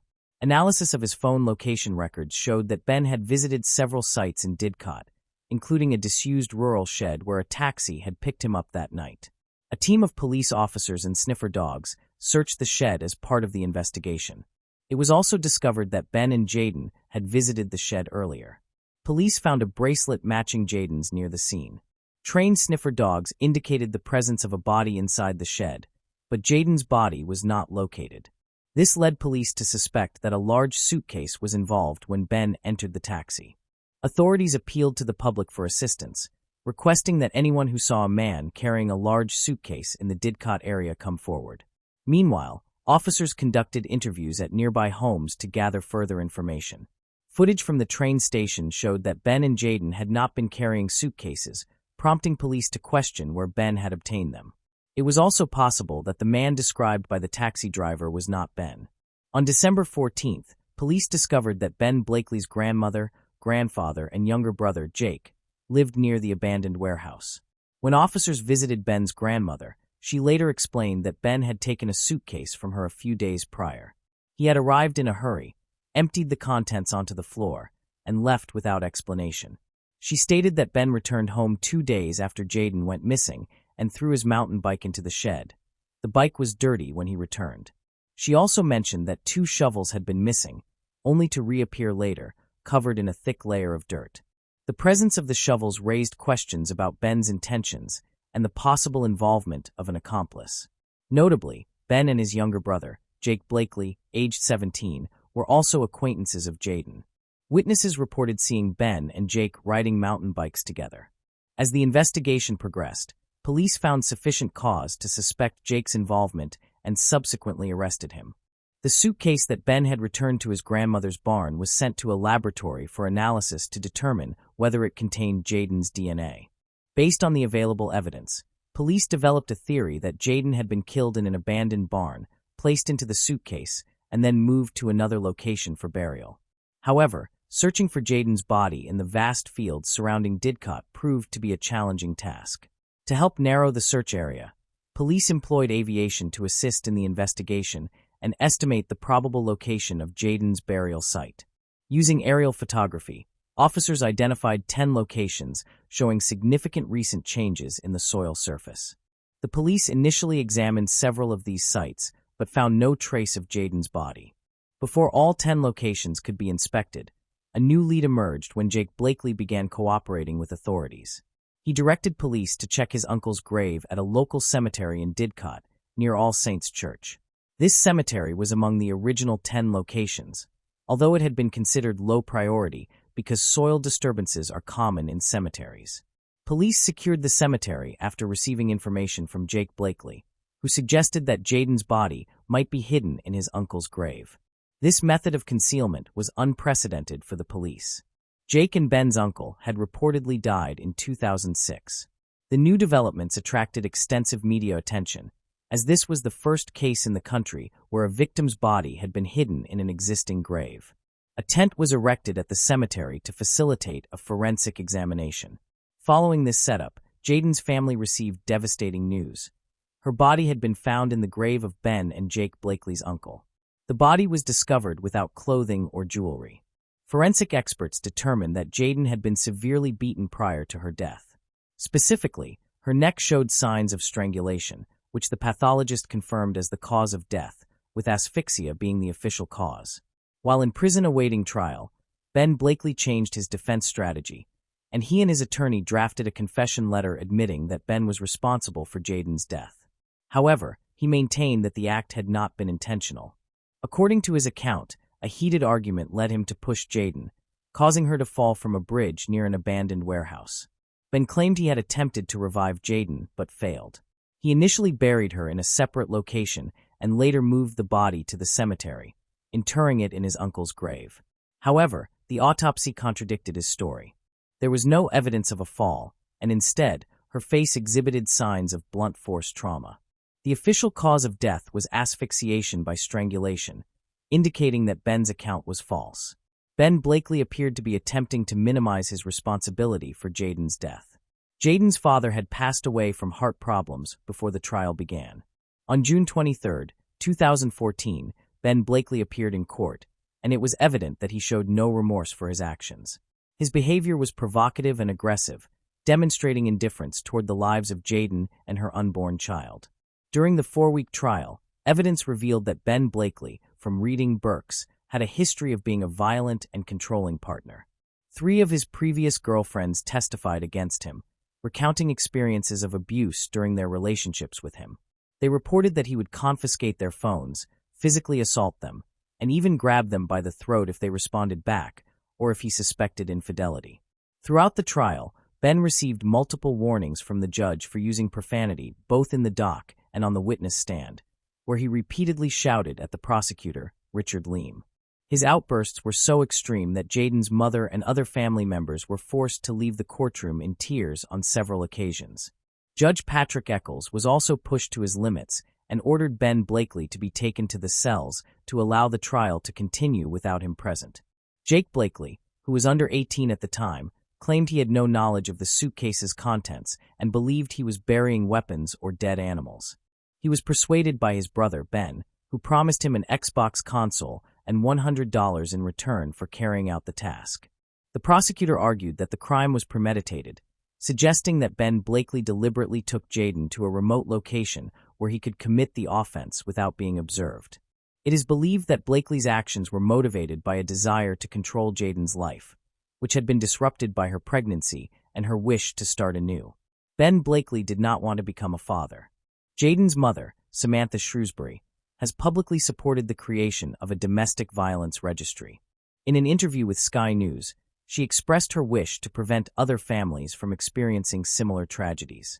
She recalled the traumatic experience of identifying her daughter's body and stated that the memory would haunt her forever. In the year preceding Jaden's death, Samantha believed that Jaden had been the target of Ben's abuse. Samantha remembers an incident when Ben came to her apartment building the day after he had verbally and physically assaulted Jaden. He managed to enter the building and banged on the door, demanding to see Jaden. Samantha refused him entry, and in response, he spat on her before leaving. That same day, Jaden went outside to smoke, and unfortunately, Ben found her. Samantha did not see or hear from Jaden for the following 2 weeks. During that period, she assumed that Jaden had gone to Ben's house. As a result, contacting Jaden became difficult because Ben had destroyed her phone or SIM card. Despite his horrific behavior, which included burning, beating, and starving Jaden, Ben remained in denial about his true nature. The jury deliberated for 20 hours before delivering their verdict. Ben Blakely was found guilty of willfully murdering Jaden Parkinson. The judge stated that Ben Blakely had taken 17-year-old Jaden Parkinson to a remote area near Upton, where he strangled her to death. The judge also noted that Ben's behavior toward Jaden had been characterized by irrational jealousy, physical abuse, and emotional manipulation throughout their relationship. The judge found that Ben Blakely had assumed control over Jaden's daily life. To isolate her, he confiscated her phone and restricted her movements while she was in the boarding house, even forbidding her from using the toilet and forcing her to urinate in plastic bottles. Despite Ben's abusive behavior, Jaden fought to leave him. She finally summoned the courage to end their relationship the previous November. Ben threatened to publicly share intimate photos of them together. The court sentenced Ben Blakely to life imprisonment for murder. Ben's younger brother, Jake Blakely, received a 3-year prison sentence for perverting the course of justice. Moving on to the next case. Shafilia Ahmed. Shafilia Ahmed was born on July 14, 1986, a British Pakistani girl. Shafilia's father, Iftikhar Ahmed, originally came from the Gujarat district of Pakistan. At about the age of 20 to 22, Iftikhar moved to Britain for work. While living there for some time and working, Iftikhar fell in love with a foreign woman and married her. Soon he became a father. However, when he returned to Pakistan and informed his family about his marriage, they did not accept it. Iftikhar's family then applied heavy pressure on him to marry another Pakistani woman. Despite Iftikhar's initial resistance, he eventually yielded to his family's insistence and married a Pakistani woman named Farzana. After the marriage, Iftikhar returned to Britain and, after revealing the truth to his first wife, divorced her. Some time later, Iftikhar called his second wife, Farzana, to Britain from Pakistan. Upon arriving in Britain, Iftikhar began living with his wife in the city of Bradford in West Yorkshire. It was here that on July 14, 1986, Shafilia Ahmed was born. Shortly after Shafilia's birth, the family moved to the town of Warrington in Britain. It was here that Shafilia completed her early education. During this period, 2 more daughters were born, and Iftikhar's family grew larger. Although the family lived in Britain, Iftikhar used to take his wife and children to Pakistan for vacations during holidays. By 2003, Shafilia had turned 17 and was studying law. Her dream was to become a lawyer. When Shafilia and the other children had a break on February 18, 2003, she went to Pakistan with her family for vacation. During the trip, the family attended a family wedding ceremony. However, just a few days after the wedding, a major incident occurred with Shafilia. She accidentally drank fennel floor cleaner. Fennel is commonly used in Asia for cleaning floors and homes. Because it is made by mixing chemicals and soap, drinking it caused severe pain in Shafilia's throat. It was initially reported that Shafilia drank the fennel because her parents pressured her into an arranged marriage with a Pakistani boy. Due to this pressure, Shafilia allegedly drank the fennel intending to end her life. Later, her parents claimed that someone had poured fennel into an old water bottle, normally used for drinking, and in the darkness of the night, Shafilia mistook the fennel for water and drank it. As a result, she endured significant pain and was admitted to a hospital in Pakistan. Because her injury was quite severe, she had to remain in the hospital for an extended period. Meanwhile, the holidays of other family members ended, so Iftikhar took his wife and 2 children back to Britain, leaving Shafilia in Pakistan for treatment. Shortly after, Iftikhar arranged for Shafilia's return, and on May 27, 2003, she returned to Britain. Straight from the airport, Shafilia was admitted to a hospital for treatment via ambulance. After several months of care, Shafilia's throat healed considerably, and she returned to college. Alongside her studies, she also started a part-time job. However, on September 18, 2003, her college teacher noticed that Shafilia had not attended classes for the past week. Attempts were made to contact her by phone, but she could not be reached. When the teacher inquired with Shafilia's parents, they revealed that Shafilia had not been home for the past week. Their daughter had been missing for a week, and her parents had not yet filed any complaints, which struck the teacher as very unusual. Immediately afterward, the teacher informed the police. Upon filing the case, a police team arrived at Shafilia's house to investigate and began questioning her parents. Shafilia's parents stated that they last saw her at home on September 11, 2003, and had not seen her since. The police then asked why, if their daughter had been missing for a week, they had not filed a complaint sooner. Shafilia's parents responded that this was not the first time she had gone missing for a few days, as it had happened several times before. Upon checking records, the police found that Shafilia had previously gone missing multiple times. The first incident occurred when she was only 12 years old, on March 10, 1998, when she ran away with her younger sister. At that time, her parents filed a missing persons report for both daughters with the police. Shafilia returned home with her sister later that evening. According to records, she ran away a second time on November 25, 2002. Once again, her father, Iftikhar Ahmed, filed a missing report. After extensive searching, the police found Shafilia sitting in a park. For a third instance, Shafilia left home with a friend on February 3, 2003. She did not return for 2 days, and on February 5, 2003, she went to a safe house for orphan children and filed a report against her parents for domestic violence and mental abuse. After the report, the police spoke with Shafilia and her parents. Once the situation was clarified, Shafilia returned home. Later, on February 18, 2003, Shafilia, along with her 2 sisters and parents, traveled to Pakistan for a family function and disappeared shortly after returning to Britain. Looking at her past records, the police initially suspected that Shafilia may have gone somewhere again and would return home in a few days. They attempted to locate her in all possible places, but even after several days, they could find no trace of her. Considering her history of running away, the police were somewhat lax in their investigation this time. Subsequently, local media began criticizing the police for their inaction. As a result, public demand for a thorough search for Shafilia increased. Due to this pressure, the police accelerated their investigation. They discovered numerous poems written by Shaffilia at her home, revealing her dissatisfaction with her household. Her parents wished for her to lead a traditional Pakistani girl's life, but she preferred Western culture. Through her poetry, she expressed this pain. As Shaffilia's poems reached the public, the case gained momentum, increasing pressure on the police to find her. Law enforcement intensified their search in locations Shaffilia might have visited. Eventually, CCTV footage appeared, and her parents initially confirmed that the girl in the footage was indeed Shaffilia. This gave the police hope that she was alive. However, the case took a new turn when the CCTV footage was shown to Shaffilia's class teacher. The teacher stated that the girl in the photo was not Shaffilia Ahmed. Some other people also confirmed, upon watching the CCTV footage, that the girl in the footage was not Shaffilia.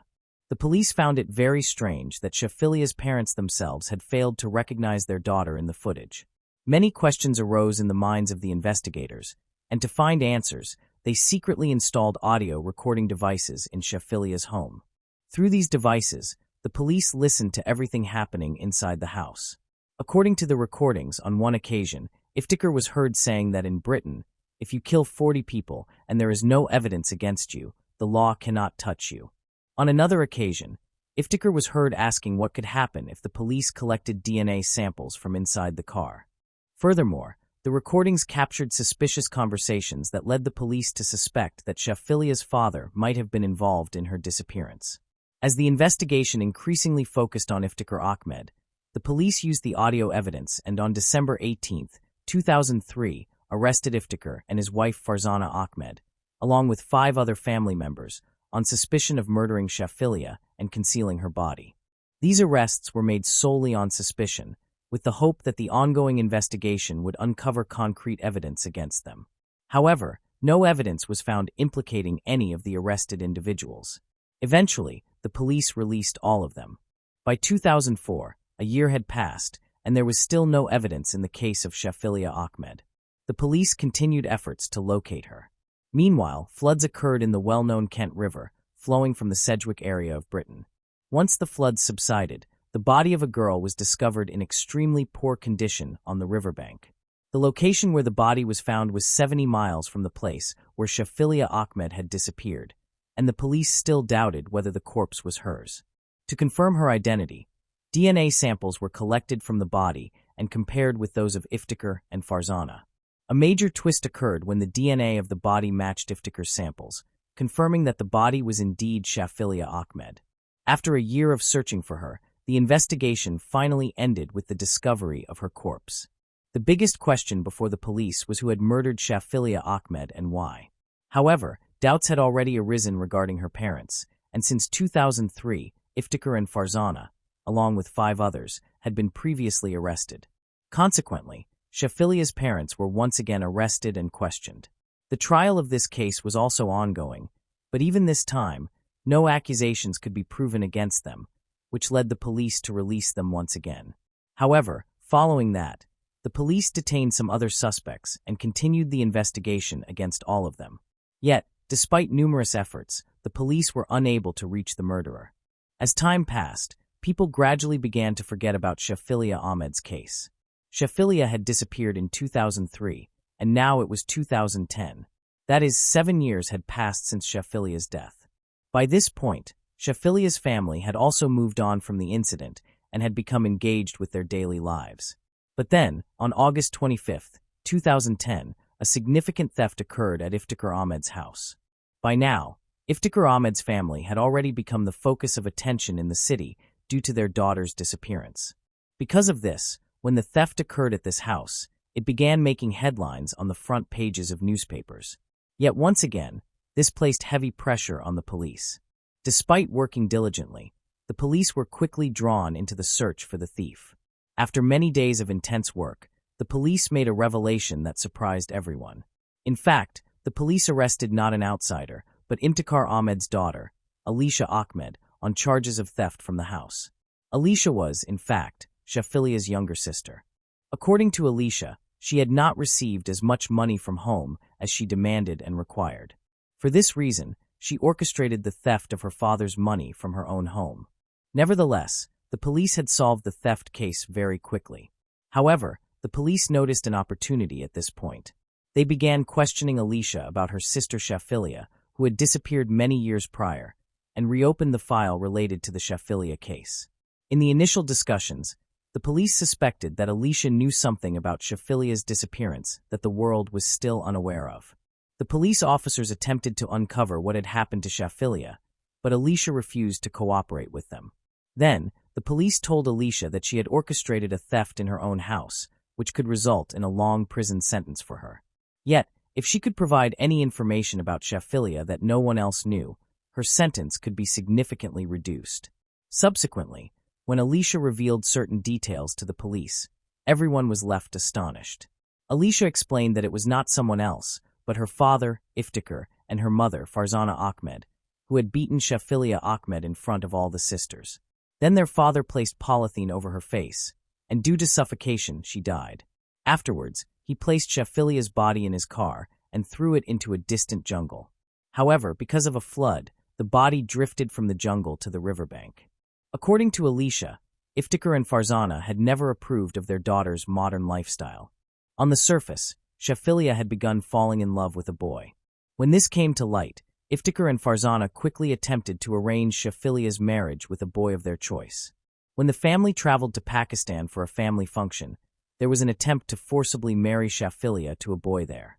Shaphilia refused to marry for this reason, and she consumed fennel. Following that, her health declined, and the marriage did not take place.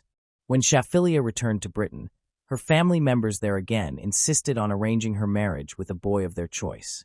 When Shaphilia repeatedly refused this marriage, her father became angry, initially beating her in rage, and then covering her face with a polythene bag.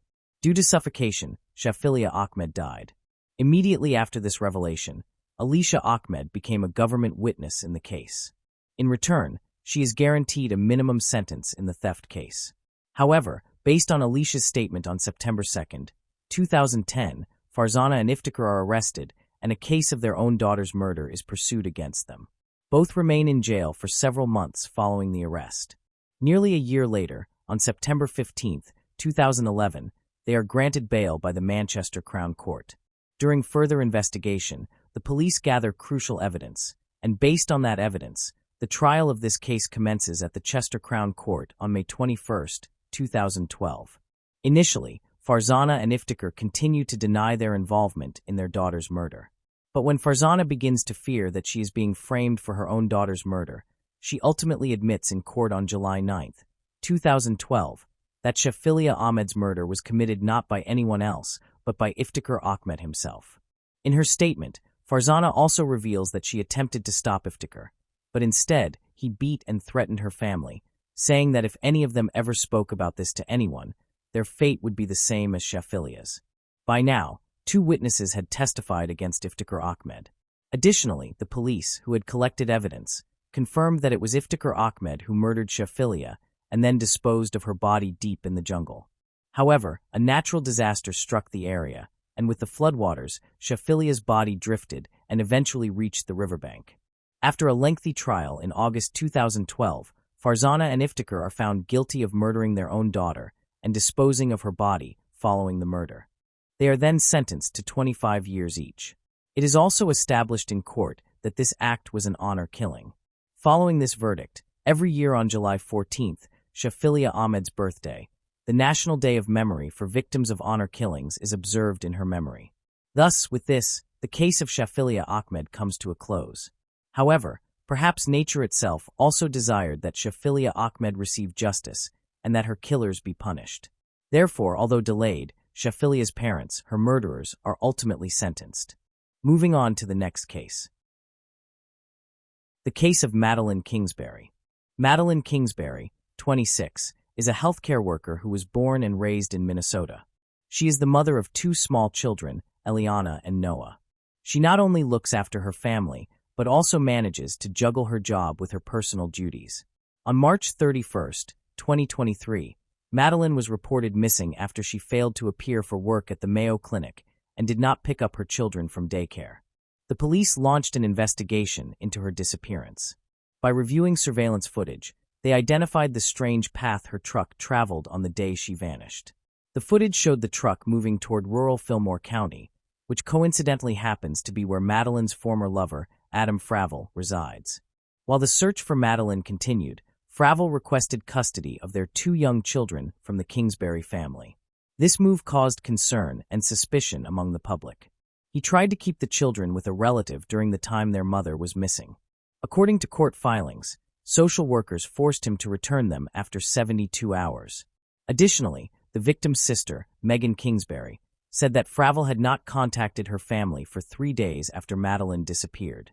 Following a period of silence about her vanishing, Fravel eventually expressed his wish for Madeline's safe return. In a statement issued through his lawyer, Fravel rejected claims that he was involved in Kingsbury's disappearance and asserted that he was cooperating with law enforcement to help bring her back. Sheriff Tom Williams stated that Madeline was last observed with Fravel when the 2 dropped off their children at daycare early on March 31, 2023. These details quickly made Fravel a suspect in Madeline's disappearance and led police to question him. Fravel informed investigators that he drove Madeline's truck south into Fillmore County at around 10 a.m. and that she was not at home when he returned later in the day. However, according to the criminal complaint, police monitored Madeline's truck, and the timeline did not align with Fravel's version. Instead, the truck departed later than he claimed, heading south on Highway 43 toward Fravel's residence in Mabel. The truck was soon located by police. Williams stated the truck matched the description of the 2014 dark blue Chrysler Town and Country minivan Madeline was driving between 10 a.m. and 1:30 p.m. that day. The vehicle was seized and examined for evidence. Investigators also located Madeline's phone, wallet, and identification inside her house. Madeline's disappearance sent shockwaves through the small community in southern Minnesota, triggering a massive search that included nearly 2,000 people across southeastern Minnesota during the following week. After significant efforts by both law enforcement and volunteers, a woman's body was discovered on June 7, 2023. A Fillmore County Sheriff's deputy located her body along a gravel road near Highway 43, north of Mabel, Minnesota. The body had been wrapped in a gray bedsheet and secured with black tape. The medical examiner determined that she likely died from asphyxiation. Sobs echoed through the press conference as officials revealed that an autopsy confirmed the remains were Madeline's. Police stated the location was close to the home of Fravel's parents in Mabel, Minnesota. The following day, Fravel was arrested and charged with first-degree murder. In the first court appearance, the affidavit disclosed Fravel's history of domestic violence, including claims that he strangled Madeline in 2021 in front of their children. Text messages taken from Madeline's phone further reinforced the accusations of his abusive conduct. Fravel and Madeline had been in a relationship for 7 years before she went missing. According to her friends and family, she frequently complained that Fravel never contributed to work around the house. On October 9, 2023, Fravel was indicted on murder charges, including first-degree murder with premeditated homicide and first-degree murder with a prior domestic violence conviction. The indictment emphasized the gravity of the crime and the evidence indicating that Madeline's death was not accidental. As a consequence, Fravel's bail was considerably raised. Later on March 19, 2024, a preliminary hearing took place before the trial. Fravel's lawyer requested that the public be barred from accessing any audio or video statements made about Fravel during the trial. A few days afterward, Winona County Judge Nancy Beitendorp approved this request. Angered by the judge's decision, Madeline's friends and family told the media that they would continue to tell her story to seek justice for her and that her family would regain custody of her children. Under pressure from the community and the media, the court chose to move Madeline's trial from Winona to Blue Earth County to maintain impartiality. On October 7, 2024, the trial commenced in the Mankato courthouse, presenting testimony from more than 100 witnesses, including Madeline's friends and family, law enforcement, and forensic specialists. The evidence contained testimony regarding Fravel's prior violent actions, surveillance recordings, and related forensic results. After several days of deliberation, a month later, the jury delivered a verdict finding Adam Fravel guilty on all 4 murder charges: first-degree murder with premeditation, first-degree murder with a prior domestic violence conviction, second-degree murder with premeditation, and second-degree murder committed during the course of a crime. He is scheduled to be sentenced on December 17th and could potentially spend life in prison. Members of both the Madeline and Fravel families were present when the verdict was announced. Some members of the Fravel family cried as the guilty verdict was read. Speaking to reporters outside the courthouse afterward, David Kingsbury, Madeline's father, stated that justice had been served, but that it would not bring his daughter back. He expressed that Fravel could never be punished enough. They lost a daughter, a mother, an aunt, a sister, and her children were suffering. Still, the fact that the perpetrator had been held accountable offered some comfort to those who loved Madeline. The guilty verdict represents an important victory for Madeline Kingsbury's family and the community that supported them. It stands as proof of the strength of collective effort, the determined pursuit of justice, and the lasting love for a young woman whose life was tragically taken. Even though nothing can remove the pain, the outcome of the trial has delivered justice to the victim and her family. The community and the family continue to honor Madeline by creating funds and initiatives in her name to increase awareness about domestic violence. She will remain alive not only in the hearts of those who loved her, but also within the shared memory of a community that united to fight for the truth and ensure her story is never forgotten. Moving on to the next case. The case of Shelby Von Holt. Shelby Von Holt was born on September 7, 2000, in Fort Wayne, Indiana, USA, as a cheerful young girl. She was the second of 5 children in her family, which included her mother, Char Hartman, father, Von Holt, older sister, Peyton Hartman, and younger siblings, Devin Von Holt and Isaac Von Holt.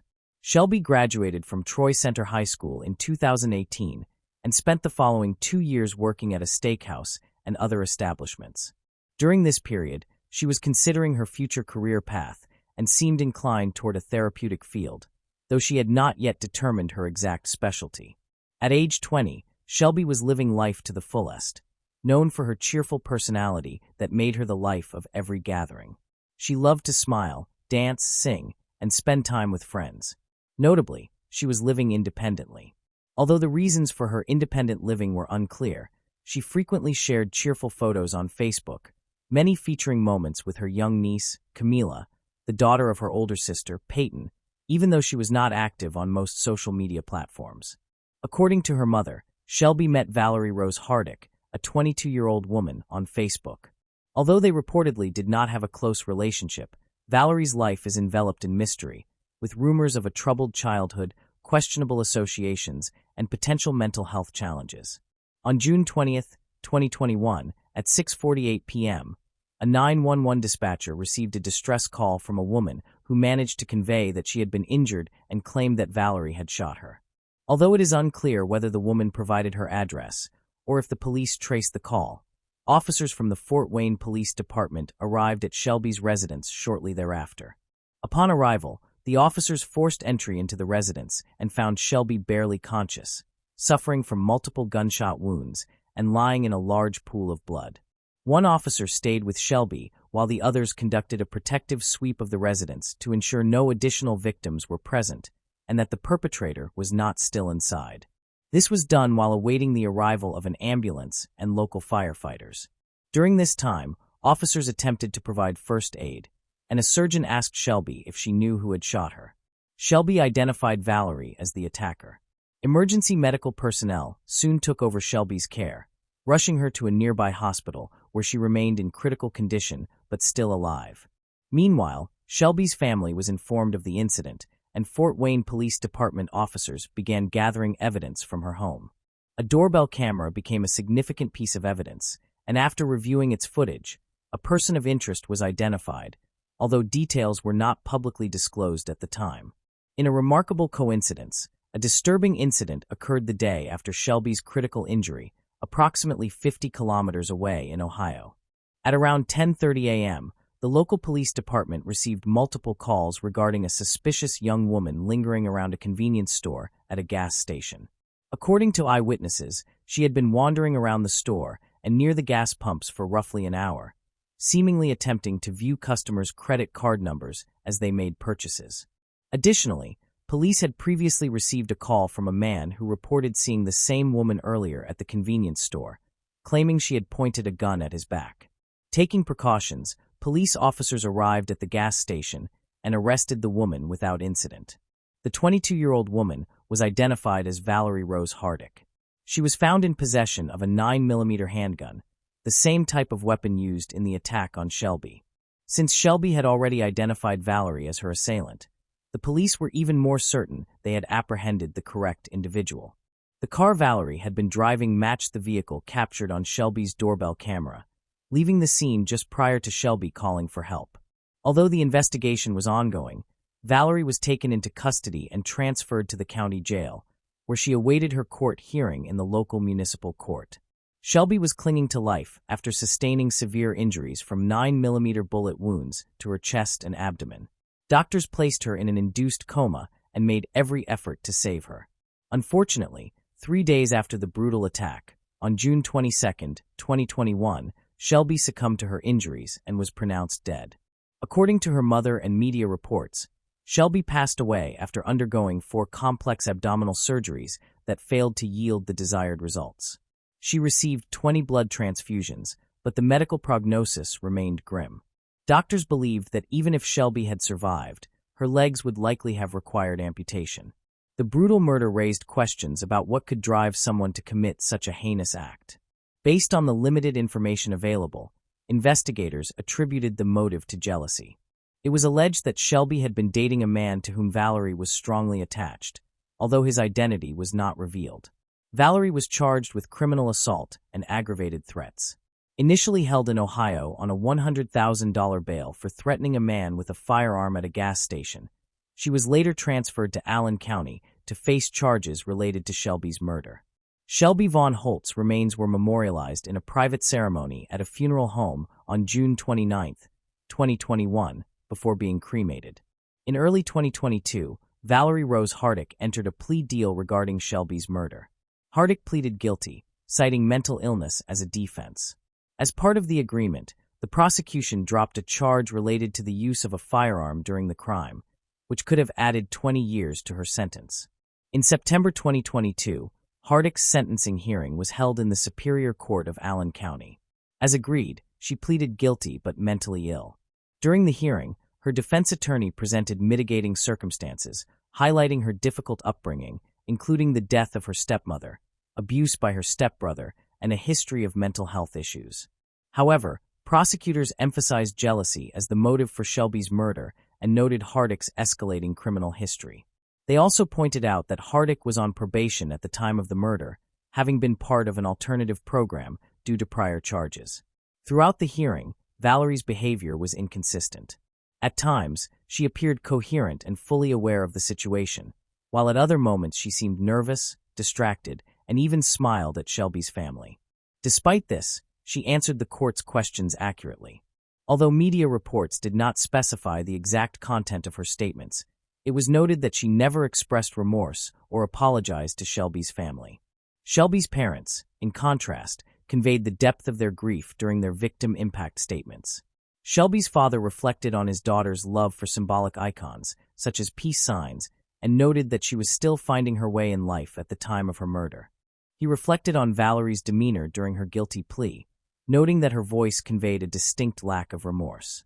The grieving father asserted that by admitting to intentionally killing Shelby, Valerie appeared to take pride in her crime, demonstrating a clear absence of regret. Toby expressed his belief that there was more to the story behind Valerie's motivation for killing Shelby than mere jealousy, referencing the defense's argument concerning Valerie's mental health issues. Shelby's father emphasized that many people in prison struggle with mental health problems, and he vowed to continue seeking answers regarding the tragedy. In a heartfelt reflection, Toby observed that there were 2 tragedies in this case. The first was the shocking and agonizing death of his daughter, and the second was Valerie's decision to throw away her future in a fit of rage. He acknowledged that Valerie's children would suffer greatly as a result. It was revealed that Valerie, at 22 years old, had at least 2 children, though no further details about them were publicly disclosed. The grieving father stated that the tragedy would not end at the graveyard or in the courtroom, because true justice could not be fully achieved in such a devastating situation. However, he said he had forgiven Valerie in order to find peace within himself, a decision he believed was guided by his faith in Christ. He expressed confidence that Shelby was with God and reiterated his profound love for her. Shelby's mother, Sharna, also spoke about her emotions. She remembered her daughter as a princess from the day she was born, describing her as a kind spirit who would always help a friend, no matter the distance. Sharna vowed to attend all possible appeal hearings that Valerie's defense might initiate in the future. She shared the pain of remembering her lifeless daughter and the helplessness she felt, unable to protect her. All she could do was lay her head on Shelby's chest while her daughter lay in a medically induced coma. She publicly praised her daughter's courage, noting that Shelby had managed to name her attacker twice and had fought valiantly to survive after being attacked. Sharna detailed the severe injuries Shelby had suffered, explaining that her heart had been racing at an unsustainable pace. Although Shelby's medical expenses totaled nearly $500,000, Sharna did not seek compensation, as these costs were waived following her death. The funeral expenses alone amounted to approximately $115,000, but Sharna emphasized that she did not expect to receive any compensation and did not want any money from Valerie. Holding back tears, Shelby's mother poignantly expressed that memories were all she had left and that she wished she could trade places with her daughter. She noted that on some days, the grief was so overwhelming that she lacked the strength to get out of bed. After the legal representatives completed their presentations and the victims' family statements, the court awaited the judge's verdict. Under Indiana law, the sentence could range from a minimum of 45 years to a maximum of 65 years, with an average of 55 years. Valerie's defense team requested the minimum sentence, citing various mitigating factors, while the prosecution sought the maximum sentence. Before rendering his decision, the judge noted that it was clear the murder had been planned in advance and that Valerie was fully aware of her actions. Her decision to flee to Ohio further supported this conclusion. While the judge acknowledged that Valerie had endured a difficult upbringing, marked by inadequate education, personal traumas, and mental health issues, he emphasized that she already had a growing criminal record at the time of Shelby's murder, including pending charges for a separate offense. Despite her previous attempts at rehabilitation, her criminal history and the lack of success in those attempts meant that her traumatic past could not be considered an excuse. Taking these factors into consideration, the judge sentenced the 23-year-old Valerie to the maximum possible sentence of 65 years in prison. He also ordered the destruction of the weapon used in the murder. According to the American Correctional System's records, Valerie is currently incarcerated in an Indiana women's prison, with the earliest estimated release date being June 18, 2077, at which time she will be 72 years old. After the court session, Shelby's parents stated that they were satisfied with the verdict. However, they later clarified that no verdict could alleviate their pain, especially since Valerie would be spending her life in prison. Shelby's mother emphasized that she would always miss and remember her daughter. This case is particularly notable because the victim, who was mortally wounded, was able to identify her killer. A prosecutor not involved in the case explained that when a dying victim identifies their attacker, this is known as a dying declaration. These statements provide a crucial lead for detectives and are the only exception to the hearsay rule in court trials, ensuring that the most reliable evidence is presented. The prosecutor also emphasized that dying declarations are admissible in court because they tend to produce more trustworthy statements, given the immense pressure and tragic circumstances surrounding them. Moving on to the next case. Tam Shing. Tam Shing FAI, a 43-year-old faculty member, was noticeably absent from work, causing concern among his colleagues. On July 4th, a coworker named Ma tried to contact him on his mobile phone at 11 a.m., but there was no answer. Ma was not immediately worried, assuming Tam Shing FAI was occupied taking care of his family's adopted dog, which had a skin condition and was scheduled for a visit to the vet. However, when Shing FAI failed to attend a meeting at the university's finance department on July 5th, Ma's concern increased. He attempted to call Shing FAI's mobile phone again, but there was still no response. Unfortunately, Ma did not have Shing FAI's landline number, so he could not try reaching him that way. By July 6th, Shing FAI had been absent from work for 2 days without any communication with his colleagues. One of his coworkers finally reported the situation to the finance department, prompting Shing FAI's superiors to call his landline. Unfortunately, no one answered that call either. The police contacted the library where Helen Tong Yenny, the 33-year-old wife of the missing man, worked. Library staff reported that she was also absent from work without prior notice. Originally from Zhongshan in Guangdong Province, China, they had been married for 11 years and had 2 daughters, He-Man 10 and He-Ying 7. Despite difficult living conditions and financial struggles, the family was known to be kind, happy, and cheerful. They lived in an abandoned recycling station on Waju South Road, but Xing Fai often took his daughters on outings in town. Their children were well behaved, and the family appeared to be happy. Given their situation, it was possible that the family had decided to take a vacation together. However, something unexpected must have occurred, preventing them from returning. Xing Fai's colleagues repeatedly tried to contact him by phone, hoping for a response. Eventually, someone answered, but to their surprise, it was a middle-aged man with an unfamiliar voice, not a family member. A man claiming to be Xing Fai's cousin called the workplace, stating that the family had taken a summer vacation to Guangdong Province in mainland China. He allegedly had Xing Fai's phone for safekeeping, but could not provide a return date for the family. However, the call only increased suspicion among Xing Fai's co-workers. They considered it out of character for Xing Fai to leave suddenly without notice, as he was known to be diligent and organized. If he planned a vacation, he would have arranged it with his children's school beforehand.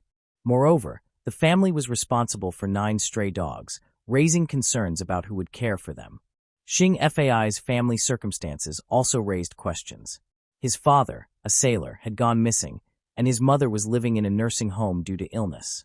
Xing Fai regularly visited her each week, making it unlikely that he would abandon her to go on vacation. Eventually, the police were called.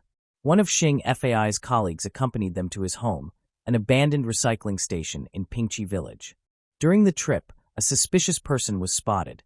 A short man was seen from a distance near the Xing Fai family's fence before quickly disappearing. Initially, no attention was given to this, and they continued on. Upon arrival, they found the gate to Xing Fai's home locked. The police examined the property and interviewed the neighbors. The abandoned recycling station covered a large area of approximately 450 square meters, but most of it was empty space, about 350 square meters of flower beds. The construction area was only about 90 square meters, and the building was illegally constructed. The original owner had built several tin houses on the site, using it as a waste recycling facility. A stone house on the opposite side was used as a pig farm, with very few people living nearby.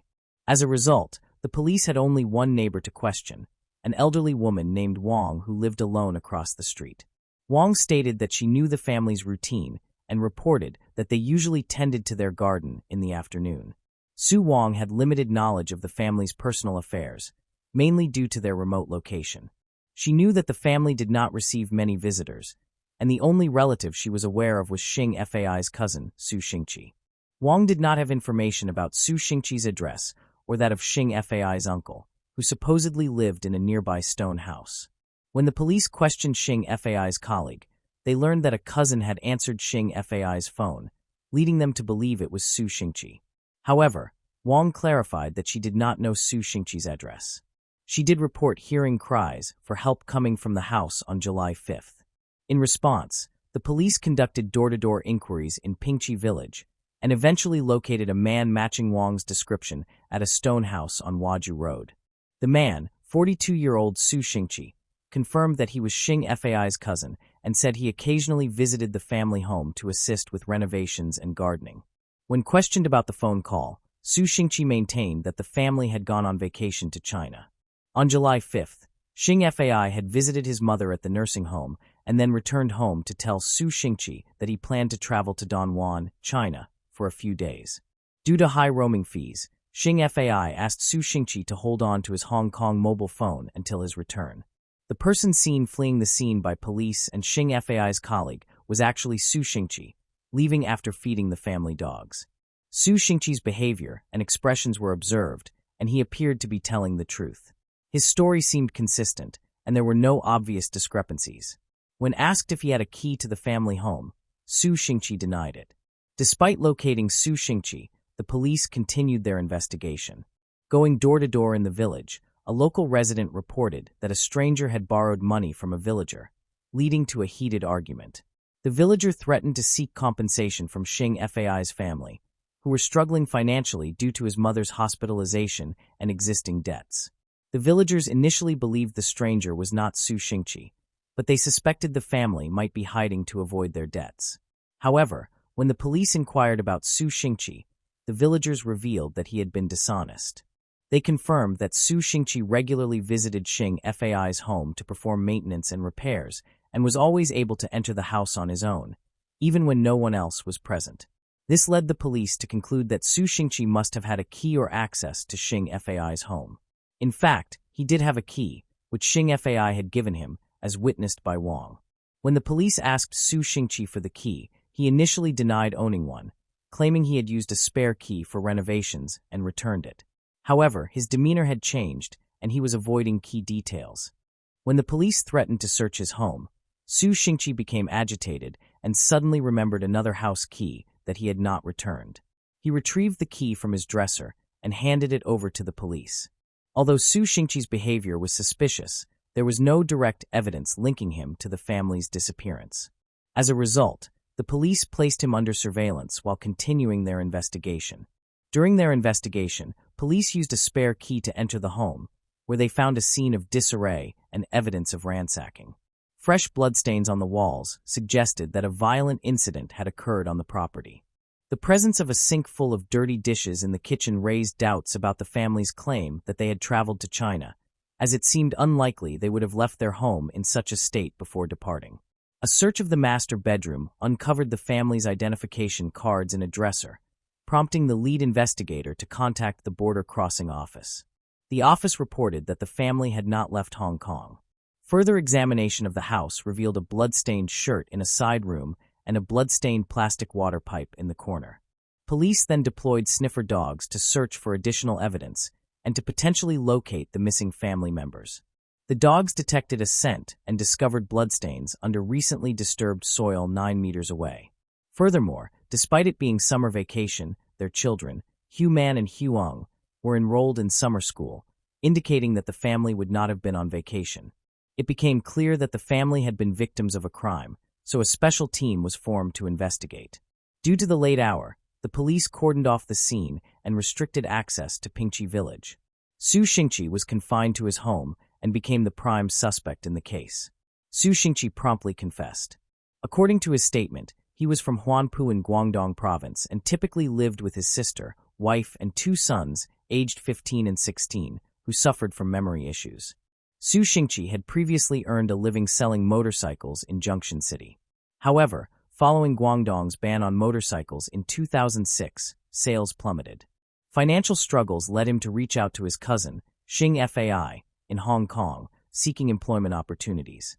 Xing Fai helped Su Xingqi secure a construction job that provided a daily salary, including accommodation and meals. After working for half a month, Su Xingqi became dissatisfied with his salary, which was reduced to $220 due to company deductions. He impulsively quit his job and returned to China. However, in 2007, a typhoon damaged his home, and he needed money for repairs. Su Xingqi asked Xing Fai to help him find work in Hong Kong again. When Xing Fai could not find him a job, he proposed an alternative arrangement. Xing Fai agreed to pay Su Xingqi from his own salary to help with household chores and repairs at his home. Su Xingqi accepted this offer and began traveling to Hong Kong every other month to work on Xing Fai's home and garden. Su Xingqi claimed that he and Tong Yenny, Xing Fai's wife, began a clandestine romantic relationship. However, Xing Fai discovered their affair on July 3rd. On July 5th, Su Xingqi accompanied Xing Fai to a nursing home to visit his mother. Su Xingqi snuck out of the nursing home to return home and continue his affair with Yenny. Unexpectedly, Xing Fai returned home early and, in a fit of rage, physically confronted Su Xingqi. In a state of panic, Su Xingqi grabbed a 25-centimeter-long fruit knife and stabbed Xing Fai until he fell to the ground dead. Overwhelmed by what had just occurred, he initially wanted to turn himself in to the police. However, Su Xingqi refused to let that happen. Since he could not change his mind, Su Xingqi decided to kill Xing Fai. He found some wires in the corner of the room, charged at him, knocked him to the ground, and tied his hands behind his back. Su Xingqi then covered Xing Fai's mouth and nose with tape and put a plastic bag over his head. Before this, their 2 children were in their bedroom watching cartoons. They heard the commotion and their parents warning them to run away. But instead, they ran toward their parents and saw their father dead and Su Xingqi in the process of killing their mother. The children ran back to their room, crying, and locked the door. Since the parent was already tied up, Su Xingqi left to pursue the children. Su Xingqi picked up a pair of pliers, opened the door, and used more wires to restrain the children. He tied their hands behind their backs, covered their mouths and noses with tape, and put plastic bags over their heads. The children, He Wang and He Man, suffocated shortly afterward. After killing the entire family, Su Xingqi was at a loss about what to do next. He returned to his home to think it over. He considered that hiding them in a ditch or body of water would be too easy to find, and that dismembering them would be too exhausting and time-consuming. He ultimately decided to bury them on their own property. On July 6th, he returned to the home to clean up as many bloodstains as possible. He then began digging the hole, making it deep and wide enough to hold the family of 4, and quickly placed their bodies inside. He also disposed of the murder weapons in the pit before filling it back in.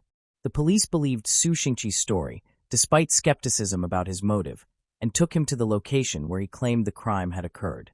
He pointed out the spot where the sharp knife, water pipe, iron pliers, and other tools used in the crime were hidden. On July 7th, the police called in the fire department to assist in unearthing the remains. The firefighters arrived with excavation tools and gas masks, as the bodies were buried near a septic tank. However, they quickly encountered a problem when they hit a layer of cement while digging. Su Xingqi had failed to mention in his confession that he had filled the pit with cement before covering it up. The firefighters were unable to break through the cement with their tools, and the police called in a private engineering company for assistance. The engineers arrived with high-grade tools and began drilling through the concrete slab. When they reached a point where they saw human hair, they became uneasy and refused to continue digging, not wanting to encounter a dead body. It took the police 13 hours to persuade them to resume the excavation. After excavating the pit, authorities found it to be 2.5 meters wide and 6 feet deep. The bodies of the 4 family members were discovered at the bottom, all barefoot and wearing only t-shirts and shorts. Xing Fai's body was at the very bottom. His hands and feet were bound with electric wire, and he had multiple stab wounds to the abdomen, back, and neck, with his clothes stained red with blood. The other family members were similarly bound with electric wire. Yenny's mouth and nose were covered with tape, her hands and feet were bound, and her face was distorted. 2 family members, He Yuman and He Ouying, showed no obvious signs of trauma, leading police to suspect they may have been buried alive. Su Xingqi was formally arrested and interrogated. During the interrogation, he altered his confession, admitting that he had lied about the affair. Shan Hui had kicked Su Xingqi out of the house and banned him from returning. Despite this, Su Xingqi came back to apologize and was surprisingly forgiven by Xing Fai. Su Xingqi returned to the house on July 3rd to start working, and it appeared that his relationship with Xing Fai had been repaired. However, on July 4th, Su Xingqi attempted to molest a family member. Su Xingqi fled the house in a rage, not wanting to alert the neighbors. The next day, Su Xingqi tried to force his way into the house again, claiming he wanted to apologize. However, Xing Fai had anticipated this and returned home early. They got into an argument, which escalated into Su Xingqi stabbing Xing Fai. Su Xingqi's later confession matched his initial one, with the additional detail of filling a makeshift grave with cement. However, after the bodies were taken away for autopsy, it was discovered that Su Xingqi's account of the events was inaccurate. The autopsy revealed that Xing Fai's murder was more brutal than initially described. Xing Fai had sustained 9 stab wounds to the head and neck, nearly 80 stab wounds to the body, and 10 stab wounds to the hands and feet. Contrary to Su Xingqi's claim, Xing Fai was strangled, not suffocated with a plastic bag. He Yueying's cause of death was the only accurate part of Su Xingqi's account. Forensic analysis of the home found that the cutlery and dishes did not have the family's DNA on them, but they did have Su Xingqi's DNA. This indicated that Xing Fai was not killed in the kitchen, but rather elsewhere in the house. The investigation also revealed that the murder was premeditated, as the cement used to bury the bodies had been purchased by Su Xingqi prior to the murder. Furthermore, the weapon used was not a kitchen knife from the family, but rather one belonging to Su Xingqi. Additional investigations by the police found that the family's bank cards had been used at an ATM after the time of death, but no money could be withdrawn due to repeated failed PIN number attempts. The cash and bank cards belonging to the family were also missing. Su Xingqi's motive for the crime was robbery, and it was premeditated.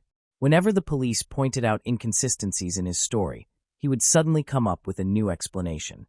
According to Su Xingqi, his family's ancestral home in China needed urgent repairs, and his 2 children required $100,000 in cash to cover their school fees. He was not well-liked in his local community, so he knew it would be difficult to borrow money from his neighbors. He turned to Xing Fai for help because his business trips to Hong Kong had not generated enough income. Su Xingqi suspected that Xing Fai was wealthier than he seemed and that he was very stingy. The reason for his low salary during his time working for Xing Fai was that he was being exploited for low-cost labor. On July 3rd, Su Xingqi traveled to Hong Kong without informing anyone and waited until July 5th, when they had a day off from work. When Xing Fai returned home and found Su Xingqi there, he asked if he needed to cook something, and the men went to the kitchen together. Su Xingqi asked to borrow 1 million Hong Kong dollars, but Xing Fai rejected the request. He explained that he had to use the money for his mother's medical treatment and his daughter's education. However, Su Xingqi did not believe him and accused Xing Fai of only using him for low-cost labor. Xing Fai became angry and ordered Su Xingqi to leave. As Xing Fai turned his back, with a concealed knife in hand, Su Xingqi attacked him from behind, covering his mouth and stabbing him. Su Xingqi then restrained Hu Ying and Hu Man and began searching the house for cash and bank cards. He demanded to know the password for the bank cards, and Xing Fai intentionally gave him a fake password. Su Xingqi did not realize this at the time. Su Xingqi claimed that he had killed others by covering their mouths and noses with tape and putting plastic bags over their heads. However, when he went to the nearest ATM to withdraw cash, he discovered that the PIN number he had been given did not work and realized that Xing Fai had lied to him. Upon returning home, Su Xingqi discovered that everyone had suffocated to death in his absence. He found the food he and the others had been preparing and decided to eat it next to the 4 corpses while contemplating how to dispose of the bodies. After stealing $6,000 in Hong Kong dollars from Xing Fai's body, Su Xingqi buried the corpses and tools in a small pit, then went to sleep at Xing Fai's home. The next morning, Su Xingqi realized that the smell from the bodies might lead to their discovery, so he bought cement and returned to the home. He dug up the pit, poured in the cement, and refilled the hole. Su Xingqi then stayed at the home to answer any calls to Xing Fai's cell phone or house phone, telling callers that he was taking care of things while the Xing Fai family was on vacation. However, Su Xingqi did not expect his ruse to be uncovered so quickly. Even later, he continued to lie about many details, including when he bought the cement and the cause of Yan Yi's death. At this stage, the police did not believe it was necessary to continue obtaining a fully accurate confession. In their view, they had gathered sufficient evidence to proceed. The trial was held at the Hong Kong High Court on October 28, 2010. Su Xingqi initially pleaded not guilty and altered his previous statement. He asserted that his original story about the affair was true and that Xing Fai was killed in self-defense, while Hu Man and Hu Ying were killed accidentally. The defendant stated that he had falsely confessed to extortion and murder brutality, which included physical abuse and suffocation. On November 23rd, the jury delivered a unanimous guilty verdict for the murders of Xing Fai and Yan Yi. However, the defendant was acquitted of murdering Hu Ying. Despite this, the defendant received a life sentence for 3 counts of murder and 1 count of manslaughter. The presiding judge criticized the defendant, describing him as lacking a conscience and being unrepentant. The judge also accused the defendant of fabricating the self-defense story and affair to tarnish the victims' reputations. After the deaths of Xing Fai's family, who lived in Hong Kong, surprisingly defended him. They accused Xing Fai of being a hypocrite and the real villain. According to them, Xing Fai was exploiting Su Xingqi for cheap labor and taking his money. However, the neighbors and residents of Pingqi village were outraged by these claims, forcing Su Xingqi's family to return to China to avoid the backlash. The crime was considered one of the most shocking in Hong Kong's history. The community showed an outpouring of support for the Xing Fai family, with many visiting their home to offer condolences. Netizens also raised more than enough money to cover the funeral expenses. Additionally, The family's 9 stray dogs were adopted by another family. Every year on July 5th, the adoptive family would take the dogs for a walk in Pingchi village, near the home of their former owners. On August 9th, 55-year-old Su Xingqi passed away in Hong Kong's Stanley Prison due to liver cancer. Moving on to the next case. The case of Tracy Hallett and J.B. Beasley. J.B. Beasley was born on July 31, 1981, in Troy, Alabama, to Cheryl and Hilton Lanier J.B. After her parents divorced in 1984, J.B. relocated to Dothan with her mother. Her mother later married Joey Begun, who became J.B.'s caring stepfather, and she and her 4 sisters were raised in a home in Dothan. She was an outgoing girl who enjoyed many activities, including cheerleading, dance lessons, playing the piano, and swimming. J.B. and her sisters also modeled for multiple companies. During high school, she met Tracy Hallett, with whom she quickly created a close bond. Tracy was born on March 3, 1982, to Carolyn and Robert Hallett, a police officer with the Dothan Police Department. Her life changed dramatically when her father passed away when Tracy was 5 years old. Her mother later married Mike Roberts, who raised Tracy alongside her mother. In contrast to her friend J.B., Tracy was shy but consistently put others ahead of herself. As the oldest child in the household, she took her responsibilities seriously, especially concerning her 2 younger brothers. Tracy attended Northview High School, excelling academically and taking part in extracurricular activities as a cheerleader, often alongside J.B. As the 2 girls began stepping into adulthood, they were unaware of the tragic fate awaiting them. On July 31, 1999, J.B. and Tracy left Dothan in J.B.'s 1993 Mazda 929 to go to a birthday party in Headland, a town just a few miles to the north. However, unfamiliar with the roads, the 2 young women soon encountered trouble. Just minutes after leaving home, they became lost. At around 10:30 p.m., J.B. and Tracy stopped at a BP gas station in Headland to ask for directions. The station was located near the intersection of routes 173 and 431. Using the pay phone at the gas station, they phoned their friends to try to get clearer instructions on how to reach the party. However, after continuing their drive, J.B. and Tracy ended up in Ozark, Alabama, about 24 miles northwest of Headland, instead of their intended stop. Still confused about the directions, the girls stopped at the Big Little store at 11:30 p.m. Although the store was closed, they used the pay phone to make another call. This time, Tracy called her mother to say they were lost in Ozark and planned to head home. A woman, Marilyn Merritt, and her daughters later stopped at a gas station to buy a soda. Tracy and J.B. approached them and asked for directions to Dothan. Marilyn explained the route as clearly as she could, and the girls appeared to understand. She found them polite and well-mannered, and also noticed that their car was clean. Marilyn remembered the girls leaving the parking lot and turning right, just as she had instructed. However, the girls never returned home. The following morning, August 1, 1999, around 8 a.m., Tracy's mother contacted the police to report her daughter missing. Police soon uncovered their first clue related to the girls' disappearance. After Tracy was reported missing, police located J.B.'s car on Herring Avenue in Ozark. What stood out about the discovery was that the car's gas tank, which had been full the day before, was now nearly empty.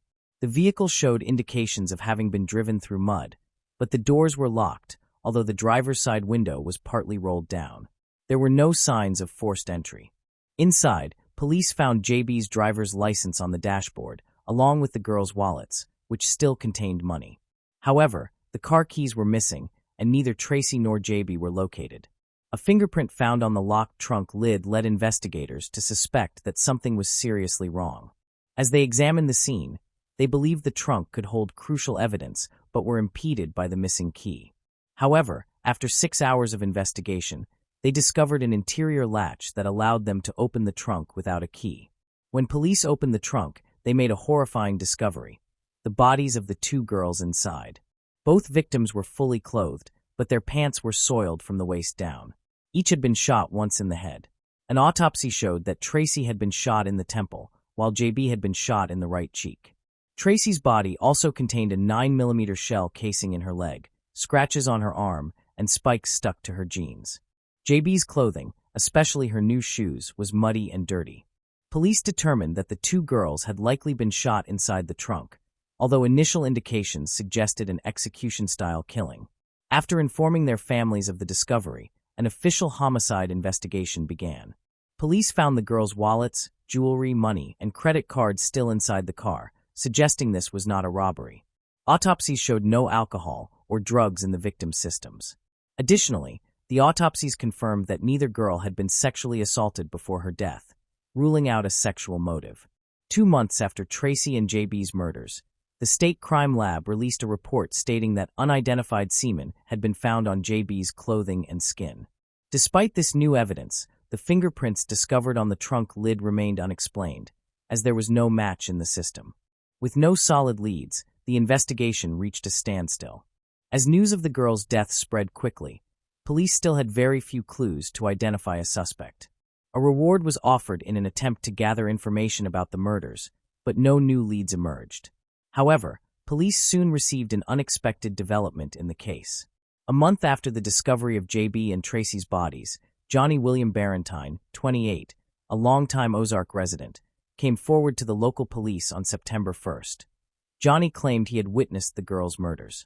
He stated that on the night of the killings, he had gone out to buy milk for his 2-year-old son around the time Tracy called from the Big Little Store payphone. At 1 a.m., Johnny returned home visibly upset and initially told his wife that a black truck had hit him near Herring Road. However, during a 4-hour interview with Ozark police, Johnny provided 6 different versions of what he supposedly knew. He first told Ozark Police Chief Tony R.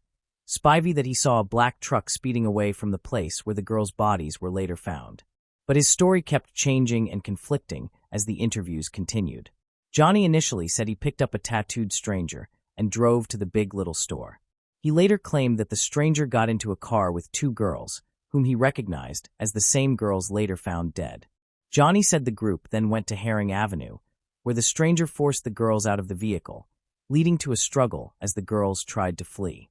According to Johnny's statement, after witnessing a confrontation, he saw something in the stranger's hand right before hearing 2 gunshots. Johnny then drove the stranger away from the area before returning home. However, in a contradictory version of events, Johnny admitted to police that he actually knew the stranger he had picked up, identifying him as a neighbor who lived close by. Notably, Johnny's own home was less than a mile from where the victims' bodies were found. Johnny's shifting story did not convince investigators, and he quickly became the primary suspect in the murders of JB and Tracy. Consequently, Ozark police arrested him and charged him with 2 counts of attempted murder. However, several issues in his statements raised doubts. Importantly, Johnny never mentioned any sexual activity that could account for the presence of semen on JB's clothing and body. Additionally, the neighbor he accused had a solid alibi for that time. Johnny initially admitted to fabricating the entire story in hopes of collecting the reward money. Despite this admission, police believed they had the correct suspect.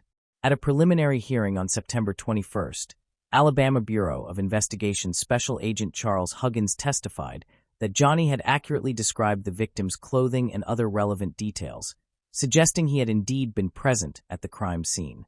Then, at a bail hearing on October 18th, Johnny provided another testimony. He declared his innocence, saying he never picked up a tattooed man or witnessed anything on the night of the murders. According to Johnny, he went to the store around 11 p.m. to buy milk for his son, and then fabricated the story to obtain the reward. The judge denied him bail, and he was returned to the Dale County Jail in Ozark. During this period, Johnny's family members continued to support him.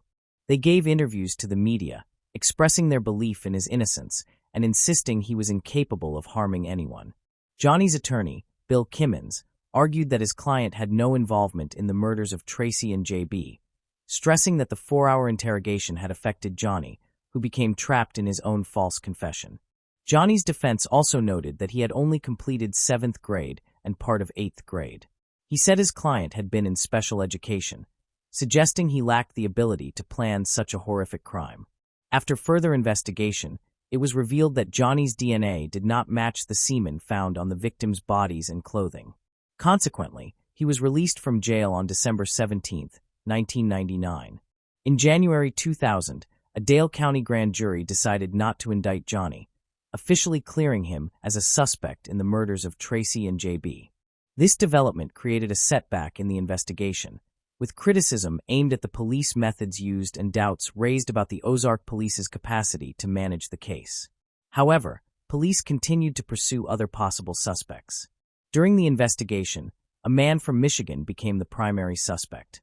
He had attended a party on the night of the murders near the area where JB's car was later discovered. The man left town shortly afterward, raising suspicions. Police interviewed him 3 times in Michigan, but were unable to account for the 3 to 4 hour gap in his alibi for the night of the killings. However, these statements were never made public by police. The case against him was eventually dismissed after DNA evidence proved his innocence. Another significant lead investigators pursued was the driver of a small white pickup truck seen at the Big Little store. Security footage captured the truck at the gas station when JB and Tracy stopped to call Tracy's mother from a payphone. The footage quality was poor and did not reveal the driver or anyone entering or leaving the vehicle. It was impossible to track a digital trail because no record existed of a gas purchase at the station at that time. After releasing images of the truck to the media, police asked the public for information, but as leads went cold, both the driver and the vehicle were never located. The final potential lead involved a Mississippi man who had been extradited to Ozark from Jones County on an unrelated drug paraphernalia charge. The man had stayed with relatives in Ozark briefly before leaving town 2 days after the murders, prompting police to question him. However, the interrogation produced no meaningful information, and without evidence, police had to release him. A woman contacted authorities in March 2000, reporting that she had heard screaming and 2 gunshots on the night of July 31, 1999, near Highway 123 South, just within the city limits.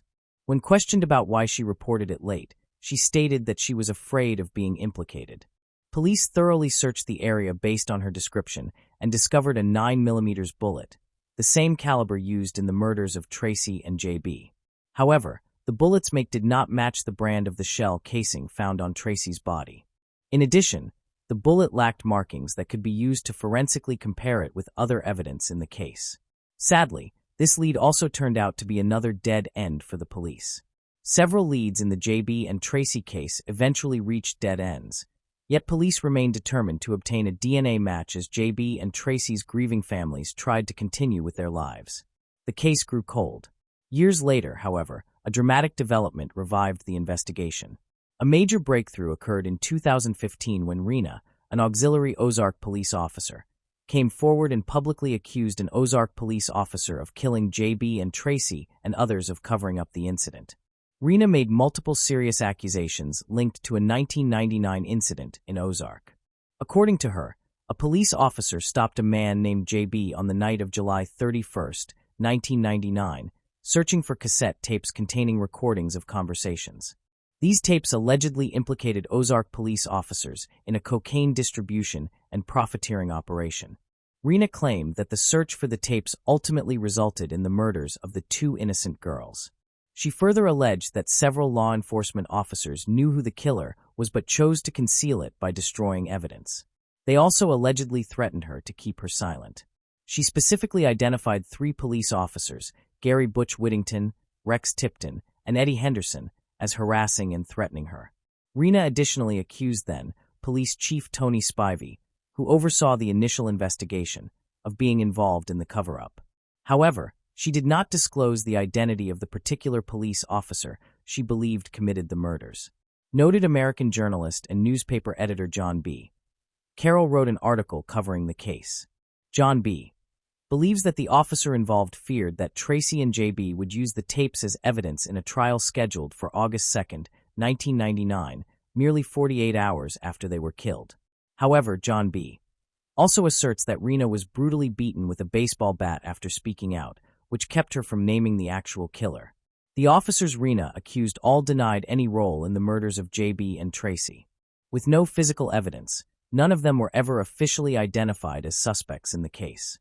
Nevertheless, the allegations spread across numerous true crime websites and social media, resulting in a defamation lawsuit. On January 29, 2016, Keith Coffin, Rex Tipton, Tony Spivey, Eddie Henderson, and Gary Butch Whittington, all Ozark, Alabama police officers, filed a defamation of character lawsuit against Rena Crum, John B. Carroll, and Dean Matthews. That case was dismissed in 2018. In May 2016, Rena Crum was convicted of molesting JB's sister and received a suspended sentence and a $250 fine. Over the years, police examined multiple theories, questioned hundreds of people, and collected DNA samples from several suspects, but without success. It took 20 years and the development of new DNA technology before police could make an arrest. In March 2019, police sent DNA found on JB's body and clothing to Virginia-based Parabon Nano Laboratories, which specializes in DNA. Using a public genealogical database to analyze the suspect's DNA and link it to genetic information led police to a breakthrough in the case. The new evidence connected DNA found at the crime scene to a suspect named Coley McCraney, a man in his 40s. At the time, Coley was not a suspect in the 1999 murders of J.B. Beasley and Tracy Hallett, but the discovery changed everything. Coley, an Alabama native, had lived a relatively ordinary life before his DNA connected him to the crimes. Born in Alabama, Coley attended Carroll High School in Ozark and graduated in 1992, where he was a skilled athlete and served as president of the school's library club. After finishing high school, he enlisted in the United States Air Force and served from 1993 to 1997. Coley's personal life included multiple marriages.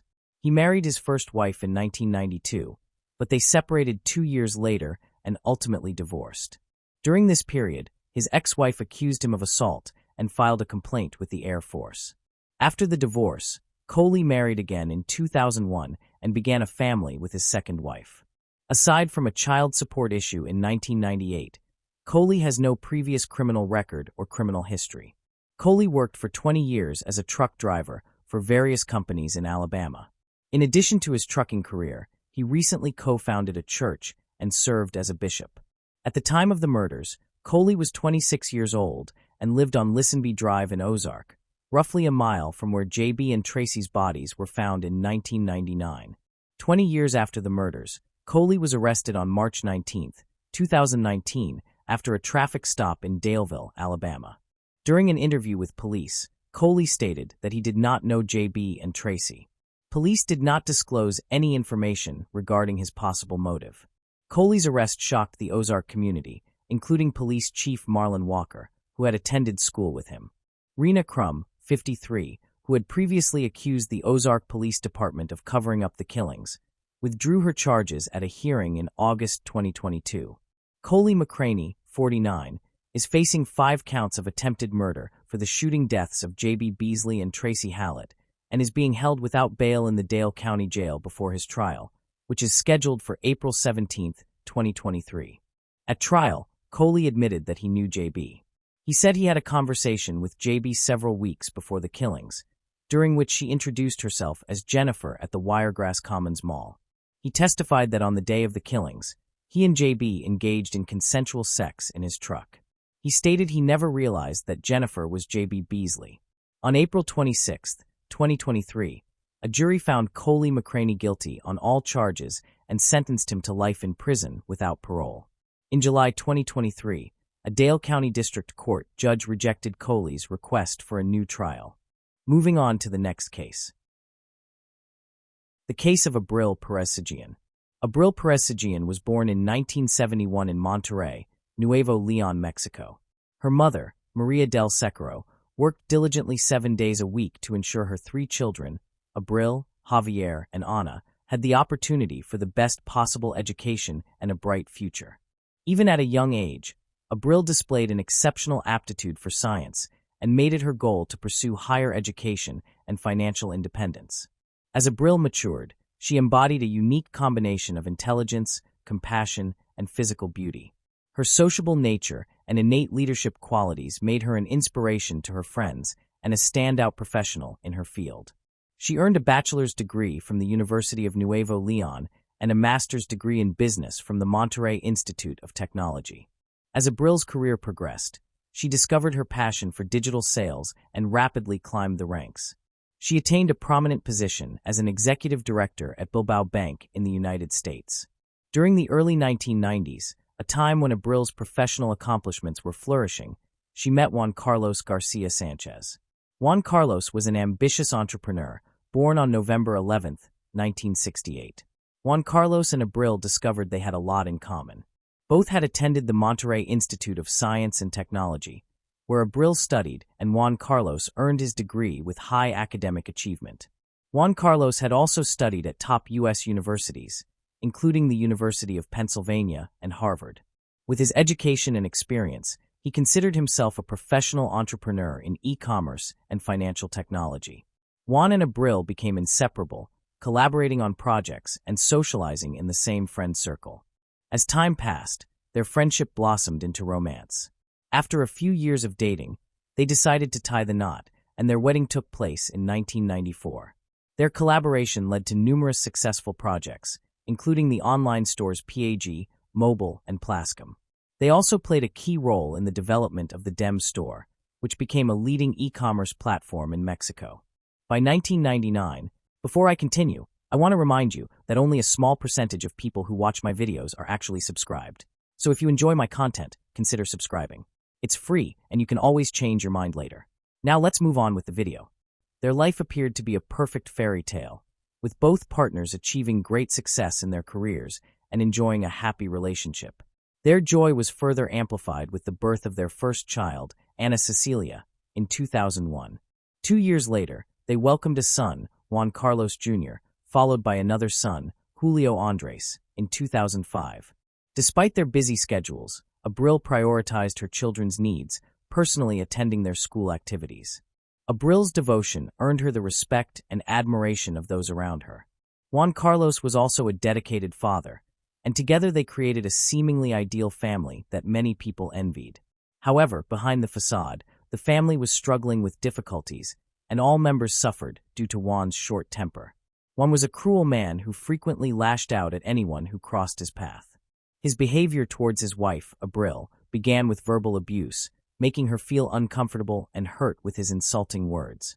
Over time, the situation worsened, and Juan started using physical violence against Abril, regularly beating her.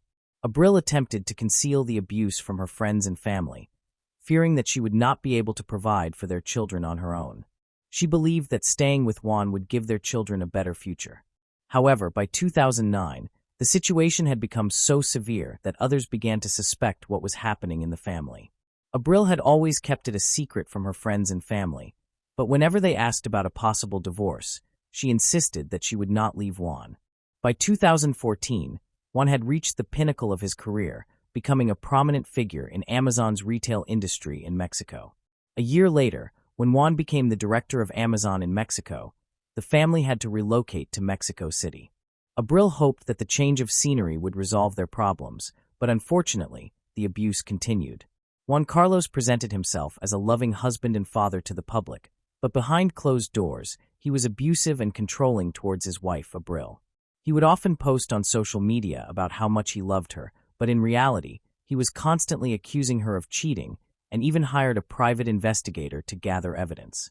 Despite his successful career, which included becoming the director of e-commerce at a multinational company, his marriage was deteriorating. The tension between him and Abril became unbearable, and after a trip to Monterrey to celebrate Christmas with her family, she realized she could not stay in the marriage any longer. During the trip, Juan's anger boiled over, and he physically attacked Abril, grabbing her by the neck and strangling her. He had received a photo from the private investigator of Abril with a male colleague, which he mistakenly believed was her lover. In reality, the man was just a co-worker. Abril decided not to engage with Juan's accusations and instead filed for divorce on January 4, 2019. They had already separated and planned to inform their children about their impending divorce. However, the situation took a violent turn one early morning. Abril was asleep when she was suddenly struck on the head with a baseball bat by her partner, Juan.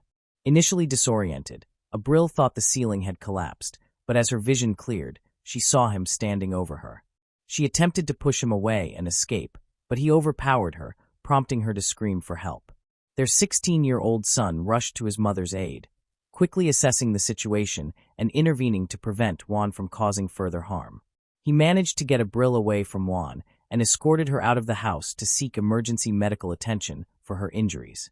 After the incident, Juan took to social media to share his side of the story. He made several posts claiming that Abril had been unfaithful, stolen his money, and wasted 26 years of his life. He also alleged that Abril had physically attacked him, stabbing him in the chest with a knife. To support his claims, he attached photos of the knife and what appeared to be blood stains. One of Juan's friends responded by recording a video asking people to share the information. However, Juan's posts became increasingly bizarre. At one point, he even posted a message claiming that Abril had taken her life, despite her being clearly alive. This move remains puzzling to this day. Meanwhile, Abril had been recovering in the hospital. After her discharge, she immediately filed a police report against her husband. The authorities sided with her, granting her custody of their 2 children and ordering Juan to pay 6,000 Mexican pesos, approximately $1,350, in monthly alimony. However, this amount was deemed insufficient to cover the costs of raising their 2 minors. After overcoming her initial fear and financial struggles, Abril began a new chapter in her life, driven by her determination to create a better future for her children. She relocated to Monterrey with her kids, where she attended court trials and filed for divorce. Reflecting on her traumatic experience and the abuse she suffered, Abril reevaluated her life. She joined a Christian organization that supported families and started working as a divorce counselor. Her ultimate goal was to establish a support system for women who had endured similar abuse, just as she had. As Abril worked towards rebuilding her life, the court proceedings against Juan Carlos continued. 9 months after the attack, Juan was formally charged with attempted murder. The case was then brought to court, where Judge Federico Mask ordered Juan's informal arrest.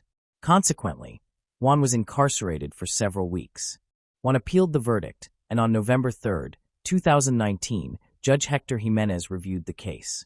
He found the hospital photographs and Abril's testimony, along with that of her son, insufficient to prove Juan's guilt. The judge also believed that if Juan had intended to kill Abril, he would have done so. Additionally, he considered the baseball bat used in the attack to be a blunt object rather than a deadly weapon. As a result, the charges were downgraded and the preliminary arrest was canceled. With only a few hearings remaining, the outcome of the case was uncertain, causing Abril and her loved ones significant anxiety and frustration.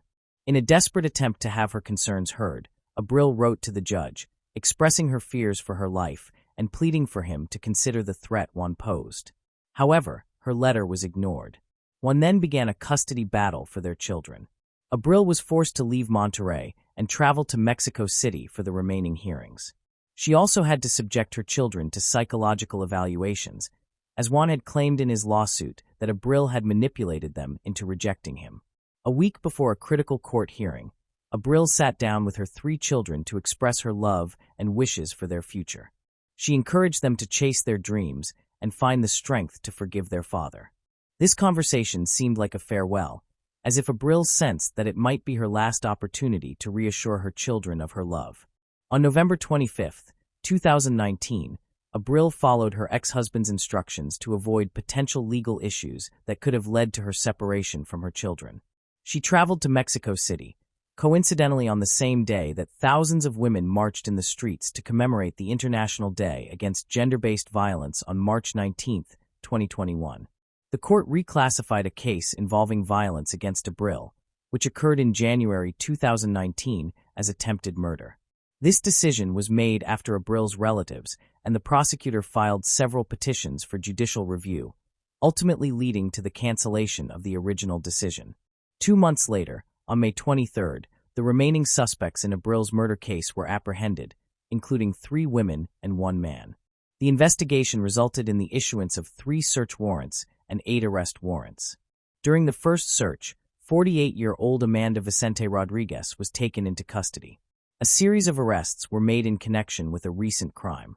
In the Jardín de Morelos colony, 34-year-old Mabel Montelier Morena and 48-year-old Garcia Alicia Flores Valdez were taken into custody and their mobile phones were seized. Another arrest was made in the Alvar Aragon colony in Mexico City, where 50-year-old Isa Jalil Castillo, also known as Aguirre or Alvar's godmother, was detained. At the same time, 9 gang members were apprehended, with 7 of them allegedly linked to the Abril case. However, one suspect, Juan Carlos, remained at large, prompting authorities to reissue a warrant for his arrest. General Prosecutor Ernesto Gadoy explained that the initial warrant was for attempted murder, while the new one was for the actual killing of a woman.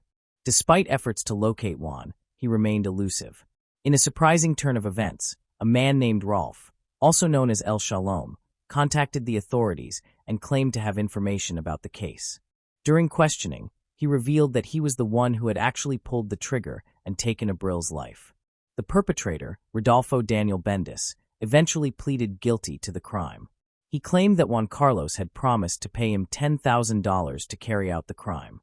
According to Bendis, Juan Carlos had contacted him while he was in pretrial detention and provided him with the address of Abril in Mexico City. Juan Carlos allegedly instructed Bendis to spy on Abril and provided written instructions on how to commit the crime. He also promised to provide Bendis with a gun in Monterrey. However, when Bendis arrived in Monterrey, no one contacted him, and he did not receive the gun. He returned to Mexico City and did not hear from Juan Carlos again until after his release from prison. Upon his release, Juan Carlos contacted Bendis again and informed him that the plan had changed. He now wanted Abril to be killed in Mexico City, as he had managed to lure her there. The case was divided into multiple hearings due to the complexity of the judicial system. The first trial began in August 2022 with Bendis and Juan Carlos as the initial defendants. During this trial, the prosecution presented 28 witness statements and 14 pieces of expert evidence. During the recent trial, a key defendant known as L. Shungalan testified about his role in planning and committing the crime of feminicide, for which he had previously pleaded guilty. On May 19, 2023, the court delivered its verdict, finding Rodolfo Daniel Baza and Juan Carlos Rodriguez guilty and sentencing them to 52 years in prison. Additionally, they were ordered to pay approximately 56,000 Mexican pesos, or $30,000 in damages. Following the trial, the men were taken to a detention center to begin serving their sentences. However, the Abril family immediately announced their intention to appeal the verdict, as they believed the sentence was too lenient. They pointed out that Rodolfo was the one who fired the fatal shots. As for the remaining defendants, it was previously decided in October 2014 that their trials would be divided. This decision was met with an appeal from prosecutors, who argued that it would significantly delay the proceedings and result in unnecessary additional costs for the court. The tragic case of Abril continues to affect her family and the wider Mexican society, and despite the recent verdict, the trials are not yet over. After the court hearing, Abril got into a car with her children and their lawyer. She asked the lawyer to drive them to the airport for their flight back to Monterrey. En route, they stopped at an intersection where a motorcyclist pulled up beside them. The motorcyclist, who was actually a hired assassin, shot Abril multiple times in the head. Luckily, her children, who were seated in the back, escaped serious harm. One child, who was lying down, was grazed by a bullet but suffered only a minor injury. Abril was rushed to the hospital, where doctors fought to save her life. Despite their efforts, she succumbed to her injuries 6 hours later. The lawyer immediately contacted Abril's family to inform them of the tragedy. Her brother, Javier, traveled to Mexico City to handle the aftermath of the incident. The community suspected Juan Carlos of being involved in the crime, but the authorities took a different stance. Since the shooter's identity and motives were unknown, they could not classify the case as femicide and make an arrest. Instead, the case was initially treated as a murder, and the police launched an investigation to gather evidence that could potentially prove it was a femicide. Abril's friend took to social media to accuse Juan Carlos, but her account was deleted as a result. Abril's family was fearful that the perpetrator would go unpunished and sought to raise public awareness about the case through social media. The fact that Abril died on a day dedicated to fighting gender-based violence added a deeper significance to her death. The family organized protests and marches to demand justice for Abril. Following Abril's tragic death, social media erupted in outrage as people realized that she had repeatedly expressed her fear of her abuser, only to be ignored by the authorities. Her family and friends held a funeral mass at the Benito Flores Chapel in Monterrey, where dozens gathered to pay their respects and demand justice for Abril. The funeral procession then proceeded to the Pantheon Garden in Los Angeles, where Abril was laid to rest.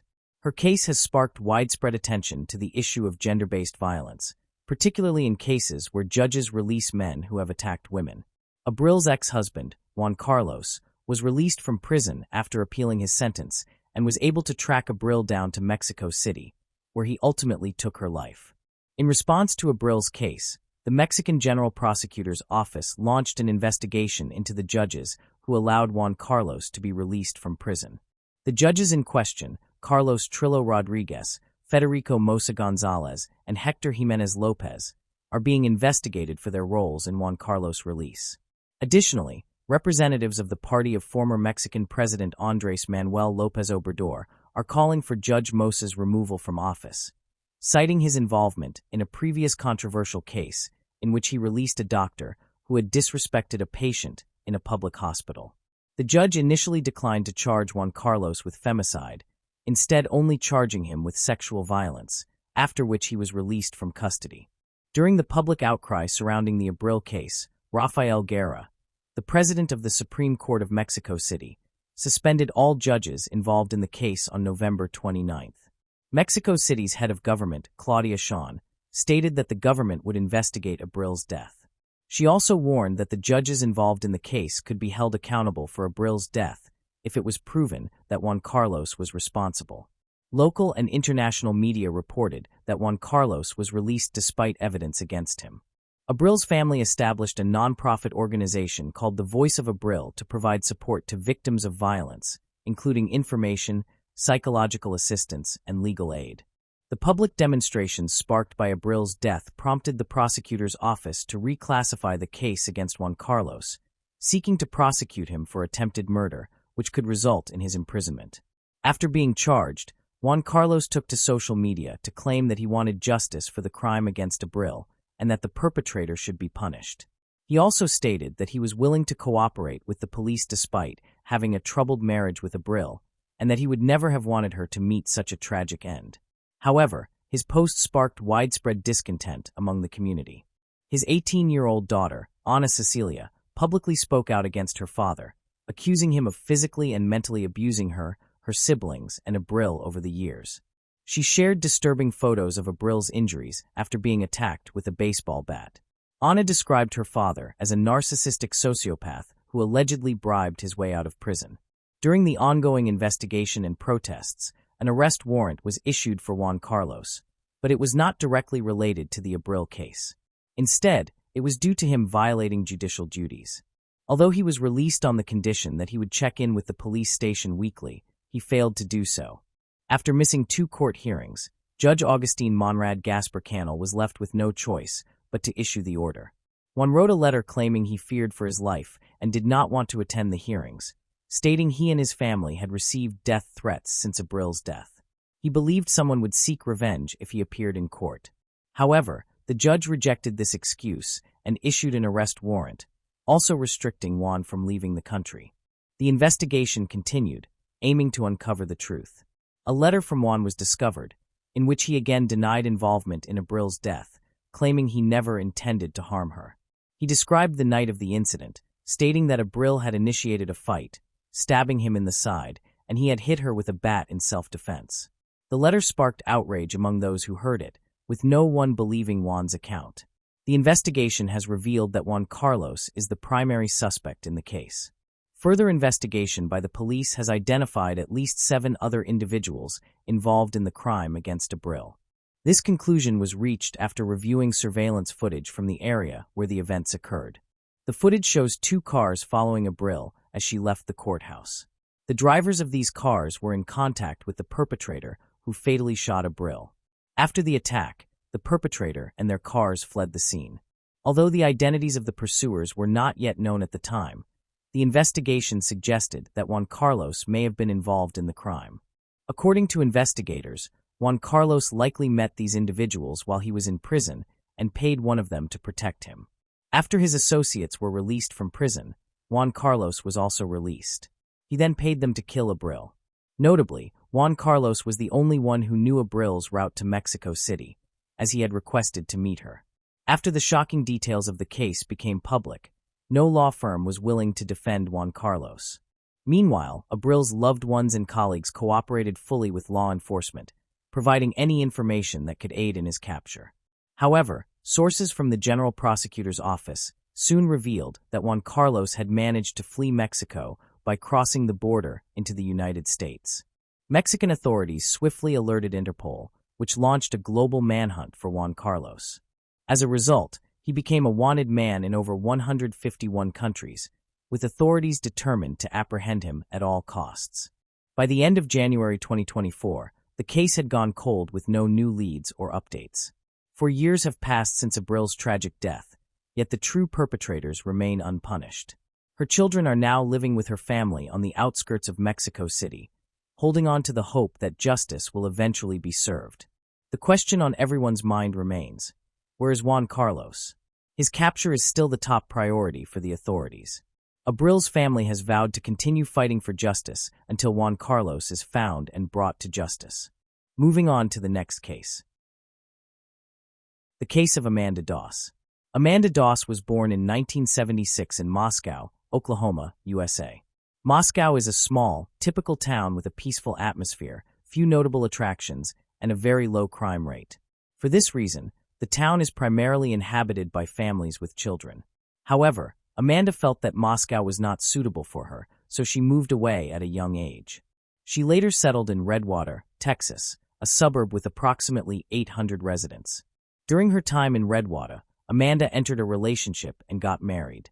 The couple had their first child, a daughter named Guinevere, in August 1999. Family members affectionately called her Gwen. She was a lovely and calm child who grew up to be an active and thoughtful young woman. While attending Redwater High School, Guinevere was recognized for her thoughtful and responsible nature, which was evident in everything she did. At the age of 9, she donated all her Christmas money and toys to an orphanage, repeating this act of generosity on her next birthday. Several years after the birth of her first child, Amanda gave birth to her second child, a boy named Texas, in May 2003. Texas was similar to his sister in many ways and loved helping others, so he became a Boy Scout when he started school. The two siblings were very close and loved each other. To the neighbors, Amanda's family represented a typical American household. Unfortunately, a few years before these events, the couple divorced. The children remained with their mother, who worked hard to provide for their education and needs. During this period, a teenage nanny named Rachel Pittman, 16, assisted Amanda in caring for the children. May 11, 2011, seemed like a normal day for the family. Amanda, 40, was divorced and living with her children in a cozy house in a quiet suburb. The plan for the evening was to have dinner together and watch television before going to bed. The day proceeded normally and peacefully, with the children going to bed after family time. At 3 a.m., Amanda's parents were startled by a distressing phone call from their granddaughter, Guinevere. They later tearfully described the call as chaotic and confusing.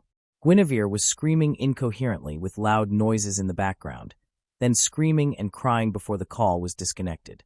Unable to reach Amanda or the children, the worried grandparents drove to their daughter's house. Their concern intensified when they saw flames coming from the house a few blocks away. Fearing that Amanda and the children were still inside, they left the car in the driveway and, without hesitation, rushed into the burning building. They found Guinevere lying unconscious on the living room floor. They dragged her into the street, but Guinevere showed no signs of life. Amanda's parents were unable to do anything further because they were severely injured and burned, so they called for help. The grandparents were distraught and anxious about the fate of their daughter and grandchildren when firefighters arrived on the scene. Rescue teams and doctors treated Amanda's parents before transporting them to the hospital with severe burns. Firefighters battled the fire for hours, and it was not until dawn that they were able to extinguish the flames, which had destroyed most of the house. Unfortunately, the fire also destroyed much of the evidence. It was crucial to determine what caused the fire and what had occurred in the house that night. After extinguishing the flames, firefighters examined the remaining hot spots. Initially, it was believed that an electrical fault may have started the fire. However, the discovery of the remains of other family members revealed a far more sinister cause. Amanda, 11-year-old Guinevere, and 8-year-old Texas had been brutally stabbed to death before the fire began. This was confirmed by the medical examiner, who found no soot in their airways. Reinforcements arrived at the scene, and the police initiated a murder investigation. They also inspected the burned house. The condition of the victims suggested that the fire had started from Amanda's body. The attacker may have used a flammable substance to ignite the fire and spray it on the furniture, walls, and floors. This was confirmed by a forensic scientist. It was impossible to examine every inch of the ashes for evidence. It was clear that no electrical equipment had caused the fire. The blaze had been set intentionally, likely to destroy evidence of the triple homicide. The police quickly reached out to the public through the media, offering a $40,000 reward for any information leading to the arrest of the person who brutally murdered a mother and her 2 children. The public was shocked by the news of the murder of the small family. Amanda, a sweet and kind woman. The police questioned Amanda's neighbors and relatives to find a motive for the crime, but no useful information emerged. Over the following weeks, dozens of calls came from random witnesses hoping to claim the reward. However, none provided information that would advance the investigation. In the 4th week, they received an anonymous call. For security reasons, the caller's name was not included in the investigation file. The caller claimed that a 17-year-old friend named Rachel Pittman was responsible for the family's murders. Initially, it was unclear why the caller was so confident and suspicious of Rachel, but she had provided important information that only the police knew at the time. As a result, the police took the claim seriously and followed up on the lead. The situation was further complicated by the fact that the caller was from California, far from the crime scene in Texas. This raised questions about how she could have known about the incident. The mystery caller was thoroughly checked against the database but had no criminal record. The distance between states slowed the investigation.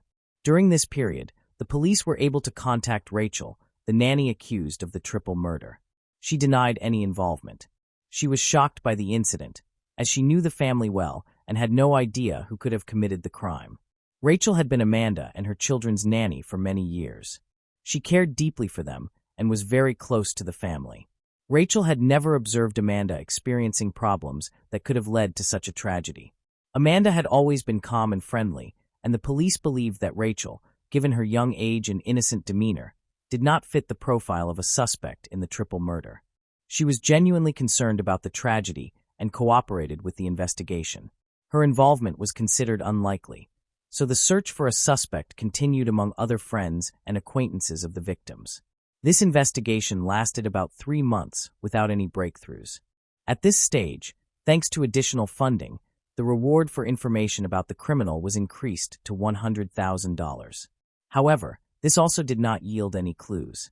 Finally, the criminal's conscience may have been tormented, leading to a shocking revelation about 3 months after the brutal massacre of the mother and her 2 children. A grieving woman, struggling to hold back tears, came to the police station. According to her, just minutes earlier, her daughter had confessed to the triple murder. Rachel, a 17-year-old nanny, occasionally visited her mother. During one visit, she felt overwhelmed by her responsibilities and could no longer bear the harsh truth. Rachel confessed to her mother that she had attacked the family that night and had set the house on fire to destroy the evidence.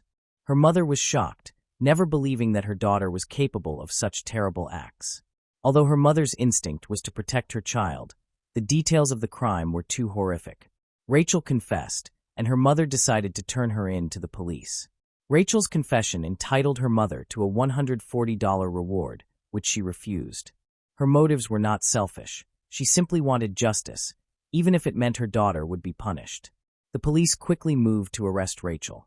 She surrendered without resistance. There was more to this horrific story than initially appeared. While under arrest, Rachel recounted the events of that fateful night in detail. She stated that she had received a call that evening from an unnamed friend. The caller insisted that Amanda be killed, describing it as urgent and important, and ordered the nanny to carry out the act. The crime was premeditated.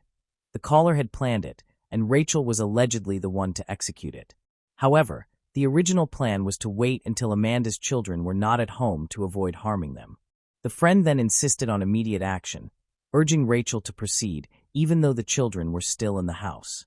The fire was deliberately set that night. Rachel knew that murder would leave evidence leading the police to her. To eliminate this evidence, she planned to ignite it in advance. On her way to visit her friend, Rachel bought a soda bottle, emptied it, and filled it with gasoline at a nearby gas station. After killing the children and their mother, she poured gasoline on the bodies and set them on fire. However, a confession alone might not have been enough to secure a conviction in court. Without direct evidence, the case risked going cold. But Rachel made one critical mistake during the commission of the triple murder. She cut herself with her own knife. She set the house on fire, expecting to destroy all evidence, but when she fled the scene, she left a bloody handprint on the fence. Despite attempting to wipe it off, she failed. This blood was later collected and analyzed in a laboratory, proving with complete certainty that it belonged to Rachel. Although she had nearly escaped justice, having killed 3 people without being captured on camera or spotted by witnesses, her mistake became her downfall. After returning home post-murder, she destroyed evidence by burning her clothes and shoes. She also hid the knife in the forest, breaking it and burning the wooden handle along with her clothes. During a search of the forest area where the murder weapon was believed to be, police could not find it. However, they nearly completely recovered the wire winding from the knife handle, on which Rachel's DNA was found. Despite having all this valuable information upon which the prosecution would base their case, the prosecutor believed there was more to the crime. The careful planning and knowledge of hiding traces suggested a well-prepared murder, not an impulsive act by a teenager coerced into crime. Some suspected there was at least one accomplice who remained unidentified throughout the trial. The original caller had alerted the police about Rachel. The police met this mystery person and conducted an interview. From the limited information released to the public, the informant had no reason to harbor ill intentions toward her friend Amanda. They had been close friends for many years, and she was shocked by Rachel's accusation that she had ordered the murder of Amanda and the children. She vehemently denied the claim and successfully passed a lie detector test. The next step was to conduct a psychiatric evaluation of Rachel. As she was exhibiting very strange behavior, it was important to assess her mental state, as it could affect the validity of her confession. It was suggested that it was not her decision to commit the crime, but rather the influence of her older friend. The police could not verify the alleged conversation. Although the police obtained a recording of their discussion, there was no mention of any encouragement to commit a crime. They did speak shortly before the incident, but only about routine, everyday matters. It appears likely that the killer fabricated this story. There were major concerns about her mental health. Several psychiatric experts evaluated Rachel, and they all agreed that she suffered from serious mental disorders. She genuinely believed she had spoken with her older friend, during which she was instructed to kill Amanda and the children. This suggests she may have been experiencing a severe condition, paranoid schizophrenia. In such cases, patients may hear voices, develop obsessive thoughts and hallucinations, and lose their grasp on reality. This can make them extremely dangerous. What would happen to the criminal? Rachel was seriously ill, which might have allowed her to receive treatment instead of a prison sentence, something the prosecutor's office did not want. The experts thoroughly examined the limited evidence available. It was clear that the criminal had acted intentionally. She carefully planned everything, eliminated all traces of the crime, and might have escaped justice if guilt had not weighed on her conscience. Rachel understood she had committed a crime because she tried to hide the evidence to avoid responsibility. She realized she would face severe punishment for the triple murder. The defense presented their own psychiatric expert who supported Rachel. During the trial, the doctor explained that Rachel's distorted perception might have led her to believe she was doing the right thing. He believed Rachel had been insane at the time, as she heard voices during a conversation with an older friend telling her that Amanda needed to be freed from suffering. Patients with paranoid schizophrenia often cannot distinguish between right and wrong, yet their actions may appear deliberate. This explained Rachel's behavior and her meticulous efforts to destroy evidence. The defense also acknowledged the involvement of another person in the crime, but the doctor argued that Rachel's mind had created this sinister plot and murder plan. Prosecution psychiatrists spent hours assessing Rachel's condition and discovered she had been experiencing hallucinations for a long time. Rachel claimed that shop windows, advertisements, and even strangers on the street told her she needed to release Amanda from her suffering. This gradually became an obsession, constantly echoing in Rachel's mind, and she began to interpret it as a divine command, as if the universe itself wanted her to commit the crime. However, the final trigger was a call from a friend in California. These mental problems persisted for weeks. There was a period when Rachel heard the voices of snakes. Later, she began to hear demonic sounds. She saw ghosts. In one hallucination, Rachel saw a pink cloud which, according to her, was hiding, and she said she could communicate with the demons in her head. Rachel was tried as an adult because of the gravity of the crime, but she was not facing the death penalty, which was in effect in Texas in 2013. During the trial, Rachel agreed to a plea deal to reduce her sentence. According to her account, she arrived at Amanda's house at 3 a.m. and woke her up. Amanda went downstairs and found Rachel, who often babysat Amanda's children. As a longtime family friend, Amanda welcomed Rachel warmly to the younger members of the family. She was like a big sister. However, this time, Rachel did not come to the house with good intentions. Amanda was still alone. From the doorway, Rachel offered Amanda a glass of wine. After that, Rachel began to show unusual behavior. She told Amanda that there was an unnamed friend who had bad intentions toward Amanda and the children. They discussed this, but eventually concluded that it was all imaginary. After a while, Rachel was about to leave. They moved to the living room. Rachel said goodbye to Amanda, stood up, and walked toward the door. Just before exiting, she suddenly turned around. Rachel pulled a knife from her belt and lunged at Amanda. A struggle ensued with screaming. Rachel stabbed Amanda multiple times, killing her instantly. The noise awakened the children, who ran into the living room to see what was happening. Guinevere sensed danger, grabbed her cell phone, and ran into a back room to hide and call for help. She tried to dial, but unfortunately, it was not the police or emergency services. Instead, she called her grandparents. Rachel then caught up with Guinevere and stabbed her to death. Her younger brother met the same fate. Rachel wrestled with the decision of whether she would have spared the children if they had not witnessed the attack on their mother. She could have left them unharmed and simply fled, but she also intended to destroy evidence by setting the house on fire. Rachel pleaded guilty to all charges as part of the plea deal and chose not to appeal her sentence. She was sentenced to life in prison with the possibility of parole after 30 years. Moving on to the next case. The case of Ashley Wadsworth. Ashley Wadsworth was born on July 25, 2002, in Vernon Township, British Columbia, Canada. She was the daughter of Kenneth Wadsworth and Christy Jenden and had an older sister named Haley. The Wadsworth family was large and close-knit, consisting of over 50 people, including cousins, uncles, and aunts of varying degrees of kinship, all living within the same community. Ashley was a cheerful, outgoing, and energetic girl who was popular and had many friends. She enjoyed outdoor activities such as swimming, horseback riding, and skiing. She was also passionate about tennis and played the clarinet. Ashley was very active on social media, frequently sharing memes, jokes, and photos. It was through social media that Ashley met Jack Seppel in 2015, when she was 12 years old and he was 15. Jack Seppel was born on January 9, 1999. His mother, Tracy Dalton, was married to a man named Ricky. Jack's relationship with his father, who passed away in 2019, was reportedly strained. Jack did not communicate with his brother, Jordan, but he stayed in touch with his sister, Nadia. Apart from his mother and sister, Jack did not have many close relationships, preferring to interact with people primarily through the internet and video games. According to Jack's acquaintances, he had a mixed reputation at school. On one hand, he was remembered as charming, fun, and lively. On the other hand, they recalled a darker side that emerged when he became angry, displaying aggressive behavior toward himself and others.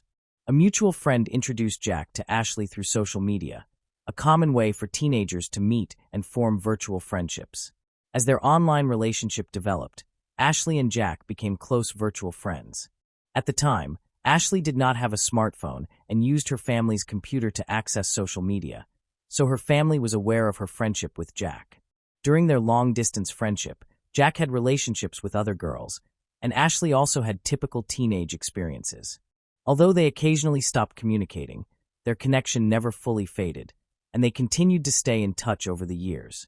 As they grew older, Ashley and Jack's relationship evolved. They began communicating through video calls, which led to a more intimate and romantic relationship.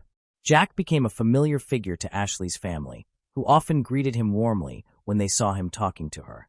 He also sent Ashley gifts, such as teddy bears and purses, on multiple occasions.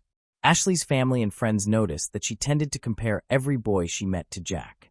However, due to the significant time difference between their locations, Jack lived in Essex while Ashley was in Vernon. They struggled to find time to talk, often waking too early or going to bed too late. As Ashley turned 15 in 2018, she began expressing a desire to meet Jack in person. However, her family refused to let her travel alone to another continent. Like many young couples, they occasionally argued, and when Ashley blocked Jack on social media during these disputes, he would find ways to contact her again, creating new accounts or sending messages through his sister or acquaintances. This behavior was perceived as disturbing and intrusive by Ashley's loved ones, but she continued to insist that Jack was a kind and compassionate person. In October 2018, Jack, who was 19 at the time, got a tattoo of Ashley's name on his arm, while she was only 16. Her parents considered this display of affection excessive and warned her to be cautious. However, Jack soon began showing jealous and violent behavior. He would become angry if he suspected Ashley was speaking to other boys, despite continuing to date other girls himself. He claimed Ashley was his favorite and swore loyalty to her alone. This incident marked the beginning of a troubling pattern of behavior. Ashley's friends and family grew increasingly concerned as Jack's conduct escalated. One day, Ashley called a friend who was at Jack's house, and he would not let her leave. According to the friend who overheard the conversation, Ashley surprisingly remained calm, as if she were accustomed to such situations. She simply asked Jack to stop being crazy.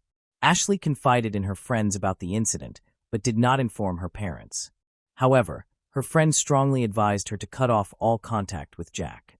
Despite his history of fights and problematic behavior, Ashley and Jack continued to reconcile. At just 18 years old, Ashley had known Jack since her early teens, but seemed unaware of the extent to which he had manipulated her from a young age. Ashley began working at fast food restaurants and department stores to save money for leisure activities. Her first purchase was a tablet, which allowed her to use social media more privately. She then started saving for a trip. During her senior year of high school, Ashley, a spiritual and inquisitive person, experienced a profound moment of insight after reading the Book of Mormon. This led her to begin following the Church of Jesus Christ of Latter-day Saints. Ashley graduated from Sighton High School in 2020. She wanted to fully experience university life, so she decided to take a year-long break before continuing her studies. In the first half of 2021, Ashley continued working and saving money. In April of that year, she was baptized into Mormonism. With her newfound independence and financial stability, Ashley decided to travel to the UK to meet Jack in person and celebrate his birthday with him. Despite her parents' and friends' concerns, Ashley was determined to make the trip, as she was of legal age and had her own savings. Ashley left Canada for the UK on November 12, 2021, on a 6-month tourist visa. This was her first time leaving her home country, and she was thrilled. The next day, November 13, 2021, Ashley met Jack in person for the first time. On the same day, she updated her profile picture to a photo of the two of them together. At 22 years old, Jack looked considerably older than Ashley, who was 19. His numerous tattoos, including those on his face, created a striking contrast with Ashley's youthful appearance. During her stay in London, Ashley lived with Jack in his house, located in a public housing estate in northwest Chelmsford. The neighborhood had a questionable reputation, but they spent time exploring the nicer areas of the city in Essex. Jack seemed like the same charming, caring person Ashley had met online, often showering her with compliments and taking romantic selfies. However, Jack's behavior was inconsistent, and he could be cruel at times. Despite being together daily, Ashley's tourist visa prevented her from working, and Jack was unemployed, relying on benefits. Occasionally, his mother, Tracy, who lived nearby, provided support. Throughout her trip, Ashley regularly posted photos and updates on social media, showcasing their happy moments and romantic experiences. The pictures often featured them embracing, highlighting their seemingly joyful relationship. Ashley kept in regular touch with her family through video calls, and everything appeared fine at first. They even adopted a new kitten, Winston, which was a positive addition to their lives. Nevertheless, over time, Jack began to become more withdrawn and isolated.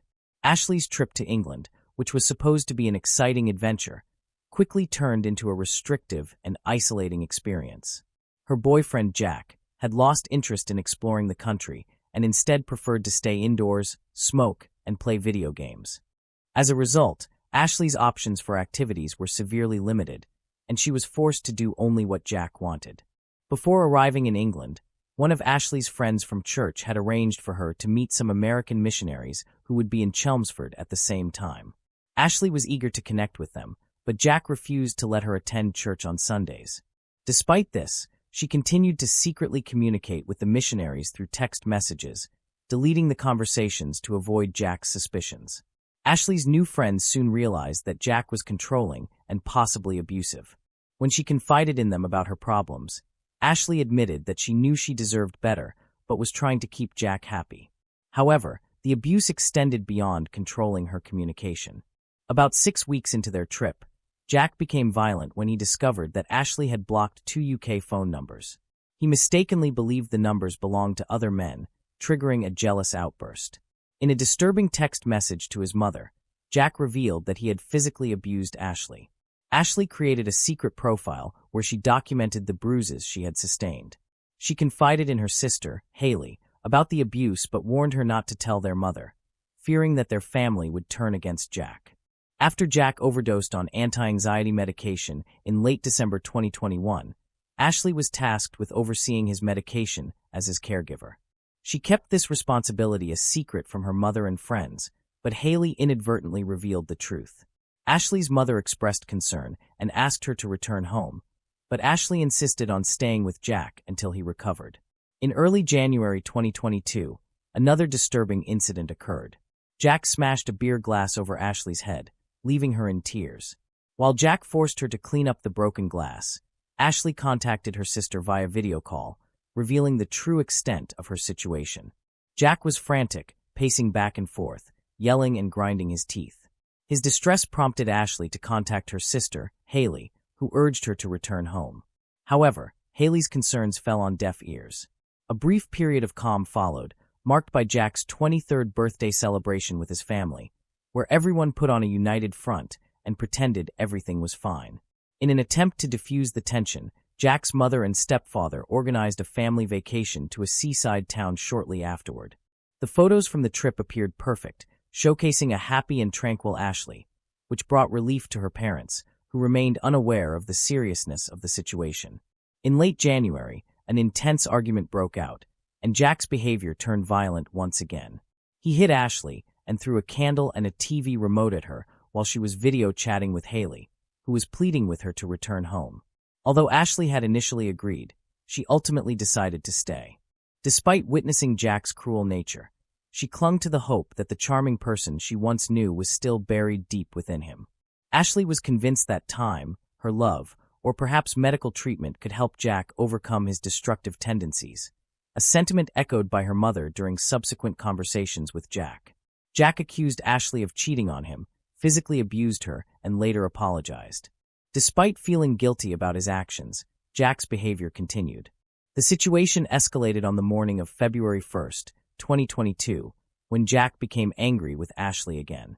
He accused her of abandoning him and seeing other people in secret. He demanded to see her phone and check her social media accounts to prove his allegations.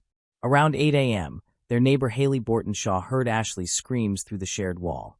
Ashley soon appeared at Jack's doorstep, drawing attention to the distressing situation unfolding between them. Haley was shocked when Ashley appeared at her door, barefoot and crying, with a cut on her palm that was bleeding. Ashley explained that Jack had become enraged when he caught her looking at intimate photos of them.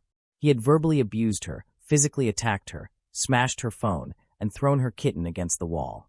Despite Haley's concerns for Ashley's safety and fear that Jack might try to harm her, Ashley asked Haley not to call the police. Haley reluctantly agreed, but begged Ashley to see a doctor instead of returning to Jack's apartment. When Ashley refused, Haley decided to go and talk to Jack herself. During their conversation, Jack apologized for his actions and remained calm. Haley then left for a doctor's appointment around 9 a.m. Meanwhile, Jack's neighbor received a misdelivered package and brought it to his doorstep. Jack was hesitant to answer the door, which was not unusual since he was known to be unfriendly and paranoid. Around this time, Ashley called her family using Jack's cell phone, informing them of her situation. Ashley's mother was already aware of what was happening because Haley had previously confided in her about Jack's abusive behavior toward Ashley. Ashley's parents immediately bought her a return ticket for February 3rd to escape the abusive relationship. When she informed Jack, he offered to drive her to the airport.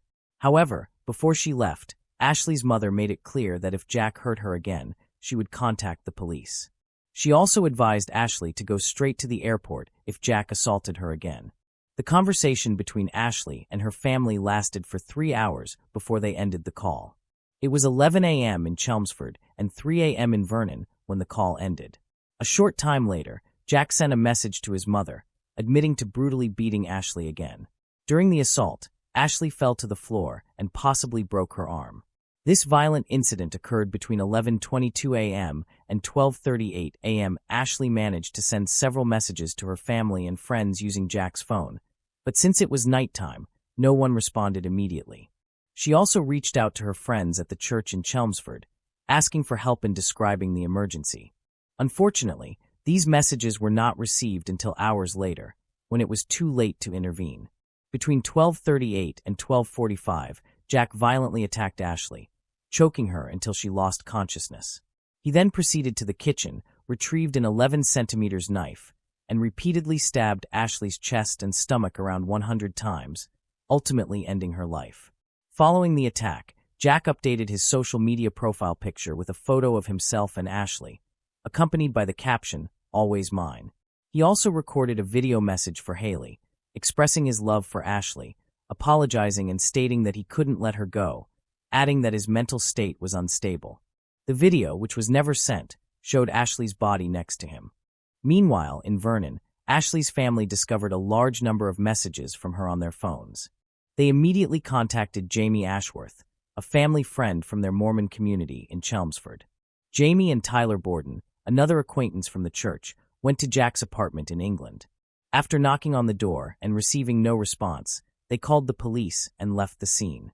In a desperate attempt to cover his tracks, Jack texted Ashley's family and friends, pretending to be her.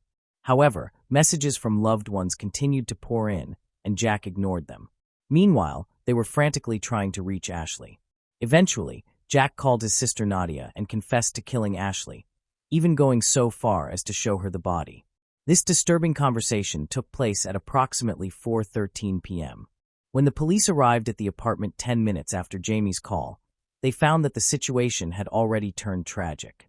They arrested Jack, who was covered in blood, on the spot. He told the officers that he had experienced a psychotic episode and confessed to the crime.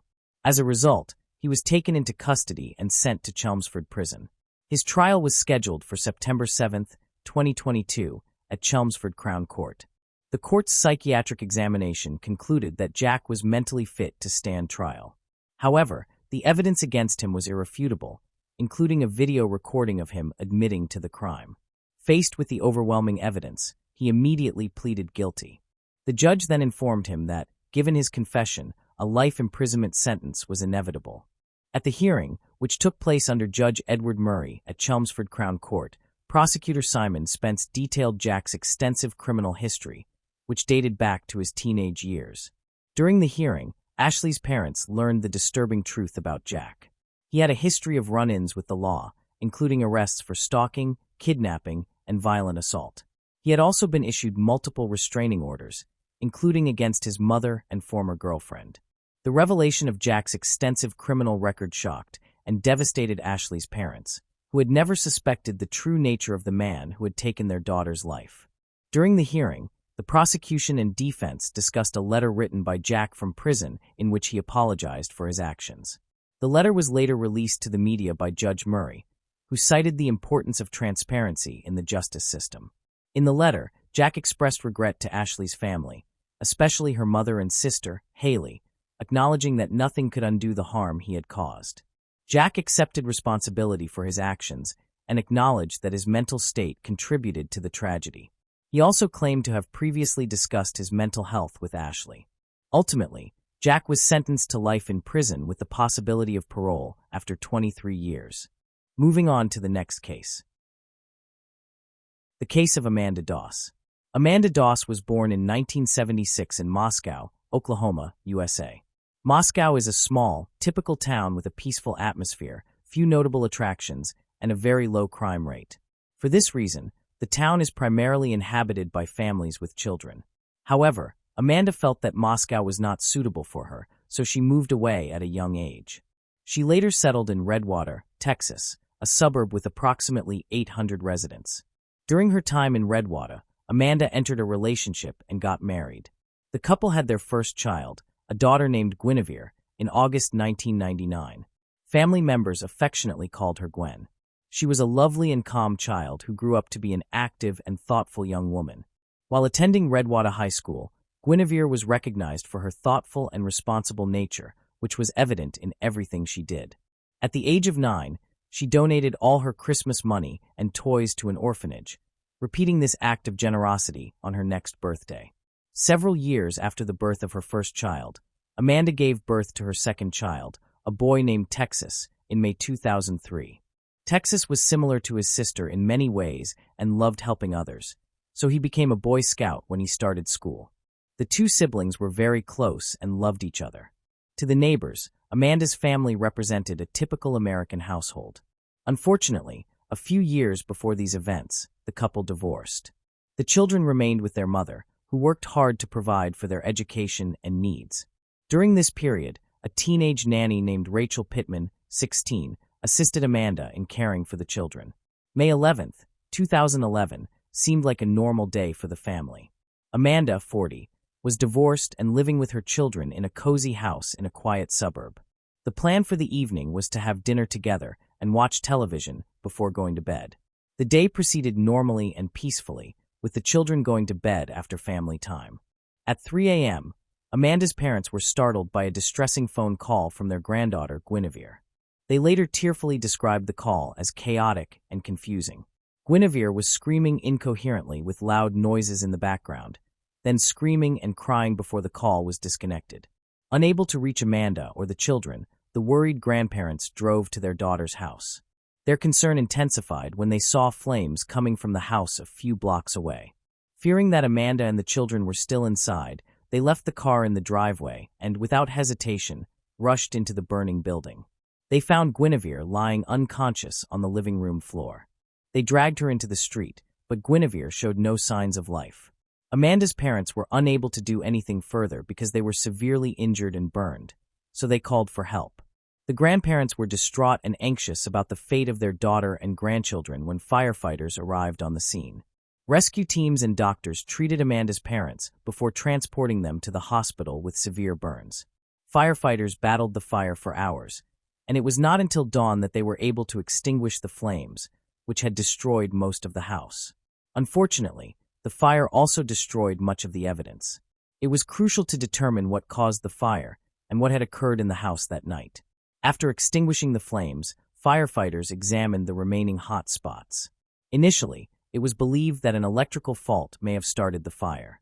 However, the discovery of the remains of other family members revealed a far more sinister cause. Amanda, 11-year-old Guinevere, and 8-year-old Texas had been brutally stabbed to death before the fire began. This was confirmed by the medical examiner, who found no soot in their airways. Reinforcements arrived at the scene, and the police initiated a murder investigation. They also inspected the burned house. The condition of the victims suggested that the fire had started from Amanda's body. The attacker may have used a flammable substance to ignite the fire and spray it on the furniture, walls, and floors. This was confirmed by a forensic scientist. It was impossible to examine every inch of the ashes for evidence. It was clear that no electrical equipment had caused the fire. The blaze had been set intentionally, likely to destroy evidence of the triple homicide.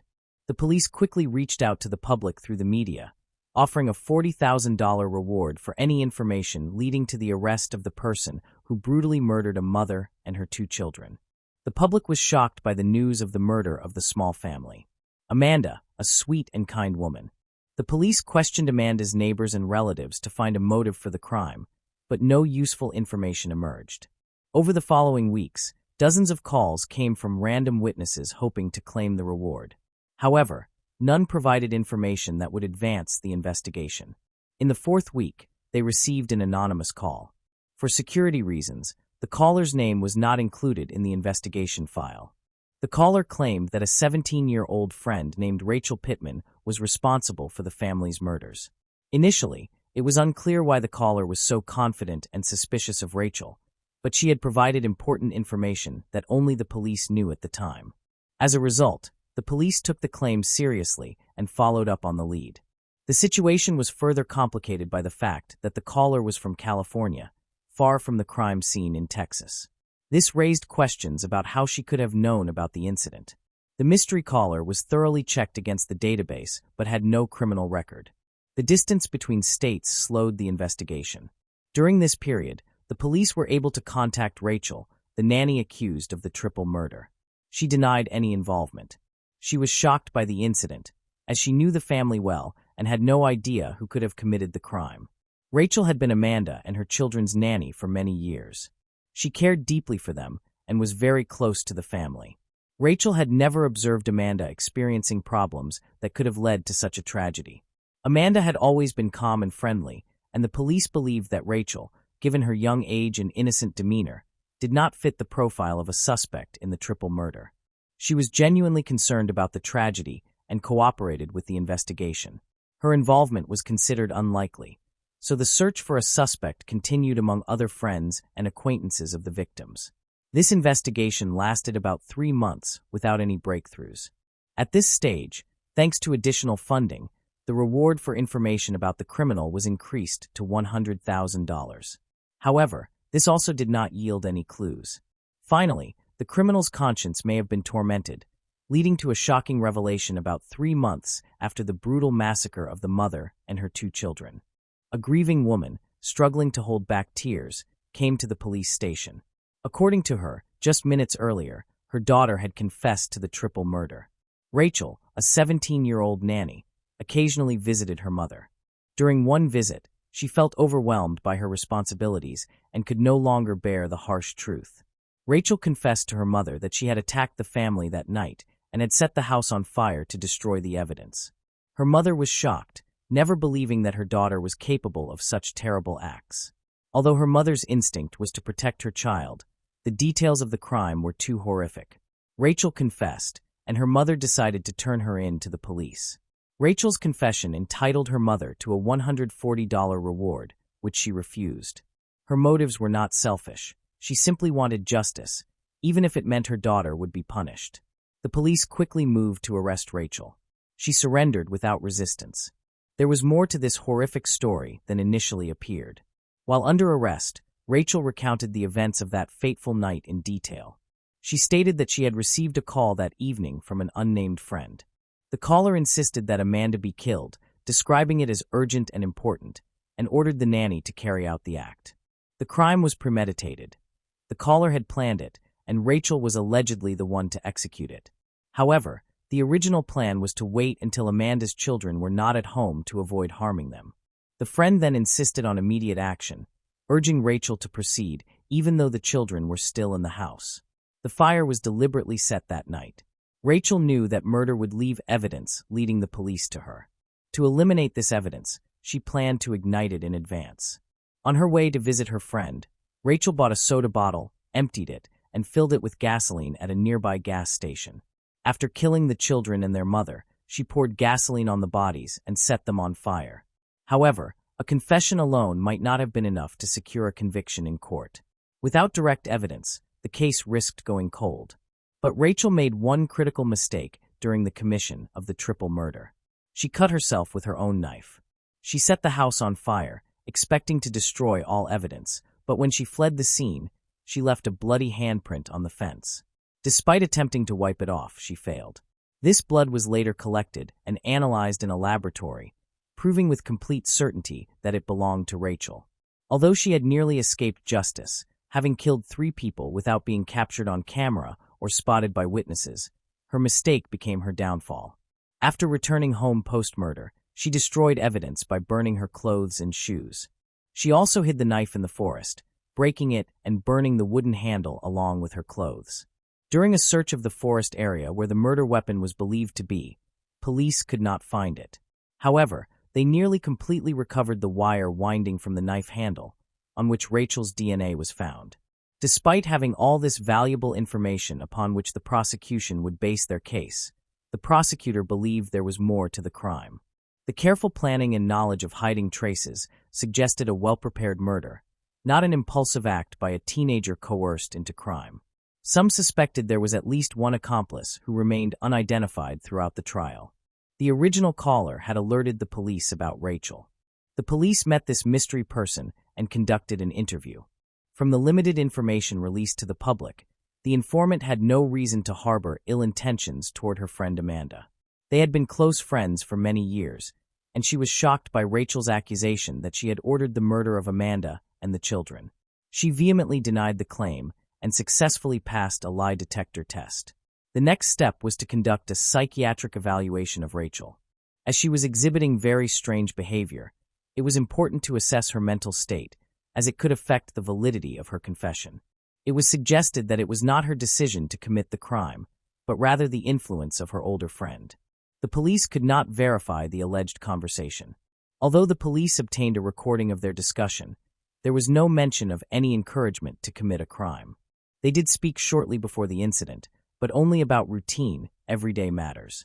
It appears likely that the killer fabricated this story. There were major concerns about her mental health. Several psychiatric experts evaluated Rachel, and they all agreed that she suffered from serious mental disorders. She genuinely believed she had spoken with her older friend, during which she was instructed to kill Amanda and the children. This suggests she may have been experiencing a severe condition, paranoid schizophrenia.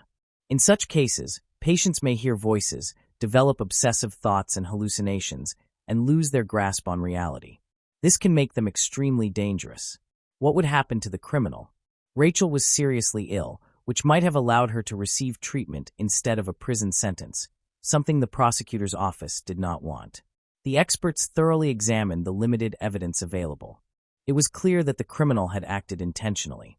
She carefully planned everything, eliminated all traces of the crime, and might have escaped justice if guilt had not weighed on her conscience. Rachel understood she had committed a crime because she tried to hide the evidence to avoid responsibility. She realized she would face severe punishment for the triple murder. The defense presented their own psychiatric expert who supported Rachel. During the trial, the doctor explained that Rachel's distorted perception might have led her to believe she was doing the right thing. He believed Rachel had been insane at the time, as she heard voices during a conversation with an older friend telling her that Amanda needed to be freed from suffering. Patients with paranoid schizophrenia often cannot distinguish between right and wrong, yet their actions may appear deliberate. This explained Rachel's behavior and her meticulous efforts to destroy evidence. The defense also acknowledged the involvement of another person in the crime, but the doctor argued that Rachel's mind had created this sinister plot and murder plan. Prosecution psychiatrists spent hours assessing Rachel's condition and discovered she had been experiencing hallucinations for a long time. Rachel claimed that shop windows, advertisements, and even strangers on the street told her she needed to release Amanda from her suffering. This gradually became an obsession, constantly echoing in Rachel's mind, and she began to interpret it as a divine command, as if the universe itself wanted her to commit the crime. However, the final trigger was a call from a friend in California. These mental problems persisted for weeks. There was a period when Rachel heard the voices of snakes. Later, she began to hear demonic sounds. She saw ghosts. In one hallucination, Rachel saw a pink cloud which, according to her, was hiding, and she said she could communicate with the demons in her head. Rachel was tried as an adult because of the gravity of the crime, but she was not facing the death penalty, which was in effect in Texas in 2013. During the trial, Rachel agreed to a plea deal to reduce her sentence. According to her account, she arrived at Amanda's house at 3 a.m. and woke her up. Amanda went downstairs and found Rachel, who often babysat Amanda's children. As a longtime family friend, Amanda welcomed Rachel warmly to the younger members of the family. She was like a big sister. However, this time, Rachel did not come to the house with good intentions. Amanda was still alone. From the doorway, Rachel offered Amanda a glass of wine. After that, Rachel began to show unusual behavior. She told Amanda that there was an unnamed friend who had bad intentions toward Amanda and the children. They discussed this, but eventually concluded that it was all imaginary. After a while, Rachel was about to leave. They moved to the living room. Rachel said goodbye to Amanda, stood up, and walked toward the door. Just before exiting, she suddenly turned around. Rachel pulled a knife from her belt and lunged at Amanda. A struggle ensued with screaming. Rachel stabbed Amanda multiple times, killing her instantly. The noise awakened the children, who ran into the living room to see what was happening. Guinevere sensed danger, grabbed her cell phone, and ran into a back room to hide and call for help. She tried to dial, but unfortunately, it was not the police or emergency services. Instead, she called her grandparents. Rachel then caught up with Guinevere and stabbed her to death. Her younger brother met the same fate. Rachel wrestled with the decision of whether she would have spared the children if they had not witnessed the attack on their mother. She could have left them unharmed and simply fled, but she also intended to destroy evidence by setting the house on fire. Rachel pleaded guilty to all charges as part of the plea deal and chose not to appeal her sentence.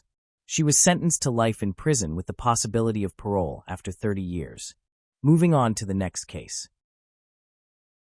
The case of Anel Baez Alvarez. Anel Baez Alvarez was born on March 17, 1998, in Guayaquil, Sinaloa, Mexico. She was raised in a family with her father, Adán Alvarez, her mother, Hugo Beza, her brother Omar, and her sister Aiden. As a child, Anel developed normally and did not face any serious problems. Although she was initially a reserved child, over time, she grew confident and charming, always striving to please those around her. Anel's father worked as a tailor, and the family enjoyed a prosperous, close-knit, and happy life.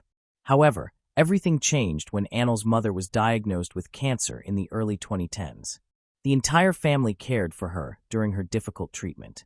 After his wife passed away, the family was deeply saddened, but they did not give up and continued supporting each other through the pain. This tragedy brought Anel and Aiden closer together, and they shared everything with one another. During these difficult times, Anel maintained a cheerful and friendly spirit. When she entered high school, she became an ideal daughter, managed the housework excellently, always looked after her younger sister, and achieved good grades in school.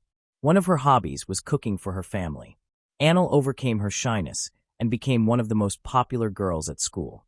She formed a band and became the lead singer, developing a love for love songs, particularly the ballad Amore Eterno. At that time, Anel also met her best friend, at least for a while. It was Herend Elizabeth Gutierrez. They became an inseparable pair, admired by everyone around them and regarded as the most popular girls at school. Anel and Herend expressed their friendship through social media. On October 14, 2012, Anel posted a photo with Herend, expressing her happiness at their friendship. She thanked God for giving her the chance to be close to Herend and even considered Herend a sister. However, as time passed, Anel and Herend's relationship began to change. Despite being the same age, Anel and Herend's personalities were completely different. Anel was a sweet girl who enjoyed listening to love songs and spending time with her family. Meanwhile, Herend lived in a dysfunctional family environment and became increasingly involved in the urban youth culture, commonly known as Buado in Mexico. Herend regularly attended musical events, such as the Caliber 50 concert at the closing ceremony of the Guayaquil Carnival in 2014. Herend held clear political views, having shared on social media about attending a march in support of Joaquin Guzman Lora, also known as El Chapo. It is worth noting that Herend frequently expressed her opinions on social media, unlike her friend Anel. The distance between Anel and Herend grew over time. In 2014, Anel and Herend both attended Guayaquil High School of the Autonomous University of Sinaloa, but they no longer interacted as closely as before. Instead, each formed her own new circle of friends. Anel became close to friends like Melissa, Kareem, Manuel, and Maria Jose, who shared her lifestyle.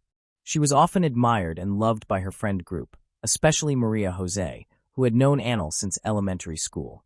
Anel was always caring and helpful toward the members of her group. She was also known for being polite and tidy. However, Herend began to display a completely different personality on social media. She posted negative and disturbing content on her page, some of which was very alarming. Some of the posts appeared like threats and made little sense at first. This raised concerns and suggested that Herend might have serious mental health issues. Herend's posts did not stop and became increasingly suspicious.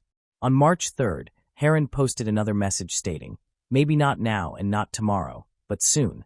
I assure you, I will not tell her anything then, but know that I have destroyed you mentally." Herend's last post was dated March 16th, in which she wrote, "This really makes me desperate." However, no one knew who these threats were aimed at. Rumors began circulating around the school that Herond was angry with an old friend named Annel because they were no longer friends. Some even accused Herond of being jealous of her old friend because everyone liked Annel. Nevertheless, Annel did not care about what Herond posted on social media.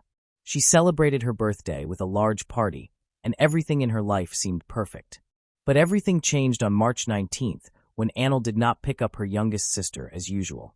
Hugo, Annel's father, received a call from the school informing him that his youngest daughter had not been picked up by Annel as usual. At first, he was not overly worried and thought that Annel might have overslept or gone out with friends after school. But when he decided to call Annel to check if everything was okay, there was no response. Hugo thought that Annel might still be asleep after picking up her sister. He tried to contact Annel again, but received no reply. Despite repeated calls, she remained silent, causing Hugo's anxiety to grow. Hugo decided to go home to the Los Fuentes area. When he arrived, he found the front door wide open. Entering the living room, Hugo saw that some of the furniture had been moved, leading him to suspect that a robbery had occurred. He called Annel's name and searched the house desperately for her, but she did not respond. Hugo eventually went to Annel's room and tried to open the door, but found it locked, which only intensified his worry. Hugo knocked on the door several times, but received no response from Annel. So he broke the door open and entered. What he saw left him breathless. On the floor was Annel's lifeless body. He immediately called the police, who arrived quickly at the scene. When they entered the house, they found Hugo and his 10-year-old daughter sitting upstairs, deeply saddened. The police followed Hugo to a room where they discovered the body of his 16-year-old daughter, Annel. The police found that Annel's body had multiple wounds, and there was blood on the floor. It appeared that the attacker had attempted to clean up the blood, but failed. Through the autopsy, forensic experts discovered that Annel had been stabbed a total of 65 times. The police believed that the attacker had a close relationship with Annel. This theory was further supported by the fact that the doors and windows showed no signs of forced entry, leading them to believe that Annel knew the attacker and had let them into the house. They even speculated that Annel might have arranged a meeting with the attacker that day. However, when detectives checked Annel's cell phone, they found no information about her inviting anyone to her home. Therefore, they considered that it might have been a chance encounter. Since there were no surveillance cameras in the area, detectives decided to interview neighbors. Some reported seeing a slim girl with black hair leaving the house. These statements narrowed down the suspects, and the police focused on a specific individual. They began questioning Annel's close relatives and discovered that they all had solid alibis. They claimed that Annel had no enemies and was very friendly, so they could not imagine anyone wanting to harm her. However, detectives noticed a social media post by Herond, who expressed surprise at Annel's death. Some people expressed their condolences, but others criticized Herond and accused her of being the murderer. They posted harsh comments, blaming Herond for the crime. Herond deleted her account, but the police were able to gather information in time. They summoned some of Annel's friends to ask about the connection between Annel and Herond. All of them stated that the two had become estranged, and that Herond seemed jealous of Annel because Annel was more popular. After the interviews, detectives accessed Herond's social media profiles and found threatening posts she had written months earlier. But the most notable was a post written just hours after Annel's death, in which Herond wrote, "I was so stupid. Oh my God, what did I do?" Everything seemed to indicate that Herond had become the sole suspect in the case. However, this information was kept secret because the police were concerned that Herond might escape before they could arrest her. The agents were waiting for the right moment to act. The case attracted so much attention that hundreds of people gathered at a popular funeral home in Guayaquil to say goodbye to Annel. Annel's friends, relatives, teachers, and classmates cried and hugged each other, unable to believe that Annel had passed away like this. In the crowd, two people stood out, Herond and her mother. Herond entered the funeral home with her head bowed, her long black hair covering most of her face. Her outfit was unusual for the hot weather, as she wore a hooded sweatshirt with long sleeves, as if trying to hide something. Herond and her mother went to pay their respects to Annel's family. They sat near Annel's coffin, where everyone present was whispering and looking at Herond with tense expressions, noticing that she seemed very nervous. The police then approached Herond and asked her to follow them to the police station. Herond did not resist and went with the authorities. At the police station, the interrogation began. Initially, Herond claimed innocence, but after a few questions, she opened up. Heron showed scratches and bruises on her arms and torso, confessing that Annel had inflicted these injuries when she tried to defend herself in December 2013. The incident stemmed from a photo that Annel had posted online in which they were caught hugging and partially undressed. Heron did not like the photo because Annel had posted it without her consent. She asked Annel to delete the photo, but Annel ignored her. After a while, Annel finally agreed to delete the photo, but it was too late. Their friendship was irreparably damaged. The situation worsened when a classmate of Heron's informed her that he had a sensitive photo of her, and she suspected that the photo was the same one that Annel had posted months earlier. This made Heron start thinking about revenge. Heron had been expressing her anger on social media for a long time. On March 19, 2014, she wrote a cryptic statement on her personal page. Then she went to Annel's house in the Los Fuentes neighborhood. When she arrived at Annel's house, Heron brought 2 servings of ice cream and put on a fake smile. She said that she wanted to reconcile with Annel and be friends again. Annel happily agreed and led her into the house. She even invited Heron upstairs to chat in her room on the 2nd floor, just like before. When Annel and Heron entered the room, they began talking and eating ice cream. After a short while, Heron suggested watching a movie. She said that she was going to the bathroom and asked Annel not to stop the movie. However, instead of going to the bathroom, Heron went downstairs to the kitchen and took a sharp knife. Heron returned to the room, hiding the knife under her clothes. She found Annel lying on the bed with her back to the door, giving her an opportunity to attack. Heron pulled out the knife and began stabbing Annel.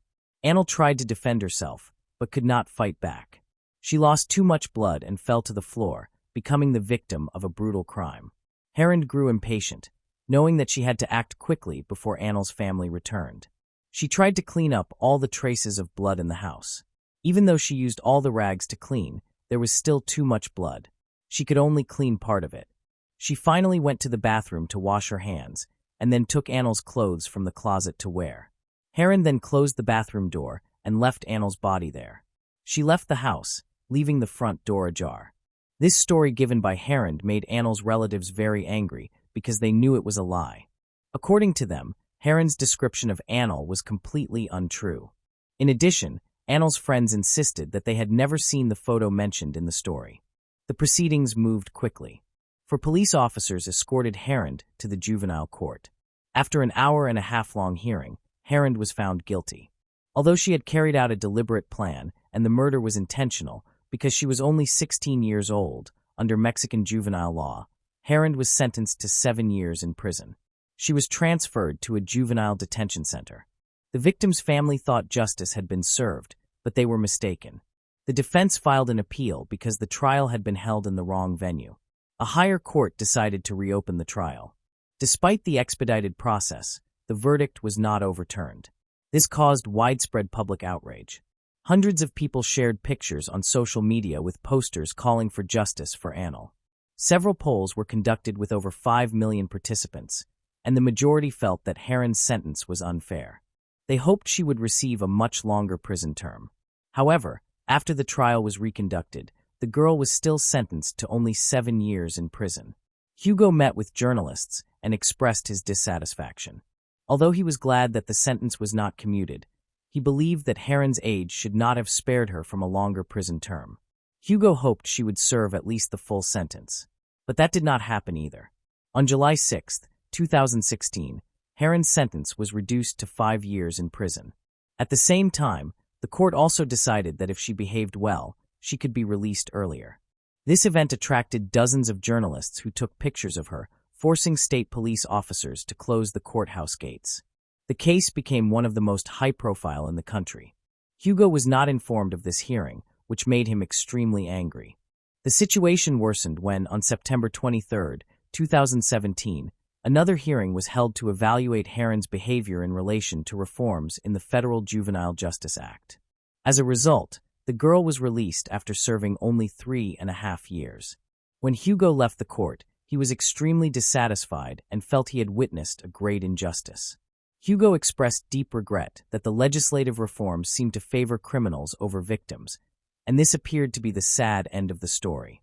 Moving on to the next case. The case of Ashley Wadsworth. Ashley Wadsworth was born on July 25, 2002, in Vernon Township, British Columbia, Canada. She was the daughter of Kenneth Wadsworth and Christy Jenden and had an older sister named Haley.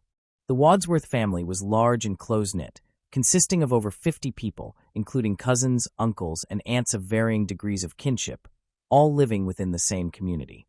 Ashley was a cheerful, outgoing, and energetic girl who was popular and had many friends. She enjoyed outdoor activities such as swimming, horseback riding, and skiing.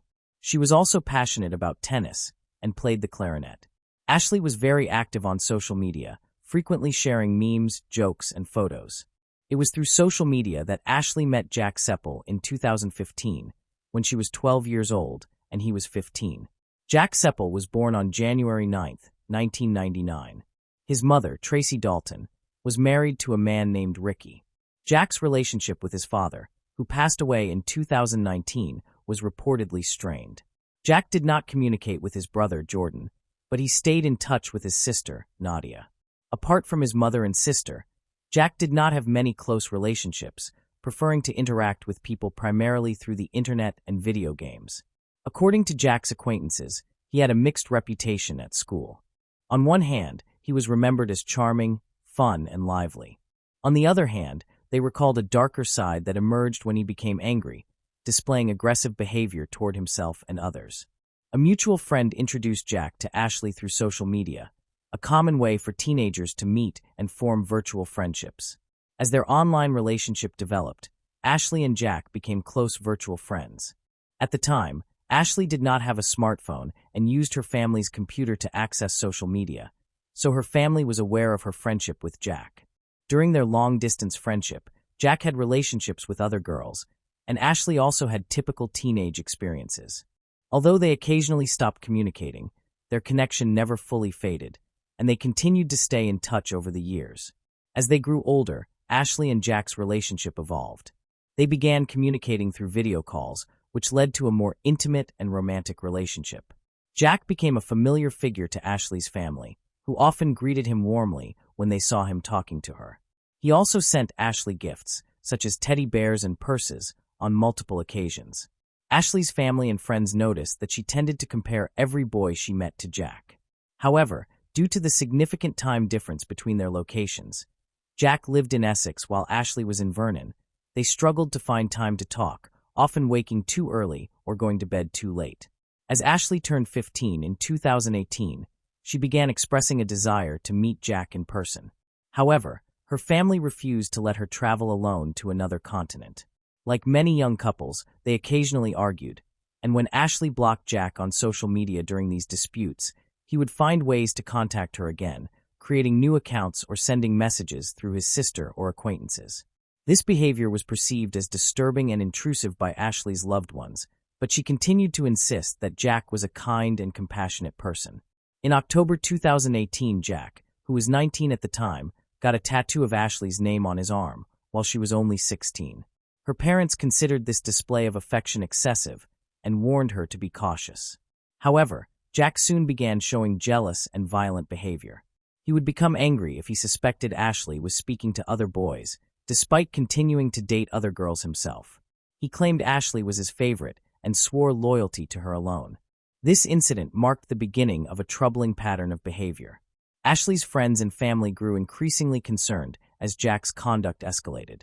One day, Ashley called a friend who was at Jack's house, and he would not let her leave. According to the friend who overheard the conversation, Ashley surprisingly remained calm, as if she were accustomed to such situations. She simply asked Jack to stop being crazy. Ashley confided in her friends about the incident, but did not inform her parents. However, her friends strongly advised her to cut off all contact with Jack. Despite his history of fights and problematic behavior, Ashley and Jack continued to reconcile. At just 18 years old, Ashley had known Jack since her early teens, but seemed unaware of the extent to which he had manipulated her from a young age. Ashley began working at fast food restaurants and department stores to save money for leisure activities. Her first purchase was a tablet, which allowed her to use social media more privately. She then started saving for a trip. During her senior year of high school, Ashley, a spiritual and inquisitive person, experienced a profound moment of insight after reading the Book of Mormon. This led her to begin following the Church of Jesus Christ of Latter-day Saints. Ashley graduated from Sighton High School in 2020. She wanted to fully experience university life, so she decided to take a year-long break before continuing her studies. In the first half of 2021, Ashley continued working and saving money. In April of that year, she was baptized into Mormonism. With her newfound independence and financial stability, Ashley decided to travel to the UK to meet Jack in person and celebrate his birthday with him. Despite her parents' and friends' concerns, Ashley was determined to make the trip, as she was of legal age and had her own savings. Ashley left Canada for the UK on November 12, 2021, on a 6-month tourist visa. This was her first time leaving her home country, and she was thrilled. The next day, November 13, 2021, Ashley met Jack in person for the first time. On the same day, she updated her profile picture to a photo of the two of them together. At 22 years old, Jack looked considerably older than Ashley, who was 19. His numerous tattoos, including those on his face, created a striking contrast with Ashley's youthful appearance. During her stay in London, Ashley lived with Jack in his house, located in a public housing estate in northwest Chelmsford. The neighborhood had a questionable reputation, but they spent time exploring the nicer areas of the city in Essex. Jack seemed like the same charming, caring person Ashley had met online, often showering her with compliments and taking romantic selfies. However, Jack's behavior was inconsistent, and he could be cruel at times. Despite being together daily, Ashley's tourist visa prevented her from working, and Jack was unemployed, relying on benefits. Occasionally, his mother, Tracy, who lived nearby, provided support. Throughout her trip, Ashley regularly posted photos and updates on social media, showcasing their happy moments and romantic experiences. The pictures often featured them embracing, highlighting their seemingly joyful relationship. Ashley kept in regular touch with her family through video calls, and everything appeared fine at first. They even adopted a new kitten, Winston, which was a positive addition to their lives. Nevertheless, over time, Jack began to become more withdrawn and isolated.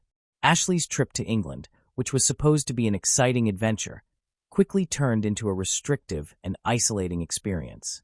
Her boyfriend, Jack, had lost interest in exploring the country and instead preferred to stay indoors, smoke, and play video games.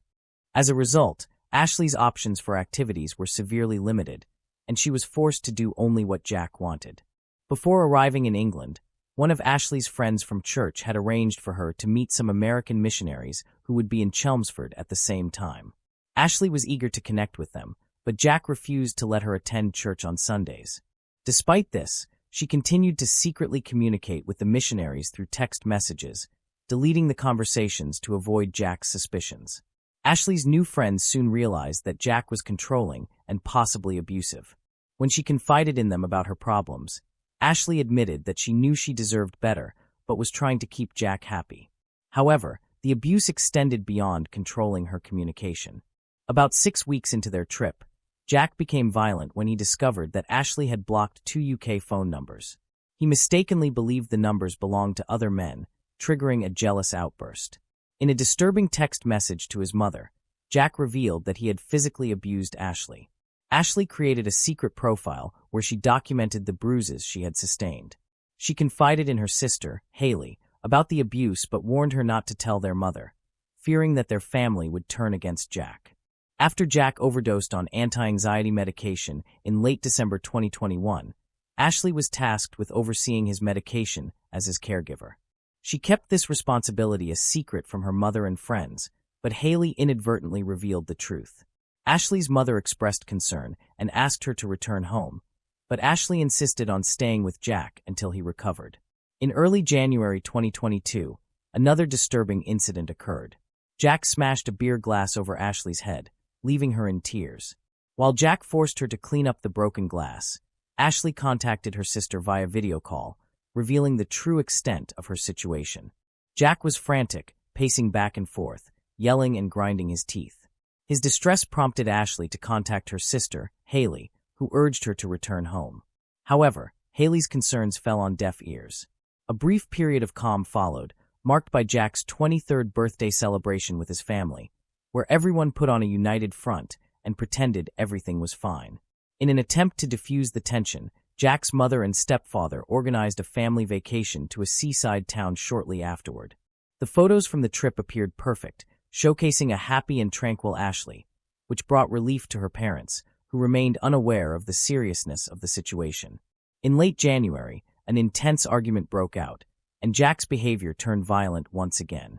He hit Ashley and threw a candle and a TV remote at her while she was video chatting with Haley, who was pleading with her to return home. Although Ashley had initially agreed, she ultimately decided to stay. Despite witnessing Jack's cruel nature, she clung to the hope that the charming person she once knew was still buried deep within him. Ashley was convinced that time, her love, or perhaps medical treatment could help Jack overcome his destructive tendencies, a sentiment echoed by her mother during subsequent conversations with Jack. Jack accused Ashley of cheating on him, physically abused her, and later apologized. Despite feeling guilty about his actions, Jack's behavior continued. The situation escalated on the morning of February 1st, 2022, when Jack became angry with Ashley again. He accused her of abandoning him and seeing other people in secret. He demanded to see her phone and check her social media accounts to prove his allegations. Around 8 a.m., their neighbor Haley Bortonshaw heard Ashley's screams through the shared wall. Ashley soon appeared at Jack's doorstep, drawing attention to the distressing situation unfolding between them. Haley was shocked when Ashley appeared at her door, barefoot and crying, with a cut on her palm that was bleeding. Ashley explained that Jack had become enraged when he caught her looking at intimate photos of them. He had verbally abused her, physically attacked her, smashed her phone, and thrown her kitten against the wall. Despite Haley's concerns for Ashley's safety and fear that Jack might try to harm her, Ashley asked Haley not to call the police. Haley reluctantly agreed, but begged Ashley to see a doctor instead of returning to Jack's apartment. When Ashley refused, Haley decided to go and talk to Jack herself. During their conversation, Jack apologized for his actions and remained calm. Haley then left for a doctor's appointment around 9 a.m.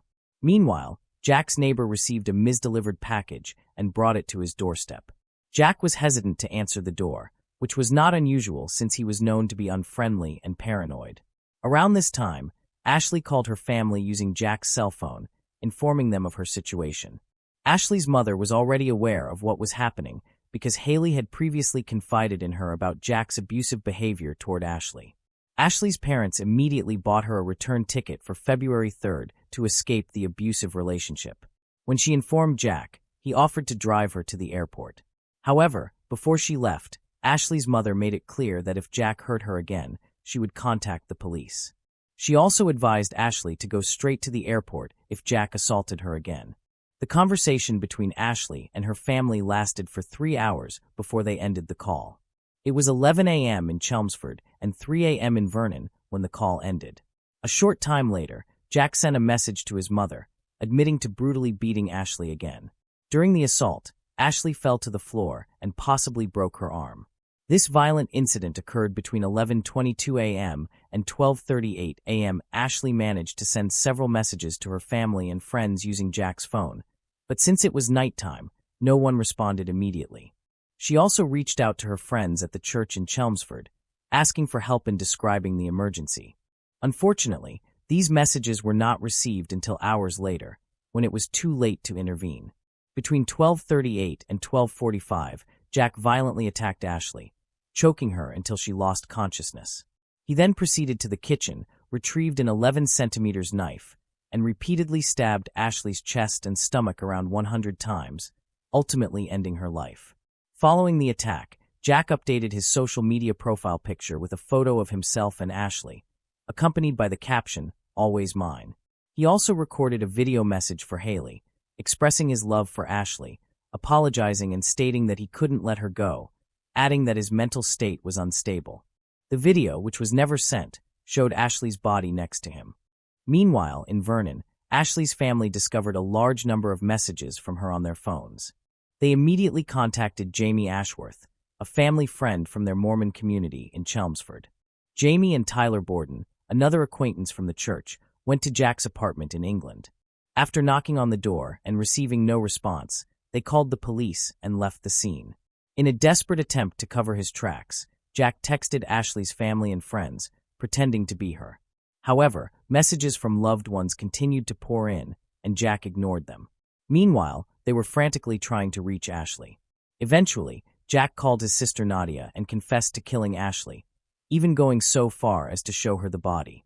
This disturbing conversation took place at approximately 4:13 p.m.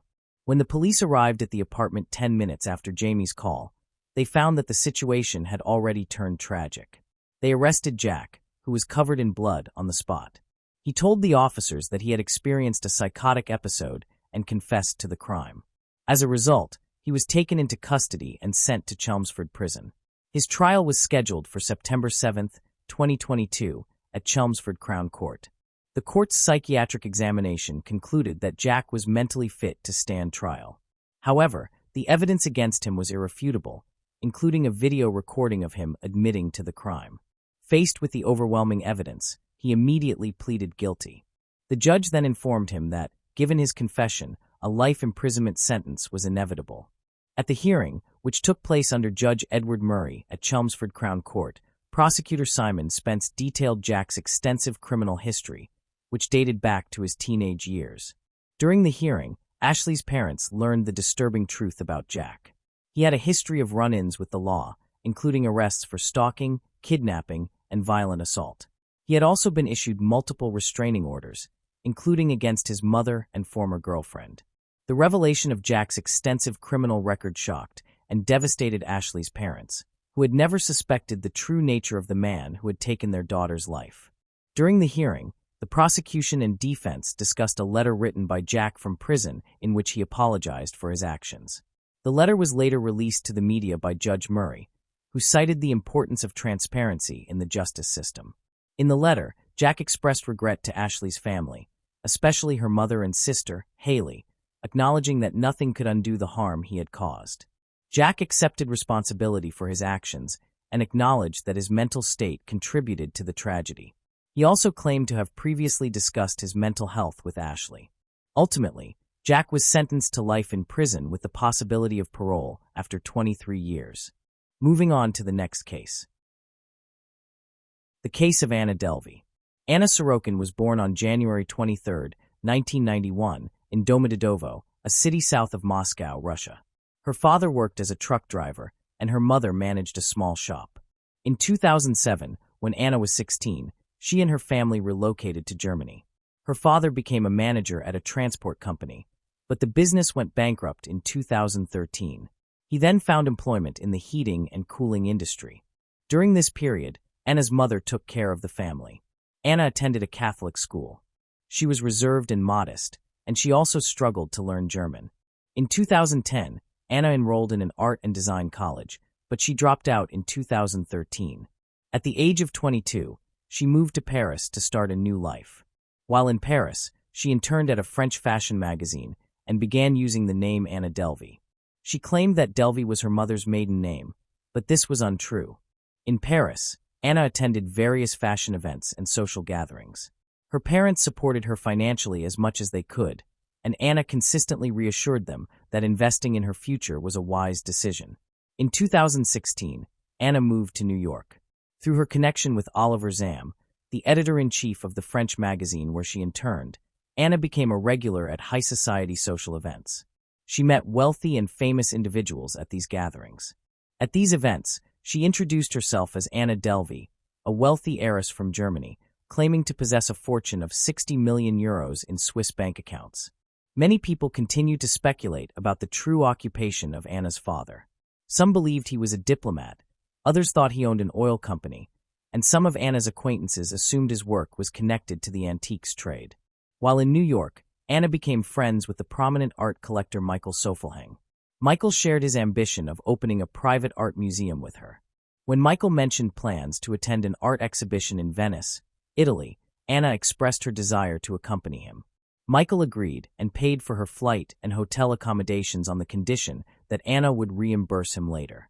However, while in Venice, Anna surprisingly paid for all expenses in cash, which Michael found unusual. Upon returning to New York, Anna did not hurry to repay Michael.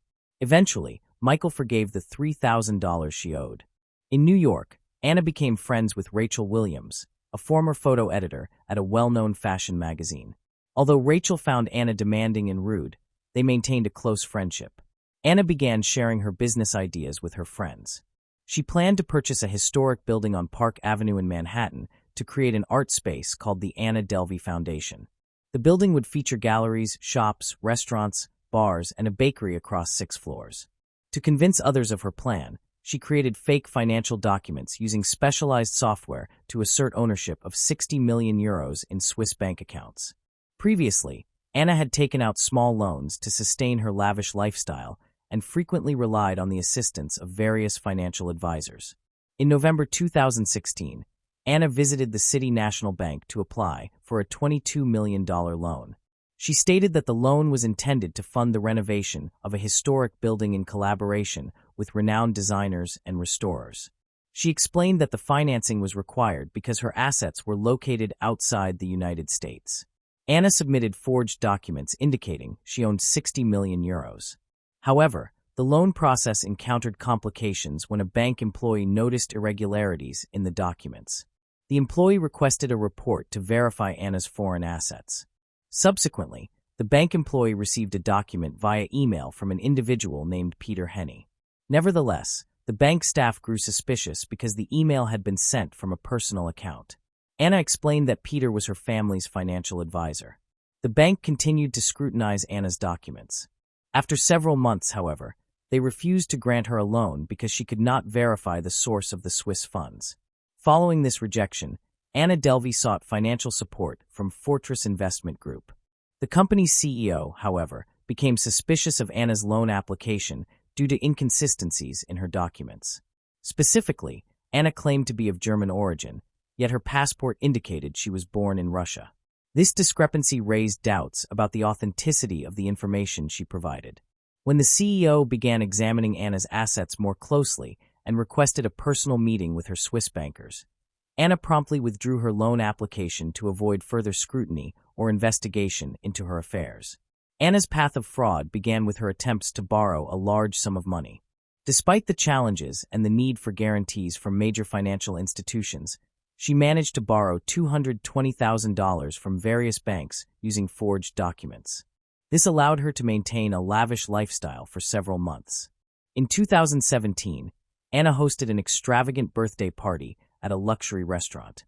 However, after the party ended, the restaurant staff had to contact the guests to obtain Anna's contact information, as she had left without paying the bill. The matter was eventually resolved when Anna settled the debt in cash in February 2017. Anna also made a notable impression when she checked into the 11 Howard Hotel. At the hotel, Anna gave Neff Davis a $100 tip in exchange for information about the most upscale restaurant in Soho. Neff Davis observed that other guests often viewed Anna negatively because she frequently wandered around the hotel in her bathrobe. Despite this, the hotel staff were eager to accommodate Anna, as she was known for leaving generous tips. Over time, Anna and Neff Davis developed a close relationship. Neff Davis became Anna's personal assistant. Anna compensated Neff Davis by inviting him to upscale restaurants, taking him to high-end beauty salons, and arranging luxury massages. On one occasion, Neff Davis was invited by Anna to an exclusive party attended by the famous actor McAllister. While staying at high-end hotels, Anna enjoyed many luxurious experiences, including visiting elite beauty salons for eyelash extensions, which cost approximately $400 per session. Additionally, Anna shopped for luxury brand products and frequently dined at expensive restaurants. All expenses were charged to her account at the 11 Howard Hotel. After 3 weeks, the hotel management discovered that the credit card information Anna had provided at check-in was invalid. The hotel owner demanded immediate payment of the $30,000 bill. By this time, Anna was nearly out of funds due to her frequent spending on expensive food and services. This led to a significant reduction in her social circle, leaving her spending time primarily with 3 friends, Neff Davis, Casey, and Rachel. When asked about her financial situation, Anna remained silent. On one occasion, Anna invited Neff Davis to dinner at a restaurant.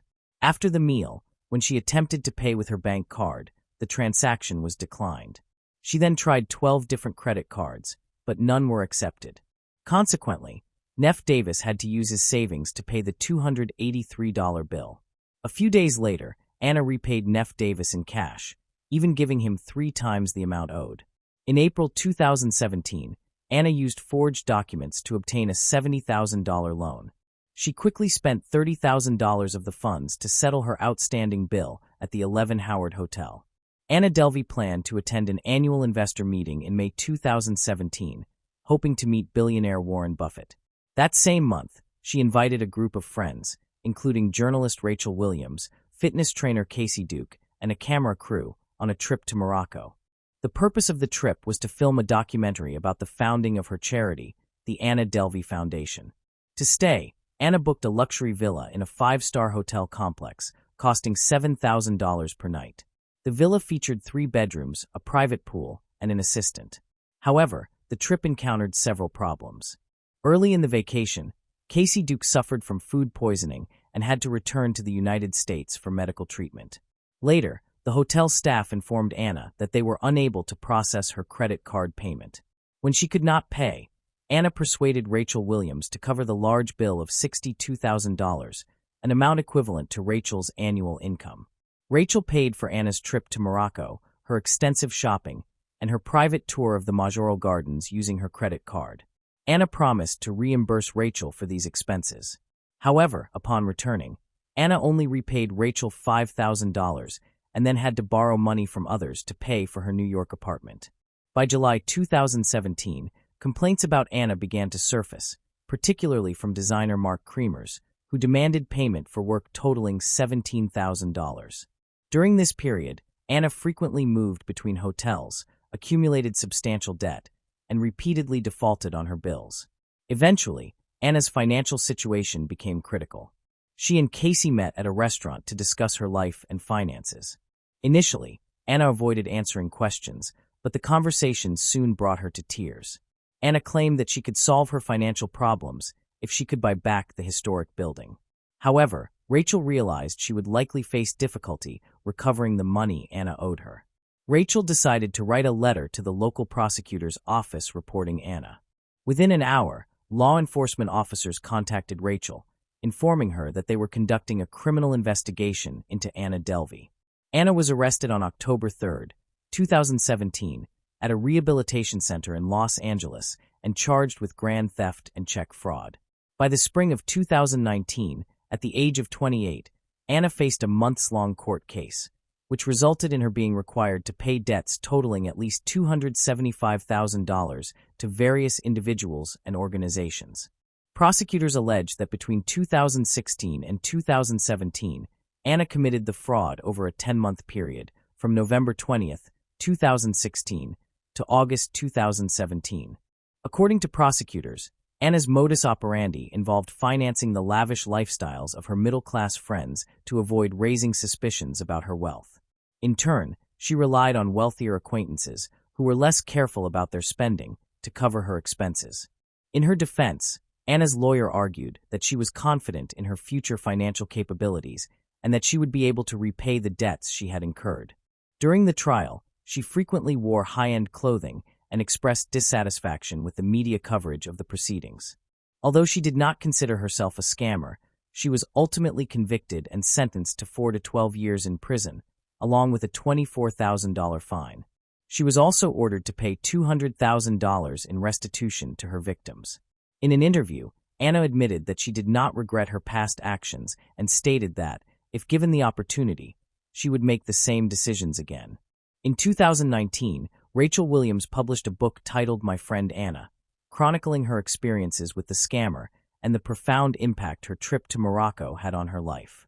Despite being incarcerated, Anna's social media accounts remained active. Through her posts, she instructed her followers on how to contact her and send her money via cryptocurrency. During her time in prison, Anna focused on her health and appearance. She committed to sleeping at least 12 hours a day and practicing yoga for 9 hours per week. Anna expressed pride in her positive changes. Without access to a phone, Anna spent her time reading. However, she was dissatisfied with the prison menu, particularly the lack of fresh greens and broccoli. To improve her situation, Anna made her own nut milk, grew vegetables, and experimented with new organic products in the prison cafeteria. After serving her 4-year sentence, Anna Delvey was released on February 11, 2021. Upon her release, she resumed her lavish lifestyle by moving into a luxury hotel. This was made possible by the money she received from Netflix, which purchased the rights to adapt her story. Part of this income was used to pay off some of Anna's outstanding debts. However, her freedom was short-lived. Just 6 weeks after her release, on March 25, 2021, Anna Delvey was arrested by the U.S. Immigration and Customs Enforcement. Anna was detained for 18 months due to her expired security visa. The decision to detain her was made because the immigration judge determined that, if released, Anna would likely return to her fraudulent behavior. In February 2022, Netflix premiered the film Inventing Anna, written by Shonda Rhimes and starring Julia Garner as Anna Delvey. Reports indicate that Netflix paid Sorokina $320,000 for the rights to her story. Anna is currently under house arrest in an apartment in New York. During this time, she is prohibited from using the internet and strictly follows this rule. Despite these restrictions, Anna maintains contact with her family by phone and is allowed to attend certain meetings on Thursdays. She also continues her artistic pursuits by participating in magazine photo shoots and giving interviews. Recently, Anna celebrated her 32nd birthday at her New York residence in January 2023. Currently, she is developing ambitious plans for the future, including the launch of her own reality TV show. Thanks for watching. I hope you enjoyed exploring these intriguing cold cases with me. If you found the video fascinating, don't forget to give it a thumbs up and subscribe to Cold Case Mystique for more deep dives into cold case investigations. Your support helps me bring you more compelling content. Leave a comment below with your thoughts or any cases you'd like me to cover next. See you in the next video. And remember, the search for truth never stops.